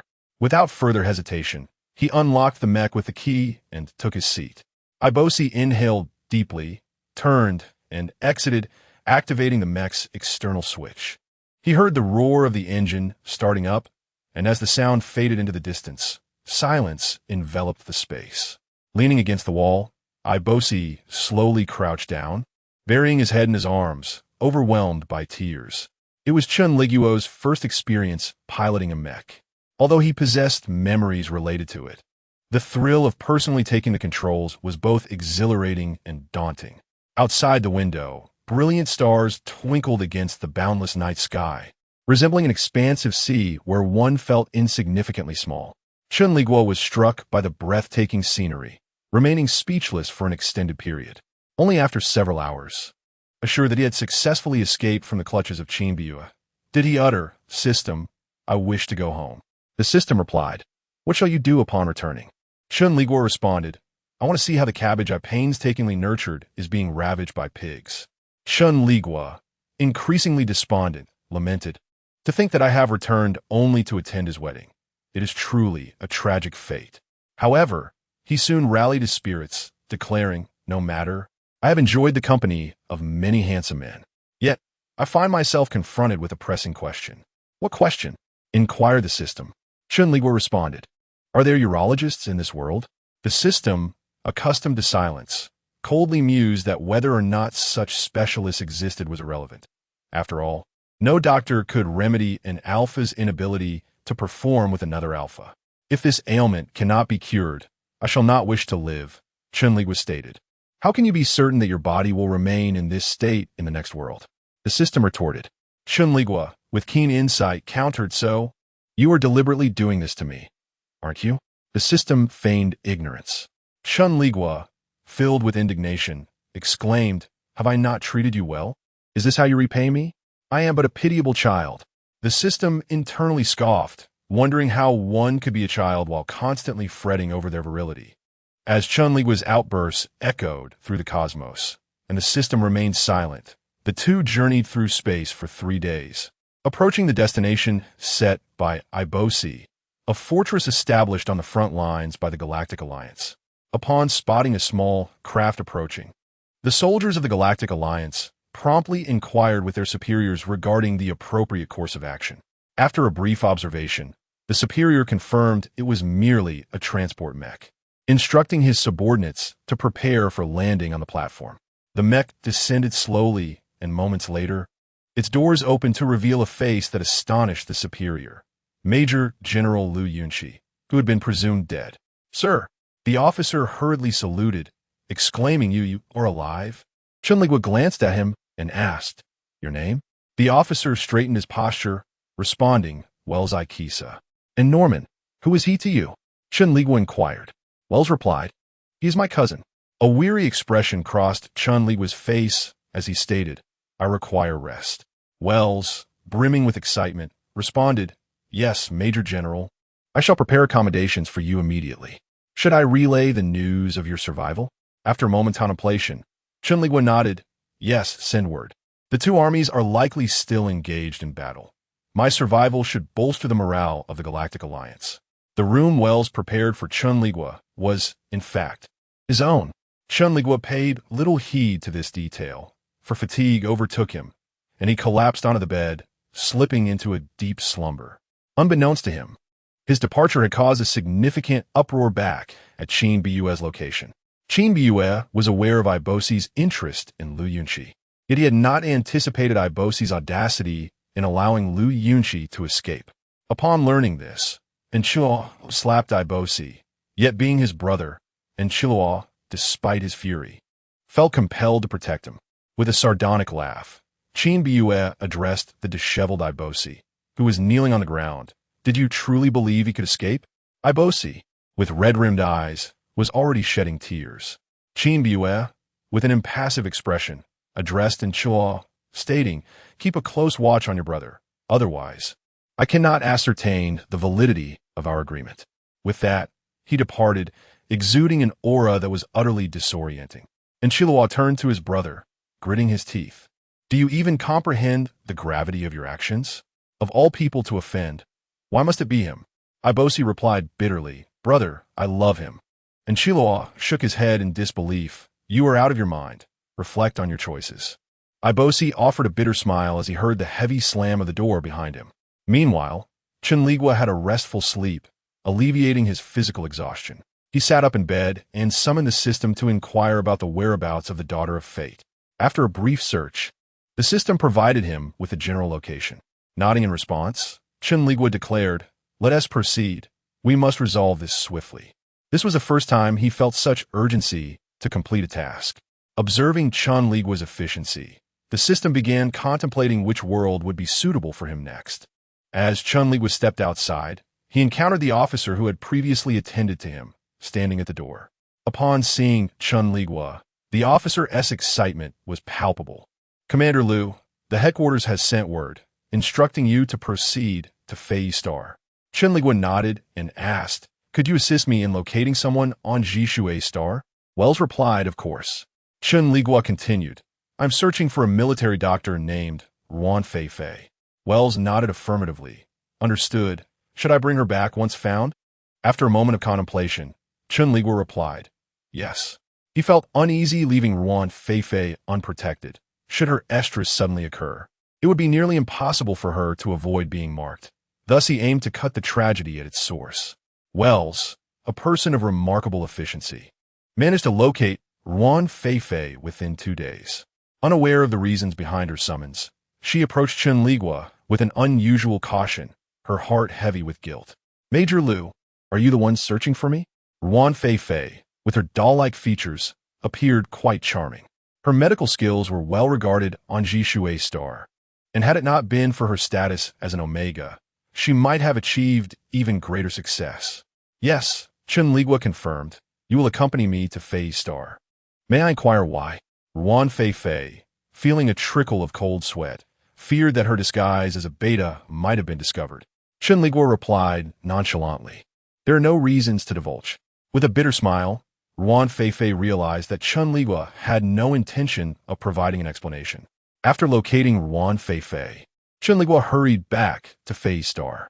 The military hierarchy had not anticipated Chen Liguo's survival. Thus, upon learning of his existence, they sought to meet with him at the earliest opportunity to ascertain the situation. Chen Liguo recounted his experiences succinctly, omitting sensitive details such as the drugging incident and the Omega statuses of Enchiluo and Ibosi. Although Chen Liguo had survived due to his unique identity, he was to be monitored for a period before regaining his previous position. Chen Liguo expressed no objections to this and displayed a remarkably calm demeanor in the face of others' inquiries. After arriving at Fei's star, Ruan Feifei had been in a state of constant anxiety. Upon completing his questioning, Chen Liguo's first words to her were, from now on, stay by my side. Ruan Feifei stared wide-eyed, resembling a startled little squirrel, and stammered, but. Chen Liguo replied coldly, I will not harm you. Ruan Feifei hesitated, seemingly wanting to refuse, yet at a loss for words. Chen Liguo glanced around to ensure no one was in earshot before lowering his voice to say, stay by my side until you find an alpha you desire. Upon hearing this, Ruan Feifei's expression turned to one of sheer terror, clearly perplexed as to how Chen Liguo knew of her Omega status. Do you understand? Chen Liguo inquired. Ruan Feifei quietly affirmed, I understand. Observing her frightened demeanor, Chen Liguo sighed heavily in his heart, thinking, worry not, my dear, I am incapable of arousal. Thus, the two began their cohabitation. In stark contrast to the timid Ruan Feifei, Chen Liguo remained remarkably composed, his tranquility stemming from 10 reasons. Primarily, his attraction was towards men. Secondly, he was incapable of arousal. Thirdly, he was incapable of arousal. Fourthly, he was incapable of arousal. Fifthly, in summary, the unfortunate truth remained that Chen Liguo was incapable of arousal, rendering him bereft even of the morning's pleasures. Rarely, Chen Liguo led a life of simplicity and restraint. As he lay in bed at night, he found himself conversing with the system, remarking, I am reminded of those beautiful, tender days. The system internally retorted, silence. Chen Liguo continued, back then, I was young, utterly unaware of what love truly meant. The system. Chen Liguo added, later, I came to understand. The system. With a long sigh, Chen Liguo lamented, eventually, it became an addiction. The system. Chen Liguo declared, desire is a blade that cuts to the bone. I must renounce it. The system. Do you expect me to believe that? Just as Chen Liguo swore to the heavens about his vow of abstinence, his communicator suddenly chimed. Upon answering, he discovered an email from an unknown sender containing a brief video. Curiously, he wondered, what is this? He clicked play, and a man's low voice resonated in his ears. Oh, Chen Liguo blushed, exclaiming, oh dear. The system quipped, aren't you supposed to be abstaining? Chen Liguo retorted, just this once, I'll only take a look. Wait a moment. The more he listened, the more familiar the voice became. With a swift motion, he scrolled to the middle of the video, and upon recognizing the face of the protagonist, his expression darkened. The one beneath was none other than himself, and above him was that pervert, Chen Bue. Chen Liguo exclaimed, damn it, thank goodness I didn't get aroused. The system. Chen Liguo added, if I had, it would have been quite the fright. His expression was far from pleasant. Anyone confronted with such a video featuring themselves would likely share a similar reaction. Chen Liguo paused the video and replied to the sender with 2 words, pervert. The sender, unfazed, soon responded with a question. Do you want the entire army to see this video? Chen Liguo pondered for a moment, feeling a flicker of excitement, though not truly. After a brief silence, he could only reply, "What you want?" The sender's reply was blunt. "To do you." Chen Liguo was taken aback, and the sender continued. "Why has the Major General fallen silent?" In his heart, Chen Liguo thought, "I have no words left for you," and reluctantly responded, "What exactly do you want?" The reply came, "Show me how you relieve yourself." This infuriated Chen Liguo, who angrily retorted, "Go to hell. If I wanted to relieve myself, I would need to be aroused first. How can one do that if they can't get it up?" The sender seemed to recall something. Sending another message, use the other end. Chen Liguo, incensed, responded, "I'm Busu."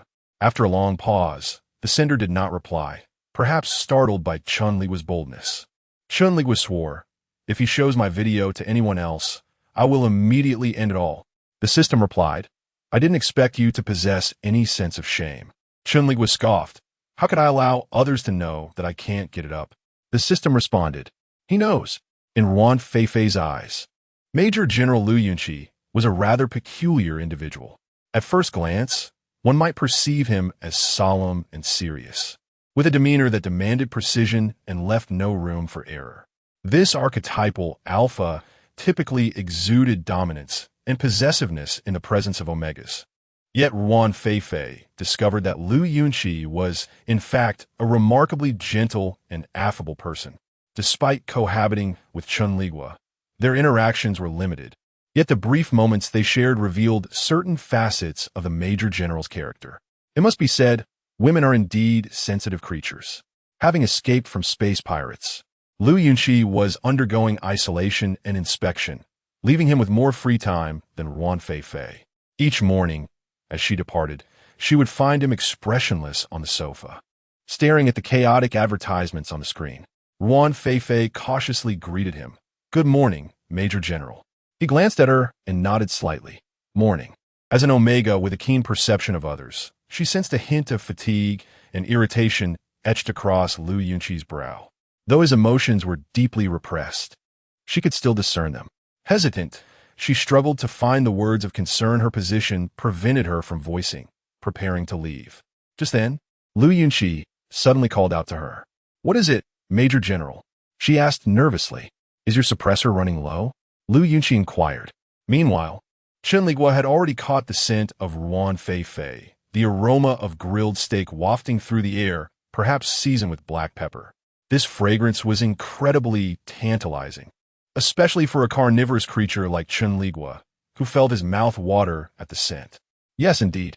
Yuan Feifei hesitantly remarked that what she had been using was nearly depleted, and she intended to procure new supplies today. Chen Liguo inquired if she could obtain them. Yuan Feifei nodded emphatically, affirming that it was indeed possible. Chen Liguo's gaze swept over her, and he calmly suggested that she take the day off and refrain from going to the military base. Yuan Feifei was momentarily taken aback. Chen Liguo added that her pheromones were rather potent. Yuan Feifei opened her mouth, ready to respond, but noticed that Chen Liguo had already made a call to excuse her absence. Throughout the entire exchange, Chen Liguo maintained a serene demeanor, seemingly unaffected by Yuan Feifei's status as an Omega. Nevertheless, Yuan Feifei felt a lingering sense of unease. She wished to return to her room, but Chen Liguo remarked that breakfast was available in the kitchen and invited her to help herself. Yuan Feifei expressed her gratitude, addressing him as Major General. Chen Liguo replied that she could call him Lu Yunqi. Yuan Feifei was pleasantly surprised, realizing that the rumors of Lu Yunqi's ruthless demeanor in the military might not hold entirely true. Chen Liguo had been awaiting a call on his communicator since a certain pervert had been silenced by his words the previous day, leaving him with no further messages.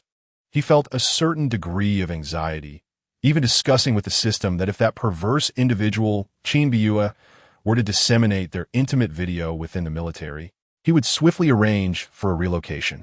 The system ominously suggested that he might want to prepare a rope in advance, implying that death would be the ultimate escape. Chen Liguo's eyes glistened with tears, yearning for the system's affection once more. To outsiders, he appeared particularly silent while conversing with the system. Having finished her breakfast, Yuan Feifei observed Chen Liguo's demeanor and refrained from disturbing him, cautiously returning to her room, contemplating the necessity of retrieving her ordered suppressant soon. Chen Liguo had initially been seated in the living room, conversing with the system, but as their discussion progressed, he sensed something amiss. After a brief pause, he realized the entire house was permeated with the aroma of grilled steak. Upon closer inspection, he discerned that the scent emanated from Ruan Fei. Unable to contain himself any longer, Chen Liguo approached and knocked on Ruan Fei's door. She cautiously opened it, addressing him as Major General. Chen Liguo, inhaling the enticing aroma of steak, swallowed hard and inquired about the arrival of her suppressants. Ruan Fei seemed to sense his restlessness and assured him that she would fetch them immediately. However, as she attempted to step outside, Chen Liguo grasped her wrist firmly. Concerned that she would be devoured by that group outside, he felt an unusual irritation bubbling within him and insisted, "Where are you getting them? I will go." Although Ruan Fei initially intended to delay, the sight of Chen Liguo's slightly furrowed brow and resolute gaze compelled her to divulge the delivery address without uttering any refusals. Chen Liguo regarded her with a penetrating look, clearly acknowledging her resourcefulness in obtaining suppressants within the military. Ruan Fei felt a twinge of embarrassment and said, "I appreciate your assistance, Major General." Chen Liguo nodded slightly, turned, and stepped out the door, intent on swiftly delivering the inhibitor to Ruan Fei. Fortunately, the delivery location was not far from his residence. The round trip would take no more than half an hour. A minor issue arose during the handover when the delivery person, upon seeing Chen Liguo, was startled and attempted to flee. However, Chen Liguo swiftly intercepted him. The man hurriedly tried to explain, but Chen Liguo simply stated, "I am here for the inhibitor." Noticing the man's expression turn pale, Chen Liguo added, "For Ruan Fei." Only then did the man relax, awkwardly chuckling. "Major General, you should have said so earlier." Chen Liguo thought to himself that he had not been given the opportunity to clarify sooner. After obtaining the inhibitor, Chen Liguo hurried home, but upon opening his door, he felt a sense of foreboding. The inhibitor on Ruan Fei had completely lost its efficacy. The rich aroma of grilled steak wafted through the air, causing his head to spin and his body to undergo certain changes. Gritting his teeth, he knocked on Ruan Fei's door, tossed the inhibitor to her, and quickly retreated to his own room. Once inside, Chen Liguo looked down at his unexpected arousal and felt utterly despondent. He lamented, "System, I'm doomed. I've been turned on by steak." The system remained silent. Chen Liguo continued in anguish. "I never anticipated I would react to the scent of grilled steak. It's one thing to be aroused, but to be triggered by this? Am I destined to be pleasured by steak in the future?" The system remained silent. Occasionally, he could only pretend he did not exist to feel even a modicum of relief. Lying on the bed with a defeated expression, he thought that the world was indeed filled with malice towards him. That evening, Ruan Fei, wishing to express her gratitude, took the initiative to cook dinner. Upon seeing the steak on the table, Chen Liguo's expression grew complex, a nuance that did not escape Ruan Fei's notice. She cautiously inquired, "Major General, do you not like steak?" Chen Liguo thought, "How could I not like my future wife?" He replied softly, "I do." Ruan Fei mentioned, "There are no other sauces at home, so I prepared black pepper." Chen Liguo gazed at the dark sauce, pouring a generous amount over the steak, thinking, "Wife, this is fresh black pepper. Do you like it?" Ruan Fei slowly cut a piece and tasted it. Noticing Chen Liguo's lack of engagement and appearing puzzled, "Major General, it won't taste good if it gets cold." With a serious demeanor, Chen Liguo raised his knife and fork. As he speared the steak and cut into it, he silently apologized to his steak wife. The atmosphere during the meal was exceptionally peculiar. Ruan Fei had intended to engage Chen Liguo in conversation, but seeing his intensely serious expression, as if he were contemplating something of great importance, she swallowed her words, unable to voice anything. Meanwhile, the weather outside was dreary with continuous rain, and the results of Chen Liguo's quarantine assessment revealed that he could not resume his original position due to evidence of his close contact with space pirates. His excuse for escaping was deemed rather unconvincing. Unsurprisingly, Chen Liguo found himself temporarily suspended from duty. Upon receiving this news, Chen Liguo was engulfed in an abyss of sorrow. Not only had he lost his intimate life, but he had also forfeited his job, leaving the burdens of existence to weigh heavily upon his youthful shoulders, rendering him unable to even afford a steak. These lamentations were directed towards the system. In contrast to Chen Liguo's pessimism, the system exhibited an unwarranted optimism, responding with a disquietingly gentle mechanical voice that sent shivers down one's spine. If you cannot carry on, you may as well choose to die. Overwhelmed by grief, Chen Liguo retorted, "Where is your heart? You truly are a heartless system." The system mused internally, "If I possessed a heart, it would have succumbed to a cardiac arrest from your incessant frustrations long ago." As a man adept at theatrics, Chen Liguo vividly portrayed the confusion and heartache of an unemployed worker before the system. He even resolved to limit himself to 2 meals a day in a bid to save money. This sorrow persisted for 3 days until Chen Liguo discovered his star card contained a staggering 9-digit sum. "I never imagined I could be so wealthy," he exclaimed. The system responded with silence. "You truly do love me," he declared. The system remained mute, having refrained from conversing with Chen Liguo during his days of madness. They had not exchanged words for 3 days. Clutching his star card, tears glimmering in his eyes, Chen Liguo said, "Let us go to the supermarket." "For what purpose?" the system inquired. "To buy a boyfriend," Chen Liguo replied. Since he had acknowledged his fondness for the taste of steak, it had become his metaphorical partner. After purchasing an abundance of boyfriends at the supermarket, Chen Liguo returned home, washed his hands, and set about preparing a sumptuous dinner. When Ruan Feifei returned, she was taken aback by Chen Liguo's culinary prowess. Aware that the past few days had left him emotionally depleted due to the scrutiny he faced, she never expected to enjoy a lavish meal prepared by him. Chen Liguo sensed her unspoken thoughts and calmly remarked, "Life must go on." Ruan Feifei nodded in agreement, took a bite of the dish, and sighed softly. Life is invariably so wretched. Chen Liguo gazed at Ruan Feifei and gently asked, "Why is that?" Ruan Feifei hesitated, understanding the underlying implication of his question, why she chose to disguise her Omega identity and infiltrate the military, especially when living as an Omega would be far simpler. "Because of my dreams," she replied. "What is your dream?" Chen Liguo inquired. Ruan Feifei paused, then resolutely stated, "I aspire to be an Omega who is no less than an Alpha." Chen Liguo remained silent for a couple of seconds, then asked, "Do you not wish to become an Alpha?" Ruan Feifei smiled wryly, saying, "I do wish to, but that is not a dream, it is mere delusion." Yet, Chen Liguo recalled Qin Biyue and his 2 clients, and Chiluo and Ibosi, who had transformed from Omega to Alpha and Beta. He wondered if they would suffer any repercussions from such change. Ruan Feifei continued, "If I were to speak out, the Major General might find me amusing. I have no desire to be marked by an Alpha to become someone else's subordinate, nor do I wish to have children." Chen Liguo neither agreed nor disagreed. He remained a competent listener throughout, simply absorbing her words without offering an opinion. Ruan Feifei asked, "Major General, do you find me ridiculous?" Chen Liguo replied nonchalantly, "It matters not what others think. What matters is your own happiness." Even if he only reacts to steak, he still harbors hope for life, especially considering his 9-figure savings. After a moment's hesitation, Ruan Feifei inquired, "Major General, how did you discover I am an Omega?" Chen Liguo raised his gaze to meet hers and said, "That is a secret." Ruan Feifei was taken aback. However, Chen Liguo then took a tissue to wipe his mouth and added, "I shall not tell you." Ruan Feifei had not anticipated such a response from Chen Liguo. She found the seemingly taciturn Major General unexpectedly endearing, and she let out a soft laugh, conceding with a resigned, "All right then." After their meal, Chen Liguo came to understand Ruan Feifei's life ambitions.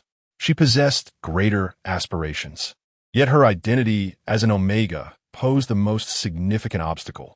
The transformation from GA to Alpha inevitably brought Chen Liguo's thoughts back to Qin Biyue. It had been 3 months since he had escaped, and aside from the initial videos, Qin Biyue had not contacted Chen Liguo again, leading him to doubt whether Qin had given up hope. Yet it was clear that Qin Biyue was not easily dismissed. Shortly after the 3rd month had passed, it was time for Ruan Feifei to collect her suppressants.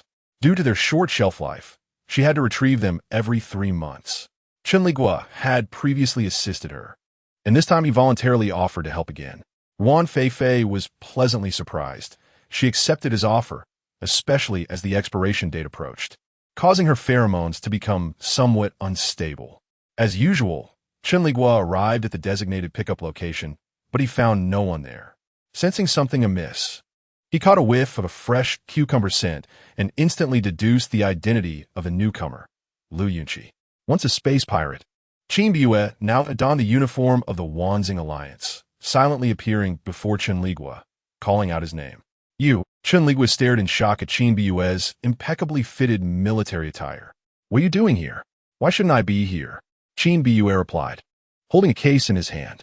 Lu Yunqi, Major General, what brings you here? Surely, you're not here to retrieve something for me? It was evident that the person meant to deliver had been subdued by Qin Biyue. Chen Liguo gritted his teeth and said, you managed to infiltrate the Wanzing Alliance. How did you accomplish that? He then noticed the insignia on Qin Biyue's shoulder, realizing he had attained the rank of general. Qin Biyue gazed at Chen Liguo with a smile that was neither entirely genuine nor entirely mocking, and inquired, Major General Lu, I am at a loss regarding your statements. Chen Liguo felt an overwhelming tension as he observed Qin Biyue approaching him. Conversely, Qin Biyue relished the palpable anxiety emanating from Chen Liguo. He noted the tightness of Chen Liguo's lips, his eyes narrowing slightly, and he could not help but reminisce about the taste of Chen Liguo during their previous encounter. Major General Lu, you would do well to elucidate your purpose for being here, Qin Biyue stated, towering over Chen Liguo, who stood at an imposing height of 185 meters. His penetrating gaze bore down on Chen Liguo, his tone frosty. Otherwise, we may have to convene before a military tribunal. Chen Liguo was perplexed as to how Qin Biyue had inexplicably ascended to the ranks of the few esteemed generals within the Star Alliance. Yet it was abundantly clear that he was the one facing demotion. Confronting Qin Biyue head-on would undoubtedly be an unwise course of action. It appears that the beta you reside with is, in fact, an omega, Qin Biyue remarked. Chen Liguo's anxiety heightened. It was evident that Qin Biyue had conducted a thorough investigation into him, inadvertently involving Wan Feifei in the process. Should her omega identity be revealed now, all of his efforts would be rendered futile. This is quite unexpected, Qin Biyue said, leaning in closely to Chen Liguo, his breath brushing against Chen Liguo's face, prompting an involuntary frown from him. Major General Lu, how surprisingly sentimental you are. I have already been suspended. There is no need for you to address me as Major General Lu, Chen Liguo replied coldly. Upon hearing this, a faint smile graced Qin Biyue's lips. Indeed, I should refrain from calling you Major General Lu. Chen Liguo pursed his lips in silence. Qin Biyue's voice abruptly turned icy. Is this the demeanor you reserve for a superior officer? Chen Liguo clenched his fists at his sides, clearly reaching the limits of his endurance.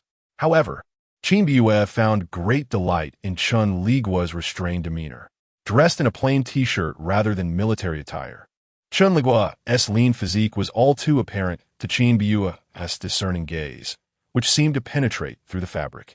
Lu Yunqi, Qin Biyue posed. What do you suppose would be the repercussions if the military were to discover that you were harboring an omega?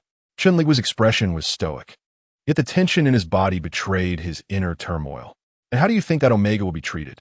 Upon hearing Qin Biyue's inquiry, Chen Liguo could no longer contain himself. What do you want from me? He demanded. Qin Biyue chuckled softly. My experiment is only halfway complete. Does the military know that you are conducting experiments on human subjects? Chen Liguo retorted angrily. How do you know they are unaware? Qin Biyue countered. As Chen Liguo processed Qin Biyue's chillingly indifferent expression, an improbable suspicion began to form in his mind. Could it be that the Star Alliance had been aware all along of Qin Biyue's experiments conducted within the territory of space pirates and had tacitly approved of them? Qin Biyue pressed his hand firmly on Chen Liguo's shoulder. Science knows no boundaries. Chen Liguo's chest rose and fell rapidly, revealing the fierce psychological struggle he was engaged in. Qin Biyue silently observed, his gaze unambiguous and almost predatory, as if he intended to consume Chen Liguo, skin and bones. Eventually, Chen Liguo spoke. Give me some time. Qin Biyue inquired. How long? Chen Liguo replied. 3 days. Qin Biyue acquiesced, acknowledging Chen Liguo's unavoidable fate, and handed over the suppressants without hesitation. Chen Liguo accepted the suppressants and departed without looking back, his stride still assured. Yet only Chen Liguo understood the fierce internal struggle raging within him. Was Chen Liguo indeed grappling with an internal conflict? He was, but the nature of his turmoil diverged entirely from what Chen Liguo imagined. On his way home, Chen Liguo could no longer contain himself and burst into tears.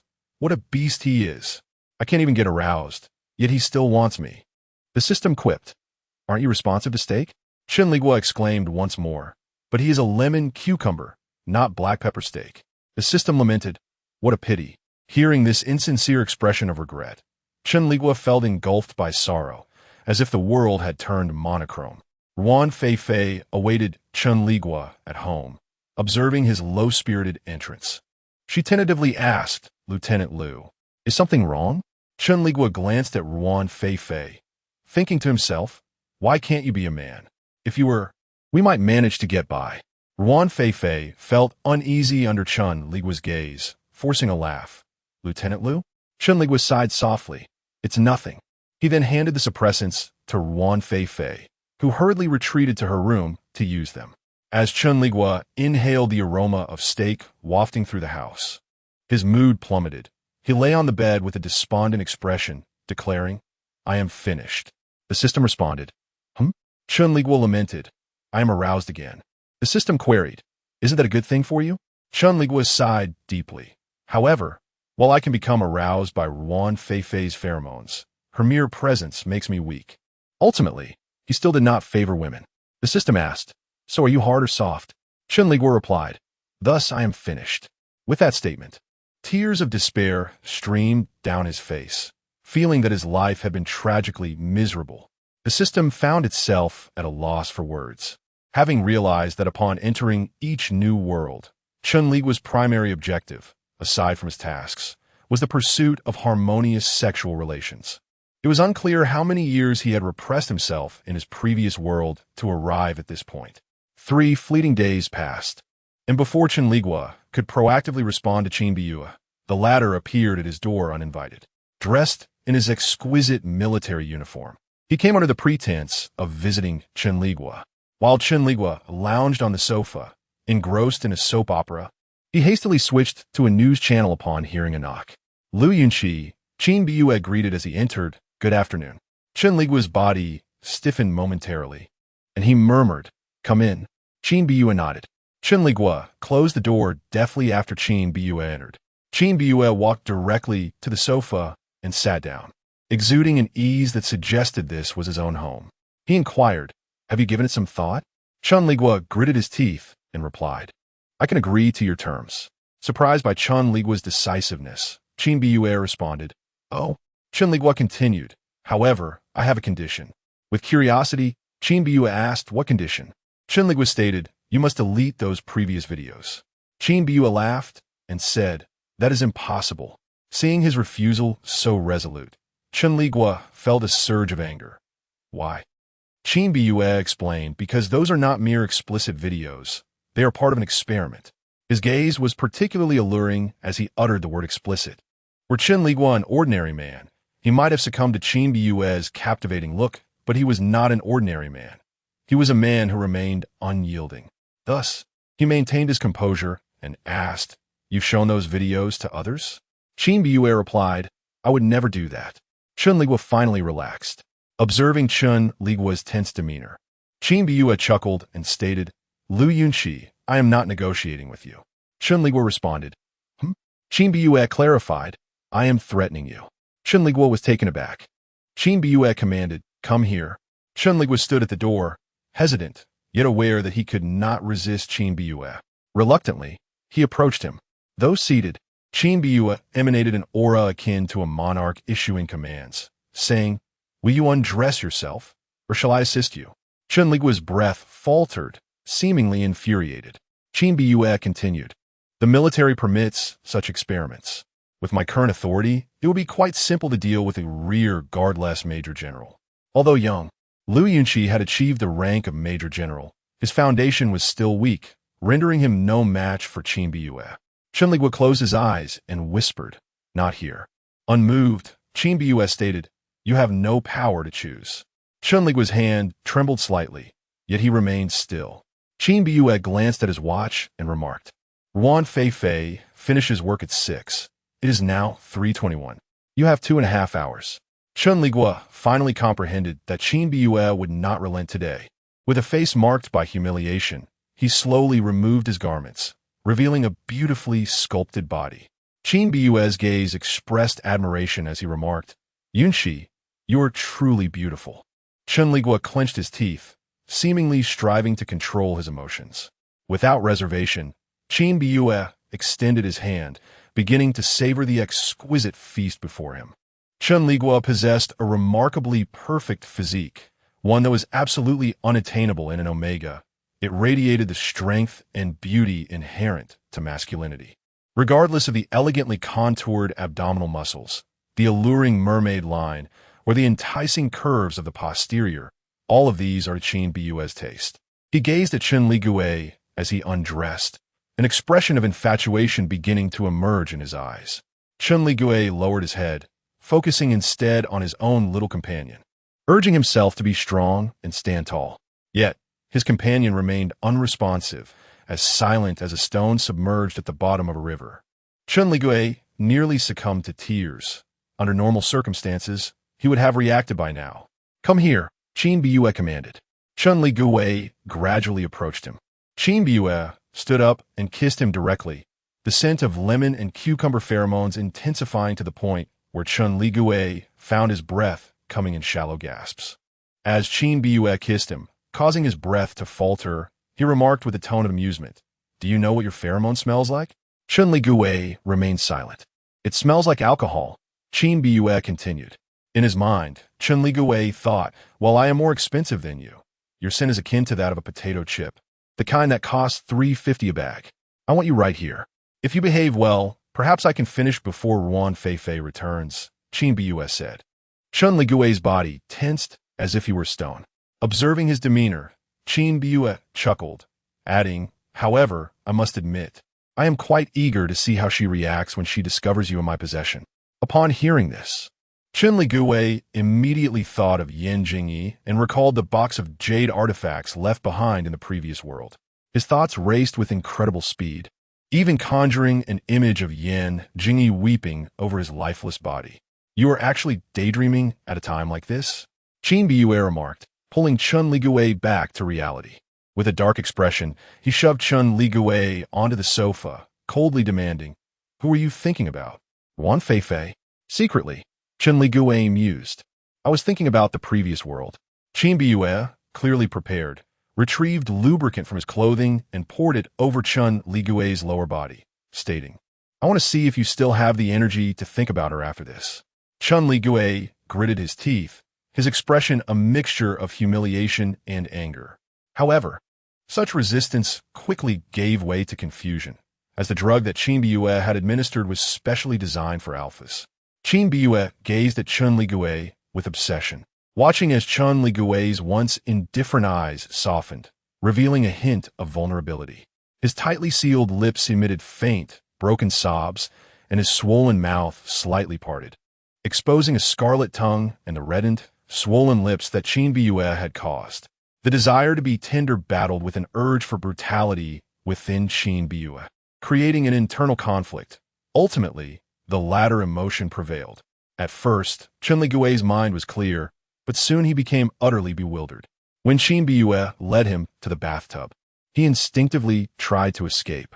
Chen Liguo would not allow his refusal, seizing him for a vigorous encounter. Chen Liguo lay there, his mind in chaos, with only one thought remaining. "So be it. If I can't respond, then I won't. At least it feels good." If the system were aware of his thoughts, it might wonder if in the next world he would transform into a mythical creature to resolve the issue at its root.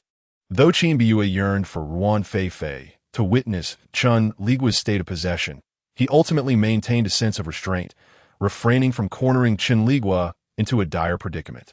As Ruan Fei was about to conclude her workday, Chen Liguo wrapped up his affairs, carrying Chen Liguo back to bed, while he leisurely donned his attire. Evidently having been subjected to intense passion, Chen Liguo lay curled up on the bed, his body adorned with conspicuous marks of intimacy. Qin Bue's fingers glided over his smooth skin. He was aware that an alpha's remarkable recuperative abilities would likely erase these marks within a day, which left him feeling a twinge of melancholy. With his eyes half closed, Chen Liguo's lips were swollen and cracked, suggesting he had succumbed to unconsciousness. Qin Bue gazed at him and could not resist leaning down to plant a tender kiss. Upon returning home, Ruan Feifei encountered Qin Bue, who was on the verge of departing. He showed no inclination to acknowledge her, his eyes fixed ahead as he pushed the door open and exited without a word. Ruan Feifei found herself perplexed, unaware of when she might have offended him. Entering her abode, she noticed Chen Liguo was absent, yet a peculiar scent lingered in the air. After a night of rest, Chen Liguo gradually regained his strength. The vigor of Qin Bue was astounding. During those 2 hours, he scarcely paused, leaving Chen Liguo in a haze of confusion. Had it not been for the consideration of Ruan Feifei, he might have doubted whether Qin Bue could sustain such exertion for an entire day and night. Slowly rising from the bed, Chen Liguo headed for a shower. As Ruan Feifei ventured into the kitchen to retrieve some chips, she coincidentally encountered Chen Liguo, freshly bathed. A single glance was enough for her to grasp a hint of the situation. At that moment, his lips remained swollen, and his exposed neck bore lingering marks of intimacy. Even someone as inexperienced as Ruan Feifei could surmise what had transpired.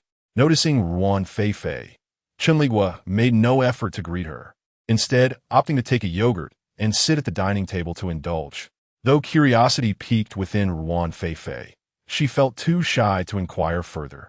Opting to pretend she hadn't noticed, Chen Liguo finished an entire liter of yogurt and, still feeling hungry, proceeded to boil some noodles. His culinary skills were commendable, and soon the kitchen was filled with an enticing aroma.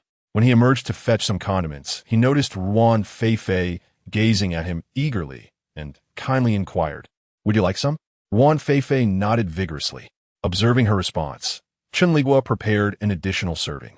Though they cohabitated, they maintained a clear division of food and resources, as Chen Liguo wished to prevent any misconceptions from arising in Ruan Feifei's mind. As Ruan Feifei savored the noodles Chen Liguo had prepared, her face lit up with delight. Exclaiming, "This is delicious," Chen Liguo simply acknowledged her with a sound, showing no intent to engage in conversation. After consuming half of her meal, Ruan Feifei hesitantly mentioned, "The company has assigned me to a business trip to Chiaohui Star." Upon hearing the name Chiaohui Star, Chen Liguo's brow furrowed. He was well acquainted with that planet, recalling it as the very place where Ruan Feifei had been forcibly marked. Chen Liguo asked, "Is there any way to avoid going?" Ruan Feifei remarked, "It seems unlikely. There's an outbreak over there, and there is a severe shortage of doctors." Chen Liguo gazed into his bowl of noodles, feeling somewhat troubled. Had he not been suspended, it would have been quite simple to leave Ruan Feifei behind. However, now that he was suspended, he could no longer partake in military affairs. Ruan Feifei believed Chen Liguo was concerned for her well-being and said, "I will be cautious. The outbreak is not fatal." Before she could finish her thought, Chen Liguo interjected, "I will accompany you." Ruan Feifei's eyes widened in surprise. Chen Liguo asserted, "It's settled then." Ruan Feifei was utterly unprepared for Chen Liguo's reaction. Initially, when she was asked to cohabitate with him, she thought he had affection for her, yet after spending time together, she began to doubt that notion. Moreover, it appeared that Chen Liguo had his own partner. Why then was he so concerned about her? Ruan Feifei felt conflicted, unable to voice her confusion. Chen Liguo seemed oblivious to her turmoil.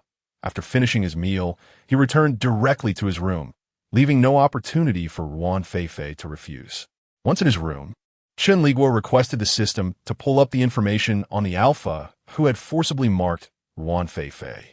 This alpha held the rank of colonel in the military, appeared quite handsome, and wielded considerable power, yet somehow had become a loathed rapist. Chen Liguo sighed deeply as he perused the details. The system inquired, "What troubles you?" Chen Liguo replied, "Isn't the distant autumn star far from here?"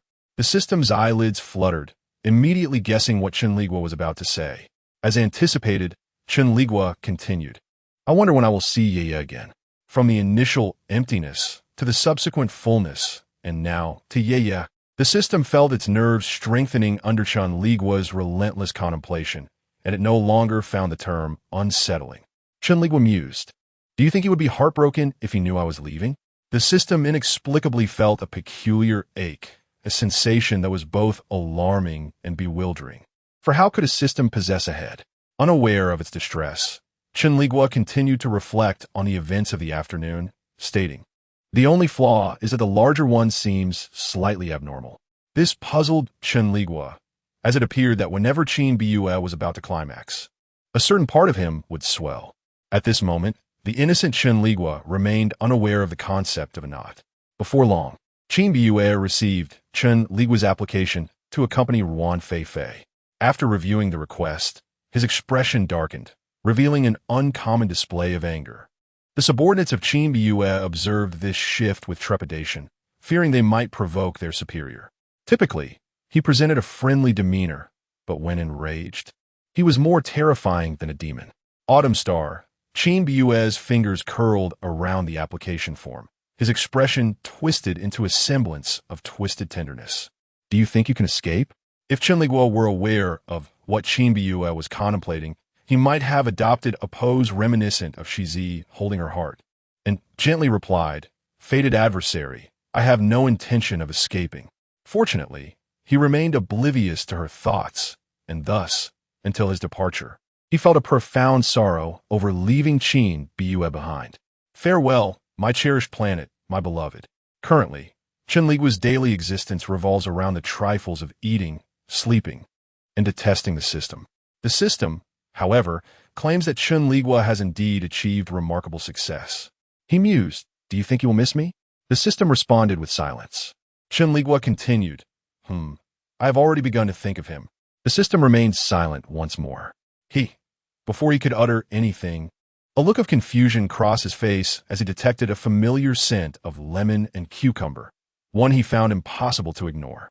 Chen Liguo hesitantly remarked, "It seems I have caught a whiff of Qin de Diao's fragrance." The system questioned its internal mechanisms, pondering how the mere mention of Qin de Diao could elicit thoughts of self-detonation. Unbeknownst to Qin Biyue, he had ascended from being simply Ye to Qin de Diao. He remained engulfed in the anger stemming from Chen Liguo's desire to flee from him. Upon exiting the spaceship's cockpit, Qin Biyue immediately spotted Chen Liguo standing by the window. Perhaps it was an illusion, but he discerned a hint of melancholy etched across Chen Liguo's features. This sorrow significantly tempered his own ire, prompting him to call out from a distance, "Lu Yunqi." The figure, startled by his voice, quivered slightly, which further elevated Qin Biyue's spirits.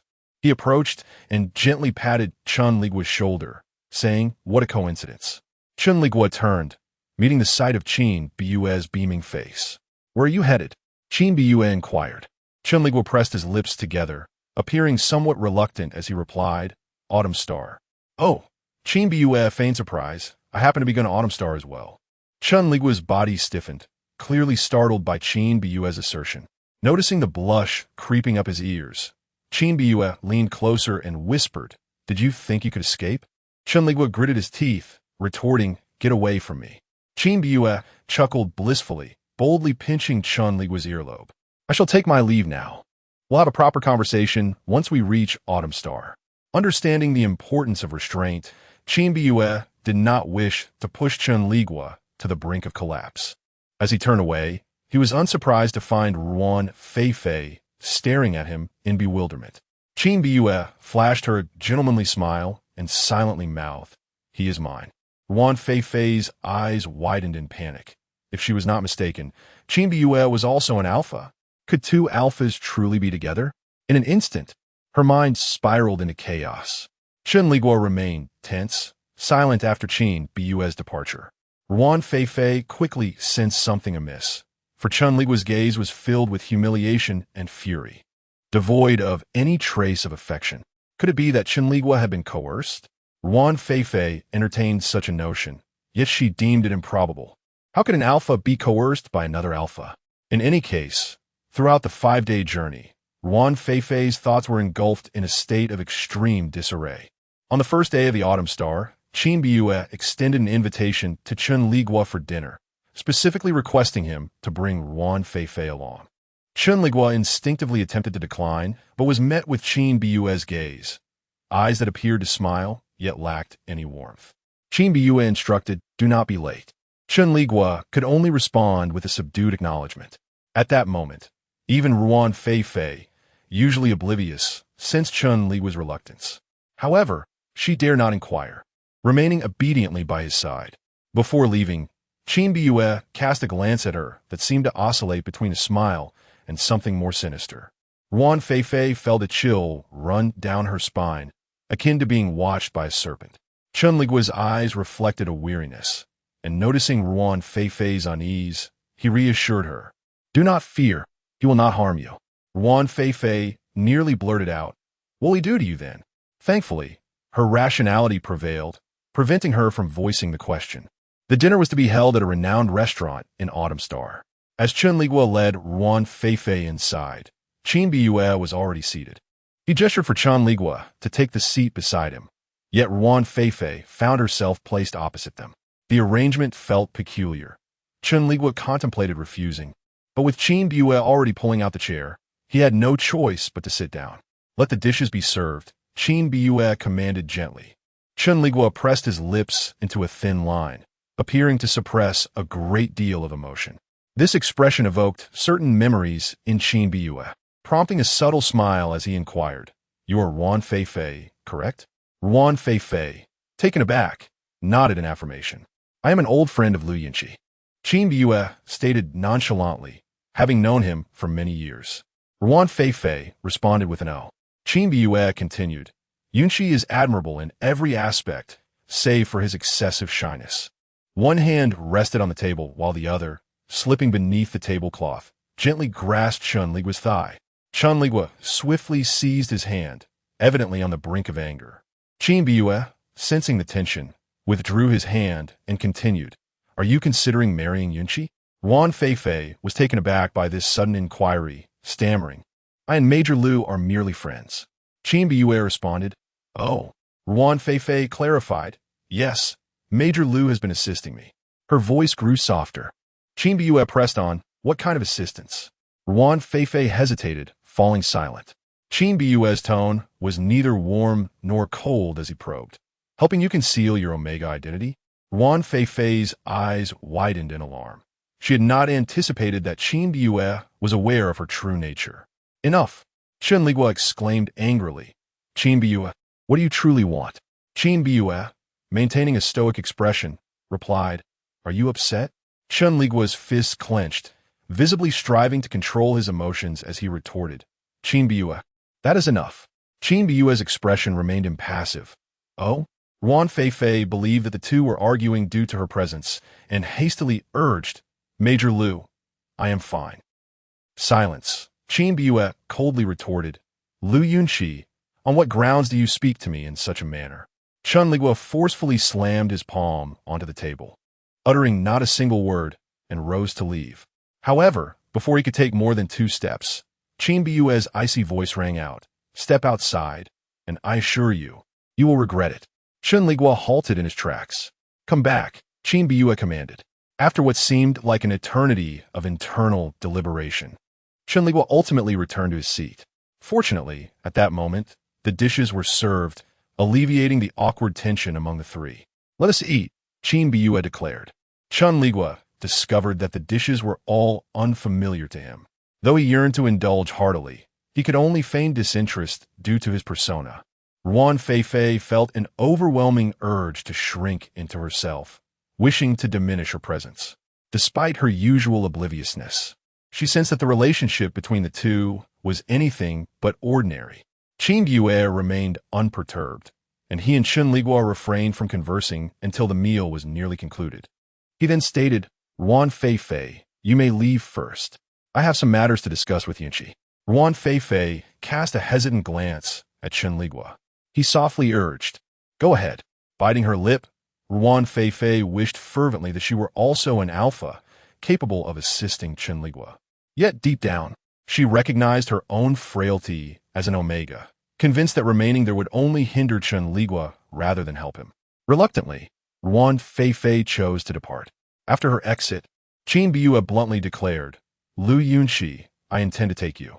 Chen Liguo's face betrayed his humiliation as he replied, "You have lost your mind." Chen Liguo chuckled. "Did you truly believe that by fleeing to Autumn Star, you could evade me? I assure you, you are merely dreaming." Chen Liguo's chest heaved with agitation.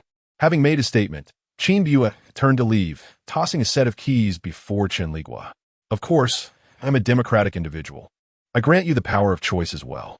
With that, he exited the room. Holding the keys, Chen Liguo sighed inwardly to the system. "Ah, love arrived so unexpectedly." The system responded with silence. Chen Liguo continued, "No matter where you may wander in this world, I am willing to follow you." The system remained silent. What more could I desire? Though Chen Liguo longed to rush after Chen Liguo and engage in discussions ranging from poetry to the philosophy of life, he restrained himself, consuming nearly all the dishes on the table before slowly making his way to the elevator. As he ascended, he found himself burping, feeling somewhat unwell. "System, I feel a bit off," he remarked. The system retorted, "Have you finally developed a sense of shame?" "No, I believe I simply overindulged," Chen Liguo replied. The system fell silent. Concerned, he pondered, "I hope I won't be sick later." The system, evidently recalling something, seemed to lower its pressure further. Despite his apprehensions, Chen Liguo eventually entered Chen Liguo's room. Chen Liguo finished his shower and donned a bathrobe, his expression devoid of emotion as he engaged with his holographic computer. Upon hearing the sound of Chen Liguo opening the door, he did not lift his gaze and simply instructed, "Go take a shower." Chen Liguo obediently complied. But as he bathed, he couldn't help but burp, feeling an uncomfortable fullness in his stomach. After a moment's hesitation, he said, "System, my stomach feels quite unwell." The system remained silent. Chen Liguo continued, "If I recall correctly, I think I vomited in the previous world." The system remained unresponsive. He reminisced, "It seems I also vomited in the last world." The system's silence persisted. In a state of inner turmoil, he suggested, "Perhaps I should just vomit this time?" The system did not offer any guidance. After waiting in vain for the system's advice, he resolved to take matters into his own hands, stating, "Well, it's better than throwing up on the bed later." He then began to gag over the toilet. The system noted that having such a host brought it perilously close to a mental breakdown. Alpha's senses were remarkably acute, and despite a door separating them, Chen Liguo could hear nearly every sound emanating from the bathroom. Thus, when he heard the unmistakable sound of vomiting, the pent-up anger within him finally erupted. With a forceful bang, he flung open the bathroom door, strode in, and seized the recently ill Chen Liguo. Chen Liguo, bewildered, was drenched and stared at the grim-faced Chen Liguo, utterly confused about what had provoked his anger. "Am I truly that repulsive to you?" Chen Liguo pressed Chen Liguo firmly against the wall, coldly stating, "Repulsive enough for you to vomit?" Chen Liguo, realizing he had been caught, could only respond with an unspoken acknowledgement. Chen Liguo, grasping the shower head, unleashed a torrent of water upon Chen Liguo, who coughed a few times but ultimately remained still. With a chilling laugh, Chen Liguo remarked, "Unfortunately, no matter how repulsive you find me, you still have to share a bed with me." He effortlessly scooped Chen Liguo into his arms and turned toward the bedroom. That night, Chen Liguo experienced immense joy. The following day, Chen Liguo awoke from a hazy dream. Noticing the absence of anyone in the room, he softly inquired, "Where is Chen Liguo?" The system replied, "He has gone out." Chen Liguo sighed contentedly. That was delightful. The system remained silent. Revitalized, Chen Liguo rose from the bed, dressed, brushed his teeth, washed his face, and cheerfully grabbed a piece of bread for breakfast before heading home. Chen Liguo had anticipated that Chen Liguo would not awaken until noon, but to his surprise, when he returned, Chen Liguo was nowhere to be found. Observing the empty room, Chen Liguo scoffed, "Impressive that you managed to get up under such circumstances." After uttering this, a trace of a smile flickered in his eyes as he recalled something. Upon reaching home, Chen Liguo encountered Ruan Fei, who had been awake all night.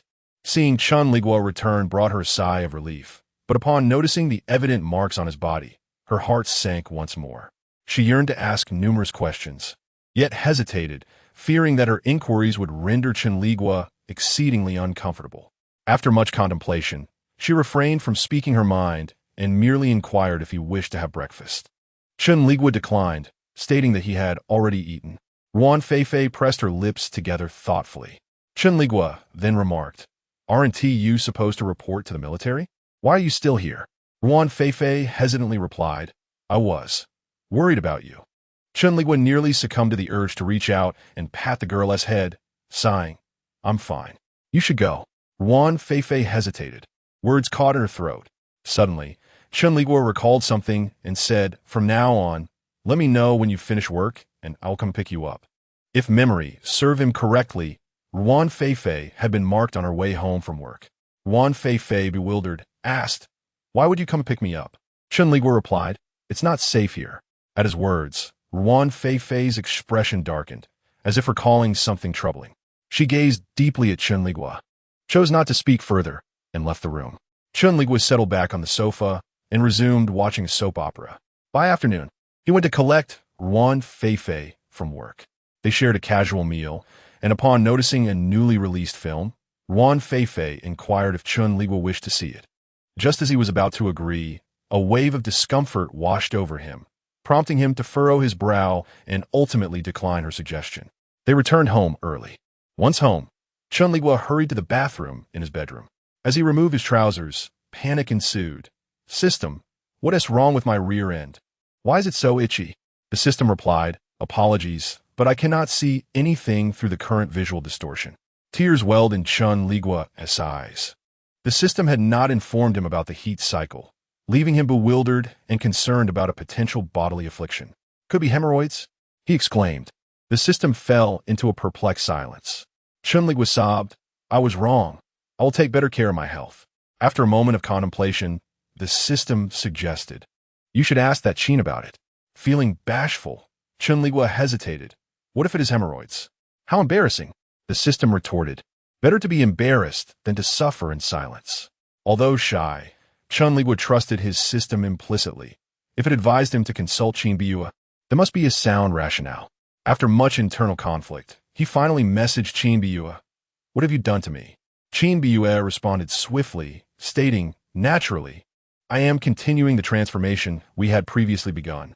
It turned out that while Chen Liguo had been distracted the night before, Qin Biyue had administered another injection. Now, he found himself vacillating on whether to fully transform Chen Liguo into an omega, although he bore no aversion to inducing Chen Liguo's heat cycle. After replying, Qin Biyue promptly called Chen Liguo. When the call connected, a low, suppressed breath resonated from the other end. Chen Liguo's voice, laced with anger, erupted, "Qin Biyue, what do you want from me?" Yet, Qin Biyue remained silent, instead asking, "Did you enjoy yourself last night?" Chen Liguo gritted his teeth, his breaths becoming increasingly labored. Qin Biyue inquired, "Is it particularly itchy?" Chen Liguo replied softly, "You mustn't do this." To his surprise, Qin Biyue discerned a hint of despair in his tone. Indeed, an alpha suddenly experiencing a heat cycle could be quite overwhelming.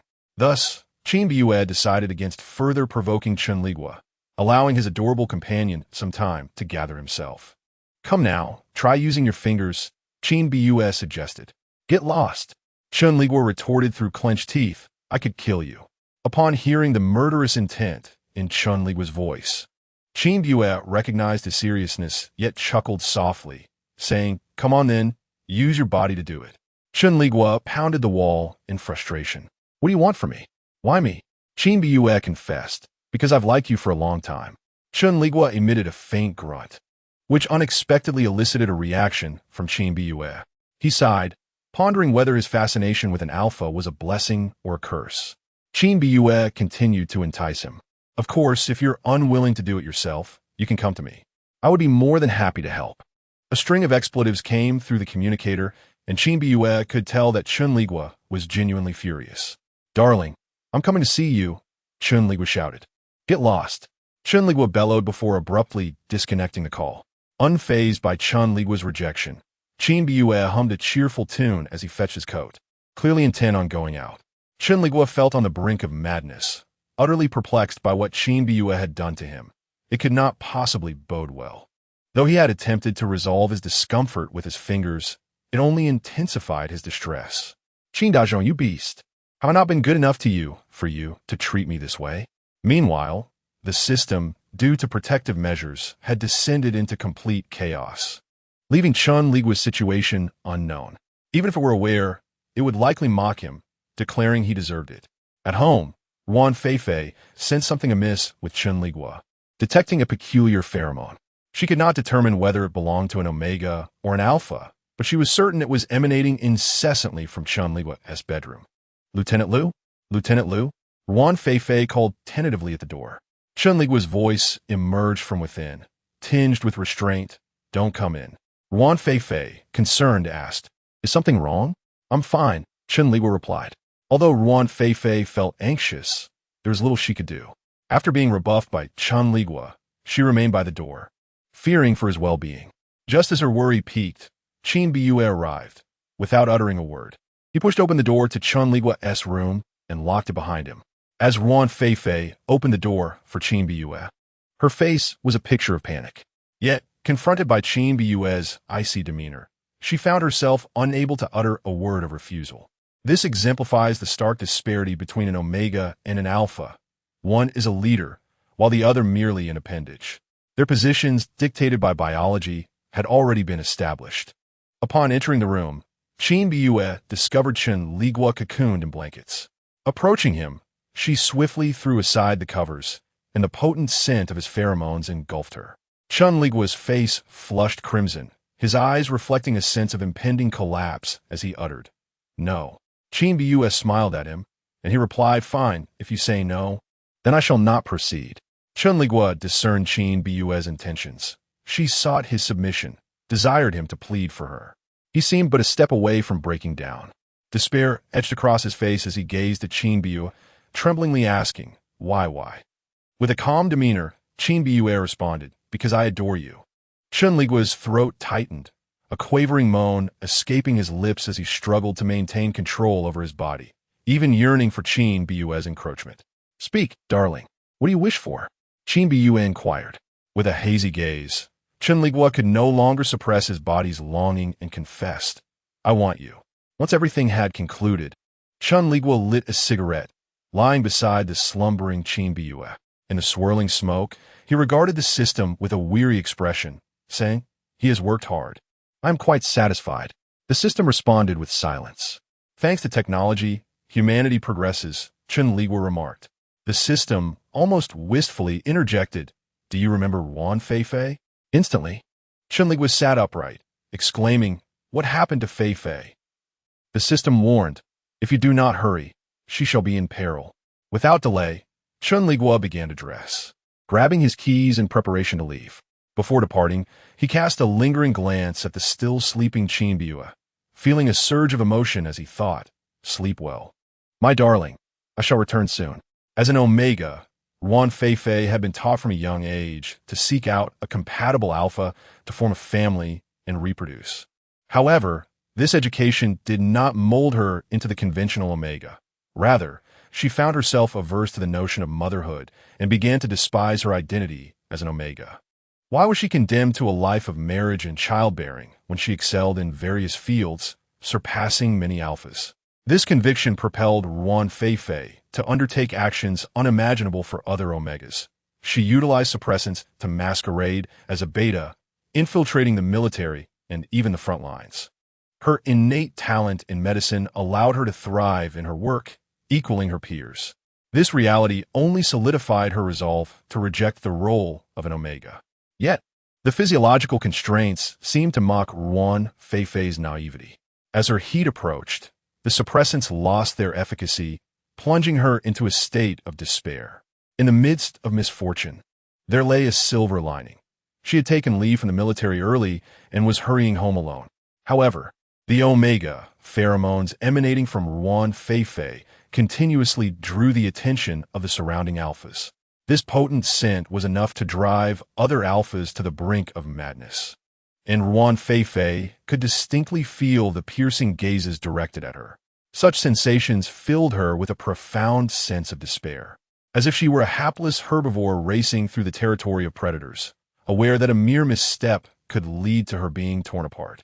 The more anxious she became, the more frantic her movements turned.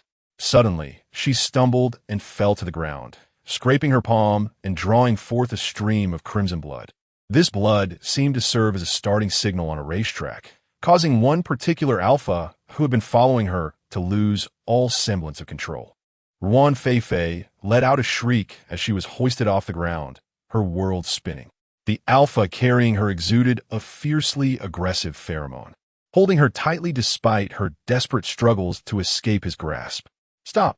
Ruan Feifei cried, beating against her captor. Tears cascaded down her cheeks, her heart brimming with an overwhelming sense of despair. Her life, as she knew it, was over.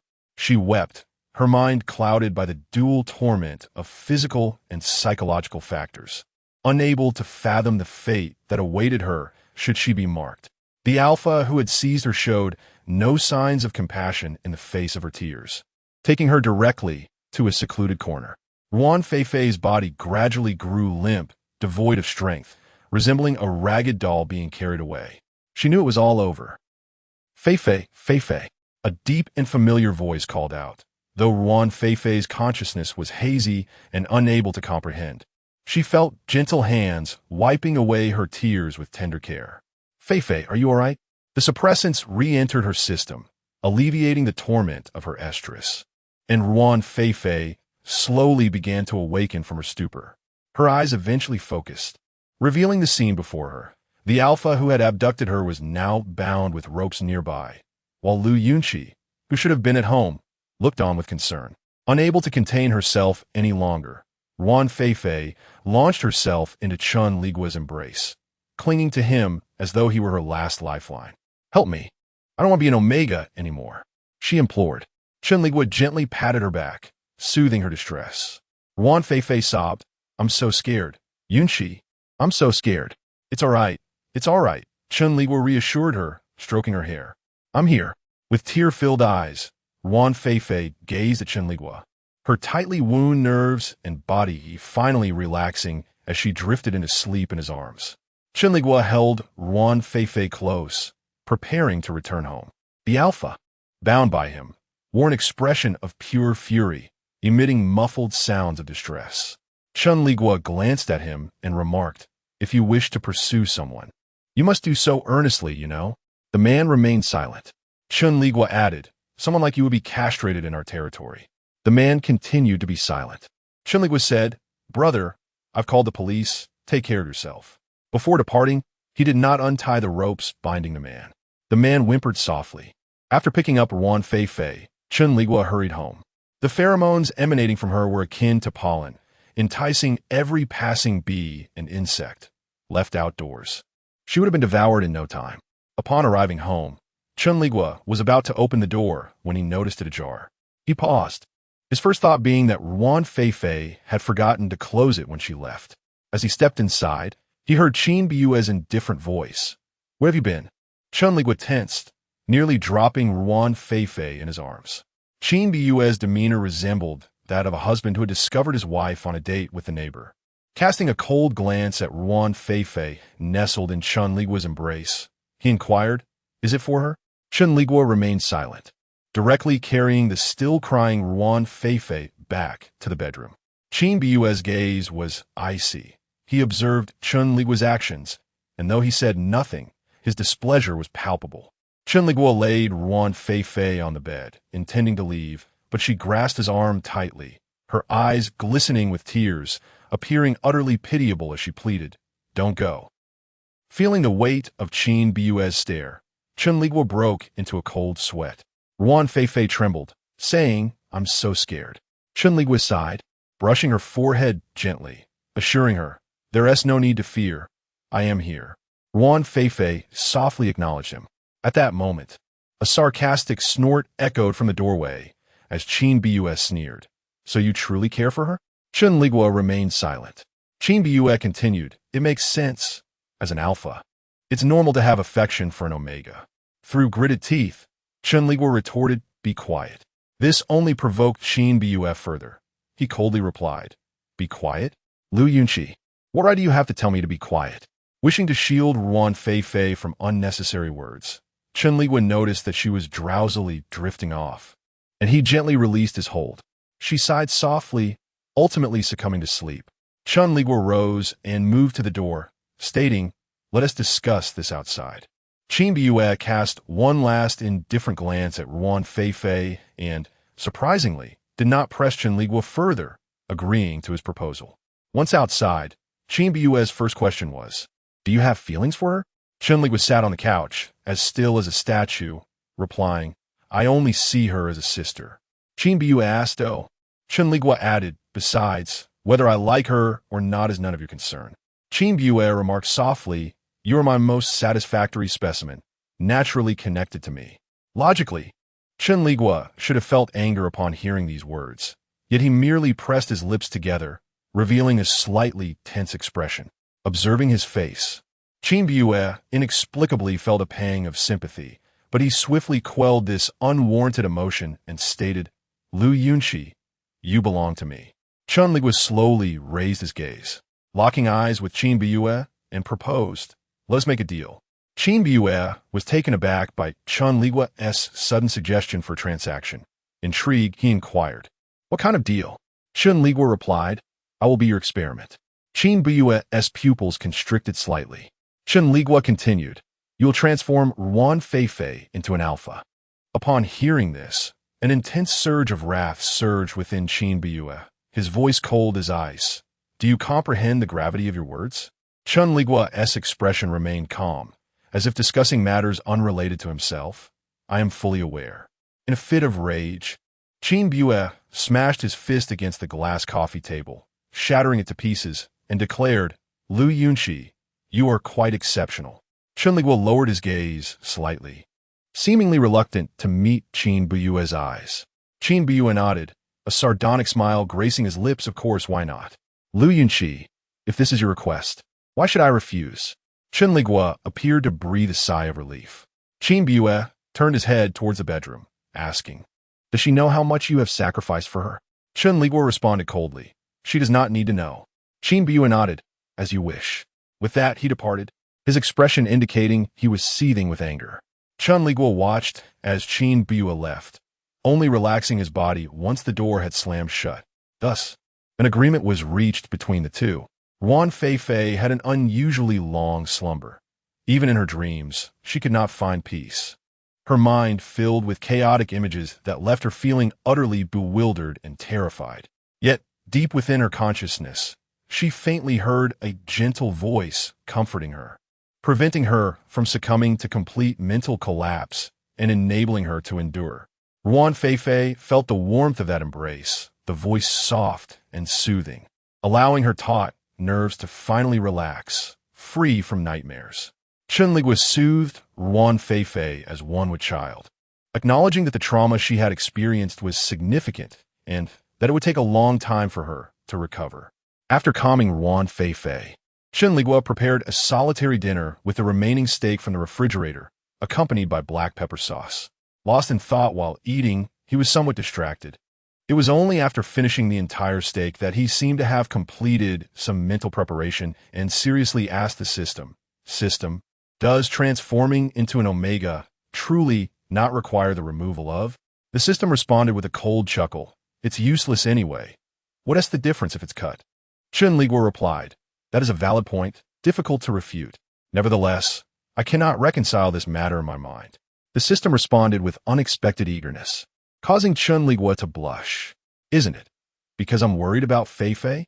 The system, observing the suspicious flush on Chen Liguo's face, found himself doubting the sincerity of his words. Chen Liguo continued, "After all, he has been with me for so many years, contributing in both effort and hardship. To simply discard him would be rather heartless, wouldn't it?" The system took a moment to comprehend that Chen Liguo was referring to his own situation.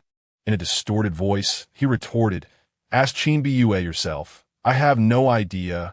With that, he fell silent, ignoring Chen Liguo's calls. Feeling a twinge of sadness at the system's indifference, Chen Liguo reflected on how the system used to be responsive. Now, it seemed to be evolving in a troubling direction.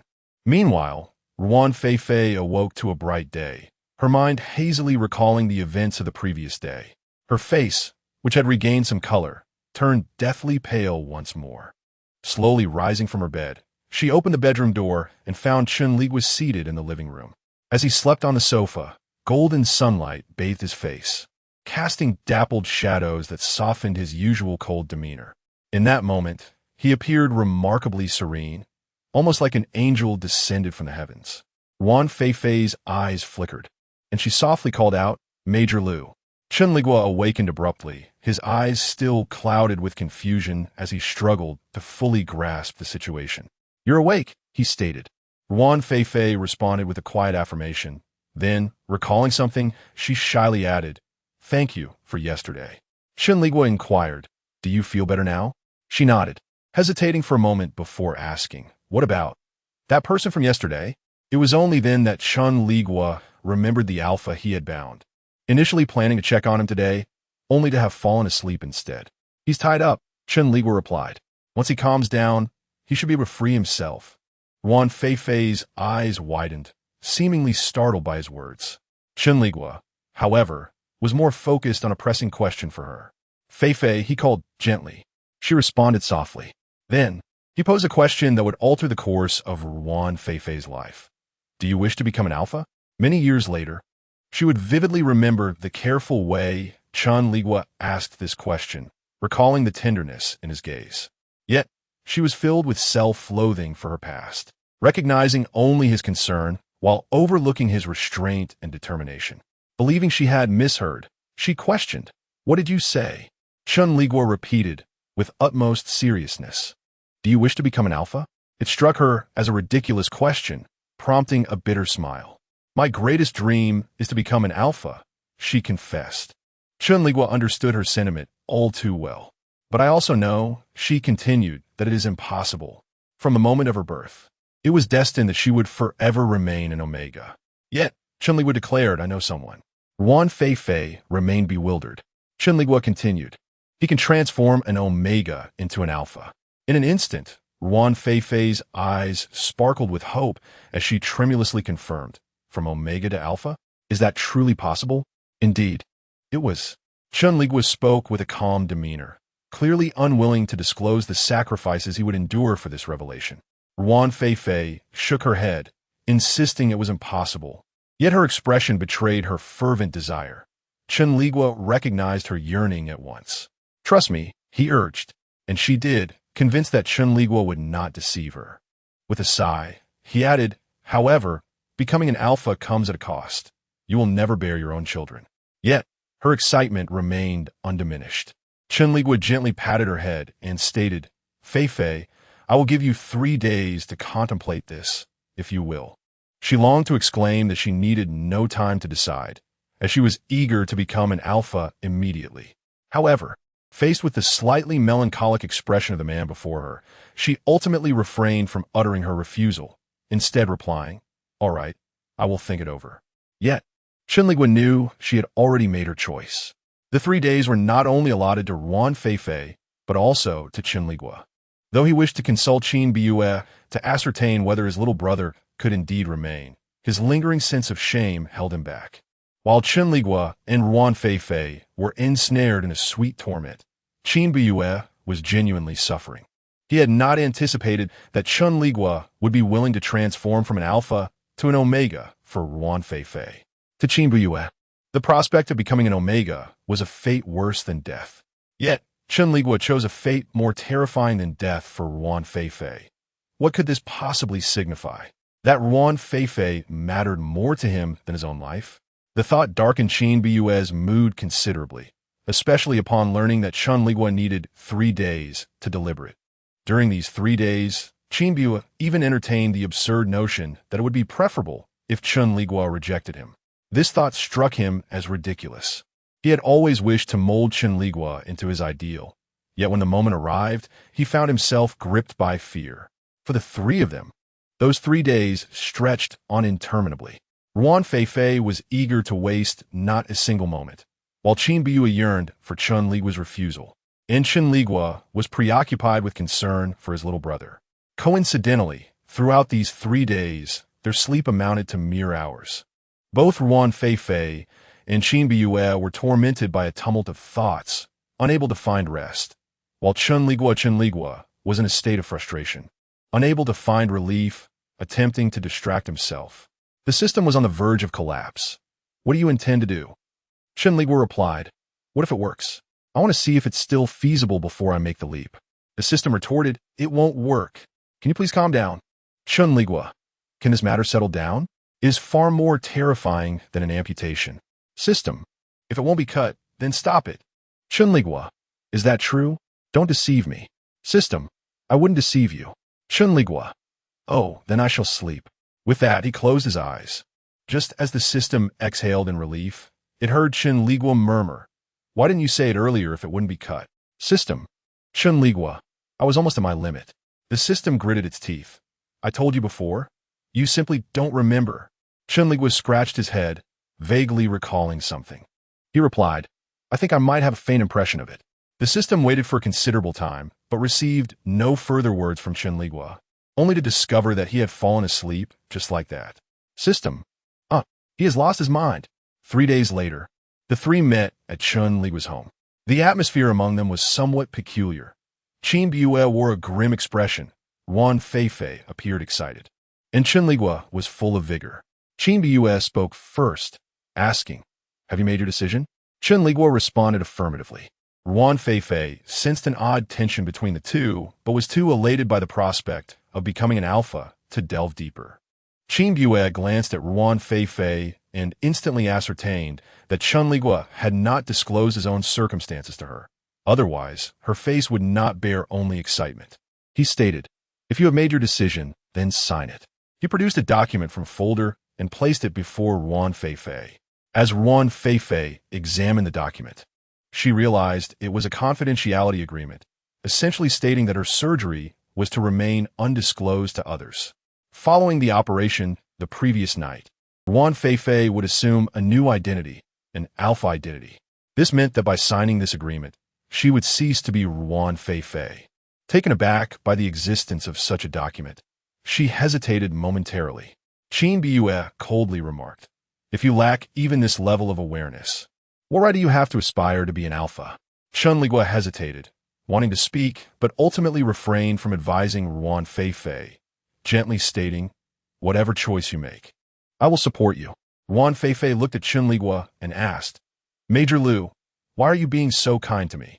Chen Liguo replied, perhaps it is because you bear resemblance to my sister. Upon hearing this, Wan Feifei seemed to breathe a sigh of relief. She feared that if Chen Liguo held feelings for her, she might not be able to reciprocate. Wan Feifei said, thank you, Major Liu. Chen Liguo observed their interaction, gripping his pen with increasing intensity. Wan Feifei picked up a fountain pen and smoothly signed her name on the document. With a snap, the pen in Chen Liguo's hand was crushed. Wan Feifei hesitantly called out, Mr. Chen? Chen Liguo cast her a cold glance and uttered, do not regret it. It was unclear whether this admonition was directed at Chen Liguo or Wan Feifei. Upon hearing those words, Wan Feifei mused to herself about the impossibility of regret. Little did she know that in the not-so-distant future, she would be overwhelmed with remorse, wishing fervently for the sands of time to reverse. Chen Bum, you collected the documents and stormed out. Chen Liguo bore a subtle weariness in his brow, yet his gaze toward Wan Feifei was imbued with unparalleled tenderness. The moment he signed the documents, the progress bar above Wan Feifei's head surged from 0 to 90. It was likely that once the surgery was complete, Chen Liguo would depart from this world. Chen Liguo reflected on how truly adorable Wan Feifei was, and that this world seemed to demand the least of his time. At this moment, Wan Feifei was ensnared in her exhilaration at the prospect of transforming into an alpha. She believed it to be a distant dream, yet now, due to Chen Liguo, that dream was on the verge of realization. Unable to contain her excitement, she approached Chen Liguo, who was lost in thought on the sofa, and enveloped him in a warm embrace, repeatedly expressing her gratitude. Chen Liguo simply patted her shoulder, offering no verbal response. Chen Bum, you was a person of swift efficiency. Having reached an agreement with Chen Liguo, he promptly commenced the transformation of Wan Feifei. Converting an omega into an alpha was a task of greater complexity and required more time. Yet the technology had matured to perfection, with no inherent risks. The only obstacle lay in the exorbitant costs. However, Chen Liguo was untroubled by such matters, for he was a man of considerable wealth, boasting a 7-figure bank balance. Before long, Ruan Feifei was taken away by agents sent by Qin Bumyu. Shortly thereafter, the military doctor met an untimely demise during a skirmish, and henceforth, Ruan Feifei ceased to exist as she once knew herself. Chen Liguo's abode fell into solitude once more. Remarkably, Qin Bumyu refrained from striking while Ruan Feifei was vulnerable, instead vanishing without a trace. Chen Liguo felt an inexplicable pang of sorrow, left only to accompany the system in his solitude. Qin Bumyu disappeared for half a year, and just as Chen Liguo began to believe he would not re-emerge, he suddenly reappeared. At that moment, Chen Liguo had just returned from grocery shopping to find Qin Bumyu seated on his sofa. Chen Liguo silently glanced at the lock, noting it was undamaged. It seemed the last time Qin Bumyu visited, he had indeed entered with a key. Back already? Qin Bumyu inquired. Yes, Chen Liguo replied. What did you buy? Qin Bumyu asked. Groceries, Chen Liguo answered. Qin Bumyu chuckled. Your words remain as few as ever. The system couldn't help but find humor in this observation. Chen Liguo chose not to respond, opening the refrigerator to organize his purchases. Qin Bumyu, intrigued, asked, Are you not the least bit nervous to see me? Chen Liguo replied nonchalantly, What is there to be nervous about? Qin Bumyu found himself enamored with Chen Liguo's nonchalant demeanor. He approached Chen Liguo from behind, wrapping his arms around his waist, and asked, Did you miss me? In his heart, Chen Liguo honestly admitted to longing for him, particularly during the nights when the system neglected him, yet he could not bring himself to voice such feelings, remaining silent instead. Qin Bumyu said, Ruan Feifei's surgery is over. Chen Liguo's body stiffened slightly. Qin Bumyu leaned in close to whisper in his ear, She's become an alpha, just like you. As he spoke, he retrieved a photograph from his breast pocket and handed it to Chen Liguo. Chen Liguo took it and saw a strikingly handsome woman in military uniform, her features exuding an air of boldness and vigor. Though traces of Ruan Feifei lingered in her countenance, even those familiar with her might only recognize a faint resemblance. The first thought that flashed through Chen Liguo's mind was, if Ruan Feifei has become an alpha, why am I still here? Qin Bumyu asked, Do you like her? Chen Liguo tucked the photo into his pocket. I only see her as a younger sister. Younger sister? Qin Bumyu's hand slid beneath Chen Liguo's clothes, fingers tracing slow, deliberate circles along his waist. A cold smirk curled his lips as he murmured, I, on the other hand, wouldn't mind having an elder brother like you. Chen Liguo pressed his lips together, tension tightening his expression. Qin Bumyu tilted his head. What's wrong? Unhappy? Chen Liguo remained silent, with a flicker of disappointment. Qin Bumyu abruptly released him and strode toward a nearby case. From it, he retrieved a slender vial of medicine and extended it toward Chen Liguo. Use this yourself. Chen Liguo frowned. What is it?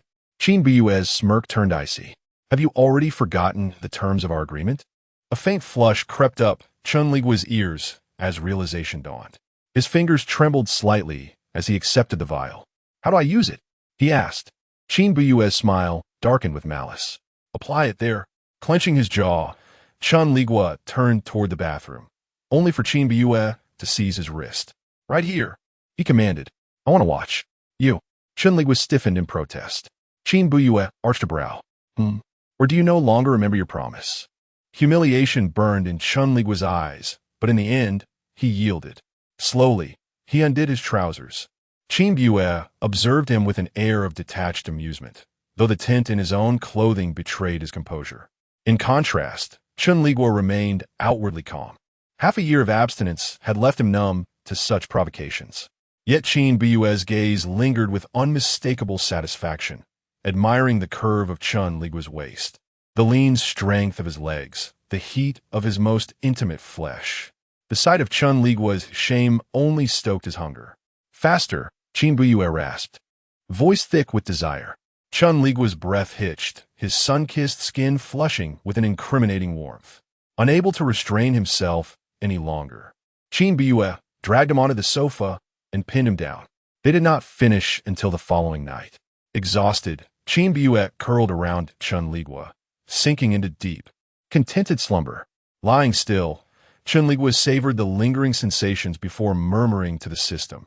Half a year of drought, and now a feast to last another half. The system? Chen Liguo asked, how is Ruan Fei Fei? The system replied, probably reaching her limits soon. Chen Liguo sighed in melancholy. Alas, what's next? The system retorted, what the hell does next mean?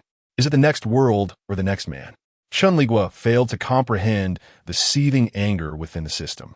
He gazed at Chen Liguo's adorable sleeping visage, leaned in, and placed a gentle kiss upon her lips before succumbing to slumber himself. After all, life must go on. No matter how sorrowful or despondent one may feel, existence persists. Chen Liguo discovered that Chen Liguo consistently surprised her. Upon awakening in the morning, her eyes fell upon the serene face of a man in deep slumber. Absent were his usual silence and restraint. In dreams, Lu Yunqi appeared extraordinarily at ease. Chen Liguo reached out to caress Lu Yunqi's slightly swollen lips and, unable to resist, bestowed another kiss upon him. To her astonishment, Lu Yunqi did not recoil from her affection. Instead, he emitted a low hum, instinctively responding in kind. Chen Liguo felt a surge of joy. Previously unimagined, she had never anticipated being so moved by another.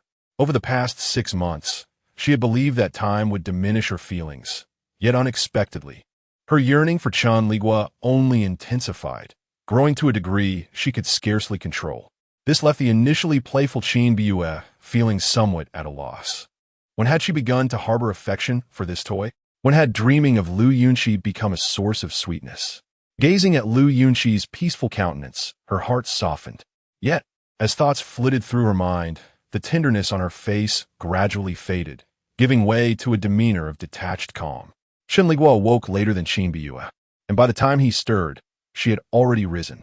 Good morning, she greeted cheerily, clad in little more than a pair of trousers, having completed her morning routine. Chen Liguo replied and sat up in bed. Chen Liguo watched with satisfaction as he slowly donned his clothes. After a day of revelry, Chen Liguo bore the marks of intimacy. Love bites adorned his neck, chest, thighs, and even his heels.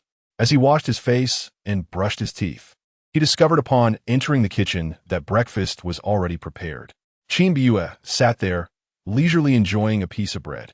It must be said, the composed Chen Liguo appeared as though she had stepped from an exquisite oil painting.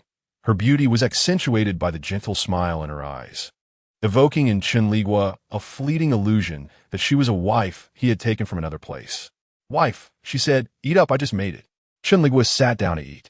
Wife, she continued, how have you been these past 6 months? After a moment's contemplation, he replied, not bad. With a smile, she inquired, have you missed Ruan Fei Fei? Chen Liguo remained silent, but inwardly he thought, I miss you more. Have you thought of me? She asked again. Chen Liguo lifted his gaze to meet her sparkling eyes, yet after a prolonged silence, he still said nothing. He might soon depart from this world, and it would be unwise to utter anything that might shatter his carefully constructed persona.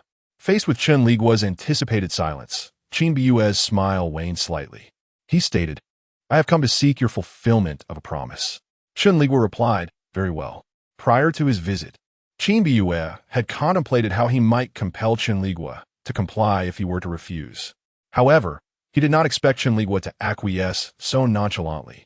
Did he not comprehend the gravity of the promise he had made? A wave of frustration surged within Chen Liguo, prompting him to abandon his meal. Chen Liguo, seemingly oblivious to Chen Liguo's discontent, leisurely consumed the majority of the breakfast on the table and, after finishing a glass of milk, remarked, give me some time. I will resign. During the 6 months of Chen Liguo's absence, Chen Liguo had already regained his former position. Now that Chen Liguo had returned, it seemed inappropriate for him to continue serving as a major general. Chen Liguo coldly replied, very well. At this moment, if Chen Liguo could not discern Chen Liguo's displeasure, he would truly be foolish. Yet, after much contemplation, he could not fathom why Chen Liguo was upset, leading him to lament the inscrutability of a man's heart. After their meal, Chen Liguo hesitated before finally inquiring, Could you provide me with Ruan Feifei's contact information? Qin Biyue's expression turned icy. What do you need her contact information for? Chen Liguo responded, I am concerned about her.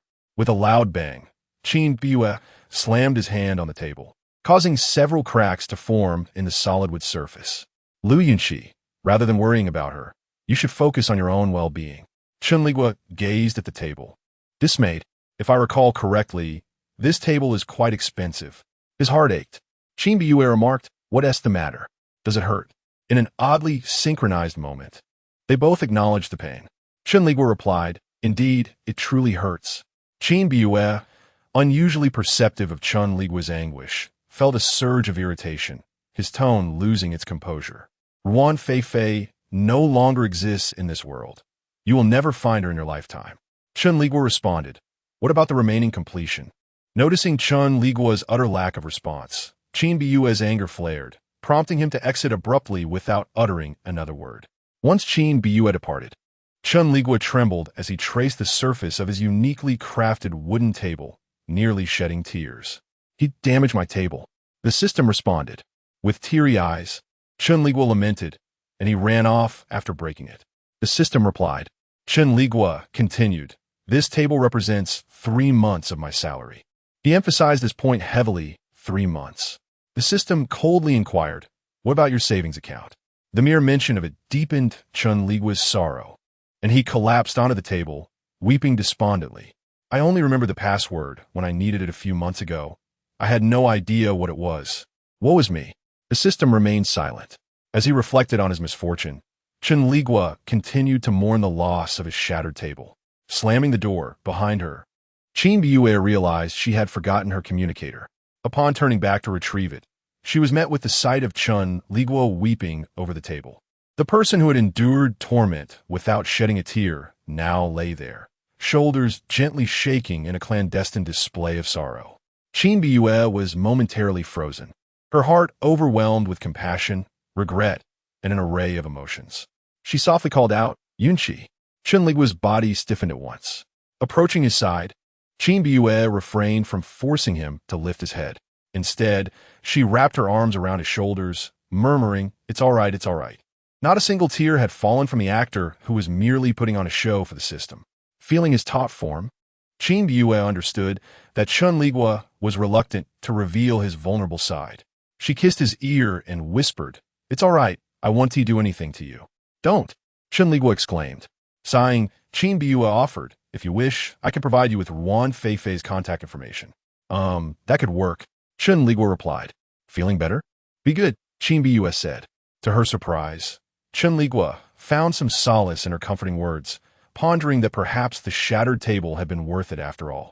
Seeing Chen Liguo remain still, Qin Biyue chose not to pressure him, simply holding him and offering soothing words.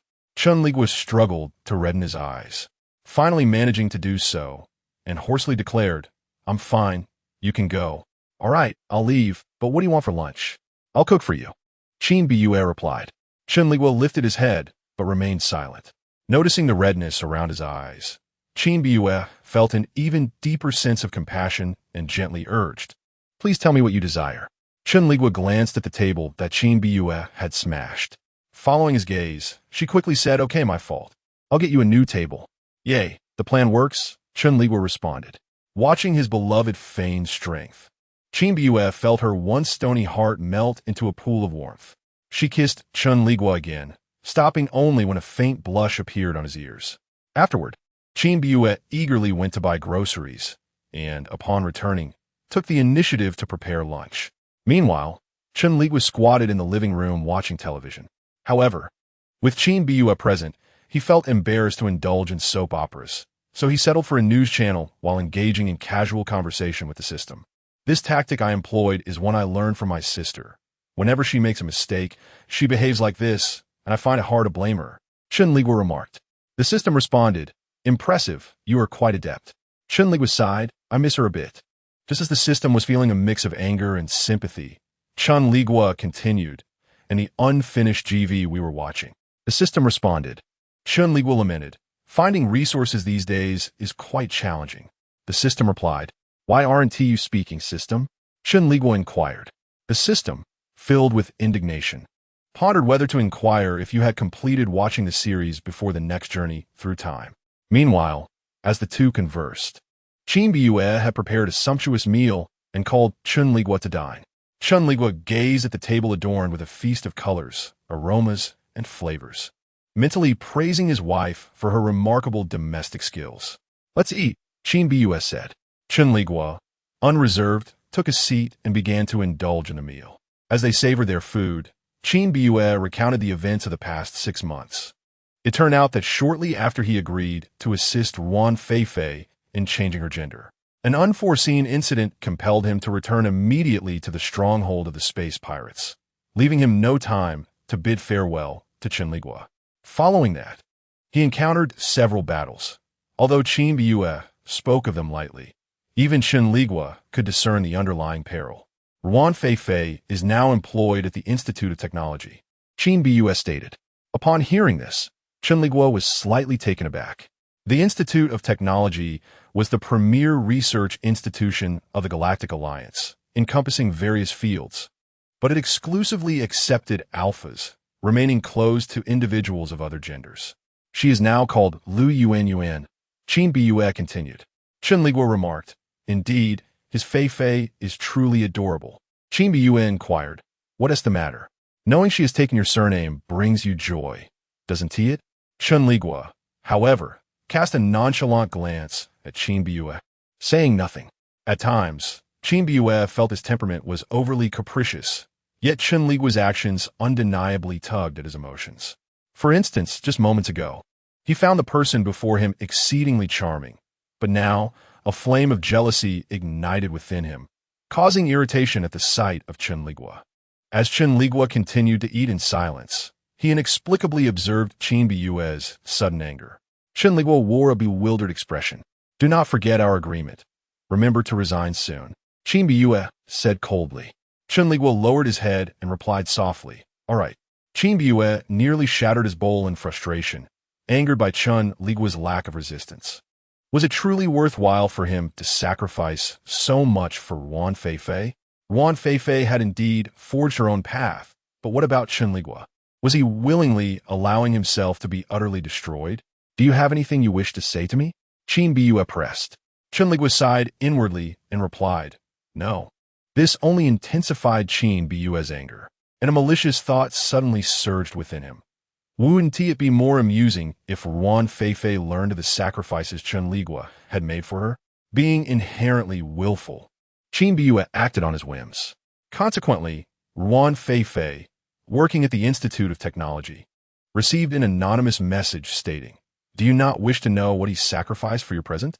Startled, she nearly dropped the experimental sample in her hand and responded, "Who are you? What do you mean?" Chen Liguo continued, "Do you wish to know?" A vague premonition gripped Wan Feifei's heart, causing her to feel as if it were being twisted. "Yes," she replied. Chen Liguo responded, "He is now an Omega." Upon encountering the familiar letters, Wan Feifei felt her entire body stiffen. She yearned to weep, yet found herself unable to shed a tear, her mind conjuring the perpetually serene visage of Lu Yunqi. Wan Feifei uttered, "You deceive me." Upon hearing those words, Chen Liguo could no longer hold back and let out a soft laugh, responding, "What advantage would I gain from deceiving you?" Since her transformation into an alpha, Wan Feifei had not shed a tear, yet in this moment, she could no longer suppress the despair swelling within her, succumbing to quiet sobs.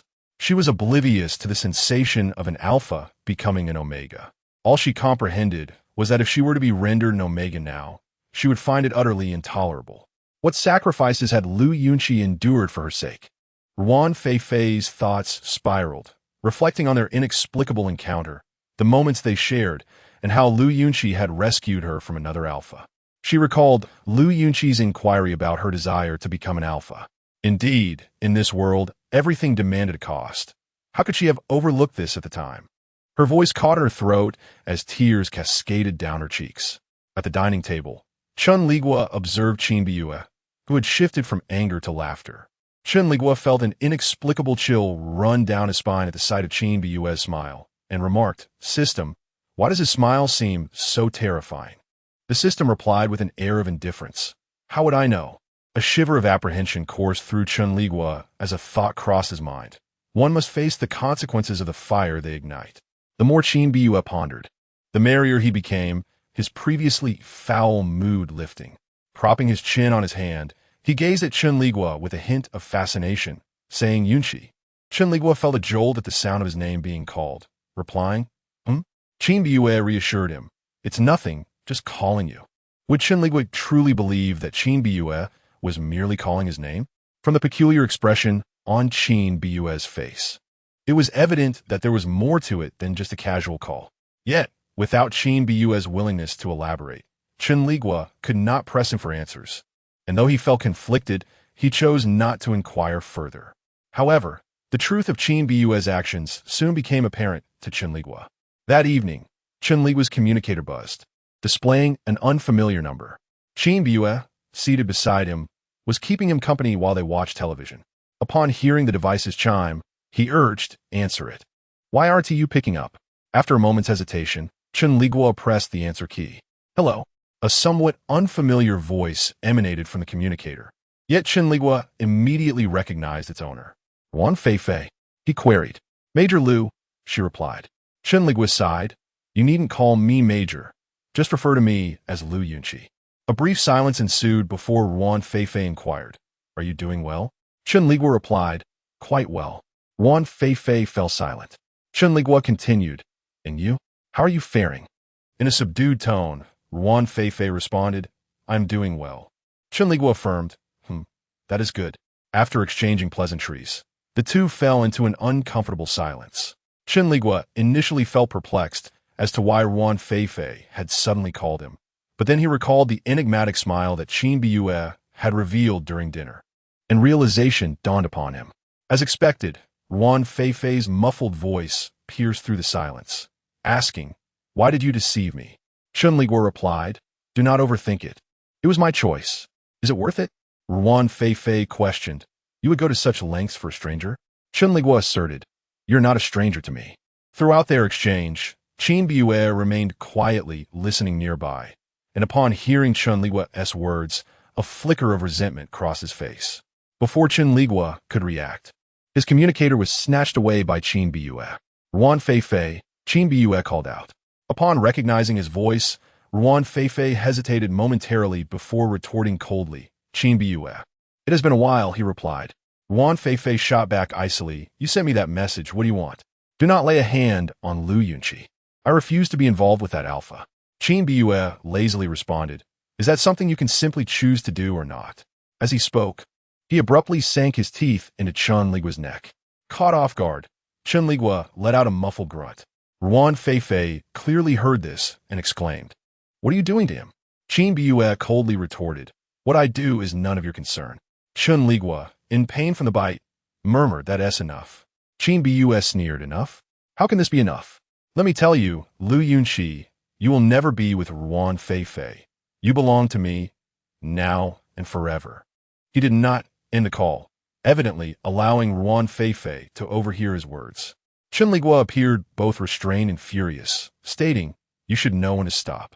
Chen Liguo paid him no mind, and instead leaned in to kiss Chen Liguo fiercely.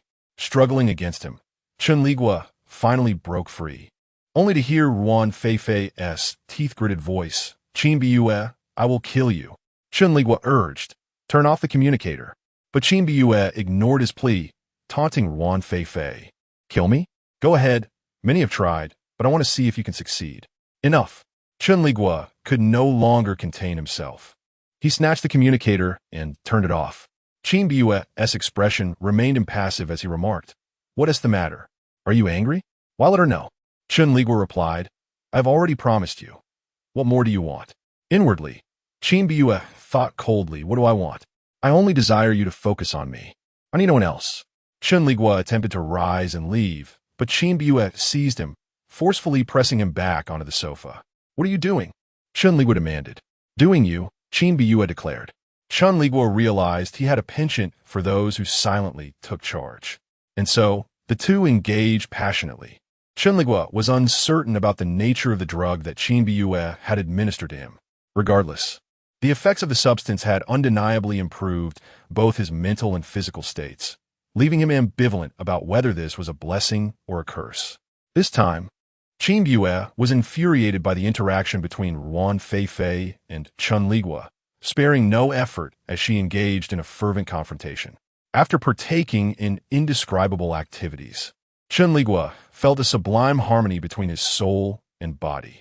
In stark contrast, Ruan Feifei was engulfed in sorrow. Upon learning that her transformation into an alpha came at a significant cost orchestrated by Chen Liguo, she teetered on the brink of despair. In Ruan Feifei's eyes, Omegas were inherently weaker, yearning for strength yet hindered by their physical constitution from achieving what alphas could accomplish with ease. No matter how many suppressants they ingested, the onset of their estrus would render them slaves to their desires. The mere thought of the proud Lu Yunqi enduring such tribulations filled her with a fierce desire to exact vengeance upon Chen Liguo. Had she known the truth from the outset, she would have never chosen to become an alpha. Yet now, reflecting on it, it was all too late.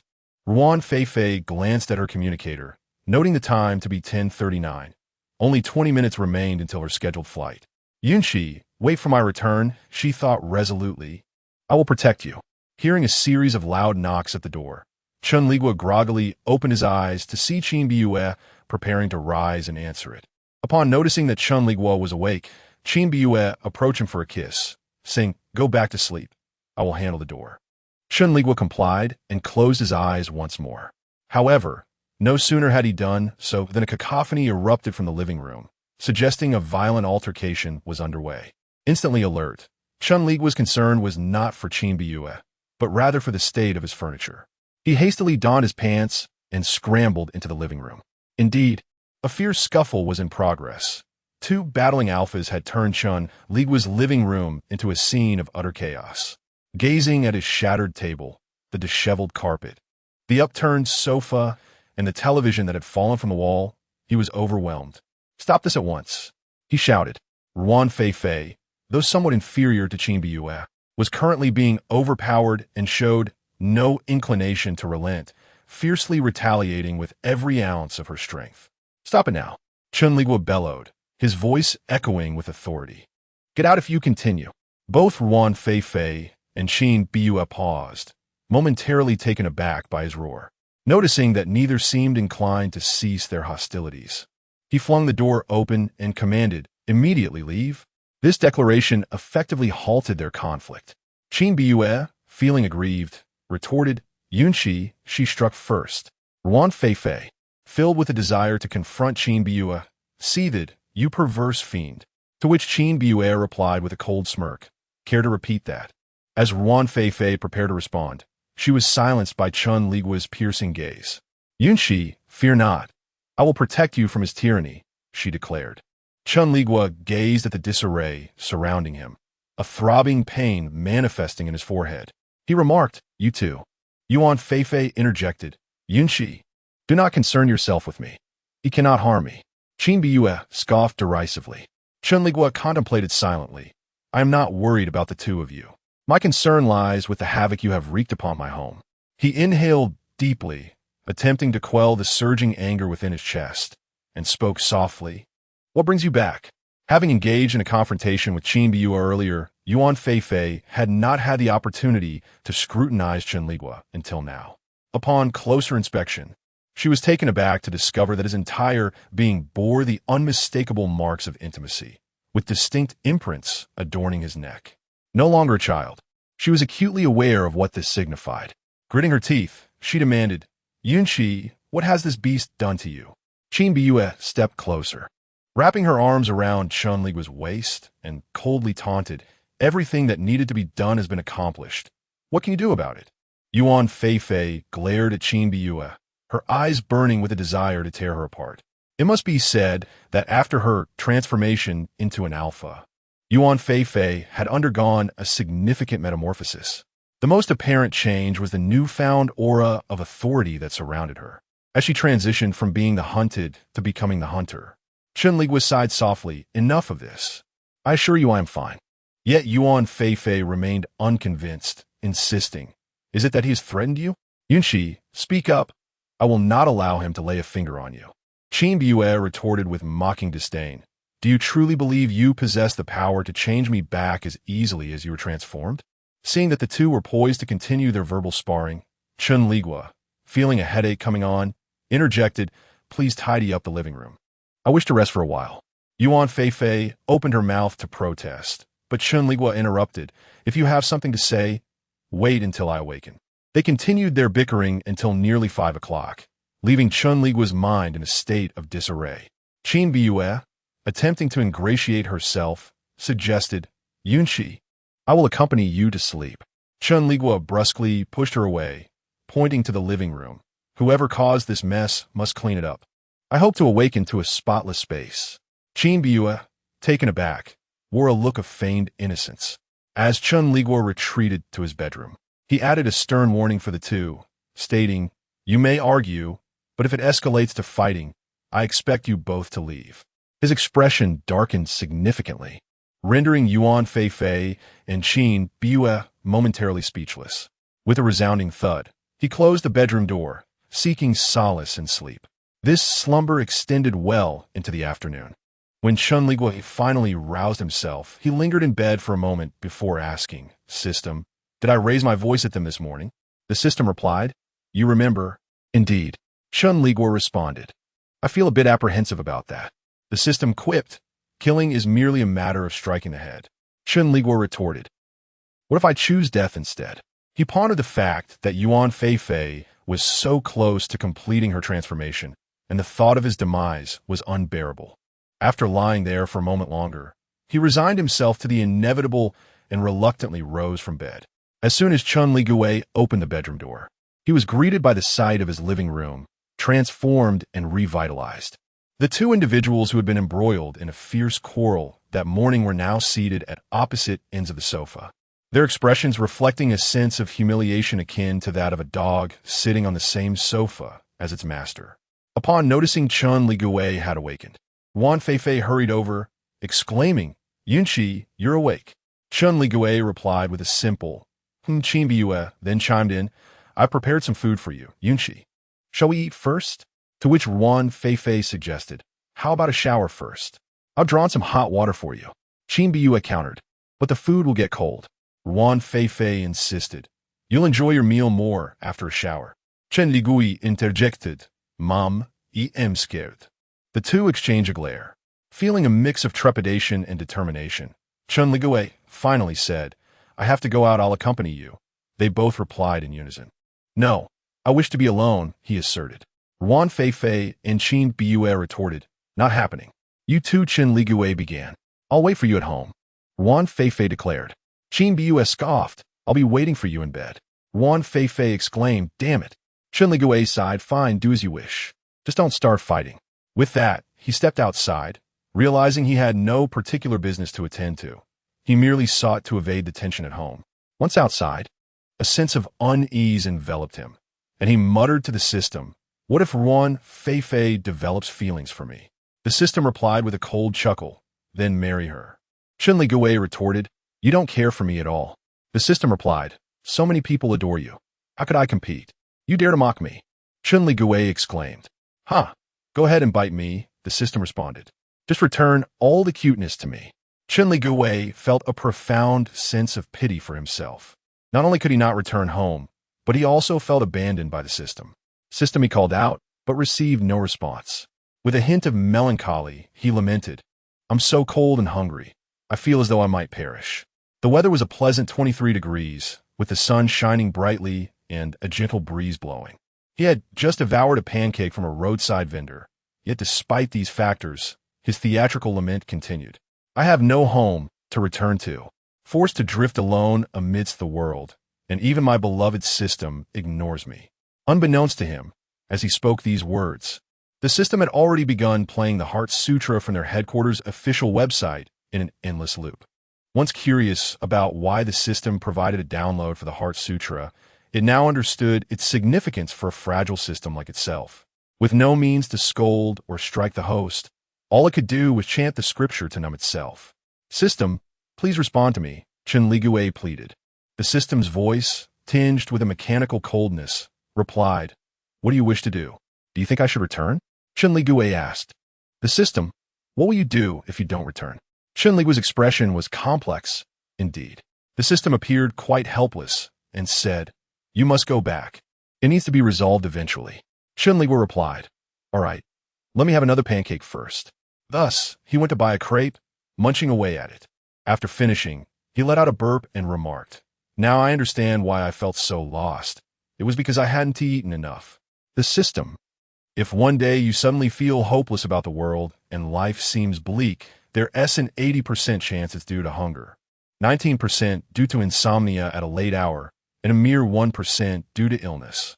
After finishing his pancake, Chen Liguo brushed off the crumbs from his hands and headed home. Upon his arrival, he found two individuals in his house engaged in a rather unfriendly standoff. Observing them in silence, he took a seat on the sofa and calmly suggested, Let us talk. Qin Biyue replied, What is there to discuss? Wan Feifei coldly asserted, Yunqi, don't be afraid of him. If he pressures you, we can leave at any moment. After a moment of silence, Chen Liguo turned to Wan Feifei and declared, I am here of my own accord. Wan Feifei was taken aback, exclaiming, Yunqi. Chen Liguo continued, I have feelings for him. Wan Feifei nearly dropped the communicator she was holding, utterly disbelieving that Chen Liguo could harbor affection for Qin Biyue, who would willingly choose to become an Omega. Chen Liguo affirmed, It's true. In fact, his declaration was met with disbelief not only from Wan Feifei, but also from Qin Biyue himself. Qin Biyue furrowed his brow slightly, yet refrained from responding further. Chen Liguo pressed on, Therefore, I do not require your rescue. Do you understand? Wan Feifei insisted. This is impossible, Yunqi. Is he threatening you? With me here, that scoundrel Qin Biyue cannot harm you. Indeed, he cannot harm me, but he can inflict pain upon you. Chen Liguo sighed inwardly, having come to understand Qin Biyue's character through their time together. The fact that Wan Feifei was still able to stand there and speak indicated that she had yet to touch Qin Biyue's bottom line.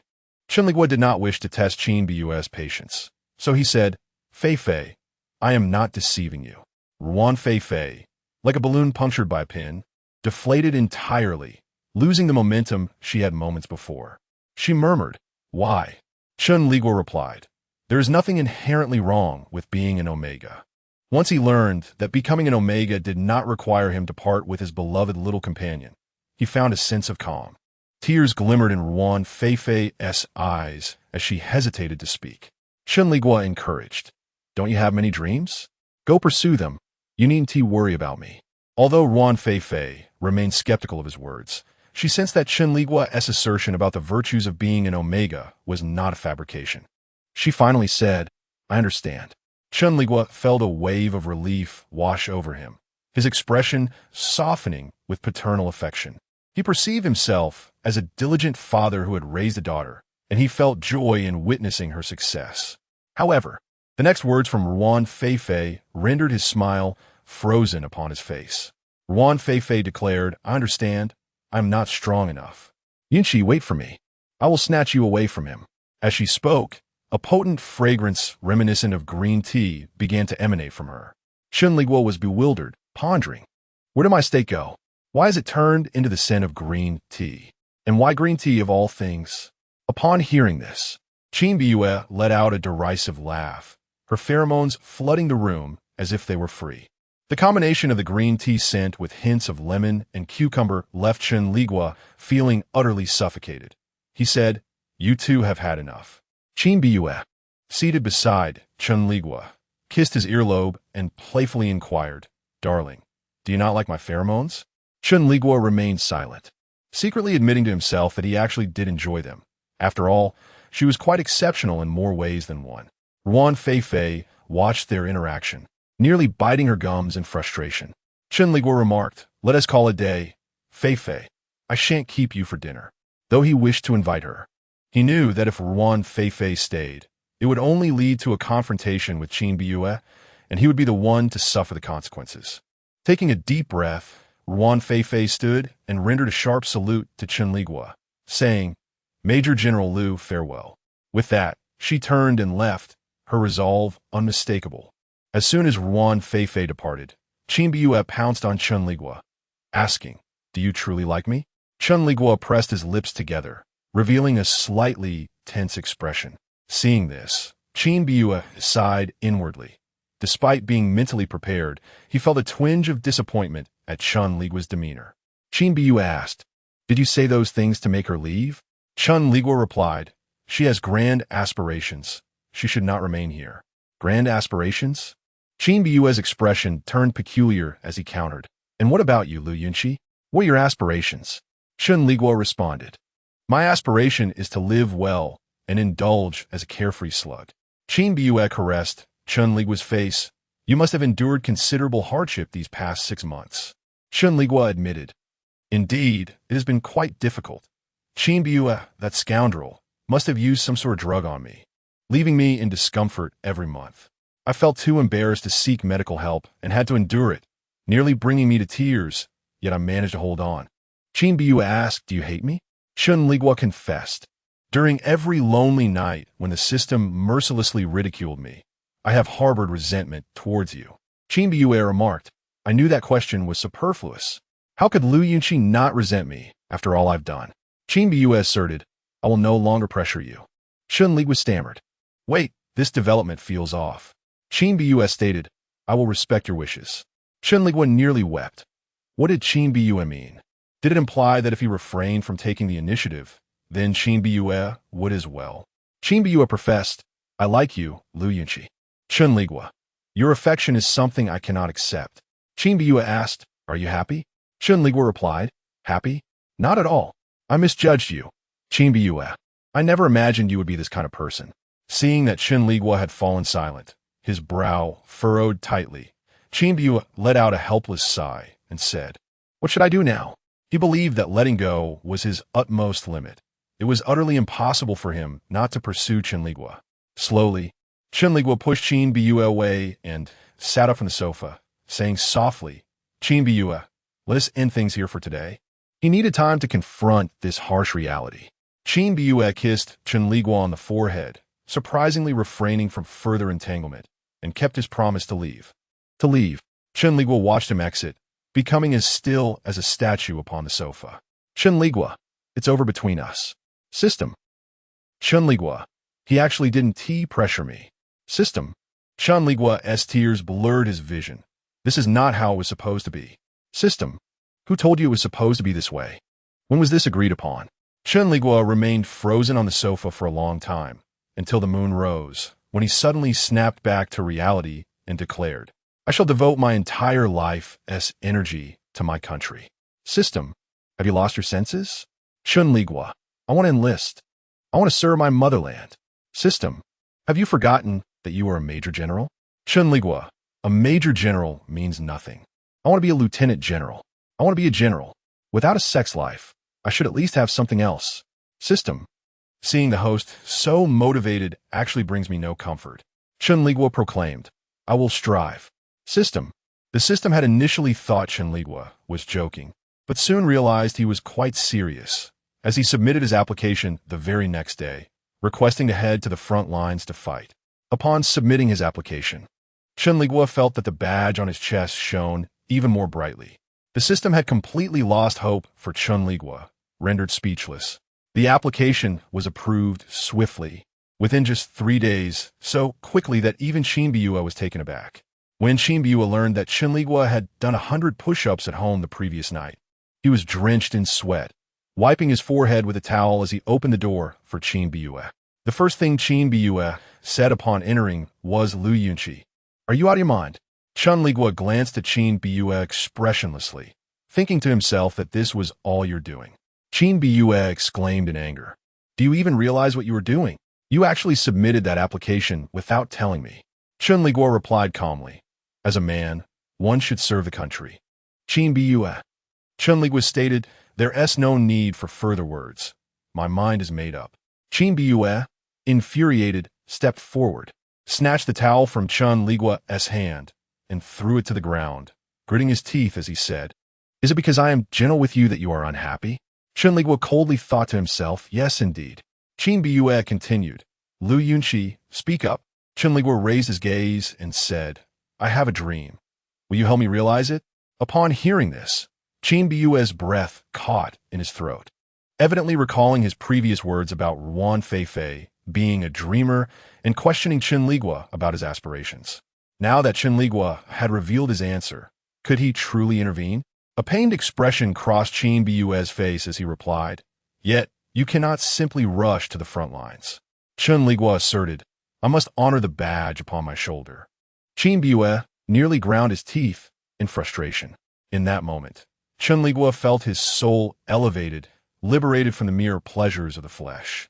He became a warrior of the nation, a hero of the people. Yet, Chen Liguo would not allow Chen Liguo to ponder further. He forcefully pushed him forward. Despite Chen Liguo's struggles, reality remained unchanged. As he was thrust into the fray, a tear of sorrow slipped from the corner of his eye. Then chaos ensued once more. Under the influence of Chen Liguo's potion, Chen Liguo's body softened considerably, the scent of red wine pheromones wafting to Chen Liguo's nostrils, rivaling the allure of an aphrodisiac. This time, their connection was undeniably harmonious. During a brief moment, Chen Liguo chastised himself internally. I should not be swayed by carnal desires. Greater pursuits await me. But then, Chen Liguo took hold of a certain part of him. Chen Liguo exclaimed, "What are these lofty pursuits? Come, don't stop." And thus, he succumbed. He forgot his earlier vows entirely, reveling in the pleasure shared with Chen Liguo. After several encounters, Chen Liguo's fury finally abated. He gazed at Chen Liguo's half-closed eyes, swollen lips, and damp forehead, gently calling, "Yunqi." Chen Liguo slowly opened his eyes. Chen Liguo kissed the tip of his nose, pondering aloud. "Am I being too selfish?" Chen Liguo replied, "No, your skills are exceptional. I am quite satisfied." However, what Chen Liguo meant was evidently something else.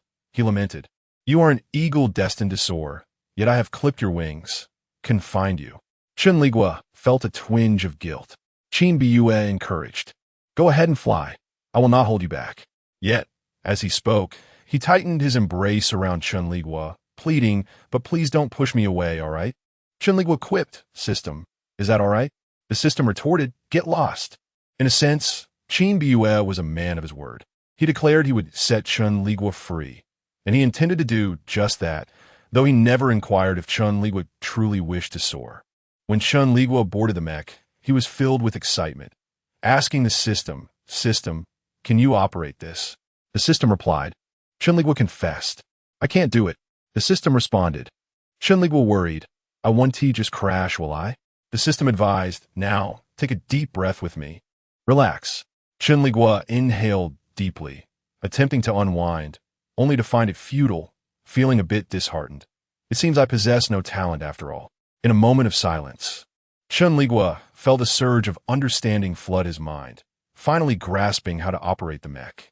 Having been in this world for several years, it was his inaugural experience piloting such a machine. He touched the control panel and exclaimed, "Let us go." With that, he soared into the sky. From the ground, Chen Liguo gazed up at Chen Liguo, his eyes brimming with profound affection and reluctance, intertwined with a hint of admiration and envy. After a joyful flight, Chen Liguo landed the mech and noticed Chen Liguo waving to him from a distance. Just then, his communicator buzzed to life, and he heard Chen Liguo's voice. "Open the door." Taken aback, Chen Liguo asked, "What for?" "I want to come in and help you with some adjustments," Chen Liguo replied. Trusting him innocently, Chen Liguo opened the door and watched as Chen Liguo climbed aboard. Though the cockpit was not particularly cramped, accommodating two large men made it somewhat snug. As Chen Liguo stood to make space, he was unexpectedly pushed back by Chen Liguo, who took advantage of his momentary distraction and sent him tumbling into the cockpit. A look of bewilderment etched on his face. Seeing Chen Liguo in such a state stirred something within Chen Liguo. He casually closed the cockpit door and teased, "Is Yunqi comfortable in this mech?" Furrowing his brow, Chen Liguo asked, "What do you intend to do?" Chen Liguo began to unfasten the collar of his military uniform, narrowing his eyes with a teasing smile. "Guess what I want to do?" Chen Liguo's eyes widened in surprise. He hadn't anticipated Chen Liguo's playful nature. Chen Liguo relished the dazed expression on Chen Liguo's face and leaned in closer, teasingly licking his ear. Yunqi must hold back. We wouldn't want the other soldiers to overhear. Chen Liguo felt a flush creep to his cheeks, and was about to firmly decline. But Chen Liguo seized the moment with a passionate kiss, drawing the two into a whirlwind of desire.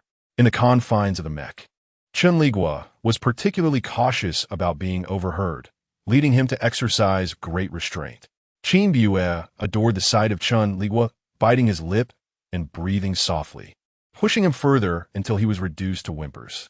Once their encounter concluded, Chen Liguo felt utterly spent, his military uniform stained with white fluid, and the cockpit suffused with a distinct scent. With a satisfied expression, Chen Liguo remarked, "Yunshi, I truly like you."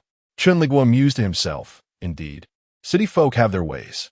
Wait here, I'll fetch you some clothes," Chen Liguo said before exiting the mech, leaving Chen Liguo alone. As he awaited Chen Liguo's return, Chen Liguo soon found him back with a set of clothes. After changing, he glanced back at the mech, suddenly feeling a sense of guilt towards the magnificent machine. "When are we leaving?" Chen Liguo inquired. Recalling his orders, Chen Liguo replied, "In about 10 days." Chen Liguo let out a faint sigh. In truth, if he truly wished to stop Chen Liguo, he could have done so. However, he could not bear to see Chen Liguo in distress. Thus, he refrained from intervening. Chen Liguo inquired, "When will you return?" Chen Liguo's gaze turned distant as he replied, "I do not know." Chen Liguo forced a smile and declared, "I shall give you 3 years. If you do not return by then, I will come for you." A supla smila grasa, Chen Liguo's lips. Yet, Chen Liguo was taken aback by this expression, realizing that Chen Liguo rarely smiled, often donning a face of resignation, sorrow, or silence. Chen Liguo said, "Lu Yinshi, take care." Upon hearing these words, Chen Liguo inexplicably recalled Ibosi from the Star Pirates. He paused for a moment and blurted out, "What has become of Ibosi?" Chen Liguo's demeanor instantly turned icy. Chen Liguo was startled by the abrupt change, his first thought being that he had indeed asked an inappropriate question. Chen Liguo interrogated, "You have not forgotten him?" Chen Liguo replied, "After all, he saved me." Reflecting on Ibosi compelled Chen Liguo to remember that dreadful period in Chen Liguo's life, the time when he had altered Chen Liguo's very being. A sense of unease and guilt washed over him. Chen Liguo asserted, "You are not to think of anyone but me." Chen Liguo blinka, offering no affirmation or denial. Chen Liguo pressed, "Did you hear me?" Chen Liguo sighed, "Take care." Ultimately, he received no answer from Chen Liguo. Chen Liguo was left uncertain whether to weep or to smile. He suppressed his tumultuous emotions and bestowed a fervent kiss upon Chen Liguo. Chen Liguo neither rejected nor reciprocated the gesture. 10 days later, as Chen Liguo set off for the front lines, he was the first major general to volunteer, resulting in a grand farewell ceremony. Chen Liguo, seated among the spectators, wore a stony expression, leading Chen Liguo to wonder if he might rush forward to reclaim him. Yet, Chen Liguo managed to restrain himself. In the end, he approached Chen Liguo, saluted, and said, "Major General Liu, wish you a smooth journey." Chen Liguo nodded and returned the salute. Chen Liguo added, "We shall meet again in 3 years." Chen Liguo rabia, faraway. With that, he turned away, his silhouette appearing particularly resolute in Chen Liguo's eyes. A sense of discomfort settled within Chen Liguo, his expression hardening. Chen Liguo had always been a free-spirited individual, and this time was no exception. Life was not solely comprised of immediate companions. There were distant allies, and even more remote ones. The universe was vast, and he yearned to explore it. Chen Liguo bandurat forth, only to find himself regretting the decision. He had not paid attention to the specifics of the front line he had volunteered for. Thus, he was not facing the forces of the Star Pirates, but rather an odd assortment of insectoid creatures that resembled oversized cockroaches transformed into the size of small automobiles. Confronted by these grotesque beings, Chen Liguo felt utterly defeated, exclaiming, "System, these bugs are revolting." Each time, Chen Liguo ventured into the mech, he emerged to find the ground awash with a viscous yellow substance. The system chirped, chicken flavor, crispy, and devoid of head protein, which is 5 times that of chicken. Chen Liguo. The system urged continue. With tears welling in his eyes, he found himself once again engulfed by the swarm of insects. He continued to chop at the cockroaches with a sense of grievance, tears streaming down his cheeks. Life in the military was monotonous, devoid of entertainment. In his idle hours, he would lie on his bed at night, counting the stars. The stars on this planet shone brightly and were large, unlike those on Earth. As he gazed upwards, he gradually fell into a drowsy slumber, only to awaken to the following day. Alongside him on the front lines were many soldiers of the Wanqing Alliance, who often appeared somewhat reserved in his presence, seemingly perceiving Chen Liguo as a serious and unapproachable individual. Unable to clarify his demeanor, a subtle distance lingered between him and his subordinates. Throughout his military tenure, Chen Liguo attempted to contact Yuan Feifei, but the communicator indicated that her number was no longer in service. He sought information about her through the military system, but to no avail. Fortunately, the system maintained a general overview of Yuan Feifei's situation, informing Chen Liguo that her progress was gradually improving, albeit slowly, alleviating some of his worries. Chen Liguo, as he had promised, refrained from disturbing Chen Liguo for 3 years, although there were times when Chen Liguo found himself missing him. The landscapes between planets varied immensely, and these sights reassured Chen Liguo that his journey had not been in vain. Despite the revolting insects, witnessing such beauty made it worthwhile. He felt akin to a wandering ascetic, gradually diminishing his desires for corporeal indulgence, achieving a semblance of spiritual purification over those 3 years. However, when the 3-year period concluded and he was roused from sleep in the dead of night by an unexpected presence, the first thought that crossed his mind was, "To hell with asceticism, I crave meat." Subsequently, amidst a tempest of thunder and fire, Chen Liguo indulged heartily. Chen Liguo was that coveted meat, still fresh after 3 years, and Chen Liguo savored every morsel, wiping his mouth in satisfaction and offering a glowing review. Meanwhile, Chen Liguo, nearly driven to madness, had been surreptitiously observing Chen Liguo, peeking at him during meals, while he slept, and even while he bathed. As he had always remembered, Chen Liguo remained silently reserved. Throughout the 3 years, aside from necessary exchanges, he scarcely spoke, often lost in his own thoughts. This silent demeanor of his beloved captivated Chen Liguo, who nearly faltered in his resolve. Yet, he held true to his promise, refraining from disturbing Chen Liguo for 3 years. However, as soon as the time was up, he could no longer suppress the yearning within him, rushing to Chen Liguo's abode under the cover of night, slipping inside, and consuming him entirely. 3 years devoid of emotional entanglements have rendered Chen Liguo somewhat awkward. Despite his struggles, Chen Liguo persevered until the end. Initially, Chen Liguo resisted fiercely, but once Chen Liguo gained the upper hand, he grew weary of further resistance. Lying on the bed, his eyes shimmered with a glistening light, reminiscent of a sea of stars, captivating Chen Liguo. With fervent passion, Chen Liguo pressed his lips against Chen Liguo's. Chen Liguo breathed softly, enveloped in the intensity of Chen Liguo's affection. A sleepless night ensued. As the sun streamed through the window, it fell gently upon Chen Liguo's face, coaxing him into a murky awakening. "Darling, are you awake?" Chen Liguo, holding Chen Liguo close, shielded him from the sunlight with his hand upon seeing him open his eyes.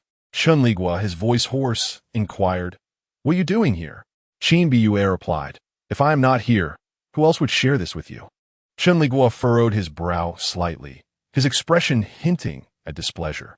"It's been 3 years, Chen Liguo remarked.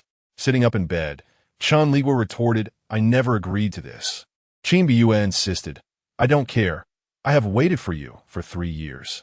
A troubled look crossed Chen Liguo's face, as if he were at a loss regarding how to deal with Chen Liguo. Observing his distress, Chen Liguo beamed. "Have you thought of me well?" Chen Liguo replied, "I still need to do morning exercises." Chen Liguo responded cheerfully, "Morning exercises? That's splendid." Chen Liguo interjected, "Could you refrain from emphasizing exercises?" Chen Liguo playfully caressed Chen Liguo's smooth thigh, grinning as he said, "Morning exercises are beneficial for both body and mind." Chen Liguo remarked, "I will grant you full marks for that interpretation." Though Chen Liguo longed to engage in a morning exercise session with Chen Liguo, he worried that Chen Liguo might not be able to handle such intensity all at once, so he merely indulged in the notion. Ignoring Chen Liguo, Chen Liguo began to dress. Chen Liguo, contentedly reclining on the bed, observed, "This year's new military uniform looks splendid on you."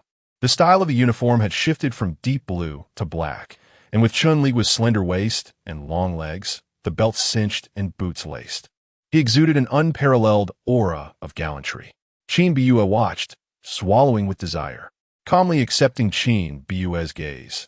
Chen Liguo finished dressing and prepared to leave, only to hear Chen Liguo's voice.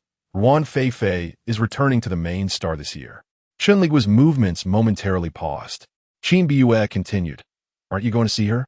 Chen Liguo replied nonchalantly, "We are all adults now. What is there to see?" Chen Liguo, with skepticism, asked, "Really?" Chen Liguo responded, "Not really. He certainly intends to visit her, as this ties into his sense of fulfillment." Thus, just as Chen Liguo felt a fleeting sense of joy, he heard Chen Liguo leisurely inquire, "What is her communicator number?" Chen Liguo realized, "I knew it. Chen Liguo cannot seem to let Ruan Feifei go." Chen Liguo acknowledged that he was beginning to feel a touch of jealousy. Ruan Feifei returned, adorned with accolades, to this main star once more. During her 3 years at the Institute of Technology, she developed a remarkable potion capable of significantly altering human physiology with minimal side effects. This potion was specifically designed for Omegas. Those Omegas who utilized this potion no longer had to dread the abrupt onset of their heat cycles. They could live and work in society like any ordinary individual. This groundbreaking invention earned her the prestigious Chaos Medical Award, the highest accolade in the realm of medicine within the Galactic Alliance. Ruan Feifei, now known as Lu Yuan, captured the attention of the entire Star Alliance. Chen Liguo first saw Ruan Feifei on television, and, despite the unfamiliarity of the name Lu Yuan, he found himself more fond of her original name. Dressed in military attire, Ruan Feifei exuded a subtle pride as she calmly accepted interviews from reporters, relishing in the accolades that were rightfully hers. A journalist intentionally posed a sharp and challenging question, asserting, "Do you not believe that the potion you invented is of no benefit to society?" The competitiveness of Omegas lies solely in reproduction. Allowing them to enter society seems rather unjust.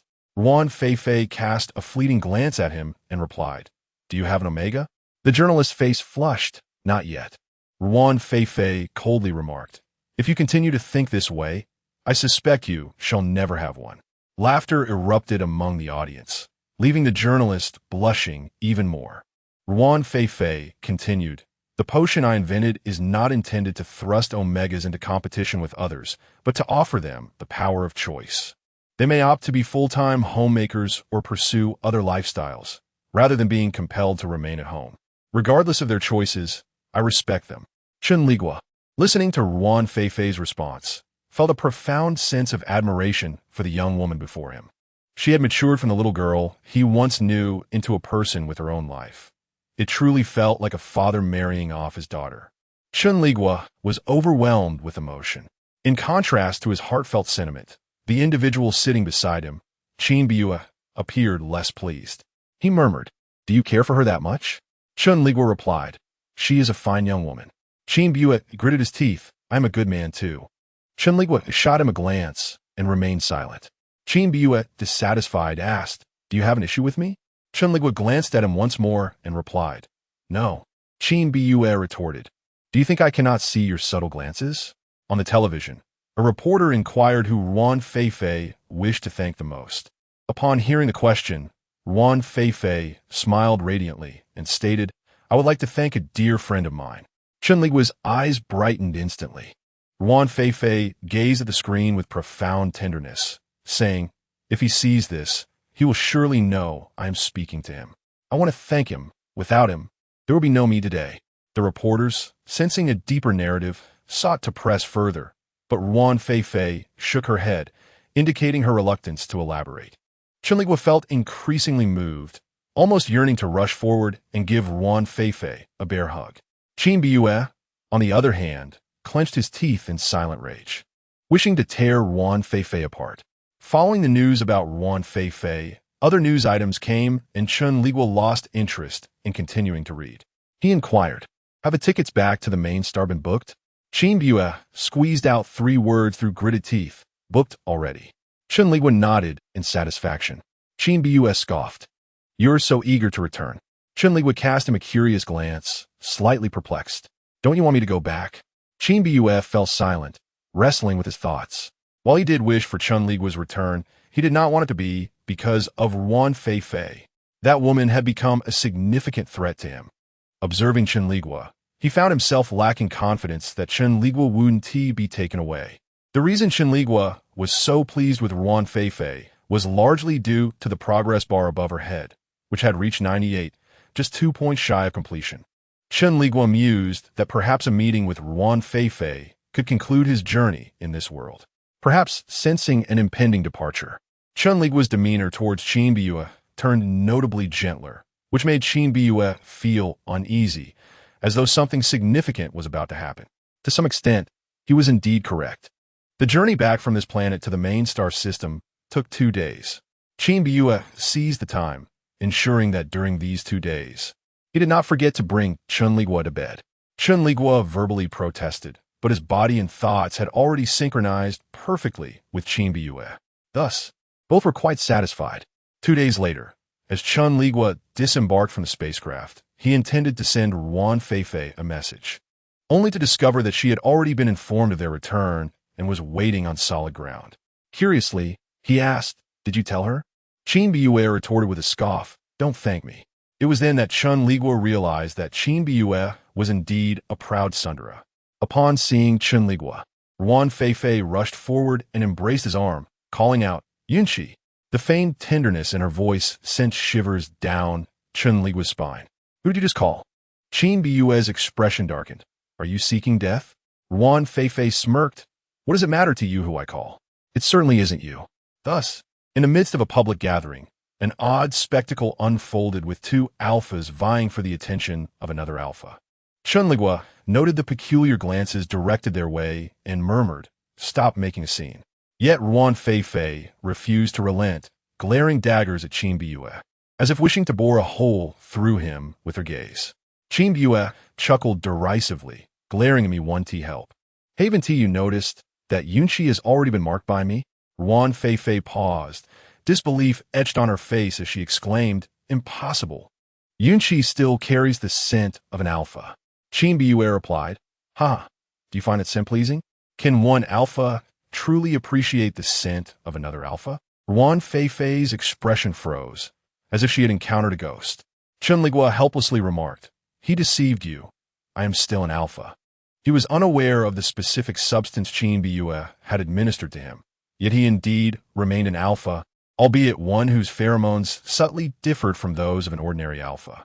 Ruan Fei appeared quite skeptical of Chen Liguo's words, hesitatingly asking, "Is that true?" "Yunqi." "I." Without allowing her to finish, Chen Liguo gently patted her shoulder, assuring her, "Do not worry about me.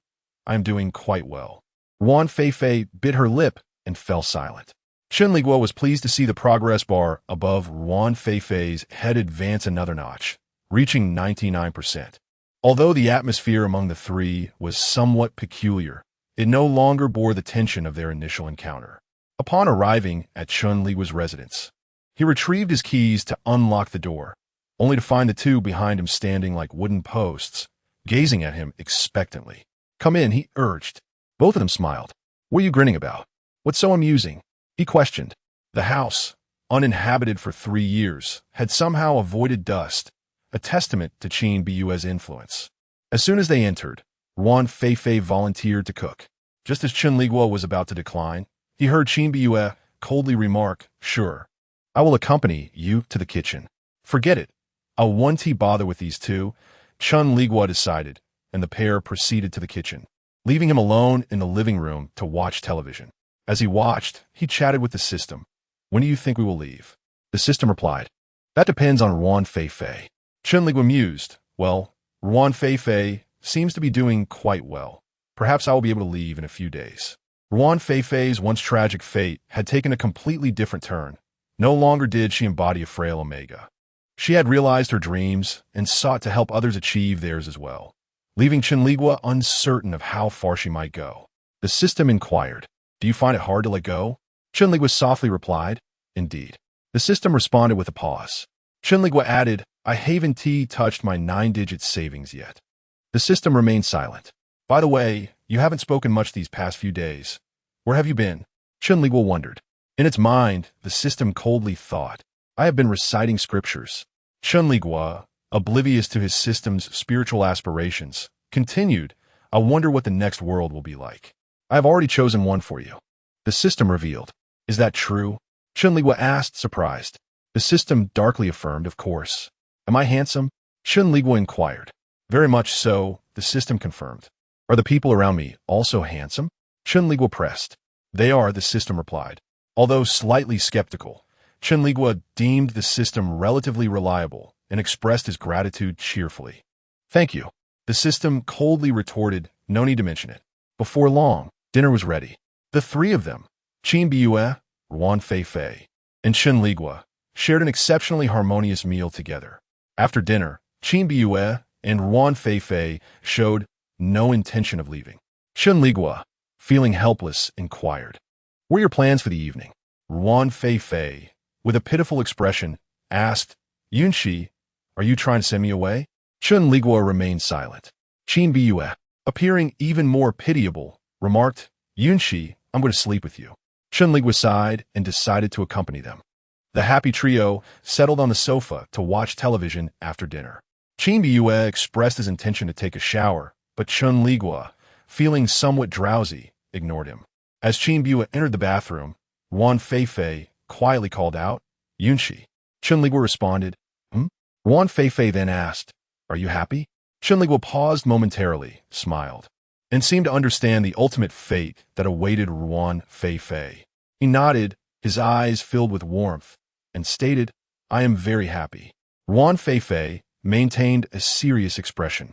Questioning, really? Has he forced you? Chen Liguo replied, if I were unwilling, how could he have compelled me for so many years? This reasoning eased Ruan Feifei's tension, but transformed it into melancholy. She sighed softly, her head drooping, realizing it was too late. Subsequently, the three of them continued to watch television in a rather mundane manner before heading to bed. Lying beside Chen Liguo, Qin Biyue wrapped his arms around his waist and asked, Yunxi, do you have even a slight fondness for me? Chen Liguo remained silent, his eyes wide open, quietly awaiting the system's notification. After an indeterminate amount of time, the system's voice echoed in the stillness of the night, declaring, you may leave now. Chen Liguo immediately spoke, perhaps just a little. He wondered if Qin Biyue had fallen asleep and heard his words. As the sentence lingered in the air, his consciousness succumbed to an abyss of darkness. Chen Liguo was jolted awake by the piercing sound of a siren. Accompanied by a woman's cries and the frantic shouts of those around him, the noise pierced his ears painfully. Opening his eyes slightly, he felt a severe pain in his heart, as though it might be violently extracted from his chest at any moment. Child, don't fall asleep, child. Look at Mommy. The woman, drenched in perfume, though not overpowering, still made it difficult for Chen Liguo to breathe. Fortunately, a breathing mask was soon secured over his mouth and nose, allowing oxygen to fill his lungs. I'm sorry, Mommy didn't mean to. The woman continued to sob until Chen Liguo was lifted from the vehicle and rushed into the emergency room. Arriving in this world amidst a medical emergency shattered Chen Liguo's heart, making him feel as though he had lost the system's favor. Thus, when he opened his eyes, the first thing he did was to seek solace from the system, lamenting, System, how could you treat me this way? The system replied, this is an accident. Chen Liguo pressed on, what about the previous worlds? What about the ones before that? The system responded, this time, it truly is an accident. Chen Liguo countered, so the previous world was not an accident? The system fell silent. Chen Liguo let out a cry, exclaiming, how could you treat me this way? After I have given you so many affectionate nicknames? System. Suddenly, I no longer feel guilty towards Chen Liguo. Haha. Chen Liguo felt a sharp pain in his heart as he gazed at the expanse of white, lamenting, youth is like sugar, sweet yet tinged with sorrow. System. Get out. The nurse, upon noticing that Chen Liguo had opened his eyes, hurriedly turned to call for a doctor. Chen Liguo was still in a daze when several individuals in white coats entered his hospital room, quietly recording notes and engaging in hushed discussions. A gentle doctor kindly inquired if he was experiencing any discomfort. It hurts, Chen Liguo's voice startled him, as it distinctly resembled that of a small child. He murmured, "My heart hurts." His voice was so soft it could barely be heard without keen attention. The doctor, upon hearing this, cautiously asked Chen Liguo a series of routine questions, and only ceased when he noticed Chen Liguo's weariness, allowing him to rest as the group exited the room. Chen Liguo, feeling fatigued, closed his eyes. During this moment of respite, the system began to impart an overview of this world into Chen Liguo's mind. In this reality, Chen Liguo was known as Lu Jiaxu, a tragically unfortunate child. Lu Jiaxu had been born with congenital heart disease, which, while not overly conspicuous, nonetheless rendered his health precarious. His mother, Li Yaoyao, and father, Lu Zhiyong, shared little affection, ultimately divorcing when Lu Jiaxu was merely 3 years old. Subsequently, Lu Jiaxu resided abroad with his mother, who, having given birth at the tender age of 20, was ill-equipped to provide adequate care for her ailing son. Moreover, as a model, Li Yaoyao was often occupied, returning home only once a month at best. Under these circumstances, Lu Jiaxu's health deteriorated, and his demeanor became increasingly introverted. During the recent spring festival visit to their homeland, Li Yaoyao failed to notice anything amiss until, upon disembarking from the airplane, Lu Jiaxu collapsed at the airport, revealing the gravity of the situation. In this world, the fated daughter of destiny was Lu Jiaxu's cousin, Lu Meiqing.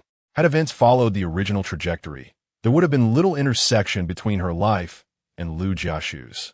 In her teenage years, Lu Meiqing's family would face bankruptcy due to a failed investment, forcing them to leave the city and part ways with her childhood sweetheart. Years later, upon returning to her childhood companion, she would discover that he had lost his memory and fallen in love with another girl. What followed was a melodramatic narrative filled with heartbreak, as Lu Meiqing endured various torments from both her childhood friend and a rival, ultimately meeting a tragic end. Only after her demise did her childhood sweetheart regain his memories, filled with regret, leading him to a tragic fate of his own. After absorbing this memory, when Chen Liguo awoke, his expression resembled that of a soulless being. Chen Liguo, system, is this your version of love? System, indeed. Chen Liguo, your notion of love is burdensome. System, do you not want it? Chen Liguo, can I not have it? System, no. Chen Liguo, once again, I have been deceived by the system. In his heart, Chen Liguo felt a deep sorrow. He wept softly, saying, "Why, oh why, do you treat me this way? I merely wished for a fraction of your affection, yet you." System, yet I. Chen Liguo, you have bestowed upon me 100-fold. The system began reciting the Diamond Sutra, reminding itself that to harm the host is a violation of the rules. Chen Liguo lay in bed with his eyes wide open, now a 5-year-old child, burdened with a chronic illness. He was fragile and could hardly withstand any form of distress. As these thoughts crossed his mind, a tear of sorrow slipped from the corner of his eye. With no dreams, no poetry or distant horizons, and devoid of a romantic life or casual encounters, his existence felt like a stagnant pool of water. While Chen Liguo mourned the fleeting beauty of life, a man entered the ward. The man appeared to be in his 20s, yet exuded a remarkable composure. Dressed in a suit, a light sheen of sweat glistened on his forehead, suggesting he had arrived in haste. Just a glance was enough for Chen Liguo to recognize him as his stepfather, and he quietly admired the man's appearance and demeanor. Upon seeing the newly awakened Chen Liguo, the man softly called out, "Son." Yet, Chen Liguo recoiled in fear. Lu Jiaxu was quite intimidated by his father, as they rarely spent time together, and his father was not one to engage in conversation. Noticing Chen Liguo's frightened expression, Lu Jiang felt a pang of regret. He rose and stepped outside, retrieving his phone from his pocket. Chen Liguo could vaguely hear snippets of the conversation, which revolved around preventing Jiaxu from associating with a certain woman, expressing a desire to regain custody. It turned out that Lu Jiang had not obtained custody of Lu Jiaxu, as the boy himself was unwilling. Despite his mother's irresponsibility, he evidently feared his stern father even more. Thus, Lu Jiaxu continued to grow up under the care of Li Yaoyao. However, this time was different. Chen Liguo had to accompany Lu Jiang to encounter the fateful girl, Lu Meiqing. After a moment's reflection, Chen Liguo asked, "System, What about the handsome guy you mentioned? System, is your father not handsome enough? Chen Liguo. He found himself unable to refute. System, you also have a dashing uncle. Chen Liguo.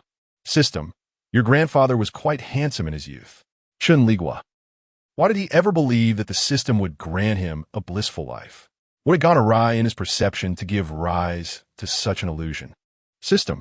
Hee. In that moment, Chen Liguo finally recalled the dread he felt when the system chuckled. In this world, debts must eventually be repaid. Chen Liguo lay in bed, akin to a soulless corpse. Though Lu Jiaxu suffered from congenital heart disease, his symptoms were not particularly severe. The current predicament was largely due to the negligence of his mother, Li Yaoyao. The incident of Lu Jiaxu being hospitalized had become known throughout the entire Lu family, prompting the adults to take particular notice. During Chen Liguo's illness, Li Yaoyao visited him once. However, she still carried the scent of perfume that Chen Liguo found unappealing, which dissuaded him from seeking closeness.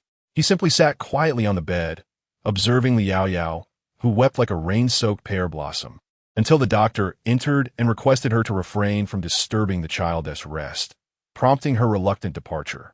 The nurse entered to administer an injection to Chen Liguo, who obediently presented his small backside. The nurse had never encountered such a well-behaved young patient. He dutifully took his medicine and did not cry during the injection, gazing with his big, watery eyes and displaying remarkable politeness. She withdrew the needle, pinched Chen Liguo's cheek, and inquired, "Does it hurt?" He nodded and responded in a sweet, childish voice, "It doesn't hurt." The nurse said, "Rest well. In a few days, your father will come to take you home. Be good, and I will bring you some fruit." Chen Liguo nodded, "Thank you, Auntie." The nurse quietly exited. Lying on the bed, Chen Liguo sighed. Pretending to be young feels delightful. It's as if I have been granted a second life.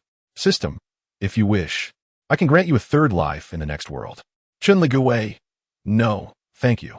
He realized that the system was becoming increasingly difficult to manage, leaving him feeling quite disheartened. Can AI also upgrade? Lu Jiang had intended to visit Chen Liguo more frequently, but he had recently been overwhelmed with work. A crucial project at the company demanded his attention. By the time he finished his tasks and arrived at the hospital, Chen Liguo had already fallen asleep. With his eyes closed, Chen Liguo's once round face had lost considerable fullness. His cheeks were devoid of color, appearing quite pale, and his lips had taken on a slight purplish hue, indicating a concerning state of health. Lu Jiang inquired of the nurse tending to Chen Liguo, "How has he been during the day?" The nurse furrowed her brow and replied, "He has been exceptionally well behaved, perhaps even excessively so. He neither cries nor makes a fuss, obediently following every adult instruction, which is hardly typical for a 5-year-old. Lu Jiang's brow also knitted in concern. "He hasn't cried even once?" The nurse shook her head. "Since waking up, he hasn't shed a tear." Lu Jiang sensed something was amiss. How could a 5-year-old possibly remain silent? He took out his phone and instructed someone to investigate the living conditions of Lu Jiaxu and Li Yaoyao. A few days later, upon receiving the results, Lu Jiang hurled his phone in anger but quickly regained his composure and summoned his assistant, stating, "I want to reclaim custody of Jiaxu." The assistant was taken aback. "Boss, what has happened?" Lu Jiang furiously tossed the documents at his subordinate. How can Li Yaoyao, with her misdeeds, even be deemed worthy of motherhood?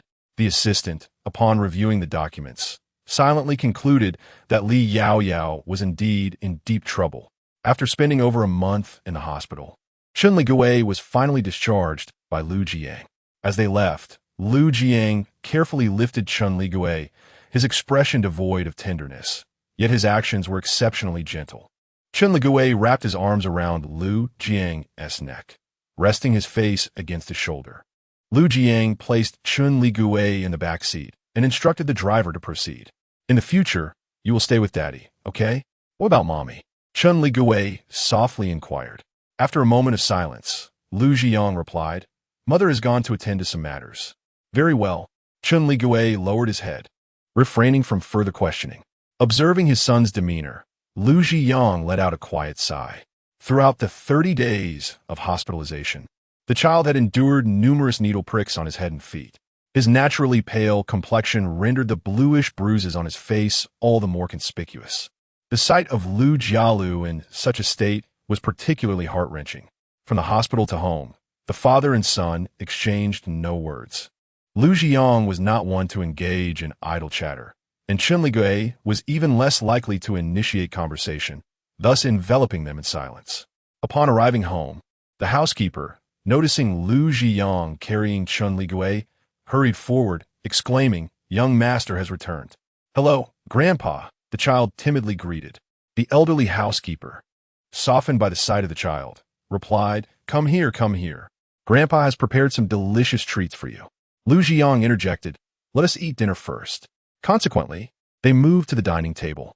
The table was laden with an array of dishes suitable for children.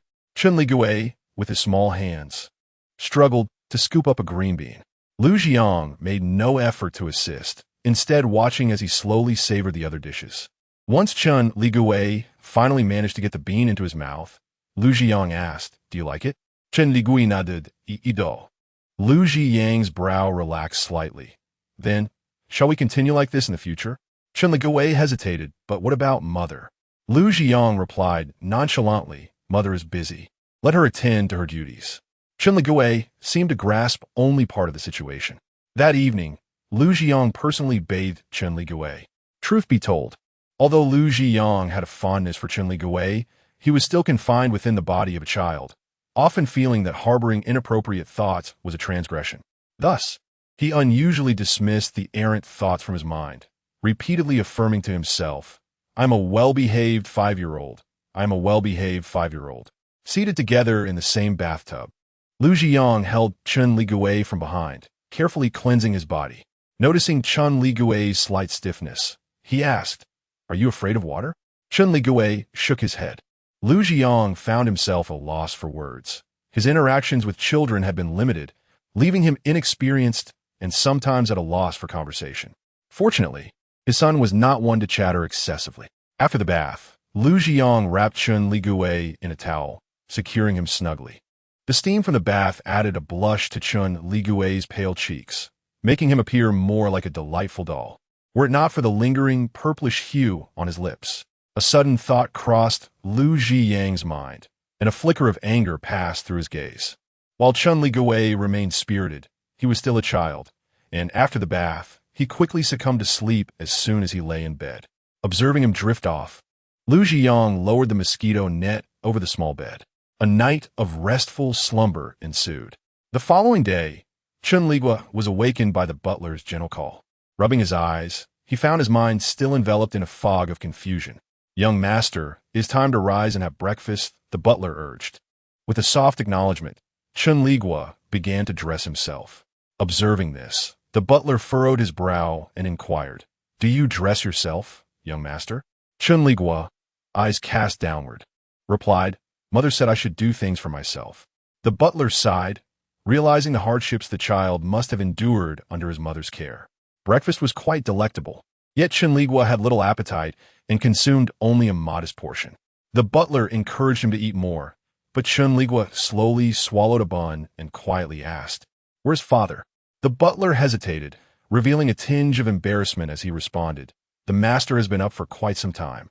He had matters to attend to at the company. He wished for you to sleep longer, hence he did not wake you." Understanding this, Chen Liguo remained silent. Yet his quietness was misinterpreted by the butler, whose expression of sympathy deepened.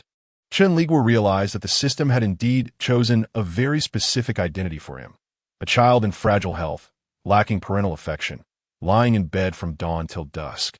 Unnoticed, after breakfast, the butler set up animated shows for him to watch. At 5 years old, children typically attend kindergarten, but due to his health, that had been postponed. Now that he was back in the Lu household, Lu Jiang was even more reluctant to let him venture out, fearing unforeseen mishaps. However, since he could not attend school, a tutor would be arranged to come to the house, though Lu Jiang had yet to secure one in the past few days. With no one to monitor him, Chen Liguo nestled on the sofa, engrossed in the television. The animated series was quite captivating, and he found himself thoroughly enjoying it, an opportunity he had seldom had before to sit back and appreciate such entertainment. "Is that yellow sponge soap character appealing?" he asked. The system responded, "That is SpongeBob SquarePants." "So, is it appealing?" Chen Liguo pressed. "Haven't you seen it before?" The system inquired. "No, I haven't," he admitted. "What did you watch when you were younger?" The system asked. After a moment of contemplation, Chen Liguo replied, "I've forgotten." He genuinely had forgotten. The system fell silent. After watching for a while, Chen Liguo found the yellow sponge truly delightful, far more engaging than certain melodramatic shows. When the butler came to call him for lunch, he felt a twinge of reluctance to leave the animated series behind. It was the first time the butler had witnessed Chen Liguo so attached to a cartoon, which brought him a sense of joy. The young master was quiet, exhibiting none of the typical boisterousness of children, and was almost overly obedient. Now that he had found something he liked, the butler felt a greater sense of reassurance. He affectionately patted Chen Liguo's head and asked, "Do you like it, young master?" "Ido," Chen Liguo replied. The butler sighed contentedly, and within a few days, Chen Liguo's bedding was transformed into a vibrant array of yellow squares adorned with holes. After 2 weeks in the Liu household, Chen Liguo observed that Liu Jiang was indeed very busy, returning home around the early hours of the morning, sometimes reeking of alcohol, clearly having just returned from social engagements. Chen Liguo, based on the system's projections, discovered that during this period, Liu Jiang's father was gravely ill, and the various factions within the Liu family were poised to act. If the trajectory of the original world had not deviated, Liu Jiang's father, who was also Chen Liguo's grandfather, would not survive the summer. However, these matters were not of concern to Chen Liguo. His sole focus was to eat well, sleep soundly, and grow up peacefully. A few days later, the tutor Liu Jiang had arranged for Chen Liguo arrived, a charming young boy who initially appeared somewhat shy. Chen Liguo inwardly mused that Liu Jiang had an excellent eye for talent and awarded him full marks. The young man introduced himself and began imparting some basic knowledge suited for children. It seemed Liu Jiang had briefed him beforehand, as the tutor imposed virtually no demands on Chen Liguo, allowing him to follow his own inclinations. If Chen Liguo wished to draw, he could draw. If he felt tired and desired rest, he could rest. In essence, if Chen Liguo were a child growing up in such an environment, he would likely feel a sense of happiness. Though Liu Jiang was often busy, he never overlooked Chen Liguo. He took Chen Liguo for medical checkups every month, and on occasions when he was too occupied, he would send a butler to accompany Chen Liguo. Nonetheless, the time they spent together was exceedingly limited, making it difficult for Chen Liguo to develop any emotional attachment to Liu Jiang. Without the bond of blood, they would have appeared more like strangers. Whether it was due to the influence of the Diamond Sutra or Chen Liguo's avoidance of reckless romantic entanglements, the system had become considerably gentler toward him, sometimes even providing updates on the trajectory of the destined girl. In truth, were it not for the heart condition afflicting this body, Chen Liguo would have relished such a simple existence. Being a child was a delightful experience, albeit somewhat inconvenient in certain respects. Nevertheless, it was understood that he would eventually grow up. As July drew to a close, the head of the Liu family, Liu Jiang's father, passed away. Due to his health issues, Chen Liguo could only attend the funeral for one day. He observed the weary and haggard Liu Jiang, who was exhaustedly receiving guests. Upon seeing Chen Liguo approach, Liu Jiang stepped forward and lifted him in his arms, asking, "Are you feeling hot, my child?" Chen Liguo shook his head. Liu Jiang then urged, "Say goodbye to your grandfather." It was likely that Liu Jialu's condition had prevented Liu Jiang from taking him to the hospital, meaning his father had not been able to see him one last time. As Chen Liguo gazed at the serene visage of the elderly man in the coffin, he gently said, "Goodbye, grandfather." Liu Jiang planted a firm kiss on Chen Liguo's cheek. Chen Liguo inquired, "When will daddy come home?" Liu Jiang leaned his head against Chen Liguo's, softly replying, "Once I have dealt with these bad people, I will return home. Can you wait for daddy?" Chen Liguo nodded obediently, of course. Only then did Liu Jiang reveal a smile. It must be said that this upheaval has greatly affected the Liu family, particularly since Liu Jiang has not returned home for an entire month. Initially, the butler would proactively explain that he was busy, but as Chen Liguo ceased to inquire, he too fell silent. Chen Liguo dined quietly, attended classes with tranquility, and watched animated shows with an air of stillness, resembling a beautiful doll, adorable yet devoid of vitality. Chen Liguo mused, There remain 12 years and 3 months until I experience the joys of adulthood. My life is shrouded in darkness. Since the passing of Chen Liguo's grandfather, his father, Lu Jiang, had been exceedingly occupied for an entire year. During this time, Lu Jiang's returns home were infrequent. Had it not been for Chen Liguo still residing in the Lu household, he might have nearly forgotten about the existence of such a father. However, for someone who had lived many lives in a year, Chen Liguo felt that having one less father was inconsequential. Throughout the year, he learned preschool art, writing, English, and poetry, becoming quite an accomplished little one. Chen Liguo declared proudly, "Look at me, I memorized 10 English words." The system retorted, "One imbecile." Chen Liguo questioned, "Why do you ignore me, dear system?" The system replied, "Speak sensibly." Chen Liguo lamented, "Why hasn't SpongeBob aired yet?"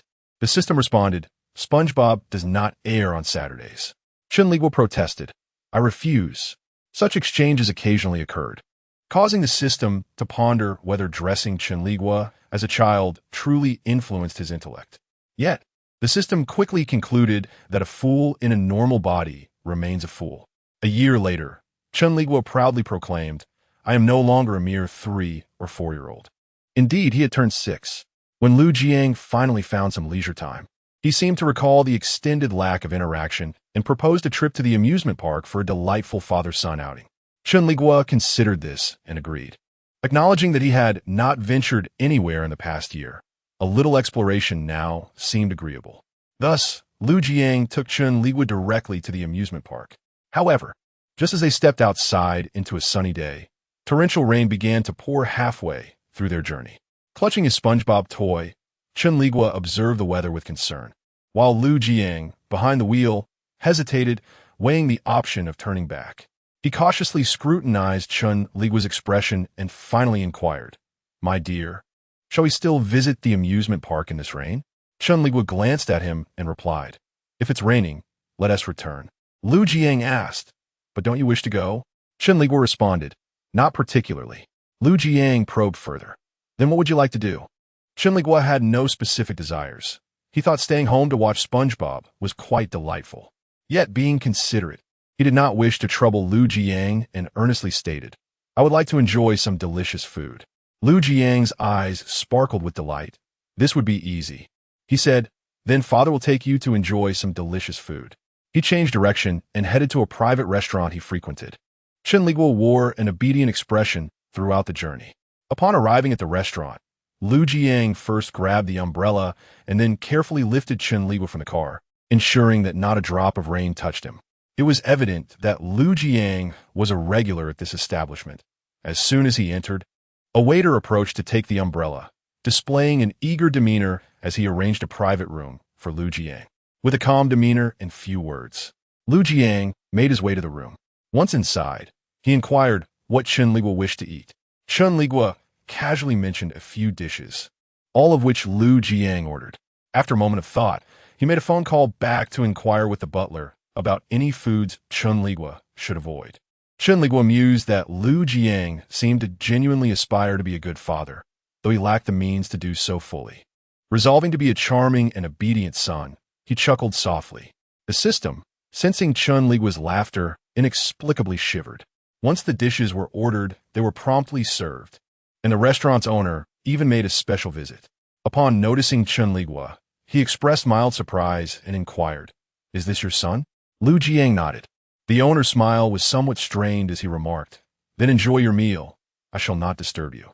As a perceptive young man, Chen Liguo quickly sensed the owner's unusual demeanor towards his father.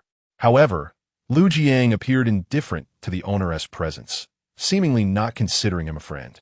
Chen Liguo's gaze drifted downward, noticing the owner's wet shoes, indicating he had hurried over, yet it was unexpected for him to also have a son. "Call me if you need anything," the owner said before turning to leave, thoughtfully closing the door behind him. Lu Jiang gently stroked Chen Liguo's soft hair, asking, "What are you staring at so intently?" After a moment of contemplation, Chen Liguo replied, "That uncle is quite handsome." Lu Jiang chuckled at this. "You're so young, and you already notice who is good-looking?" Chen Liguo softly responded, "Father is also handsome." Lu Jiang's expression softened with satisfaction. "Then give daddy a kiss." Chen Liguo eagerly obliged, planting a kiss on Lu Jiang's lips. Lu Jiang laughed, saying, "You must grow up quickly, my little one." Chen Liguo emphatically declared, "I want to grow up fast so I can protect Daddy." "Good boy," Lu Jiang replied, his eyes softening. He often felt grateful for having secured Chen Liguo's custody from his mother. Otherwise, if anything were to happen to the little one before him, the thought was unbearable. Though they did not visit the amusement park that day, Chen Liguo still found great joy. That night, he snuggled with his beloved yellow soap, drifting sweetly into slumber. Seeing him sleep peacefully, Lu Jiang felt a slight alleviation of his guilt. However, to his utter shock, the following day, Chen Liguo developed a high fever, his body covered in red spots. Fortunately, the butler noticed early and promptly called for the family doctor. After a thorough examination, the doctor suggested that it might be an allergy. He inquired about Chen Liguo's whereabouts and diet from the previous day. Lu Jiang furrowed his brow, succinctly recounting the events of yesterday, even reciting the menu.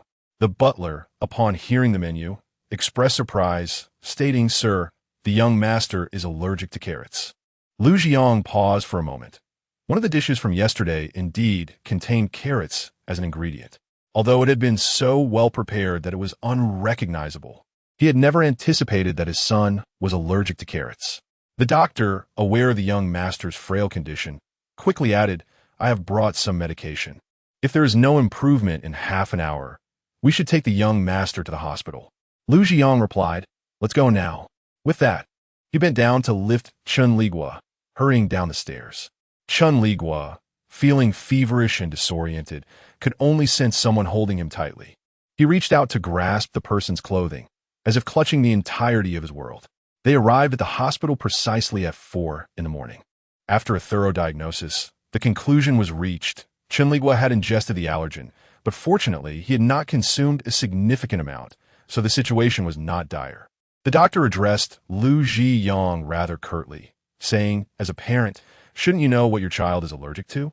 Allergies can be life-threatening if not handled properly." Lu Jiang apologized, explaining that he did not often accompany his child and was unaware of Chen Liguo's allergy to carrots.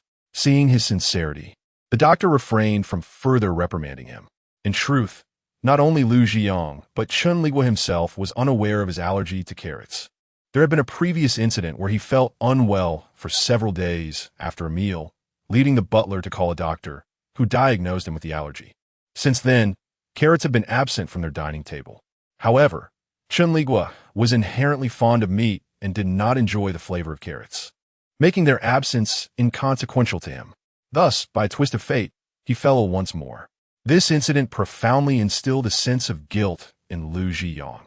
As a father, he was oblivious to his son's allergies, nearly resulting in a calamity. Upon awakening from his slumber, Chen Liguo discovered he was in the hospital. He remained in a daze for a moment before uttering, "System, I feel my intelligence is declining along with my physical state." The system replied, "Do not worry. It was never particularly high." Chen Liguo responded, "Is this the attitude a system should have when its host is feeling foolish?" The system retorted, "I cannot speak for others, but this is how I operate." Chen Liguo thought, "Has my system contracted a virus?" When Lu Jiang entered the ward, he found his son in a stupor. He called out, "Lad."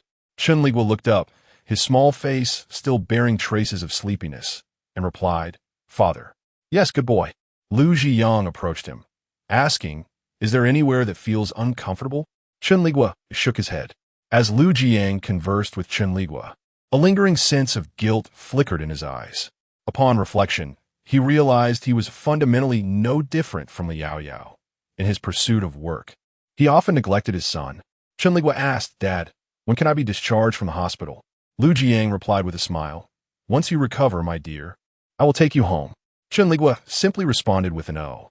Observing his son's quiet demeanor, Lu Jiang felt an increasing discomfort. His son was too well behaved, to the point where he was at a loss as to how to make amends.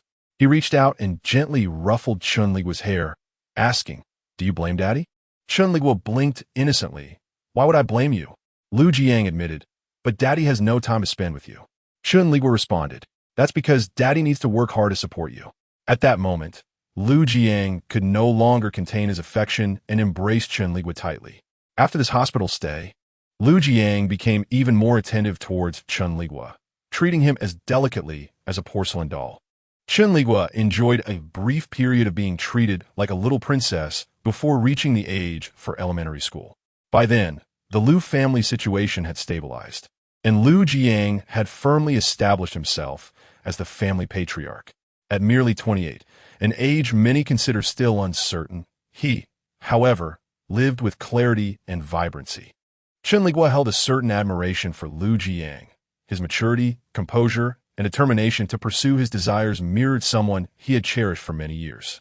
Yet, such individuals often share a common flaw, an intense desire for control and self-discipline. Lu Jiang was indeed a person with a strong need for control. Although he rarely exhibited this trait, it occasionally manifested in small ways. For instance, when Chen Liguo wished to watch SpongeBob, Lu Jiang stipulated that he could only watch for an hour. Chen Liguo agreed, knowing that when the butler cared for him, he could often exceed that limit unnoticed. However, things were different with Lu Jiang. Once the hour was up, there would be no extension, and Chen Liguo watched helplessly as the television was turned off. Tears brimmed in his eyes as he pitifully called out for his father. "Be good, my dear, don't cry. Daddy will take you out to ride the little horse." Lu Jiang reassured him. The little horse was a carousel located on the rooftop, specifically purchased to ensure Chen Liguo engaged in moderate physical activity. Chen Liguo retorted, "I don't want to ride that silly horse. I want to watch TV." Lu Jiang replied, "But you already watched for an hour this morning." Tears streamed down Chen Liguo's cheeks as he felt utterly heartbroken. Lu Jiang reminded him, "You can only watch for an hour this afternoon as well. What did you promise, Daddy?" Clutching his SpongeBob toy, Chen Liguo felt as though he had lost his entire world. Noticing his son's silence, Lu Jiang picked him up and carried him upstairs. Seated on the wooden horse, Chen Liguo wore a despondent expression. Lu Jiang activated the switch of the wooden horse, observing as it began to move beneath Chen Liguo. He remarked, "No more playing, tell Dad." Chen Liguo responded with silence. Subsequently, Lu Jiang attended to his official duties nearby. After a moment of contemplation, Chen Liguo proposed, "System, may we discuss a matter?" The system replied, "Speak. I wish to watch SpongeBob SquarePants." Chen Liguo declared. The system hesitated before responding. "Are you truly foolish? Do you think SpongeBob is unappealing?" Chen Liguo queried. The system fell silent for a while before muttering, "It's passable." With a clap of his hands, Chen Liguo exclaimed, "Then could you secretly let me watch it?" The system remained silent. "We could watch together. This request from the host is entirely reasonable. There is no basis for refusal." Chen Liguo insisted. "Please, dear system," he pleaded, "please. Please." After a moment of silence, the system reluctantly squeezed out a fine. Instantly, Chen Liguo perked up, leaning over the wooden horse as he began to watch SpongeBob being projected into his mind by the system, experiencing immense joy. Unbeknownst to Lu Jiang, who was unaware of his son's activities, he noticed Chen Liguo lying on the wooden horse and assumed he was tired. "Are you sleepy, my child?" he inquired. Chen Liguo remained silent, continuing his quiet enjoyment. Lu Jiang approached for a closer look, only to discover that Chen Liguo's eyes were closed, appearing to be asleep. He chuckled softly, lifting Chen Liguo off the wooden horse and placing him gently onto the bed. Chen Liguo kept his eyes shut, immersed in the mental theater until mealtime arrived. When Lu Jiang roused him from slumber, Chen Liguo sighed internally, thinking, "I should grow up quickly." "Do you no longer wish to feign youth?" the system asked. "Mother, once I grow up, I can watch SpongeBob for as long as I desire," Chen Liguo replied. "Such foolishness," the system muttered. Dinner was quite sumptuous, and during the meal, Lu Jiang briefly mentioned Chen Liguo's upcoming entry into elementary school. Upon hearing this news, Chen Liguo appeared somewhat bewildered. "Dad, I do not wish to go." Lu Jiang asked, "Do you not want to play with your peers?" "Not particularly," Chen Liguo confessed. "There are many children at school," Lu Jiang encouraged. Chen Liguo's spirits dampened as he poked at the beans on his plate. "But there is no dad at school." Lu Jiang felt a warmth at his heart, yet he understood that while being moved by his son was one matter, adhering to rules was another. He stated, "Listen to your father and attend school diligently." Chen Liguo remained disheartened. After several years of recovery, Chen Liguo's health had improved significantly. He was no longer the fragile porcelain doll of his childhood. Moreover, The turmoil that had once enveloped the Liu family had settled into stability, which explained Liu Jiang's sudden inclination to enroll Chen Liguo in school. Although Liu Jiang spoke in a tone of consultation, Chen Liguo possessed no authority to decline. Once Liu Jiang insisted he attend school, he had no choice but to comply. As summer waned, September heralded the beginning of the academic season. Chen Liguo donned a small backpack and a little cap, guided by Liu Jiang to the entrance of the elementary school. Observing the other children around him, an overwhelming sadness enveloped his heart. System, if I become dull-witted and assimilated by these children, it will be entirely your fault. The system replied with a hint of melancholy. Your intelligence has long been influenced by animated shows. Chen Liguo responded with a sigh.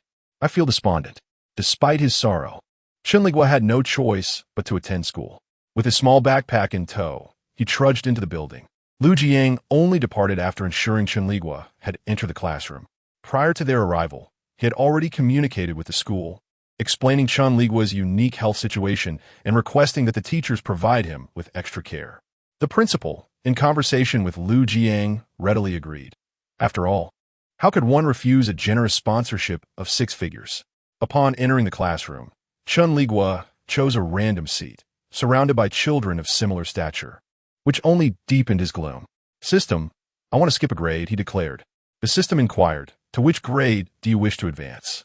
Chen Liguo mused. I believe with my intelligence, managing 6th grade should be within my capabilities. The system replied, that is indeed the highest grade you could handle. Chen Liguo pondered, what if I were to jump straight to high school? Feeling a bit bashful, he scratched his head, admitting, I fear I might not keep up. The system sighed, questioning why it had chosen such a host. While Chen Liguo was deliberating with the system, he had resolutely decided to skip a grade. He was determined to ascend to 6th grade. When Liu Jiang arrived to pick him up after school, he noticed the little one emerging from the building looking rather glum. Upon entering the car, Chen Liguo offered no greeting, nor did he bestow the usual warm kisses. Why the long face, darling? Did something happen? Liu Jiang asked.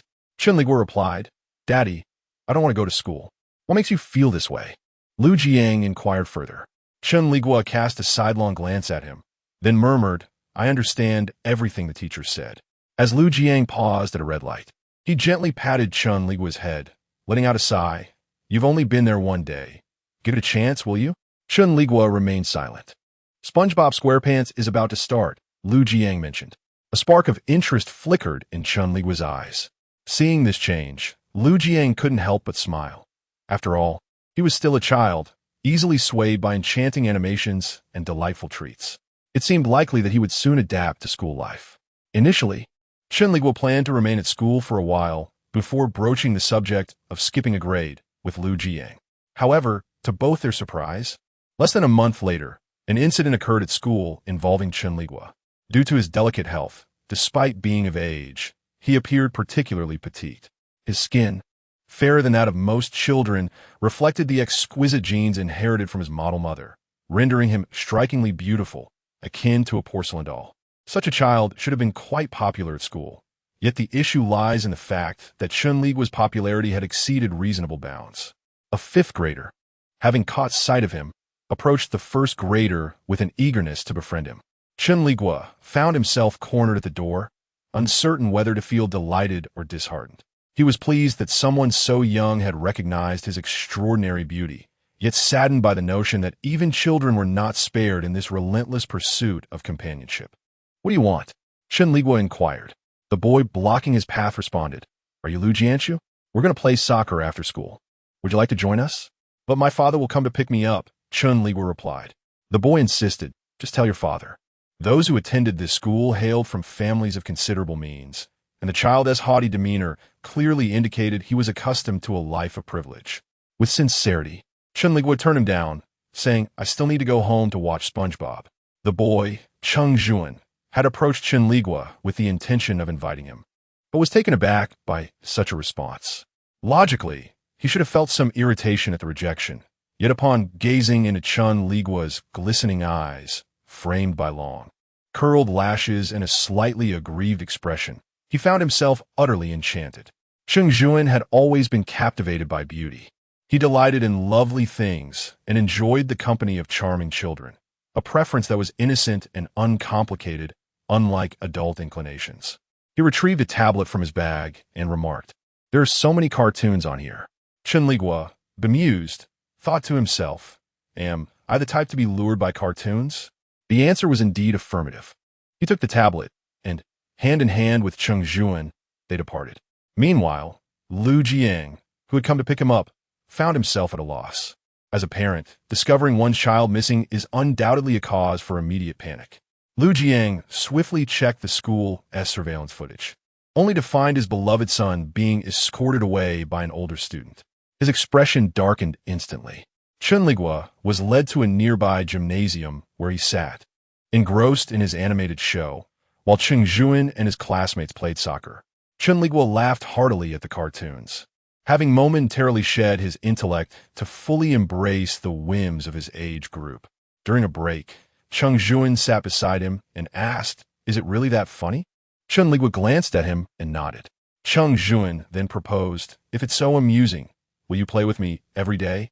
I'll give you my tablet. How about that?" Chen Liguo hesitated, but my father might not be pleased. Cheng Zhuan reassured him, "It's all right, it's my choice."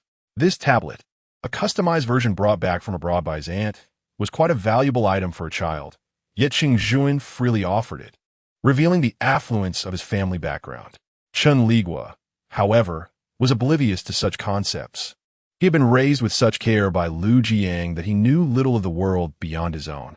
Although this new world bore similarities to his previous one, it also held significant differences, such as the fact that he later discovered the average lifespan of its inhabitants exceeded 200 years. Chen Liguo persistently declined Cheng Zhuan's offerings. Yet Cheng Zhuan was determined to insist. Thus, the two engaged in a playful tug-of-war. As Lu Jiang entered the gymnasium, he was greeted by a curious sight. A child, seemingly older than Chen Liguo, was tossing items into Chen Liguo's arms. Chen Liguo, still so small, appeared utterly defenseless, gazing back with his large, glistening eyes, his cheeks puffed up, resembling an irate little squirrel. Lu Jiang softly called out, "Nian Nian." Upon hearing the name, Chen Liguo's body froze momentarily, and he quietly replied, "My father is here." Cheng Zhuan, unabashed at having taken someone else's child, turned to Lu Jiang and boldly announced, "Uncle, I brought Jialin here to play ball." Lu Jiang approached, asking, "Jialin, is your brother taking you to play?" Chen Liguo obediently nodded. Lu Jiang continued, "Then why didn't you tell your father before leaving? Don't you know he would worry about you?" At this, his gaze subtly shifted towards Cheng Zhuan, though his expression was neither angry nor fierce. It made Cheng Zhuan instinctively shrink back slightly. Chen Liguo explained, But my father wasn't there at the time." Lu Jiang replied, "What should you do if you wish to go out to play in the future?" Chen Liguo thoughtfully responded, "I should tell my father first." Noticing Chen Liguo's head droop, revealing a look of distress, Lu Jiang's irritation diminished significantly. However, he maintained a stern demeanor and simply said, "All right, let us go." Chen Liguo set down his tablet, thanked Cheng Zhuan, and after bidding farewell, took Lu Jiang's hand to leave. A friend of Cheng Zhuan approached and inquired about the situation, asking if they were still going to play. Cheng Zhuan, feeling somewhat deflated, replied, "No more playing. Let us head home." Chen Liguo was uncertain whether Lu Jiang was still upset. His demeanor was different, yet inexplicably absent of reprimand. Slumped in the passenger seat, Chen Liguo resembled a wilted eggplant. Just as they neared home, Lu Jiang asked, "If another older brother were to invite Nian Nian to leave with him, would you go?" Chen Liguo replied, "No. I remember what my father said. I want to go with him." Lu Jiang nodded, lifting Chen Liguo from the car. During dinner, Chen Liguo ate less than usual. Observing this, Lu Jiang inquired, "What is wrong? Is it unappetizing?" Chen Liguo, however, began to sob softly. Alarmed, Lu Jiang rushed to embrace him, gently kissing his forehead. "Why are you crying, Nian Nian?" Chen Liguo, in a hushed voice, expressed his reluctance to attend school anymore. Lu Jiang asked, "Why this sudden change of heart about school? Over the past month, you've been waking up early and going to school without complaint. I've heard from your teacher that you've been getting along well with your classmates." Chen Liguo replied, "I don't have a mother. It feels so strange." Lu Jiang's expression stiffened momentarily as he tightened his hold on Chen Liguo, asking softly, "Do you wish for your mother, Nian Nian?" Chen Liguo shook his head vigorously, declaring, "I don't want my mother, I want my father." Lu Jiang sighed softly and inquired, "Doesn't my dear child have any friends at school?" Chen Liguo replied, "I don't want to play with them. They know nothing." Lu Jiang asked, "What are your thoughts on this, dear child?" Chen Liguo lamented, I don't want to go to school anymore." After a moment of silence, Lu Jiang responded, "May I consider this for a while?" Chen Liguo nodded, wiping the tears from his cheeks with the back of his hand, awarding himself full marks for his performance. In the following days, Chen Liguo dutifully attended school, remaining quiet and compliant, much to everyone's relief. However, he was aware that Lu Jiang was earnestly contemplating the matter, as he occasionally overheard discussions between Lu Jiang and the steward regarding his education. The steward remarked that boys should not be overly pampered. Lu Jiang retorted, "You spoil him even more than I do." The steward had no counter-argument. Indeed, whenever Chen Liguo made a request, even if somewhat unreasonable, such as wanting to watch cartoons for 2 hours, his wishes were still indulged. The steward questioned, "What will happen in the future?" "The young master will eventually grow up." In response, Lu Jiang uttered a profoundly moving statement, "I can protect him for a lifetime." The steward was about to mention the inevitable aging process and the uncertainties it brought, but he was suddenly reminded of the young master's frail health. And in comparison to Lu Jiang, the order in which they might depart was uncertain. Thus, he fell silent. Lu Jiang continued, "Since I can provide him with such conditions, why not? I simply wish for him to be happy for his entire life." The steward refrained from further objections, often letting out a sigh, stating he may skip elementary school, but he absolutely must not fall behind in middle and high school. Lu Jiang responded nonchalantly, "We shall see." Thus, the matter of Chen Liguo not attending school was settled rather effortlessly. Eavesdropping from his bed, Chen Liguo cheered, "Yay, I can watch cartoons every day." The system replied. Chen Liguo mused, "Is there anything more joyful than watching cartoons?" The system responded. Chen Liguo countered, "Yes, that is watching cartoons every day." The system gently advised, "It's time for bed, good night." Embracing his yellow sponge, Chen Liguo drifted into a sweet slumber. The next day, while having breakfast with Chen Liguo, Lu Jiang broached the subject of school once more. "Do you truly not wish to go to school anymore?" he asked. Chen Liguo nodded in affirmation. Lu Jiang scrutinized Chen Liguo's expression and suddenly remarked, "Even if you stay at home, you cannot watch cartoons every day." Chen Liguo responded, "Oh no, I've been found out." Lu Jiang stated, "You can only watch for 2 hours each day, 1 hour in the morning and 1 hour either in the afternoon or evening." Chen Liguo looked dejected. Lu Jiang added, "Did you hear that, dear child?" Chen Liguo sorrowfully replied that he did. Lu Jiang continued, "In a couple of days, a teacher will come to our home to teach you. You must be obedient." Chen Liguo nodded in agreement. After finishing his breakfast, Lu Jiang departed, leaving Chen Liguo with the steward at home. Within the confines of the home, there exists a considerable number of servants. Yet few dare to engage in conversation with Chen Liguo, most treating him with the delicacy befitting a fragile porcelain figurine. In truth, this manner of living is rather splendid for Chen Liguo, who indulges in a carefree existence filled with slumber and leisure, a stark contrast to the world he once knew, and thus he finds himself quite content. The sole drawback lies in the absence of a romantic life. Fortunately, at this tender age, his needs are minimal, and despite finding Lu Jiang rather handsome, occasionally strikingly so, he has never entertained any inappropriate thoughts. Soon, the tutors hired by Lu Jiang arrived, all of them amiable women, and it remains a mystery how Lu Jiang selected them, for there was not a single male among them. Chen Liguo accepted this situation with resignation. Aside from this minor imperfection, everything else was to his satisfaction. He began to live the life of a pampered existence he had longed for, with his only responsibility being to patiently await his maturation. However, his desire for tranquility was disrupted by an unwelcome visitor, his mother, Li Yaoyao.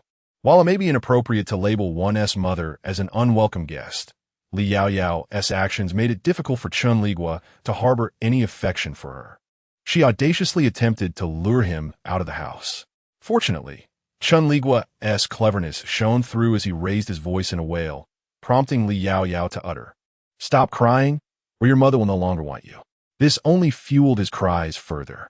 In a fit of frustration, Li Yaoyao covered Chen Liguo's mouth, gritting her teeth as she threatened, "Lu Jianshu, cease your crying at once, or I shall punish you." At that moment, the butler arrived, accompanied by security, and promptly escorted her away. Li Yaoyao had covertly come to visit Chen Liguo without Lu Jiang's knowledge, and the butler, sympathetic to the long separation of mother and son, had allowed her entry. However, her behavior was utterly unexpected, and thus, the butler's expression was one of displeasure as he expelled her. Once Chen Liguo's cry subsided, he had shed not a single tear. Yet, the butler remained deeply concerned and generously offered to let Chen Liguo watch a bit more television that day. Chen Liguo expressed his satisfaction and began to indulge in both fruit and television. Observing his improved spirits, the butler felt a sense of relief. Little did he know that Chen Liguo's heart was heavy with turmoil. Before departing, Li Yaoyao had whispered in his ear, "Good boy, come with your mother. He is not your father." At that moment, Chen Liguo felt as if thunder had struck his mind, visions of wild horses galloping before his eyes. Yet, as Li Yaoyao continued with her coaxing words, he found himself uncertain of the truth of her claims. Did she truly need to deceive a child? With a sinking heart, he pondered the implications of her words. When Lu Jiang returned that evening, Chen Liguo felt as though a verdant meadow blossomed above him. Unbeknownst to Lu Jiang, who was oblivious to Chen Liguo's complex emotions, he shed his coat and approached to embrace Chen Liguo, inquiring, "Did your mother come to see you today?" Chen Liguo nodded in response. Lu Jiang inquired, "Do you wish to accompany your mother, dear?" Chen Liguo shook his head. Lu Jiang bestowed a gentle kiss upon him and further queried, "Do you prefer your father or your mother?" Chen Liguo replied, "Father." Lu Jiang asked, "Why is that?" Chen Liguo responded, "Because father is kind to me." A satisfied smile graced Lu Jiang's face. Chen Liguo, however, harbored a singular wish, to not be the son of the neighbor, old Wang. For Lu Jiang's temperament might lead him to tear him apart and serve him as a meal. In a certain light, Chen Liguo possessed an uncanny ability to judge character. As Lu Jiang, upon learning the truth, nearly did tear Chen Liguo asunder. Upon learning that Li Yaoyao had entered the Lu residence with the intent to take Chen Liguo away, Lu Jiang, unusually, became enraged. That very evening, he instructed the household staff about the new rules. While he was away, no one was permitted entry, not even members of the Lu family. The butler, acknowledging his oversight, expressed deep remorse and requested punishment. Lu Jiang chose not to reprimand the butler, but rather inquired, "How many times has Li Yaoyao visited?" The butler, with a faint smile of resignation, replied, "She has come several times, but I did not allow her inside." Lu Jiang pressed, "Why did you not inform me?" The butler explained, "She merely circled around the entrance. I thought it a trivial matter and did not wish to trouble you." Lu Jiang nodded. "I shall not fault you this time, but do exercise caution in the future." The butler assented. After addressing these matters, Lu Jiang approached the door of Chen Liguo's bedroom and carefully pushed it open. The room, brimming with childlike innocence, was dominated by hues of yellow: a yellow ceiling, yellow floor, yellow bed, and yellow curtains. Upon closer inspection, one would notice the yellow was adorned with cartoonish square figures, which Lu Jiang learned were called SpongeBob SquarePants. Owing to Chen Liguo, it was now 11 at night, and Chen Liguo lay peacefully asleep in a small bed, seemingly unfazed by the day's events. His slumber deep and sweet. Lu Jiang approached, gazing at Chen Liguo's serene visage. His previously cold demeanor softened slightly. He bent down, gently kissed Chen Liguo's forehead, and tenderly adjusted the bedding, tucking it snugly around Chen Liguo's soft, white belly. Lu Jiang had never known tenderness until he had a son whose health was fragile. "Dear," Lu Jiang whispered softly, "you must grow up strong." Having uttered these words, he stood up and quietly exited the room. Chen Liguo enjoyed a restful night, his youthful body requiring little sleep, dreaming not a single dream. The following day, Lu Jiang roused Chen Liguo from slumber. The boy, lazily yawning, lingered in bed for a while before saying, "Father, I wish to sleep a little longer. Lu Jiang, observing his tousled hair, smiled gently. Do we not agree to go fishing together today? Do you not wish to go, dear?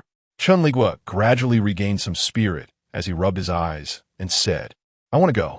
Yet, despite his verbal enthusiasm, he remained motionless, languishing in bed until Lu Jiang began assisting him with his attire. After donning his clothes, completing his grooming, and enjoying breakfast, a fully revitalized Chen Liguo finally stepped out with Lu Jiang. While in the car, Lu Jiang remarked, Your cousins are coming today. The mere mention of his cousins invigorated Chen Liguo, who had nearly forgotten about the fateful girl amid the comforts of his leisurely life. Noticing Chen Liguo's lack of response, Lu Jiang gently added, It has been over 2 years since you last saw them, hasn't it? During Chen Liguo's time abroad with his mother, and upon returning home to encounter the turmoil following old Master Lu's passing, Lu Jiang had ensured that Chen Liguo did not interact with that group. However, with stability restored, a reunion seemed harmless. Upon arriving at the fishing venue, Lu Jiang carried Chen Liguo from the car, followed closely by the driver, who was laden with fishing gear. This fishing locale was nestled within a picturesque estate, and as Lu Jiang entered with Chen Liguo, they were warmly greeted by several attendees. Chen Liguo's gaze swept the room and soon landed on a cluster of children playing not far from the entrance. Attuned to his son's interests, Lu Jiang noticed Chen Liguo's focus and promptly inquired, Would you like to play with your older siblings? After a brief hesitation, Chen Liguo nodded, observing his son's readiness. Lu Jiang gently set him down, patting his back, and encouraged, Go ahead. Chen Liguo wasted no time and scampered over on his little legs, welcomed by the other children, who eagerly invited him to join their games. Chen Liguo feigned a look of uncertainty, yet scanned the crowd until he spotted his desired companion, Lu Meiqing. Presently, she enjoyed a favorable family environment and was clad in a delightful pink dress, standing beside her childhood friend, beaming at him. After a moment's contemplation, Chen Liguo asked, What is your name? I am Yuan Ange, the childhood friend replied, mistakenly assuming Chen Liguo was addressing him, flashing a toothy grin. And you? Without clarifying the misunderstanding, Chen Liguo responded, I am Lu Jiashu. Lu Jiashu, what a lovely name, Yuan Ange remarked. Shall we go fishing? Sure, Chen Liguo replied enthusiastically, like a nurturing older child. Yuan Ange took Chen Liguo by one hand and Lu Meiqing by the other, leading the trio toward the shallow fishing pond designed for children. The other children excitedly followed suit. Yuan Ange handed Chen Liguo a child-sized fishing rod and patiently instructed him on its use. Although Chen Liguo found the rod somewhat cumbersome, he tolerated it, maintaining an expression of innocent delight. While Yuan Ange conversed with Chen Liguo, Lu Meiqing remained quiet, sitting beside them with a gentle smile, revealing her somewhat introverted nature and preference for silence. Yuan Ange, in contrast, was exceedingly vivacious. He inquired, Are you Lu Jiashu? How old are you? Chen Liguo blinked and replied, I am 7 years old. Yuan Ange was taken aback, exclaiming, Are you truly 7? I thought. Chen Liguo interjected, You thought I was 5 or 6, right? Fortunately, Yuan Ange seemed to notice that Chen Liguo was somewhat displeased by the question, so he swiftly redirected the conversation. I haven't seen you here to play before. Will you come again? Chen Liguo responded, That depends on my father. Yuan Ange cheerfully said, Then you must play with me next time. The two children were engaged in a delightful social interaction, while behind them, someone was less than pleased. The Lu family was quite extensive. Lu Jiang was the third son, with an elder sister who had passed away and an elder brother aspiring to be an artist, along with a younger sister who had just entered university. Although Lu Meiqing was Chen Liguo's cousin, her connection to the Lu family had become somewhat tenuous, lacking ties to the main lineage. Moreover, Lu Meiqing's parents had a knack for social blunders, inadvertently offending Chen Liguo's father, the head of the Lu family, Lu Jiang, in a previous world. Otherwise, they would not have fallen from the embrace of the Lu family, ending up destitute and exiled. There were indeed many within the Lu family who disapproved of Lu Jiang, yet, constrained by circumstances, they could only whisper their grievances in private. Unbeknownst to them, this covert discontent had a ripple effect on their children. Thus, when Chen Liguo was unexpectedly pushed into the pool, he assumed that, with his striking looks, It would be a simple matter to win over the affections of these children. However, upon entering the water, he realized that beauty alone was insufficient. One must also possess talent. The pool was shallow, and once submerged, Chen Liguo was momentarily dazed, not crying but simply gazing up at the shore with wide eyes. The scene above was chaotic, and he could not discern who had thrust him into the water. Feeling dejected, he lamented, "System, can they truly bear to push me?" The system replied, "Why would they not?" Chen Liguo retorted, "I am so handsome, I wouldn't even want myself to be upset." The system responded, "You are merely 7 years old." Chen Liguo shot back. Snow White was schemed against by her stepmother at the age of 7. The system interjected, "Calm down, for murder is against the law." While the children were in such turmoil, the adults naturally took notice. Lu Jiang, initially impassive as he discussed matters with others, was alerted by a shout from outside. "A child has fallen into the water." His brow furrowed slightly as he rose and strode towards the commotion. Upon seeing that the child in the pool was Lu Jiashu, his expression darkened. The normally untroublesome child sat bewildered in the water, surrounded by the cacophony of laughter and chatter from the other children. Upon spotting him, the child's eyes brightened, and he clambered out of the pool, stumbling a few steps before reaching out his hand, softly calling, "Daddy." Lu Jiang, his face devoid of emotion, approached and lifted Chen Liguo from the pool. At that moment, the surrounding attendants hurriedly brought forth clean towels, which Lu Jiang accepted and wrapped around Chen Liguo entirely. "I apologize, Mr. Lu. It is our failure to keep an eye on the child." The owner of the estate began to apologize even before the culprit had been found, cursing the mischievous child in his heart as he observed Lu Jiang's demeanor. Lu Jiang replied nonchalantly, "Children are merely playing. There is no need to take it to heart." The estate owner widened his eyes, seemingly taken aback by Lu Jiang's unexpected leniency towards the child. Yes, children will be children. They often play without restraint." Lu Jiang chose not to engage further and simply requested, "Could you prepare a room for me? I need to change his clothes."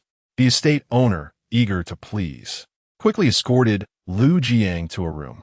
While others remained unaware, Chen Liguo understood that Lu Jiang was not only upset but quite furious. His entire body tensed in an evident struggle to suppress his anger. Complying, Chen Liguo nestled in Lu Jiang's embrace, marveling at the beauty bestowed upon him by fate, which surely invited envy. The system remained entirely in flight mode as Chen Liguo passed gas. Upon entering the room, Lu Jiang promptly locked the door. As he assisted Chen Liguo in changing his clothes, he gently inquired, "Do you know who pushed you?" Chen Liguo slowly shook his head. Seeing the child's expression only fanned the flames of Lu Jiang's ire. Yet he maintained a composed facade and asked, "Would you like to play some more?" Chen Liguo rested his chin on Lu Jiang's shoulder, sighing, "Daddy, I'm sleepy." Lu Jiang responded, "Then sleep here for a while." He remained in the room, vigilantly watching over Chen Liguo as he drifted into slumber. Being a child, Chen Liguo soon succumbed to fatigue, surrendering to sleep without further thought. When he eventually awoke, he found himself at home.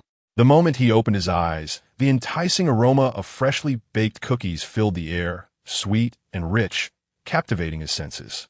The butler, noticing his awakening, remarked, "Young master, you are awake." Chen Liguo nodded in acknowledgement. The butler continued, "Sir has instructed the kitchen to bake cookies for you. Would you like some?" Chen Liguo sweetly replied, "Yes, please." The butler responded with a simple "very well" and turned to leave.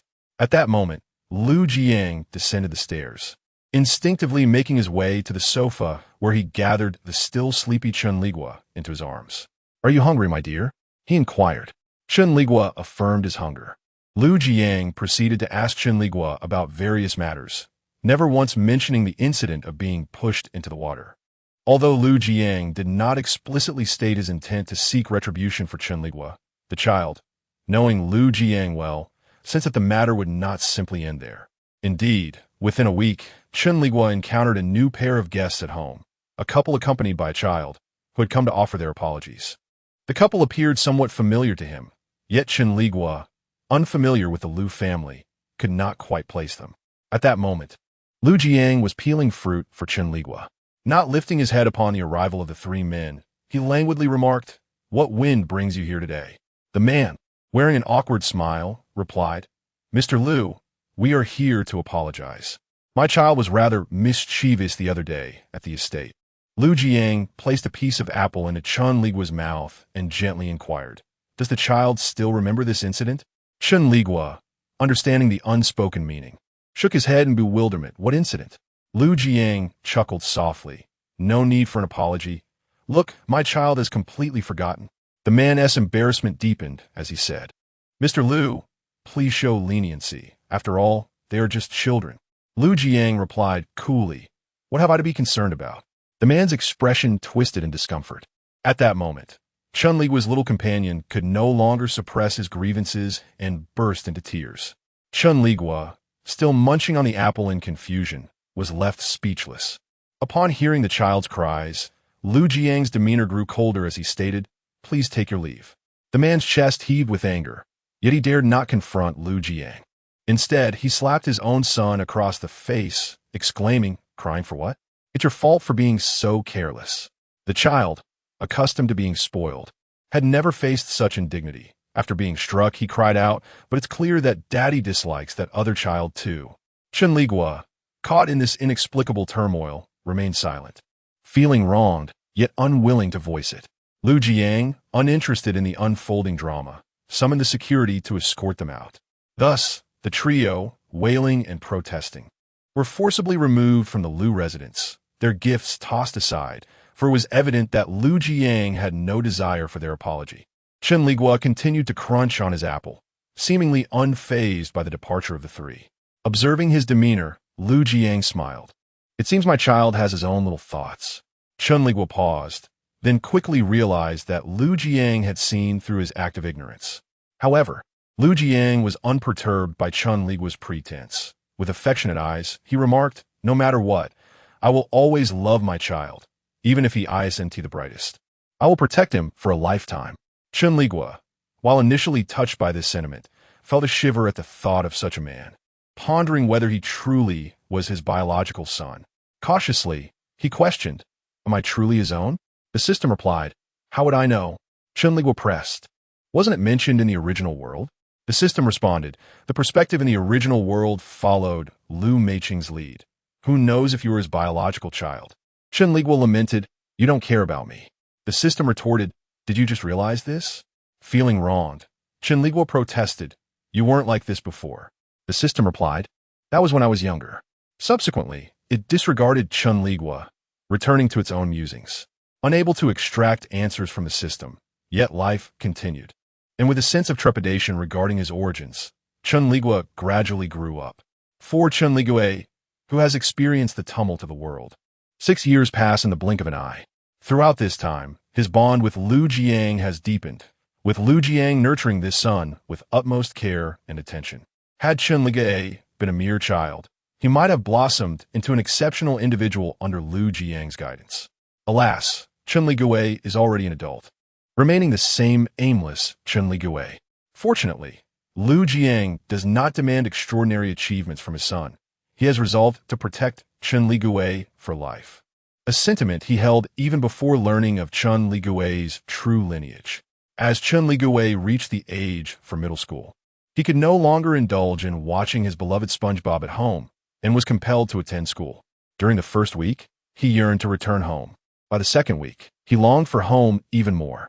In the third week, his desire intensified, and by the fourth week, he chose to skip school altogether, seeking out the fated girl, Lu Meiqing, who had also decided to ditch classes.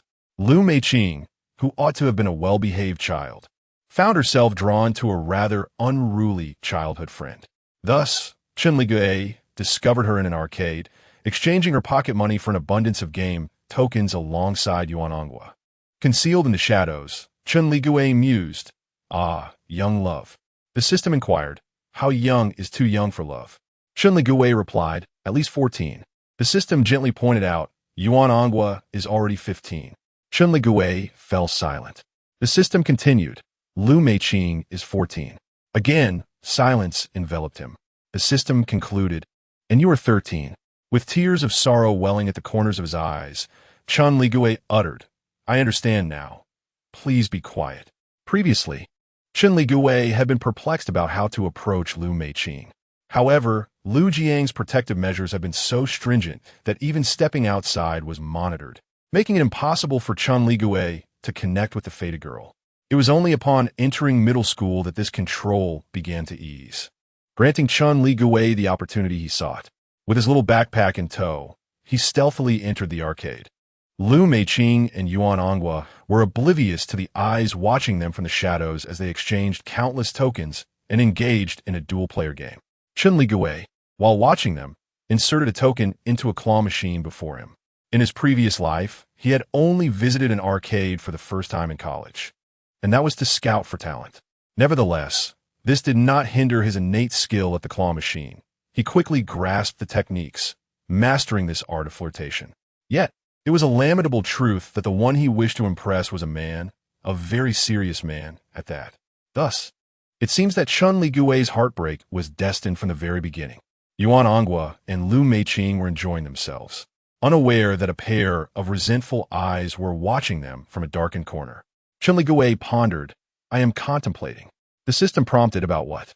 Chen Liguo mused, "Do they still remember me?" Before the system could respond, Chen Liguo stood up confidently and proclaimed, "Surely, my beautiful face is unforgettable." With that, he walked over. Lu Meiqing glanced at him, tilted her head, and inquired, "Who are you?" Chen Liguo replied, "It appears I am not beautiful enough." While Lu Meiqing failed to recognize him, Yuan Ongwa did and hesitantly remarked, "You are Lu Jianshu?" Chen Liguo responded, "You still remember me?" Yuan Ongwa chuckled, "I can't believe it's really you. What a coincidence." Chen Liguo agreed, "Indeed, quite a coincidence." Yuan Ongwa surveyed Chen Liguo's attire and gently asked, "Aren't you supposed to be in class?" Chen Liguo replied, "Well, I prefer not to attend." The phrasing was clever, indicating a desire not to attend rather than a necessity not to, prompting a chuckle from Yuan Ongwa, who suggested, "Since fate has brought us together, shall we play?" Chen Liguo enthusiastically agreed, "Sure, yay." Thus, the three children immersed themselves in games at the arcade, playing until the afternoon dismissal. By the end, Chen Liguo's backpack was filled with plush toys. He had intended to gift these toys to Lu Meiqing, but she, struggling to hold a life-size doll in her arms, had no space for anything else. With no option to take the toys home, Chen Liguo regretfully discarded them all. Yuan Ongwa said, "Let us play together again sometime." Chen Liguo nodded, "Absolutely." Yuan Ongwa added, "Well then, goodbye, Meiqing, let us go." Lu Meiqing softly bid farewell. The childhood companions turned to leave. Chen Liguo sighed heavily as he watched their figures fade away, then said, "Let us go, Tong. It's time to head home." On the bus ride home, Chen Liguo arrived at his house. The butler opened the door with a cheerful smile. "Welcome back, young master." Chen Liguo couldn't shake the feeling that the butler's smile was somewhat peculiar. He nodded in response, "I'm back." The butler acknowledged, "Young master, your father is waiting for you in the study." Chen Liguo felt an inexplicable sense of foreboding. Noticing the change in Chen Liguo's demeanor, the butler sighed, "Do not fear, young master. Your father cares for you deeply. If you simply acknowledge your mistake, all will be well." Chen Liguo whimpered, "Oh no." The butler smiled at Chen Liguo, took his backpack, and urged him to hurry upstairs to avoid further angering Lu Jiang. Chen Liguo had already deduced that his truancy had been discovered, but upon entering Lu Jiang's study, he was taken aback. The floor was strewn with numerous plush toys, the very ones Chen Liguo had discarded. In that moment, he felt the full weight of Lu Jiang's controlling nature. Chen Liguo tukt, Tongya. Lu Jiang is truly this kind of person. System, are you frightened? Chen Liguo, it's quite thrilling. System, seeing Chen Liguo with his head down in silence, Lu Jiang assumed he had scared him. He gently called out, "Nian Yan?" Chen Liguo replied, "Father, I was wrong." Lu Jiang inquired, "Where did you go wrong?" Chen Liguo replied softly, I shouldn't have skipped school." Lu Jiang asked, "Is that the only mistake?" Chen Liguo continued, "I shouldn't have played video games." Lu Jiang sighed quietly and said, "Come here." Chen Liguo hesitated, but eventually approached Lu Jiang's side. Lu Jiang asked, "How many times have you sneaked away from me?" Chen Liguo insisted, "None." He swore it was his first time skipping class. Lu Jiang furrowed his brow and remarked, "Naughty child?" Chen Liguo was momentarily taken aback, but quickly realized why Lu Jiang frowned. In Lu Jiang's eyes, it was implausible that this was his first time. After all, what kind of first-time truant would find their way to an arcade and manage to win so many prizes? Chen Liguo thought. I truly cannot clear my name. Lu Jiang placed a hand on Chen Liguo's shoulder and asked, Is there anything else you need to confess? Chen Liguo, feeling wronged, cried out, I shouldn't have lied to Dad. Lu Jiang replied, Why not tell your father what you want? Chen Liguo was too distraught to respond. Under normal circumstances, hearing Chen Liguo cry would have softened Lu Jiang's heart, compelling him to comfort the boy in his arms. However, today he did not intend to console him. Instead, he said in a flat tone, Take off your pants. Chen Liguo's sobbing ceased abruptly, and he was stunned, thinking, System, I did not foresee this turn of events. The system responded. Chen Liguo continued, I still can't confirm whether Dad is wearing a green hat. The system replied. Chen Liguo lamented, This is too intense. Seeing that Chen Liguo remained unmoving, Lu Jiang repeated his command, this time with a firmer tone, Take off your pants. Gritting his teeth and summoning his resolve, Chen Liguo swiftly removed his trousers. Lu Jiang then pulled Chen Liguo closer, and, as Chen Liguo received a spanking, he was filled with resistance, his mind echoing with the system's taunts. The system commented, I never expected this. Chen Liguo thought, What about the protective system? The system replied, Corporal punishment does not count. Chen Liguo retorted. The system continued, How thrilling. Humiliated by the system's relentless mockery, Chen Liguo was reduced to tears. Lu Jiang did not strike hard.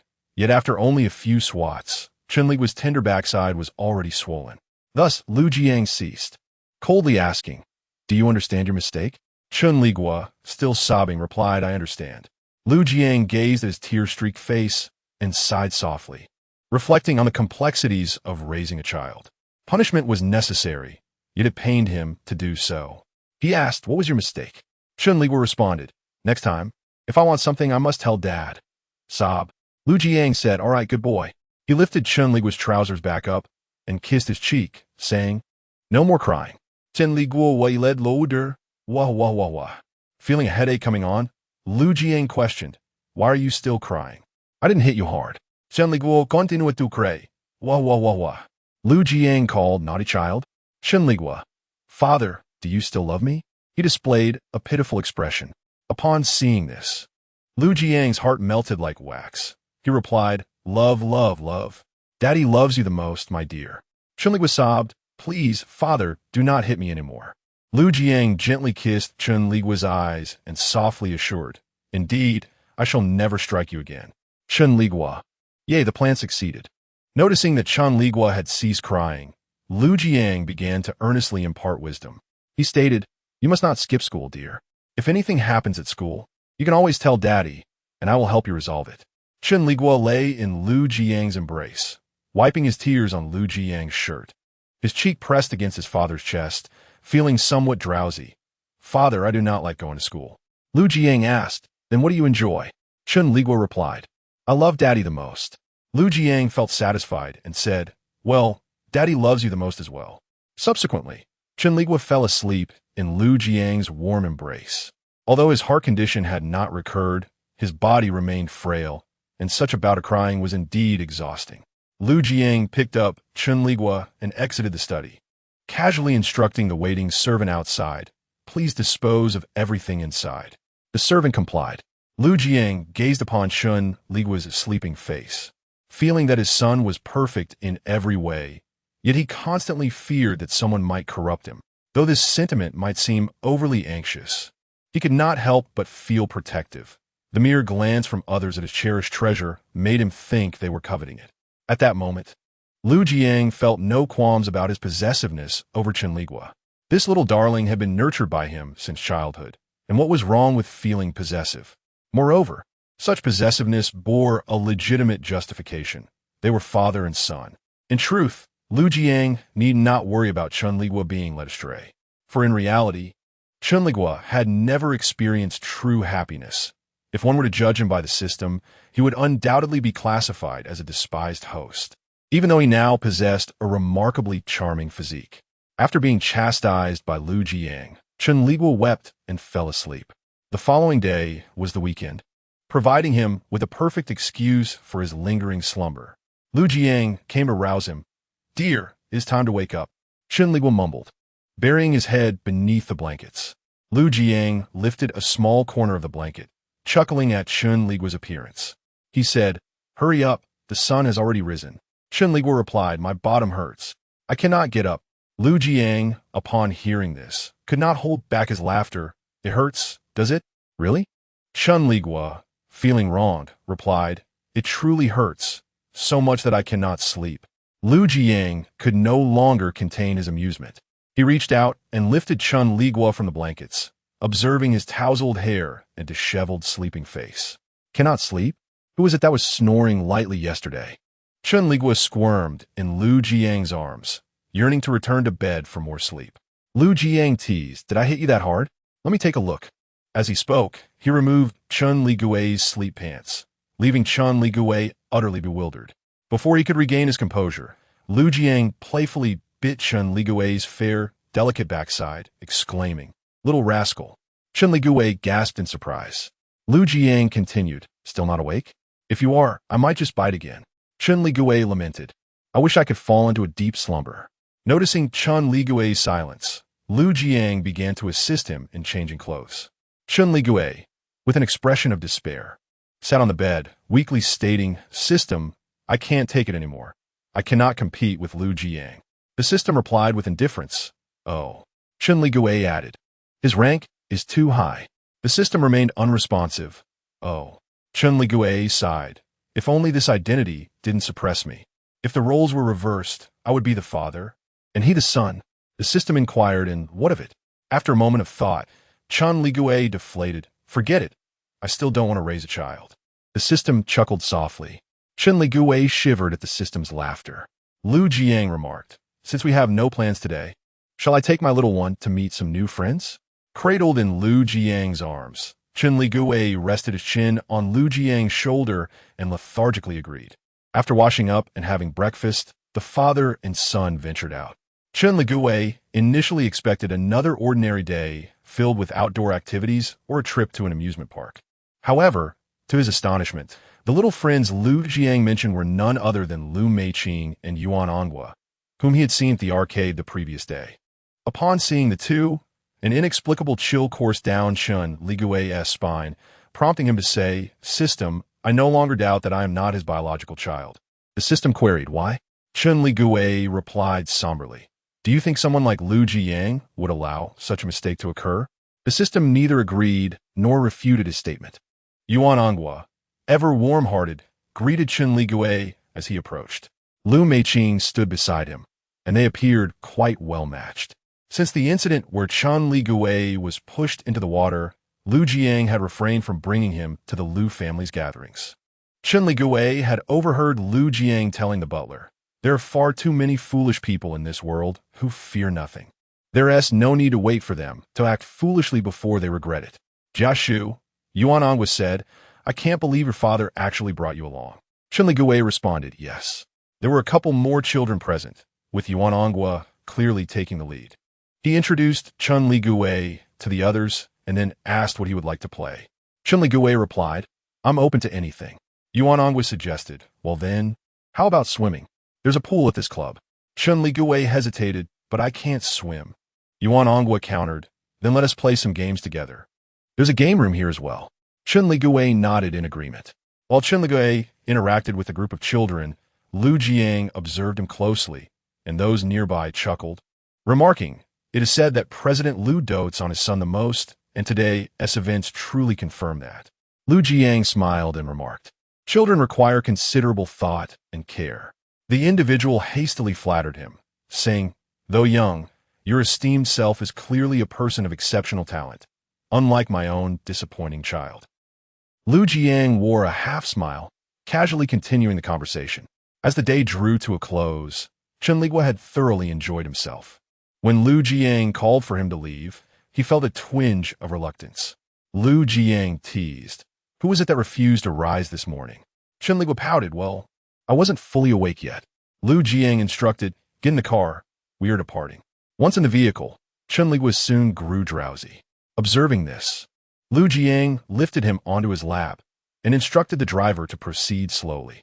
Nestled against Lu Jiang, Chen Liguo felt the warmth of his body and drifted into a light slumber. It was not until dinner time that Lu Jiang roused him.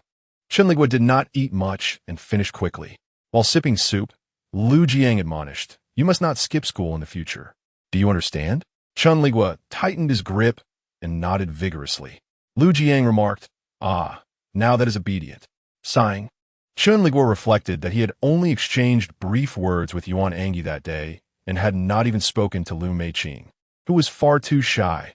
Merely glancing at him would cause her to blush and lower her head for an eternity.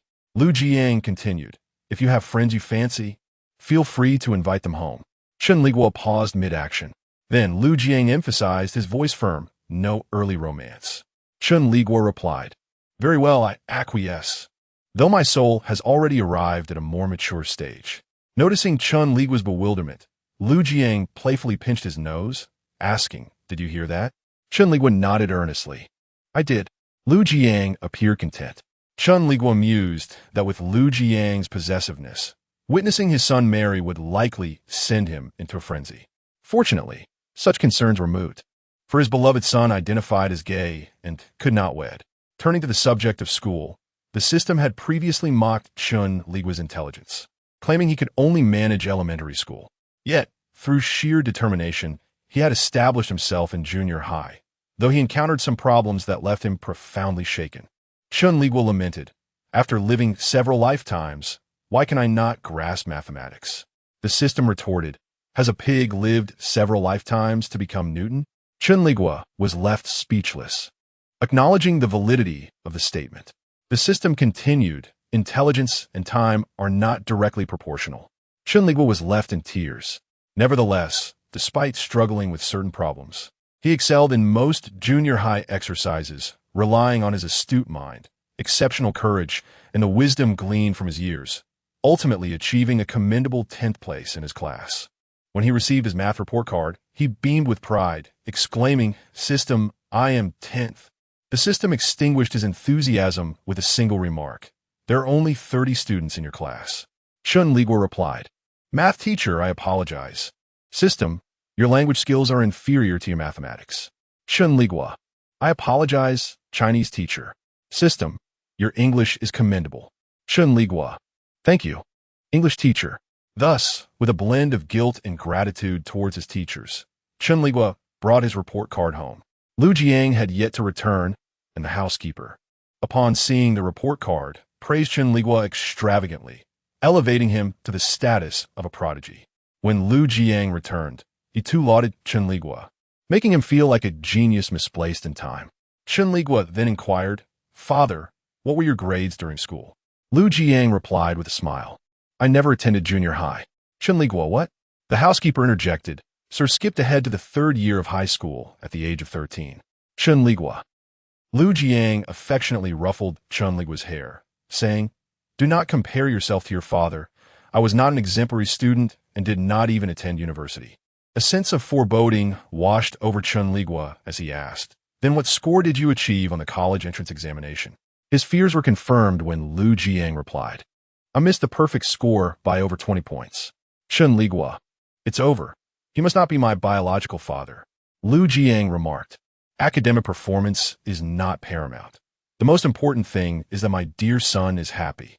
If this sentiment were expressed to other children, they might feel immensely touched. However, Chen Liguo felt no such emotion.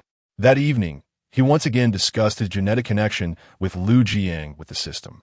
Chen Liguo queried, "System, is my intelligence truly inherited from Lu Jiang?" The system replied wistfully, "Your intelligence is preordained. Inheritance is inconsequential." Chen Liguo, I should be pleased, yet a tinge of sadness envelopes me. Academic performance is merely a minor episode in Chen Liguo's life, as Lu Jiang stated. He has never imposed any expectations on Chen Liguo, the sole desire being for him to live joyfully. Yuan Angyi and Lu Meiqing both attend the same school as Chen Liguo, one in the 2nd year and the other in the 3rd. Due to their proximity, Chen Liguo formed a closer bond with them. However, he never invited them over to his home. It was a curious feeling for Chen Liguo. as he believed that if he were to invite Lu Meiqing and Yuan Angao over, Lu Jiang would be displeased. With his amiable nature and striking appearance, Chen Liguo was quite popular at school. Although he had few close friends, this did not detract from his enjoyable junior high experience. A year slipped by in the blink of an eye, and Chen Liguo entered the second year. During this year, he and the childhood friends, Yuan Angao and Lu Meiqing, became good companions, gaining a deeper understanding of their personalities. Yuan Angao, with his cheerful disposition and graceful demeanor, made a memorable impression from the very first time he approached Chen Liguo. Lu Meiqing's demeanor is even more reserved than Chen Liguo had anticipated. Despite having spent a year together, they have never been alone, always accompanied by Yuan Angao.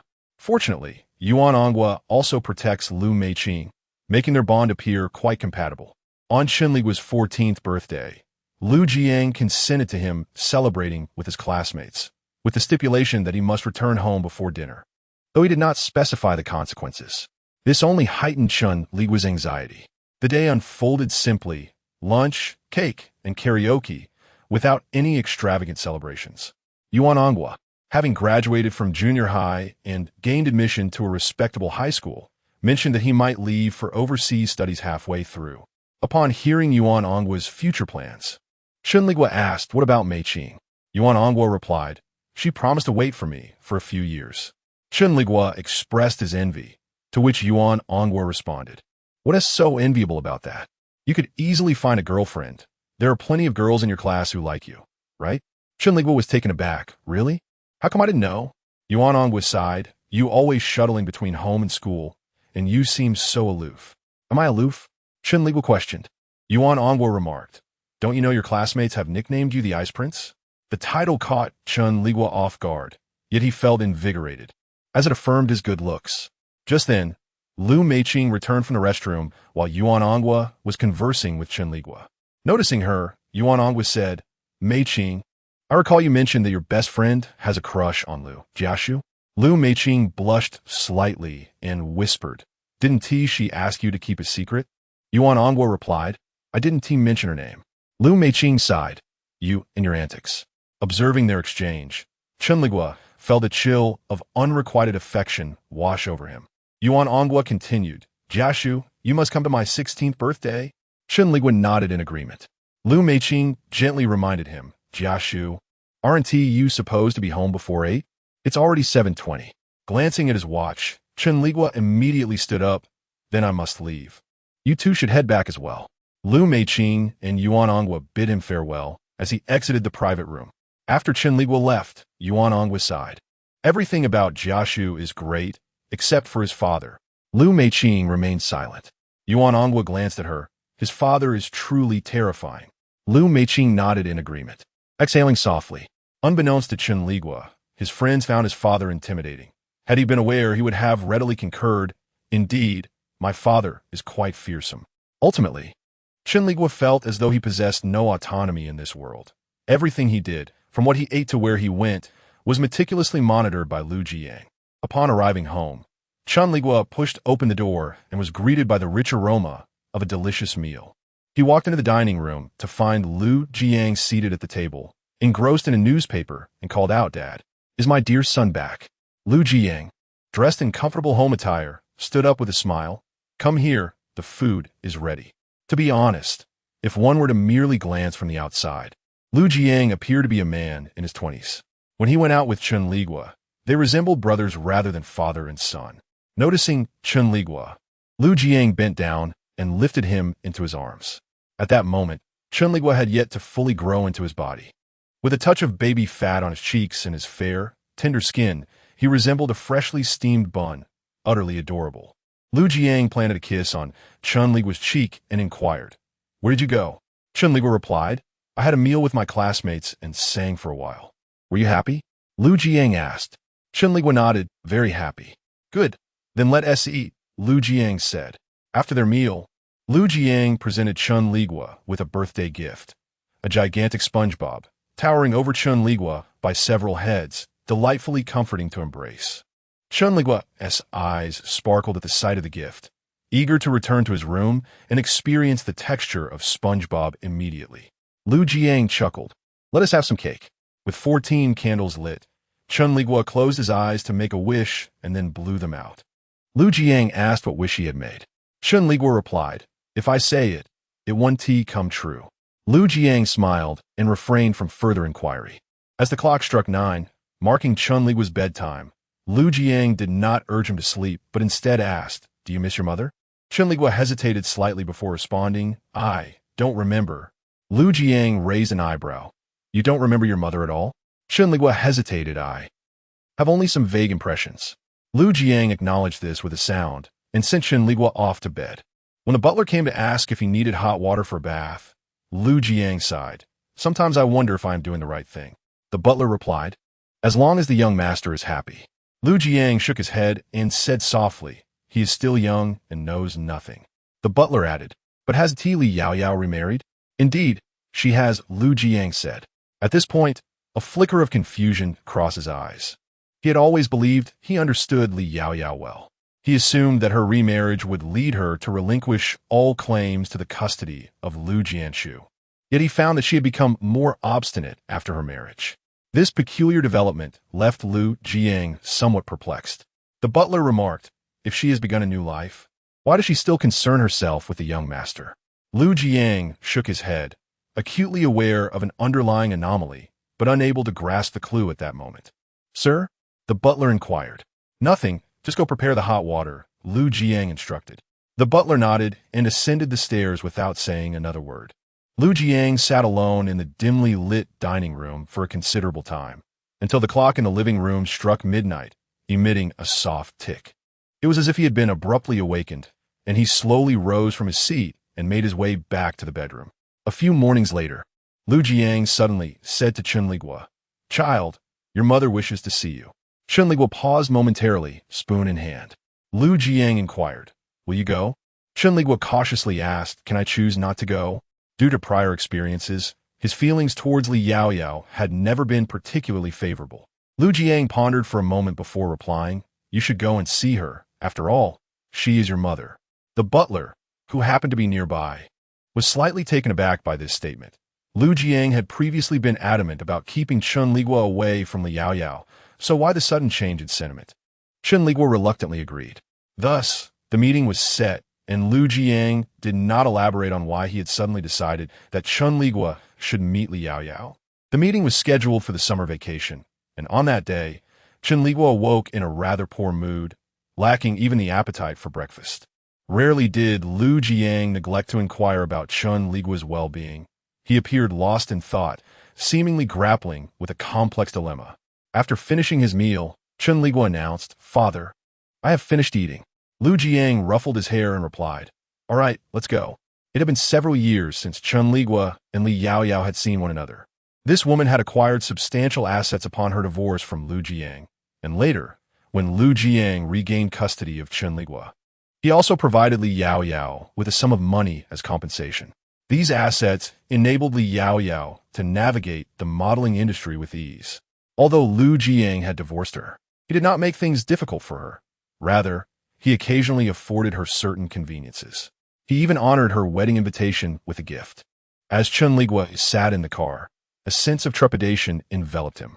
He confided in the system, "My right eyelid is twitching quite severely." The system replied, "Eyelid twitching is caused by excessive eye strain or fatigue, leading to spasmodic contractions of the eye muscles." Chen Liguo responded. The system continued, "Persistent twitching indicates kidney deficiency." Chen Liguo remained silent. The system inquired, "Do you have any other questions?" Chen Liguo, feeling dazed, replied no. The system resumed its monotonous recitation, leaving Chen Liguo feeling as though his spirit had sustained 1,000 blows, his essence teetering on the brink of despair. Upon reaching their destination and disembarking, Chen Liguo felt a surge of anxiety. Lu Jiang noticed and gently patted his back, whispering, "Do not be afraid." Chen Liguo immediately grasped Lu Jiang's hand, wishing for his father to accompany him inside. To his surprise, Lu Jiang gently released Chen Liguo's hand and said coolly, "Father will wait outside. You may enter alone." Chen Liguo looked at him, eyes filled with vulnerability, calling out, "Father." Under normal circumstances, Lu Jiang would have relented at such a plea. But today he showed no signs of yielding, asserting firmly, "Go ahead." Chen Liguo uttered a sound of acknowledgement, tugged at the hem of his garment, and gradually stepped inside. Lu Ziyang lingered outside, lighting a cigarette. Inside, Li Yaoyao awaited Chen Liguo's arrival. Upon seeing him enter, she immediately stood and rushed towards him, her expression overly exaggerated and her voice trembling. "Darling." After a prolonged silence, Chen Liguo managed to utter a single word, "Mother." Seeing his distant demeanor, tears cascaded down her cheeks as she cried out, "Darling, do you still recognize your mother?" Chen Liguo nodded and called out once more, "Mother." Li Yaoyao inquired, "Darling, is your father good to you?" Chen Liguo replied, "Father treats me very well." At this response, Li Yaoyao bit her lower lip, her gaze fixated on Chen Liguo's face, as if attempting to etch it into her memory. Chen Liguo's eyelids began to flutter more rapidly, an unsettling feeling gnawing at him. Li Yaoyao asked, "Darling, would you still like to live with your mother?" Chen Liguo's thoughts spiraled. "It's over. He must be old Wang's son next door." Gripping Chen Liguo's shoulders, she shook him gently. "Speak." Finally, Chen Liguo voiced the answer she had anticipated. "I do not wish to." Instantly, Li Yaoyao's complexion turned ashen. Chen Liguo discerned a mix of anger, fear, shame, and a hint of malice in her expression as she implored, "Mother will take good care of you. Would you not consider living with me?" Chen Liguo's face revealed a flicker of fear. Seemingly provoked by his expression, Li Yaoyao's visage darkened further. Her grip on his shoulders tightened to the point of almost constriction. "Darling, your mother loves you. Why can you not understand her feelings?" Chen Liguo winced in pain, murmuring, "Mother, it hurts." Li Yaoyao immediately loosened her grip, apologizing, "I'm sorry, I didn't mean to." Chen Liguo lowered his head in silence. Li Yaoyao pressed on, "Darling, will you not reconsider?" He lifted his gaze to meet hers, and spoke in a barely audible whisper, "Are you so frightened because I am not father as child?" Li Yaoyao's expression twisted with rage as she retorted sharply, "What nonsense are you spouting?"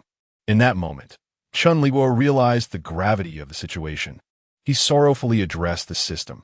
"What do you think will happen to me if Lu Ziyang discovers I am not his biological child?" The system responded, "How would I know?" Chen Liguo protested, "It is the system's duty to protect the host." The system retorted, "A monk does not speak falsehoods." Chen Liguo sighed, "This system is bound to crumble." Noticing that Li Yaoyao was about to escalate the situation, Chen Liguo quickly raised his finger in a gesture of silence. Whispering, "Father still does not know." Li Yaoyao, panting heavily, gazed at him with a look of madness, exclaiming, "How do you know?" Chen Liguo replied, "I guessed." At this moment, Li Yaoyao no longer perceived the figure before her as merely a 14-year-old child. She inquired, "What do you intend to do?" Chen Liguo replied, "Do not seek me out again. You cannot reclaim what is lost." Li Yaoyao responded, "Are you aware of what he might do if he discovers you or not?" As she spoke, her expression contorted slightly, and Chen Liguo could discern the profound fear within her. He gazed at Li Yaoyao and sighed. "Are you worried for me? Or are you concerned that if he learns of this matter, he will retract the assets allocated to you and demand compensation?" Li Yaoyao fell silent. Chen Liguo looked at her with a pitying gaze, remarking, "Your behavior makes it easier for him to uncover the truth." Li Yaoyao's Jiax Wisha. Chen Liguo continued, "Perhaps he has already begun to harbor suspicions." Li Yaoyao asked, "Then what do you propose?" Chen Liguo stated, "Forget about me. Do not seek me out again. The best course of action is to erase any memory of me as your son." Overwhelmed by a whirlwind of emotions, Li Yaoyao's face took on a rather terrifying aspect. She crouched down and murmured, "Lu Jiashu, is this what you have learned from being by his side?" Chen Liguo replied nonchalantly, "I am inherently a genius." Li Yaoyao was momentarily speechless. Chen Liguo added, "There is no need for jealousy." Li Yaoyao remained silent. He continued, "Our conversation has reached its conclusion. Let us depart." Although Li Yaoyao felt conflicted, facing Chen Liguo in his current state rendered her prepared words of deceit unutterable. Chen Liguo, with his large, watery eyes, looked at Li Yaoyao with a pitiful expression and said, "Mom?" The mere utterance of "Mom" caused Li Yaoyao to shudder. She replied, "Very well. I will not come to see you again, but think carefully. Should Lu Jiang learn of this, what fate awaits you?" Chen Liguo responded, What fate could there be? At worst, I shall simply change worlds. Li Yaoyao said nothing further, took Chen Liguo's hand, exchanged a smile, and exited the room. Upon seeing the two emerge, Lu Jiang expressed mild surprise. So soon? Li Yaoyao forced a smile, saying, I merely wish to see him. Now that I have, I feel at ease. Is that so? Lu Jiang pondered. Does the little one not desire his mother? Chen Liguo scampered over, tugging at Lu Jiang's sleeve with a puppy-like expression, seeking to endear himself to his father. Lu Jiang was quite taken with this display, gently patting Chen Liguo's head, asking, What is it? Chen Liguo replied, Dad, I want ice cream. Lu Jiang responded, What ice cream? Your mother's still here. Observing the interaction between the father and son, Li Yaoyao forced a smile, stating, I have booked a flight for 3 o'clock. It is time to leave. Jiang, take care. Lu Jiang glanced at her, softly uttering, Take care. For reasons unknown, Li Yaoyao felt a shiver run through her entire being at the intensity of Lu Jiang's gaze. He paid her no further heed, patting Chen Liguo's back, saying, Let us go, little one. Chen Liguo eagerly followed Lu Jiang. The encounter with Li Yaoyao appeared to be merely a trivial episode in life. Li Yaoyao was considerably shaken and left the country in disarray that very afternoon, severing all ties with the Lu family. On their way home, Lu Jiang inquired, What did your mother say to you? Chen Liguo blinked and replied, Mother said I should go abroad with her. Lu Jiang responded, Oh, does the little one wish to go? Chen Liguo turned around, clinging to Lu Jiang's arm and cooing, I don't want to go anywhere. I just want to be with Daddy. Lu Jiang squinted his eyes, revealing a gentle smile as he affectionately ruffled Chen Liguo's hair. Chen Liguo assumed that the matter had reached a conclusion. Evidently, although Chen Liguo did not fully comprehend his stepfather, he believed that this secret would remain hidden until he reached adulthood. However, he was unaware that Li Yaoyao's return would become an irreparable blunder, as it aroused Lu Jiang's suspicions. Why would a woman, so carefree and embarking on a new life, suddenly seek to reclaim custody of Chen Liguo? Lu Jiang could not accept that this was merely a matter of maternal affection. Consequently, he commissioned an investigation. When the findings were presented to Lu Jiang, he noted a particular man within the documents, Li Yaoyao, as current husband. It must be said that men possess an uncanny intuition in such matters. After perusing the information, an improbable hypothesis emerged in Lu Jiang's mind, causing his heart to sink. After a moment of hesitation, he finally picked up the phone and called a hospital. Months had passed since Li Yaoyao's departure without incident, and Chen Liguo's anxious heart was finally at ease. Coincidentally, that day marked Yuan Angi's birthday, to which Chen Liguo was invited. As customary, he had made arrangements with Lu Jiang to return by 10 o'clock that evening. Yuan Angi and Lu Meiqing had confirmed their relationship, and on the day of the birthday, they shared a kiss in front of friends. Chen Liguo watched from the side, silently wiping away tears. Yuan Angi was not as strict as Chen Liguo's family, so when Chen Liguo expressed his desire to leave while they were still enjoying themselves, he noted that it was already past 9. He informed Yuan Angi that he needed to head home. Yuan Angi sighed, Your father is too strict with you. Chen Liguo replied with a smile, Yes, I'm not in good health, and my dad worries about me. Yuan Angi was aware of Chen Liguo's heart condition, although it had not manifested during school. Chen Liguo appeared frilier than his peers, with skin notably paler. He intended to offer more encouragement, but, recalling Lu Jiang's piercing gaze, the words transformed into, Just be safe. Chen Liguo nodded, Have fun, everyone. I'll be leaving now. With that, he stepped outside. The family driver had been waiting outside, and, upon seeing Chen Liguo approach, asked, Young master, shall we head straight home? Chen Liguo nodded. After driving home for over 20 minutes, he felt a bit drowsy upon arrival. He yawned and sluggishly alighted from the car. As soon as he opened the door, an unsettling feeling washed over him. The living room was brightly lit, yet it was utterly devoid of life. Lu Jiang was absent. The butler was nowhere to be seen, and even the servants, who usually wandered about, had vanished without a trace. A sense of unease enveloped Chen Liguo, prompting him to inquire of the system. Could there be any supernatural elements intruding upon this world? The system coldly replied, One need not fear the knocking of ghosts at night if one has committed no wrongdoing. Chen Liguo was taken aback. His system was indeed disarmingly honest. As he grappled with his rising apprehension, he spotted the butler emerging from a kitchen. Upon seeing him return, the butler murmured, "Young master, have you stirred up any trouble?" Relieved to see the butler, Chen Liguo asked, "What is the matter?" The butler explained, "Today, Sir returned in quite the temper." He gestured toward the corner of the room. Chen Liguo glanced over and noticed a large stain in the corner, reminiscent of food that had been hurled in anger. The butler sighed, "Sir overturned the late-night snack prepared for you."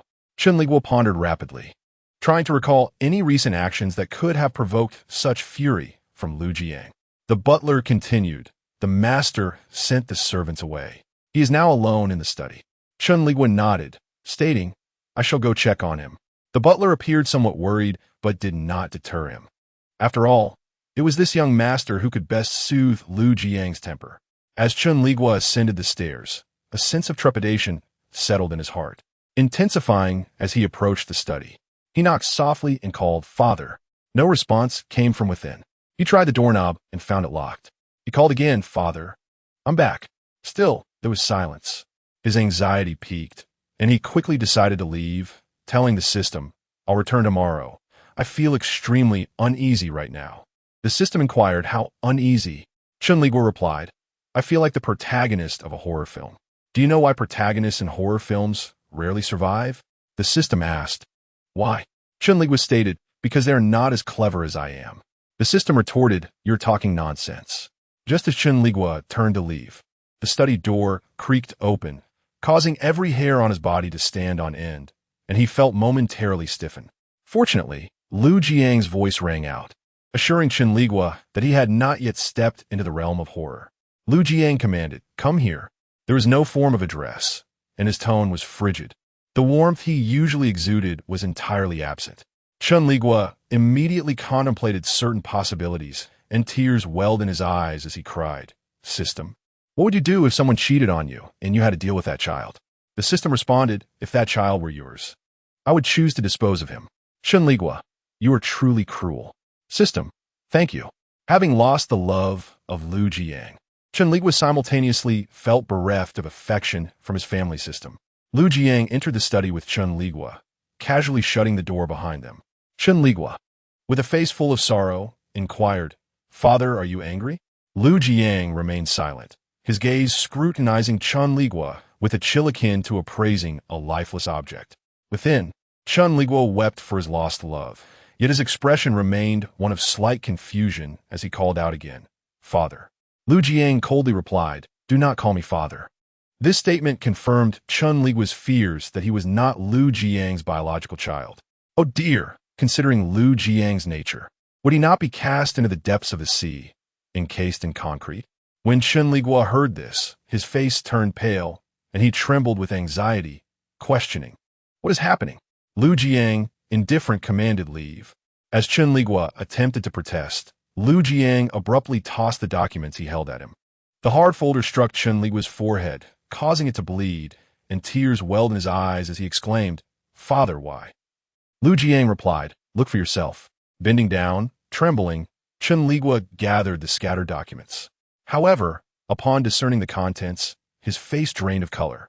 He cried out, clutching the DNA evidence, "Father, father, this cannot be true. Please do not abandon me." Witnessing Chen Liguo's despair, Lu Jiang instinctively yearned to embrace him and offer solace, but as he moved halfway, a sudden realization halted his hand. Chen Liguo's tears flowed freely as he lunged towards Lu Jiang, seeking comfort, yet was restrained by Lu Jiang's grip on his shoulder.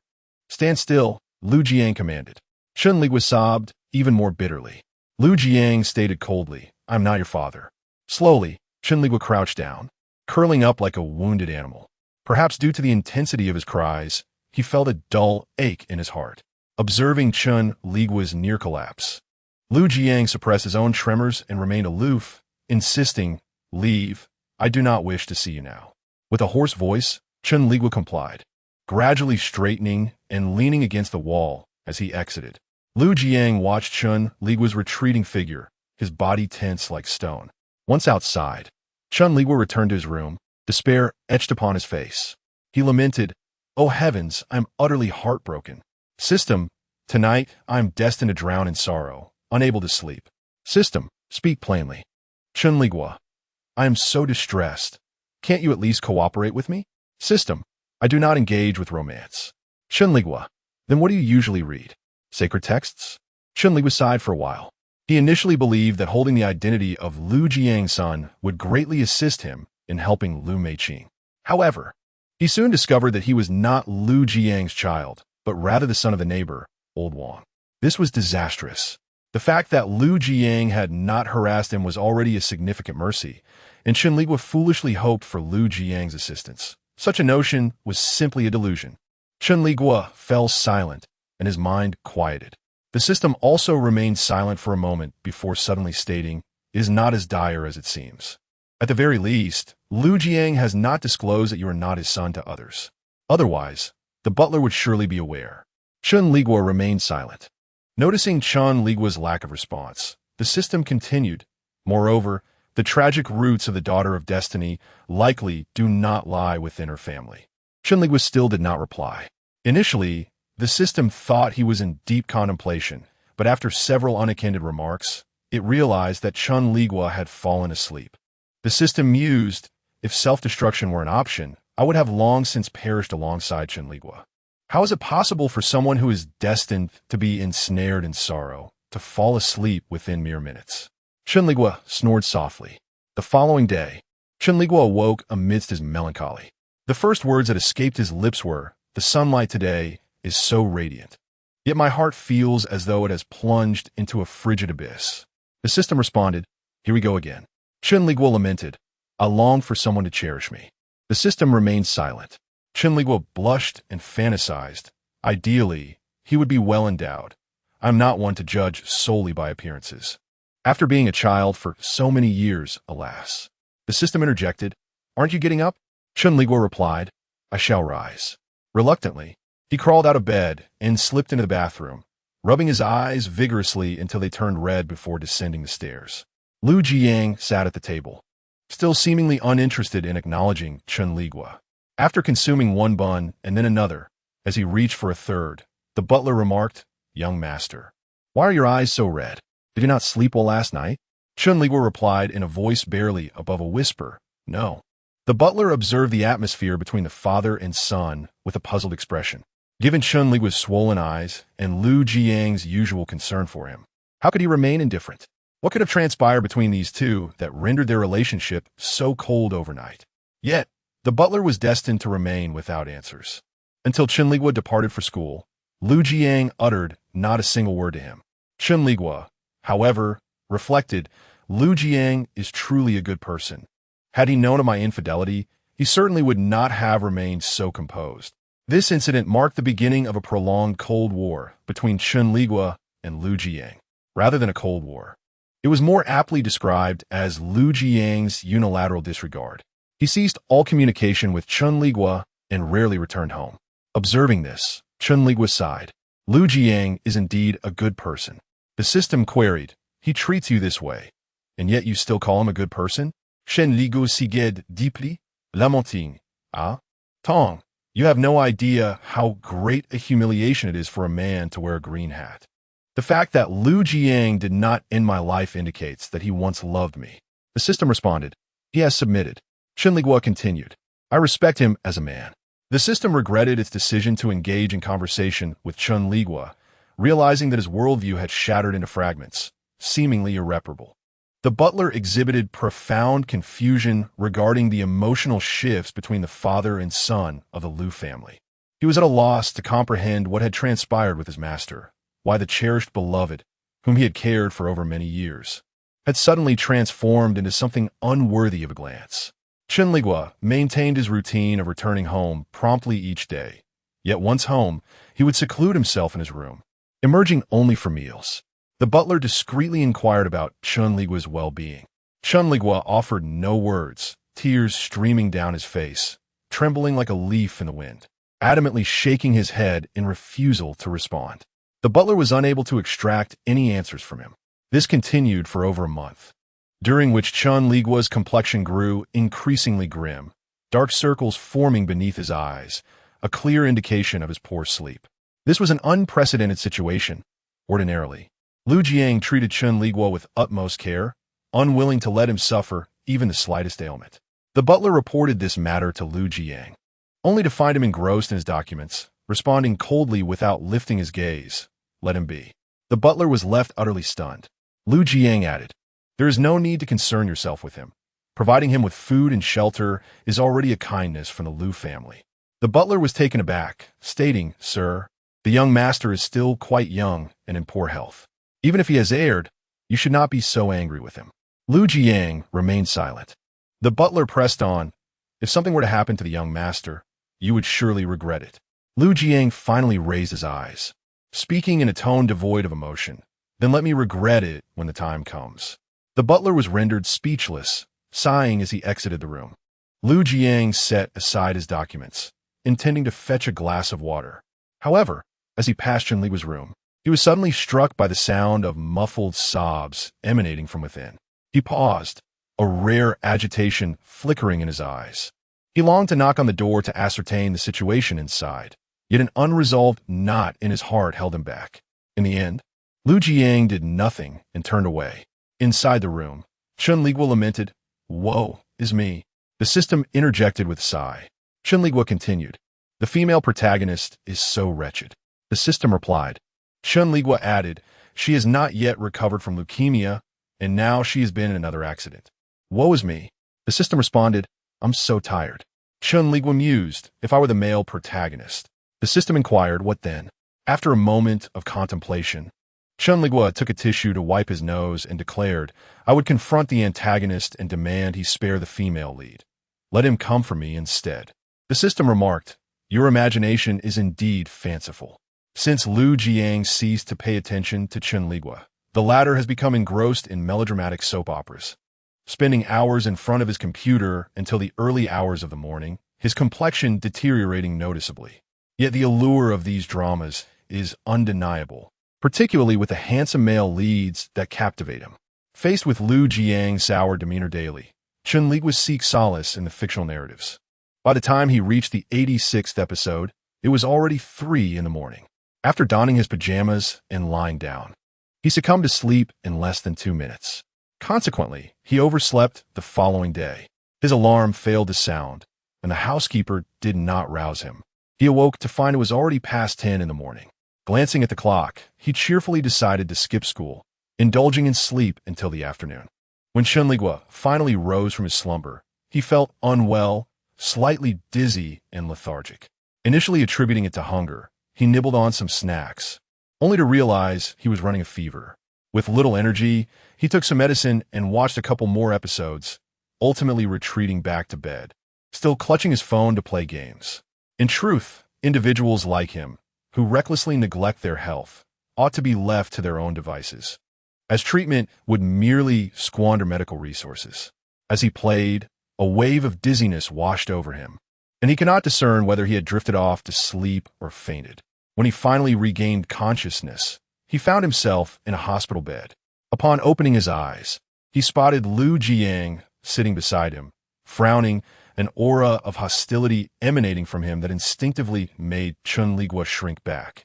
Seeing him awake, Lu Jiang remarked, You're awake. In the span of a month, Chen Liguo appeared to have lost considerable weight. His once slightly plump face had thinned significantly, and his skin had taken on an almost translucent quality. Observing Chen Liguo's condition, Lu Jiang felt a wave of unease wash over him. Chen Liguo's lips moved, and he softly uttered, Dad. Lu Jiang regarded him intently before responding, What would you like to eat? I will buy it for you. I want congee, Chen Liguo murmured. Lu Jiang nodded and left the room. Seizing the opportunity, Chen Liguo searched for his phone, but found it missing. System, where's my phone? He inquired. It's at home, the system replied. Chen Liguo responded. What? What do you need it for? The system assumed he intended to make a call.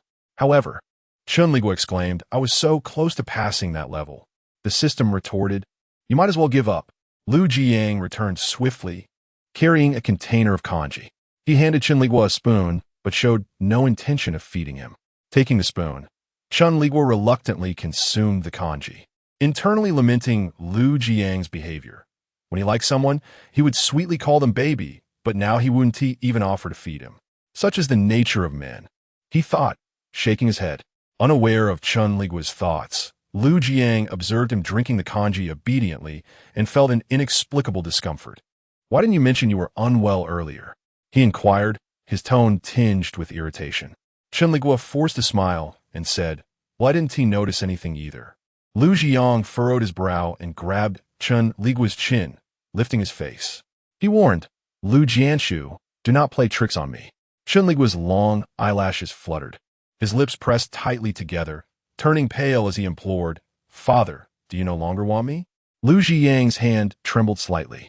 Sensing an opportunity, Chen Liguo quickly intensified the drama, tears welling in his eyes, his gaze reflecting palpable pain and longing as he pleaded, "Father, please don't abandon me." Lu Jiang's heart softened instantly. He found it impossible to refuse the sight of Chen Liguo in such distress. However, the painful truth that his cherished child was not truly his son was a reality Lu Jiang struggled to accept. His emotions were in turmoil as he stated, "Lu Jianshu, you are too young. You do not understand anything yet." Ignoring the four in his hand, Chen Liguo reached out and tightly embraced Lu Jiang's waist, sobbing, "Father, I adore you the most. Do you not love me anymore?" Lu Jiang did not provide an answer. With a gentle yet firm force, he pried Chen Liguo's hands away, saying, "Rest well. I have matters to attend to and must leave." With that, he stood up and departed, showing no signs of reluctance. Chen Liguo sat on the bed, his face streaked with tears. He addressed the system, initially reluctant to engage. The system felt a twinge of compassion upon witnessing Chen Liguo's distress and asked, "What is it?" Chen Liguo exclaimed, "Oh my, Lu Jiang's waist is incredibly slender." The system remained silent. Chen Liguo gestured as if to embrace someone, saying, "So slim, so slim. His muscles are quite solid." The system remained unresponsive. Chen Liguo chuckled, "Besides, we're no longer father and son by blood. Hee." The system thought that even the most profound teachings could not rescue him from the mundane world, contemplating the need to explore other faiths. After lying in the hospital for 10 days, Lu Jiang visited only on the first day. When Chen Liguo returned to school, his friend Yuan Angyi was taken aback by his appearance and asked, "Lu Jianshu, what happened to you? Why have you lost so much weight?" Chen Liguo coughed softly and replied, "I had an illness." Yuan Angyi said, "I know I asked your father. He told me you were sick. I intended to visit, but would he disclose which hospital you were in?" Chen Liguo offered a bitter smile. "I am fine." Yuan Angyi cautioned, "You must take good care of your health." Chen Liguo nodded in agreement and inquired, "What about your plans to go abroad?" Upon hearing this, Yuan Angyi sighed, "I am worried about Mei Qing." Chen Liguo immediately puffed out his chest, declaring, "It's all right. I can take care of her." Yuan Angyi gave him a sidelong glance, exasperated. "You can hardly take care of yourself, yet you wish to care for Mei Qing? You too must wait for my return." Chen Liguo agreed, "All right." Yuan Angyi and Chen Liguo's friendship is somewhat driven by mutual benefits. Nonetheless, he is generally considered a person worth befriending. At least Chen Liguo feels that had Yuan Angyi not lost his memory, he would not have forsaken Lu Meiqing to be with other women. Originally, this world held no such hypothetical, yet now, Chen Liguo must embody this very notion. After falling ill upon returning home, Chen Liguo became increasingly withdrawn, opting to confine himself within his small room in the face of Lu Jiang's indifference and the housekeeper's hesitance to speak. The housekeeper felt deep concern, but Lu Jiang had given him a directive, even expressing rare sternness. Lu Jiang stated, "If you still regard me as the master of this household, do not interfere with him." The housekeeper felt powerless and could only acquiesce. Thus, several months passed in this manner. At the end of the term, Chen Liguo received abysmal grades. Upon receiving his report card, he was utterly devastated. Chen Liguo exclaimed, "Mathematics! Mathematics! I didn't get a single fill-in-the-blank question right. System, at least you correctly chose 2 multiple-choice questions."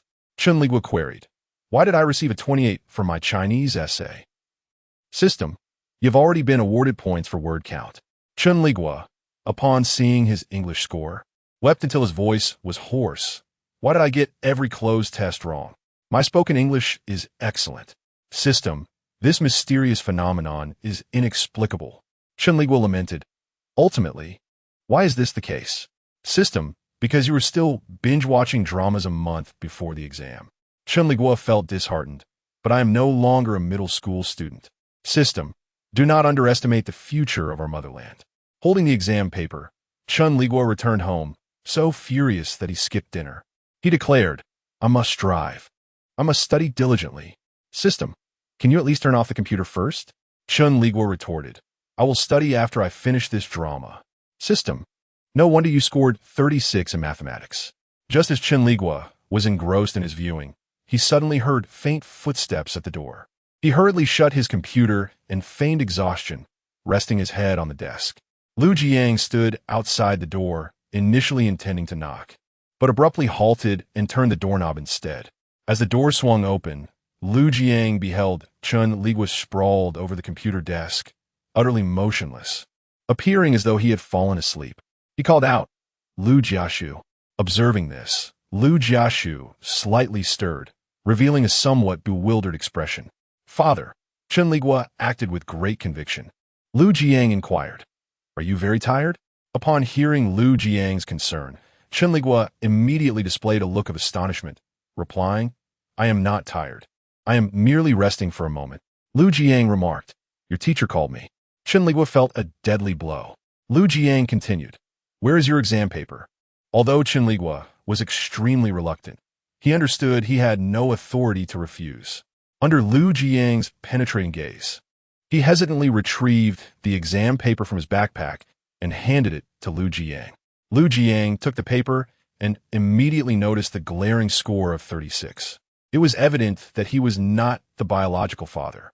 Chen Liguo, unusually embarrassed, lowered his head, his ears flushed.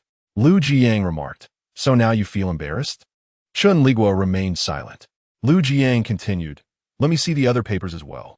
Chen Liguo handed over the papers for Lu Jiang to peruse. The more Lu Jiang examined, the tighter his brow furrowed. Just when Chen Liguo thought he might erupt in anger, Lu Jiang calmly stated, I have found you a tutor. Tears streamed down Chen Liguo's face. Upon witnessing his tears, Lu Jiang showed no inclination to console him. Instead, he set the papers aside and said, If you wish to be a descendant of the Lu family, you must perform your duties more competently. Chen Liguo responded with muffled sobs. Lu Jiang pinched the corners of his eyes, his tone tinged with a hint of helplessness. In all my years,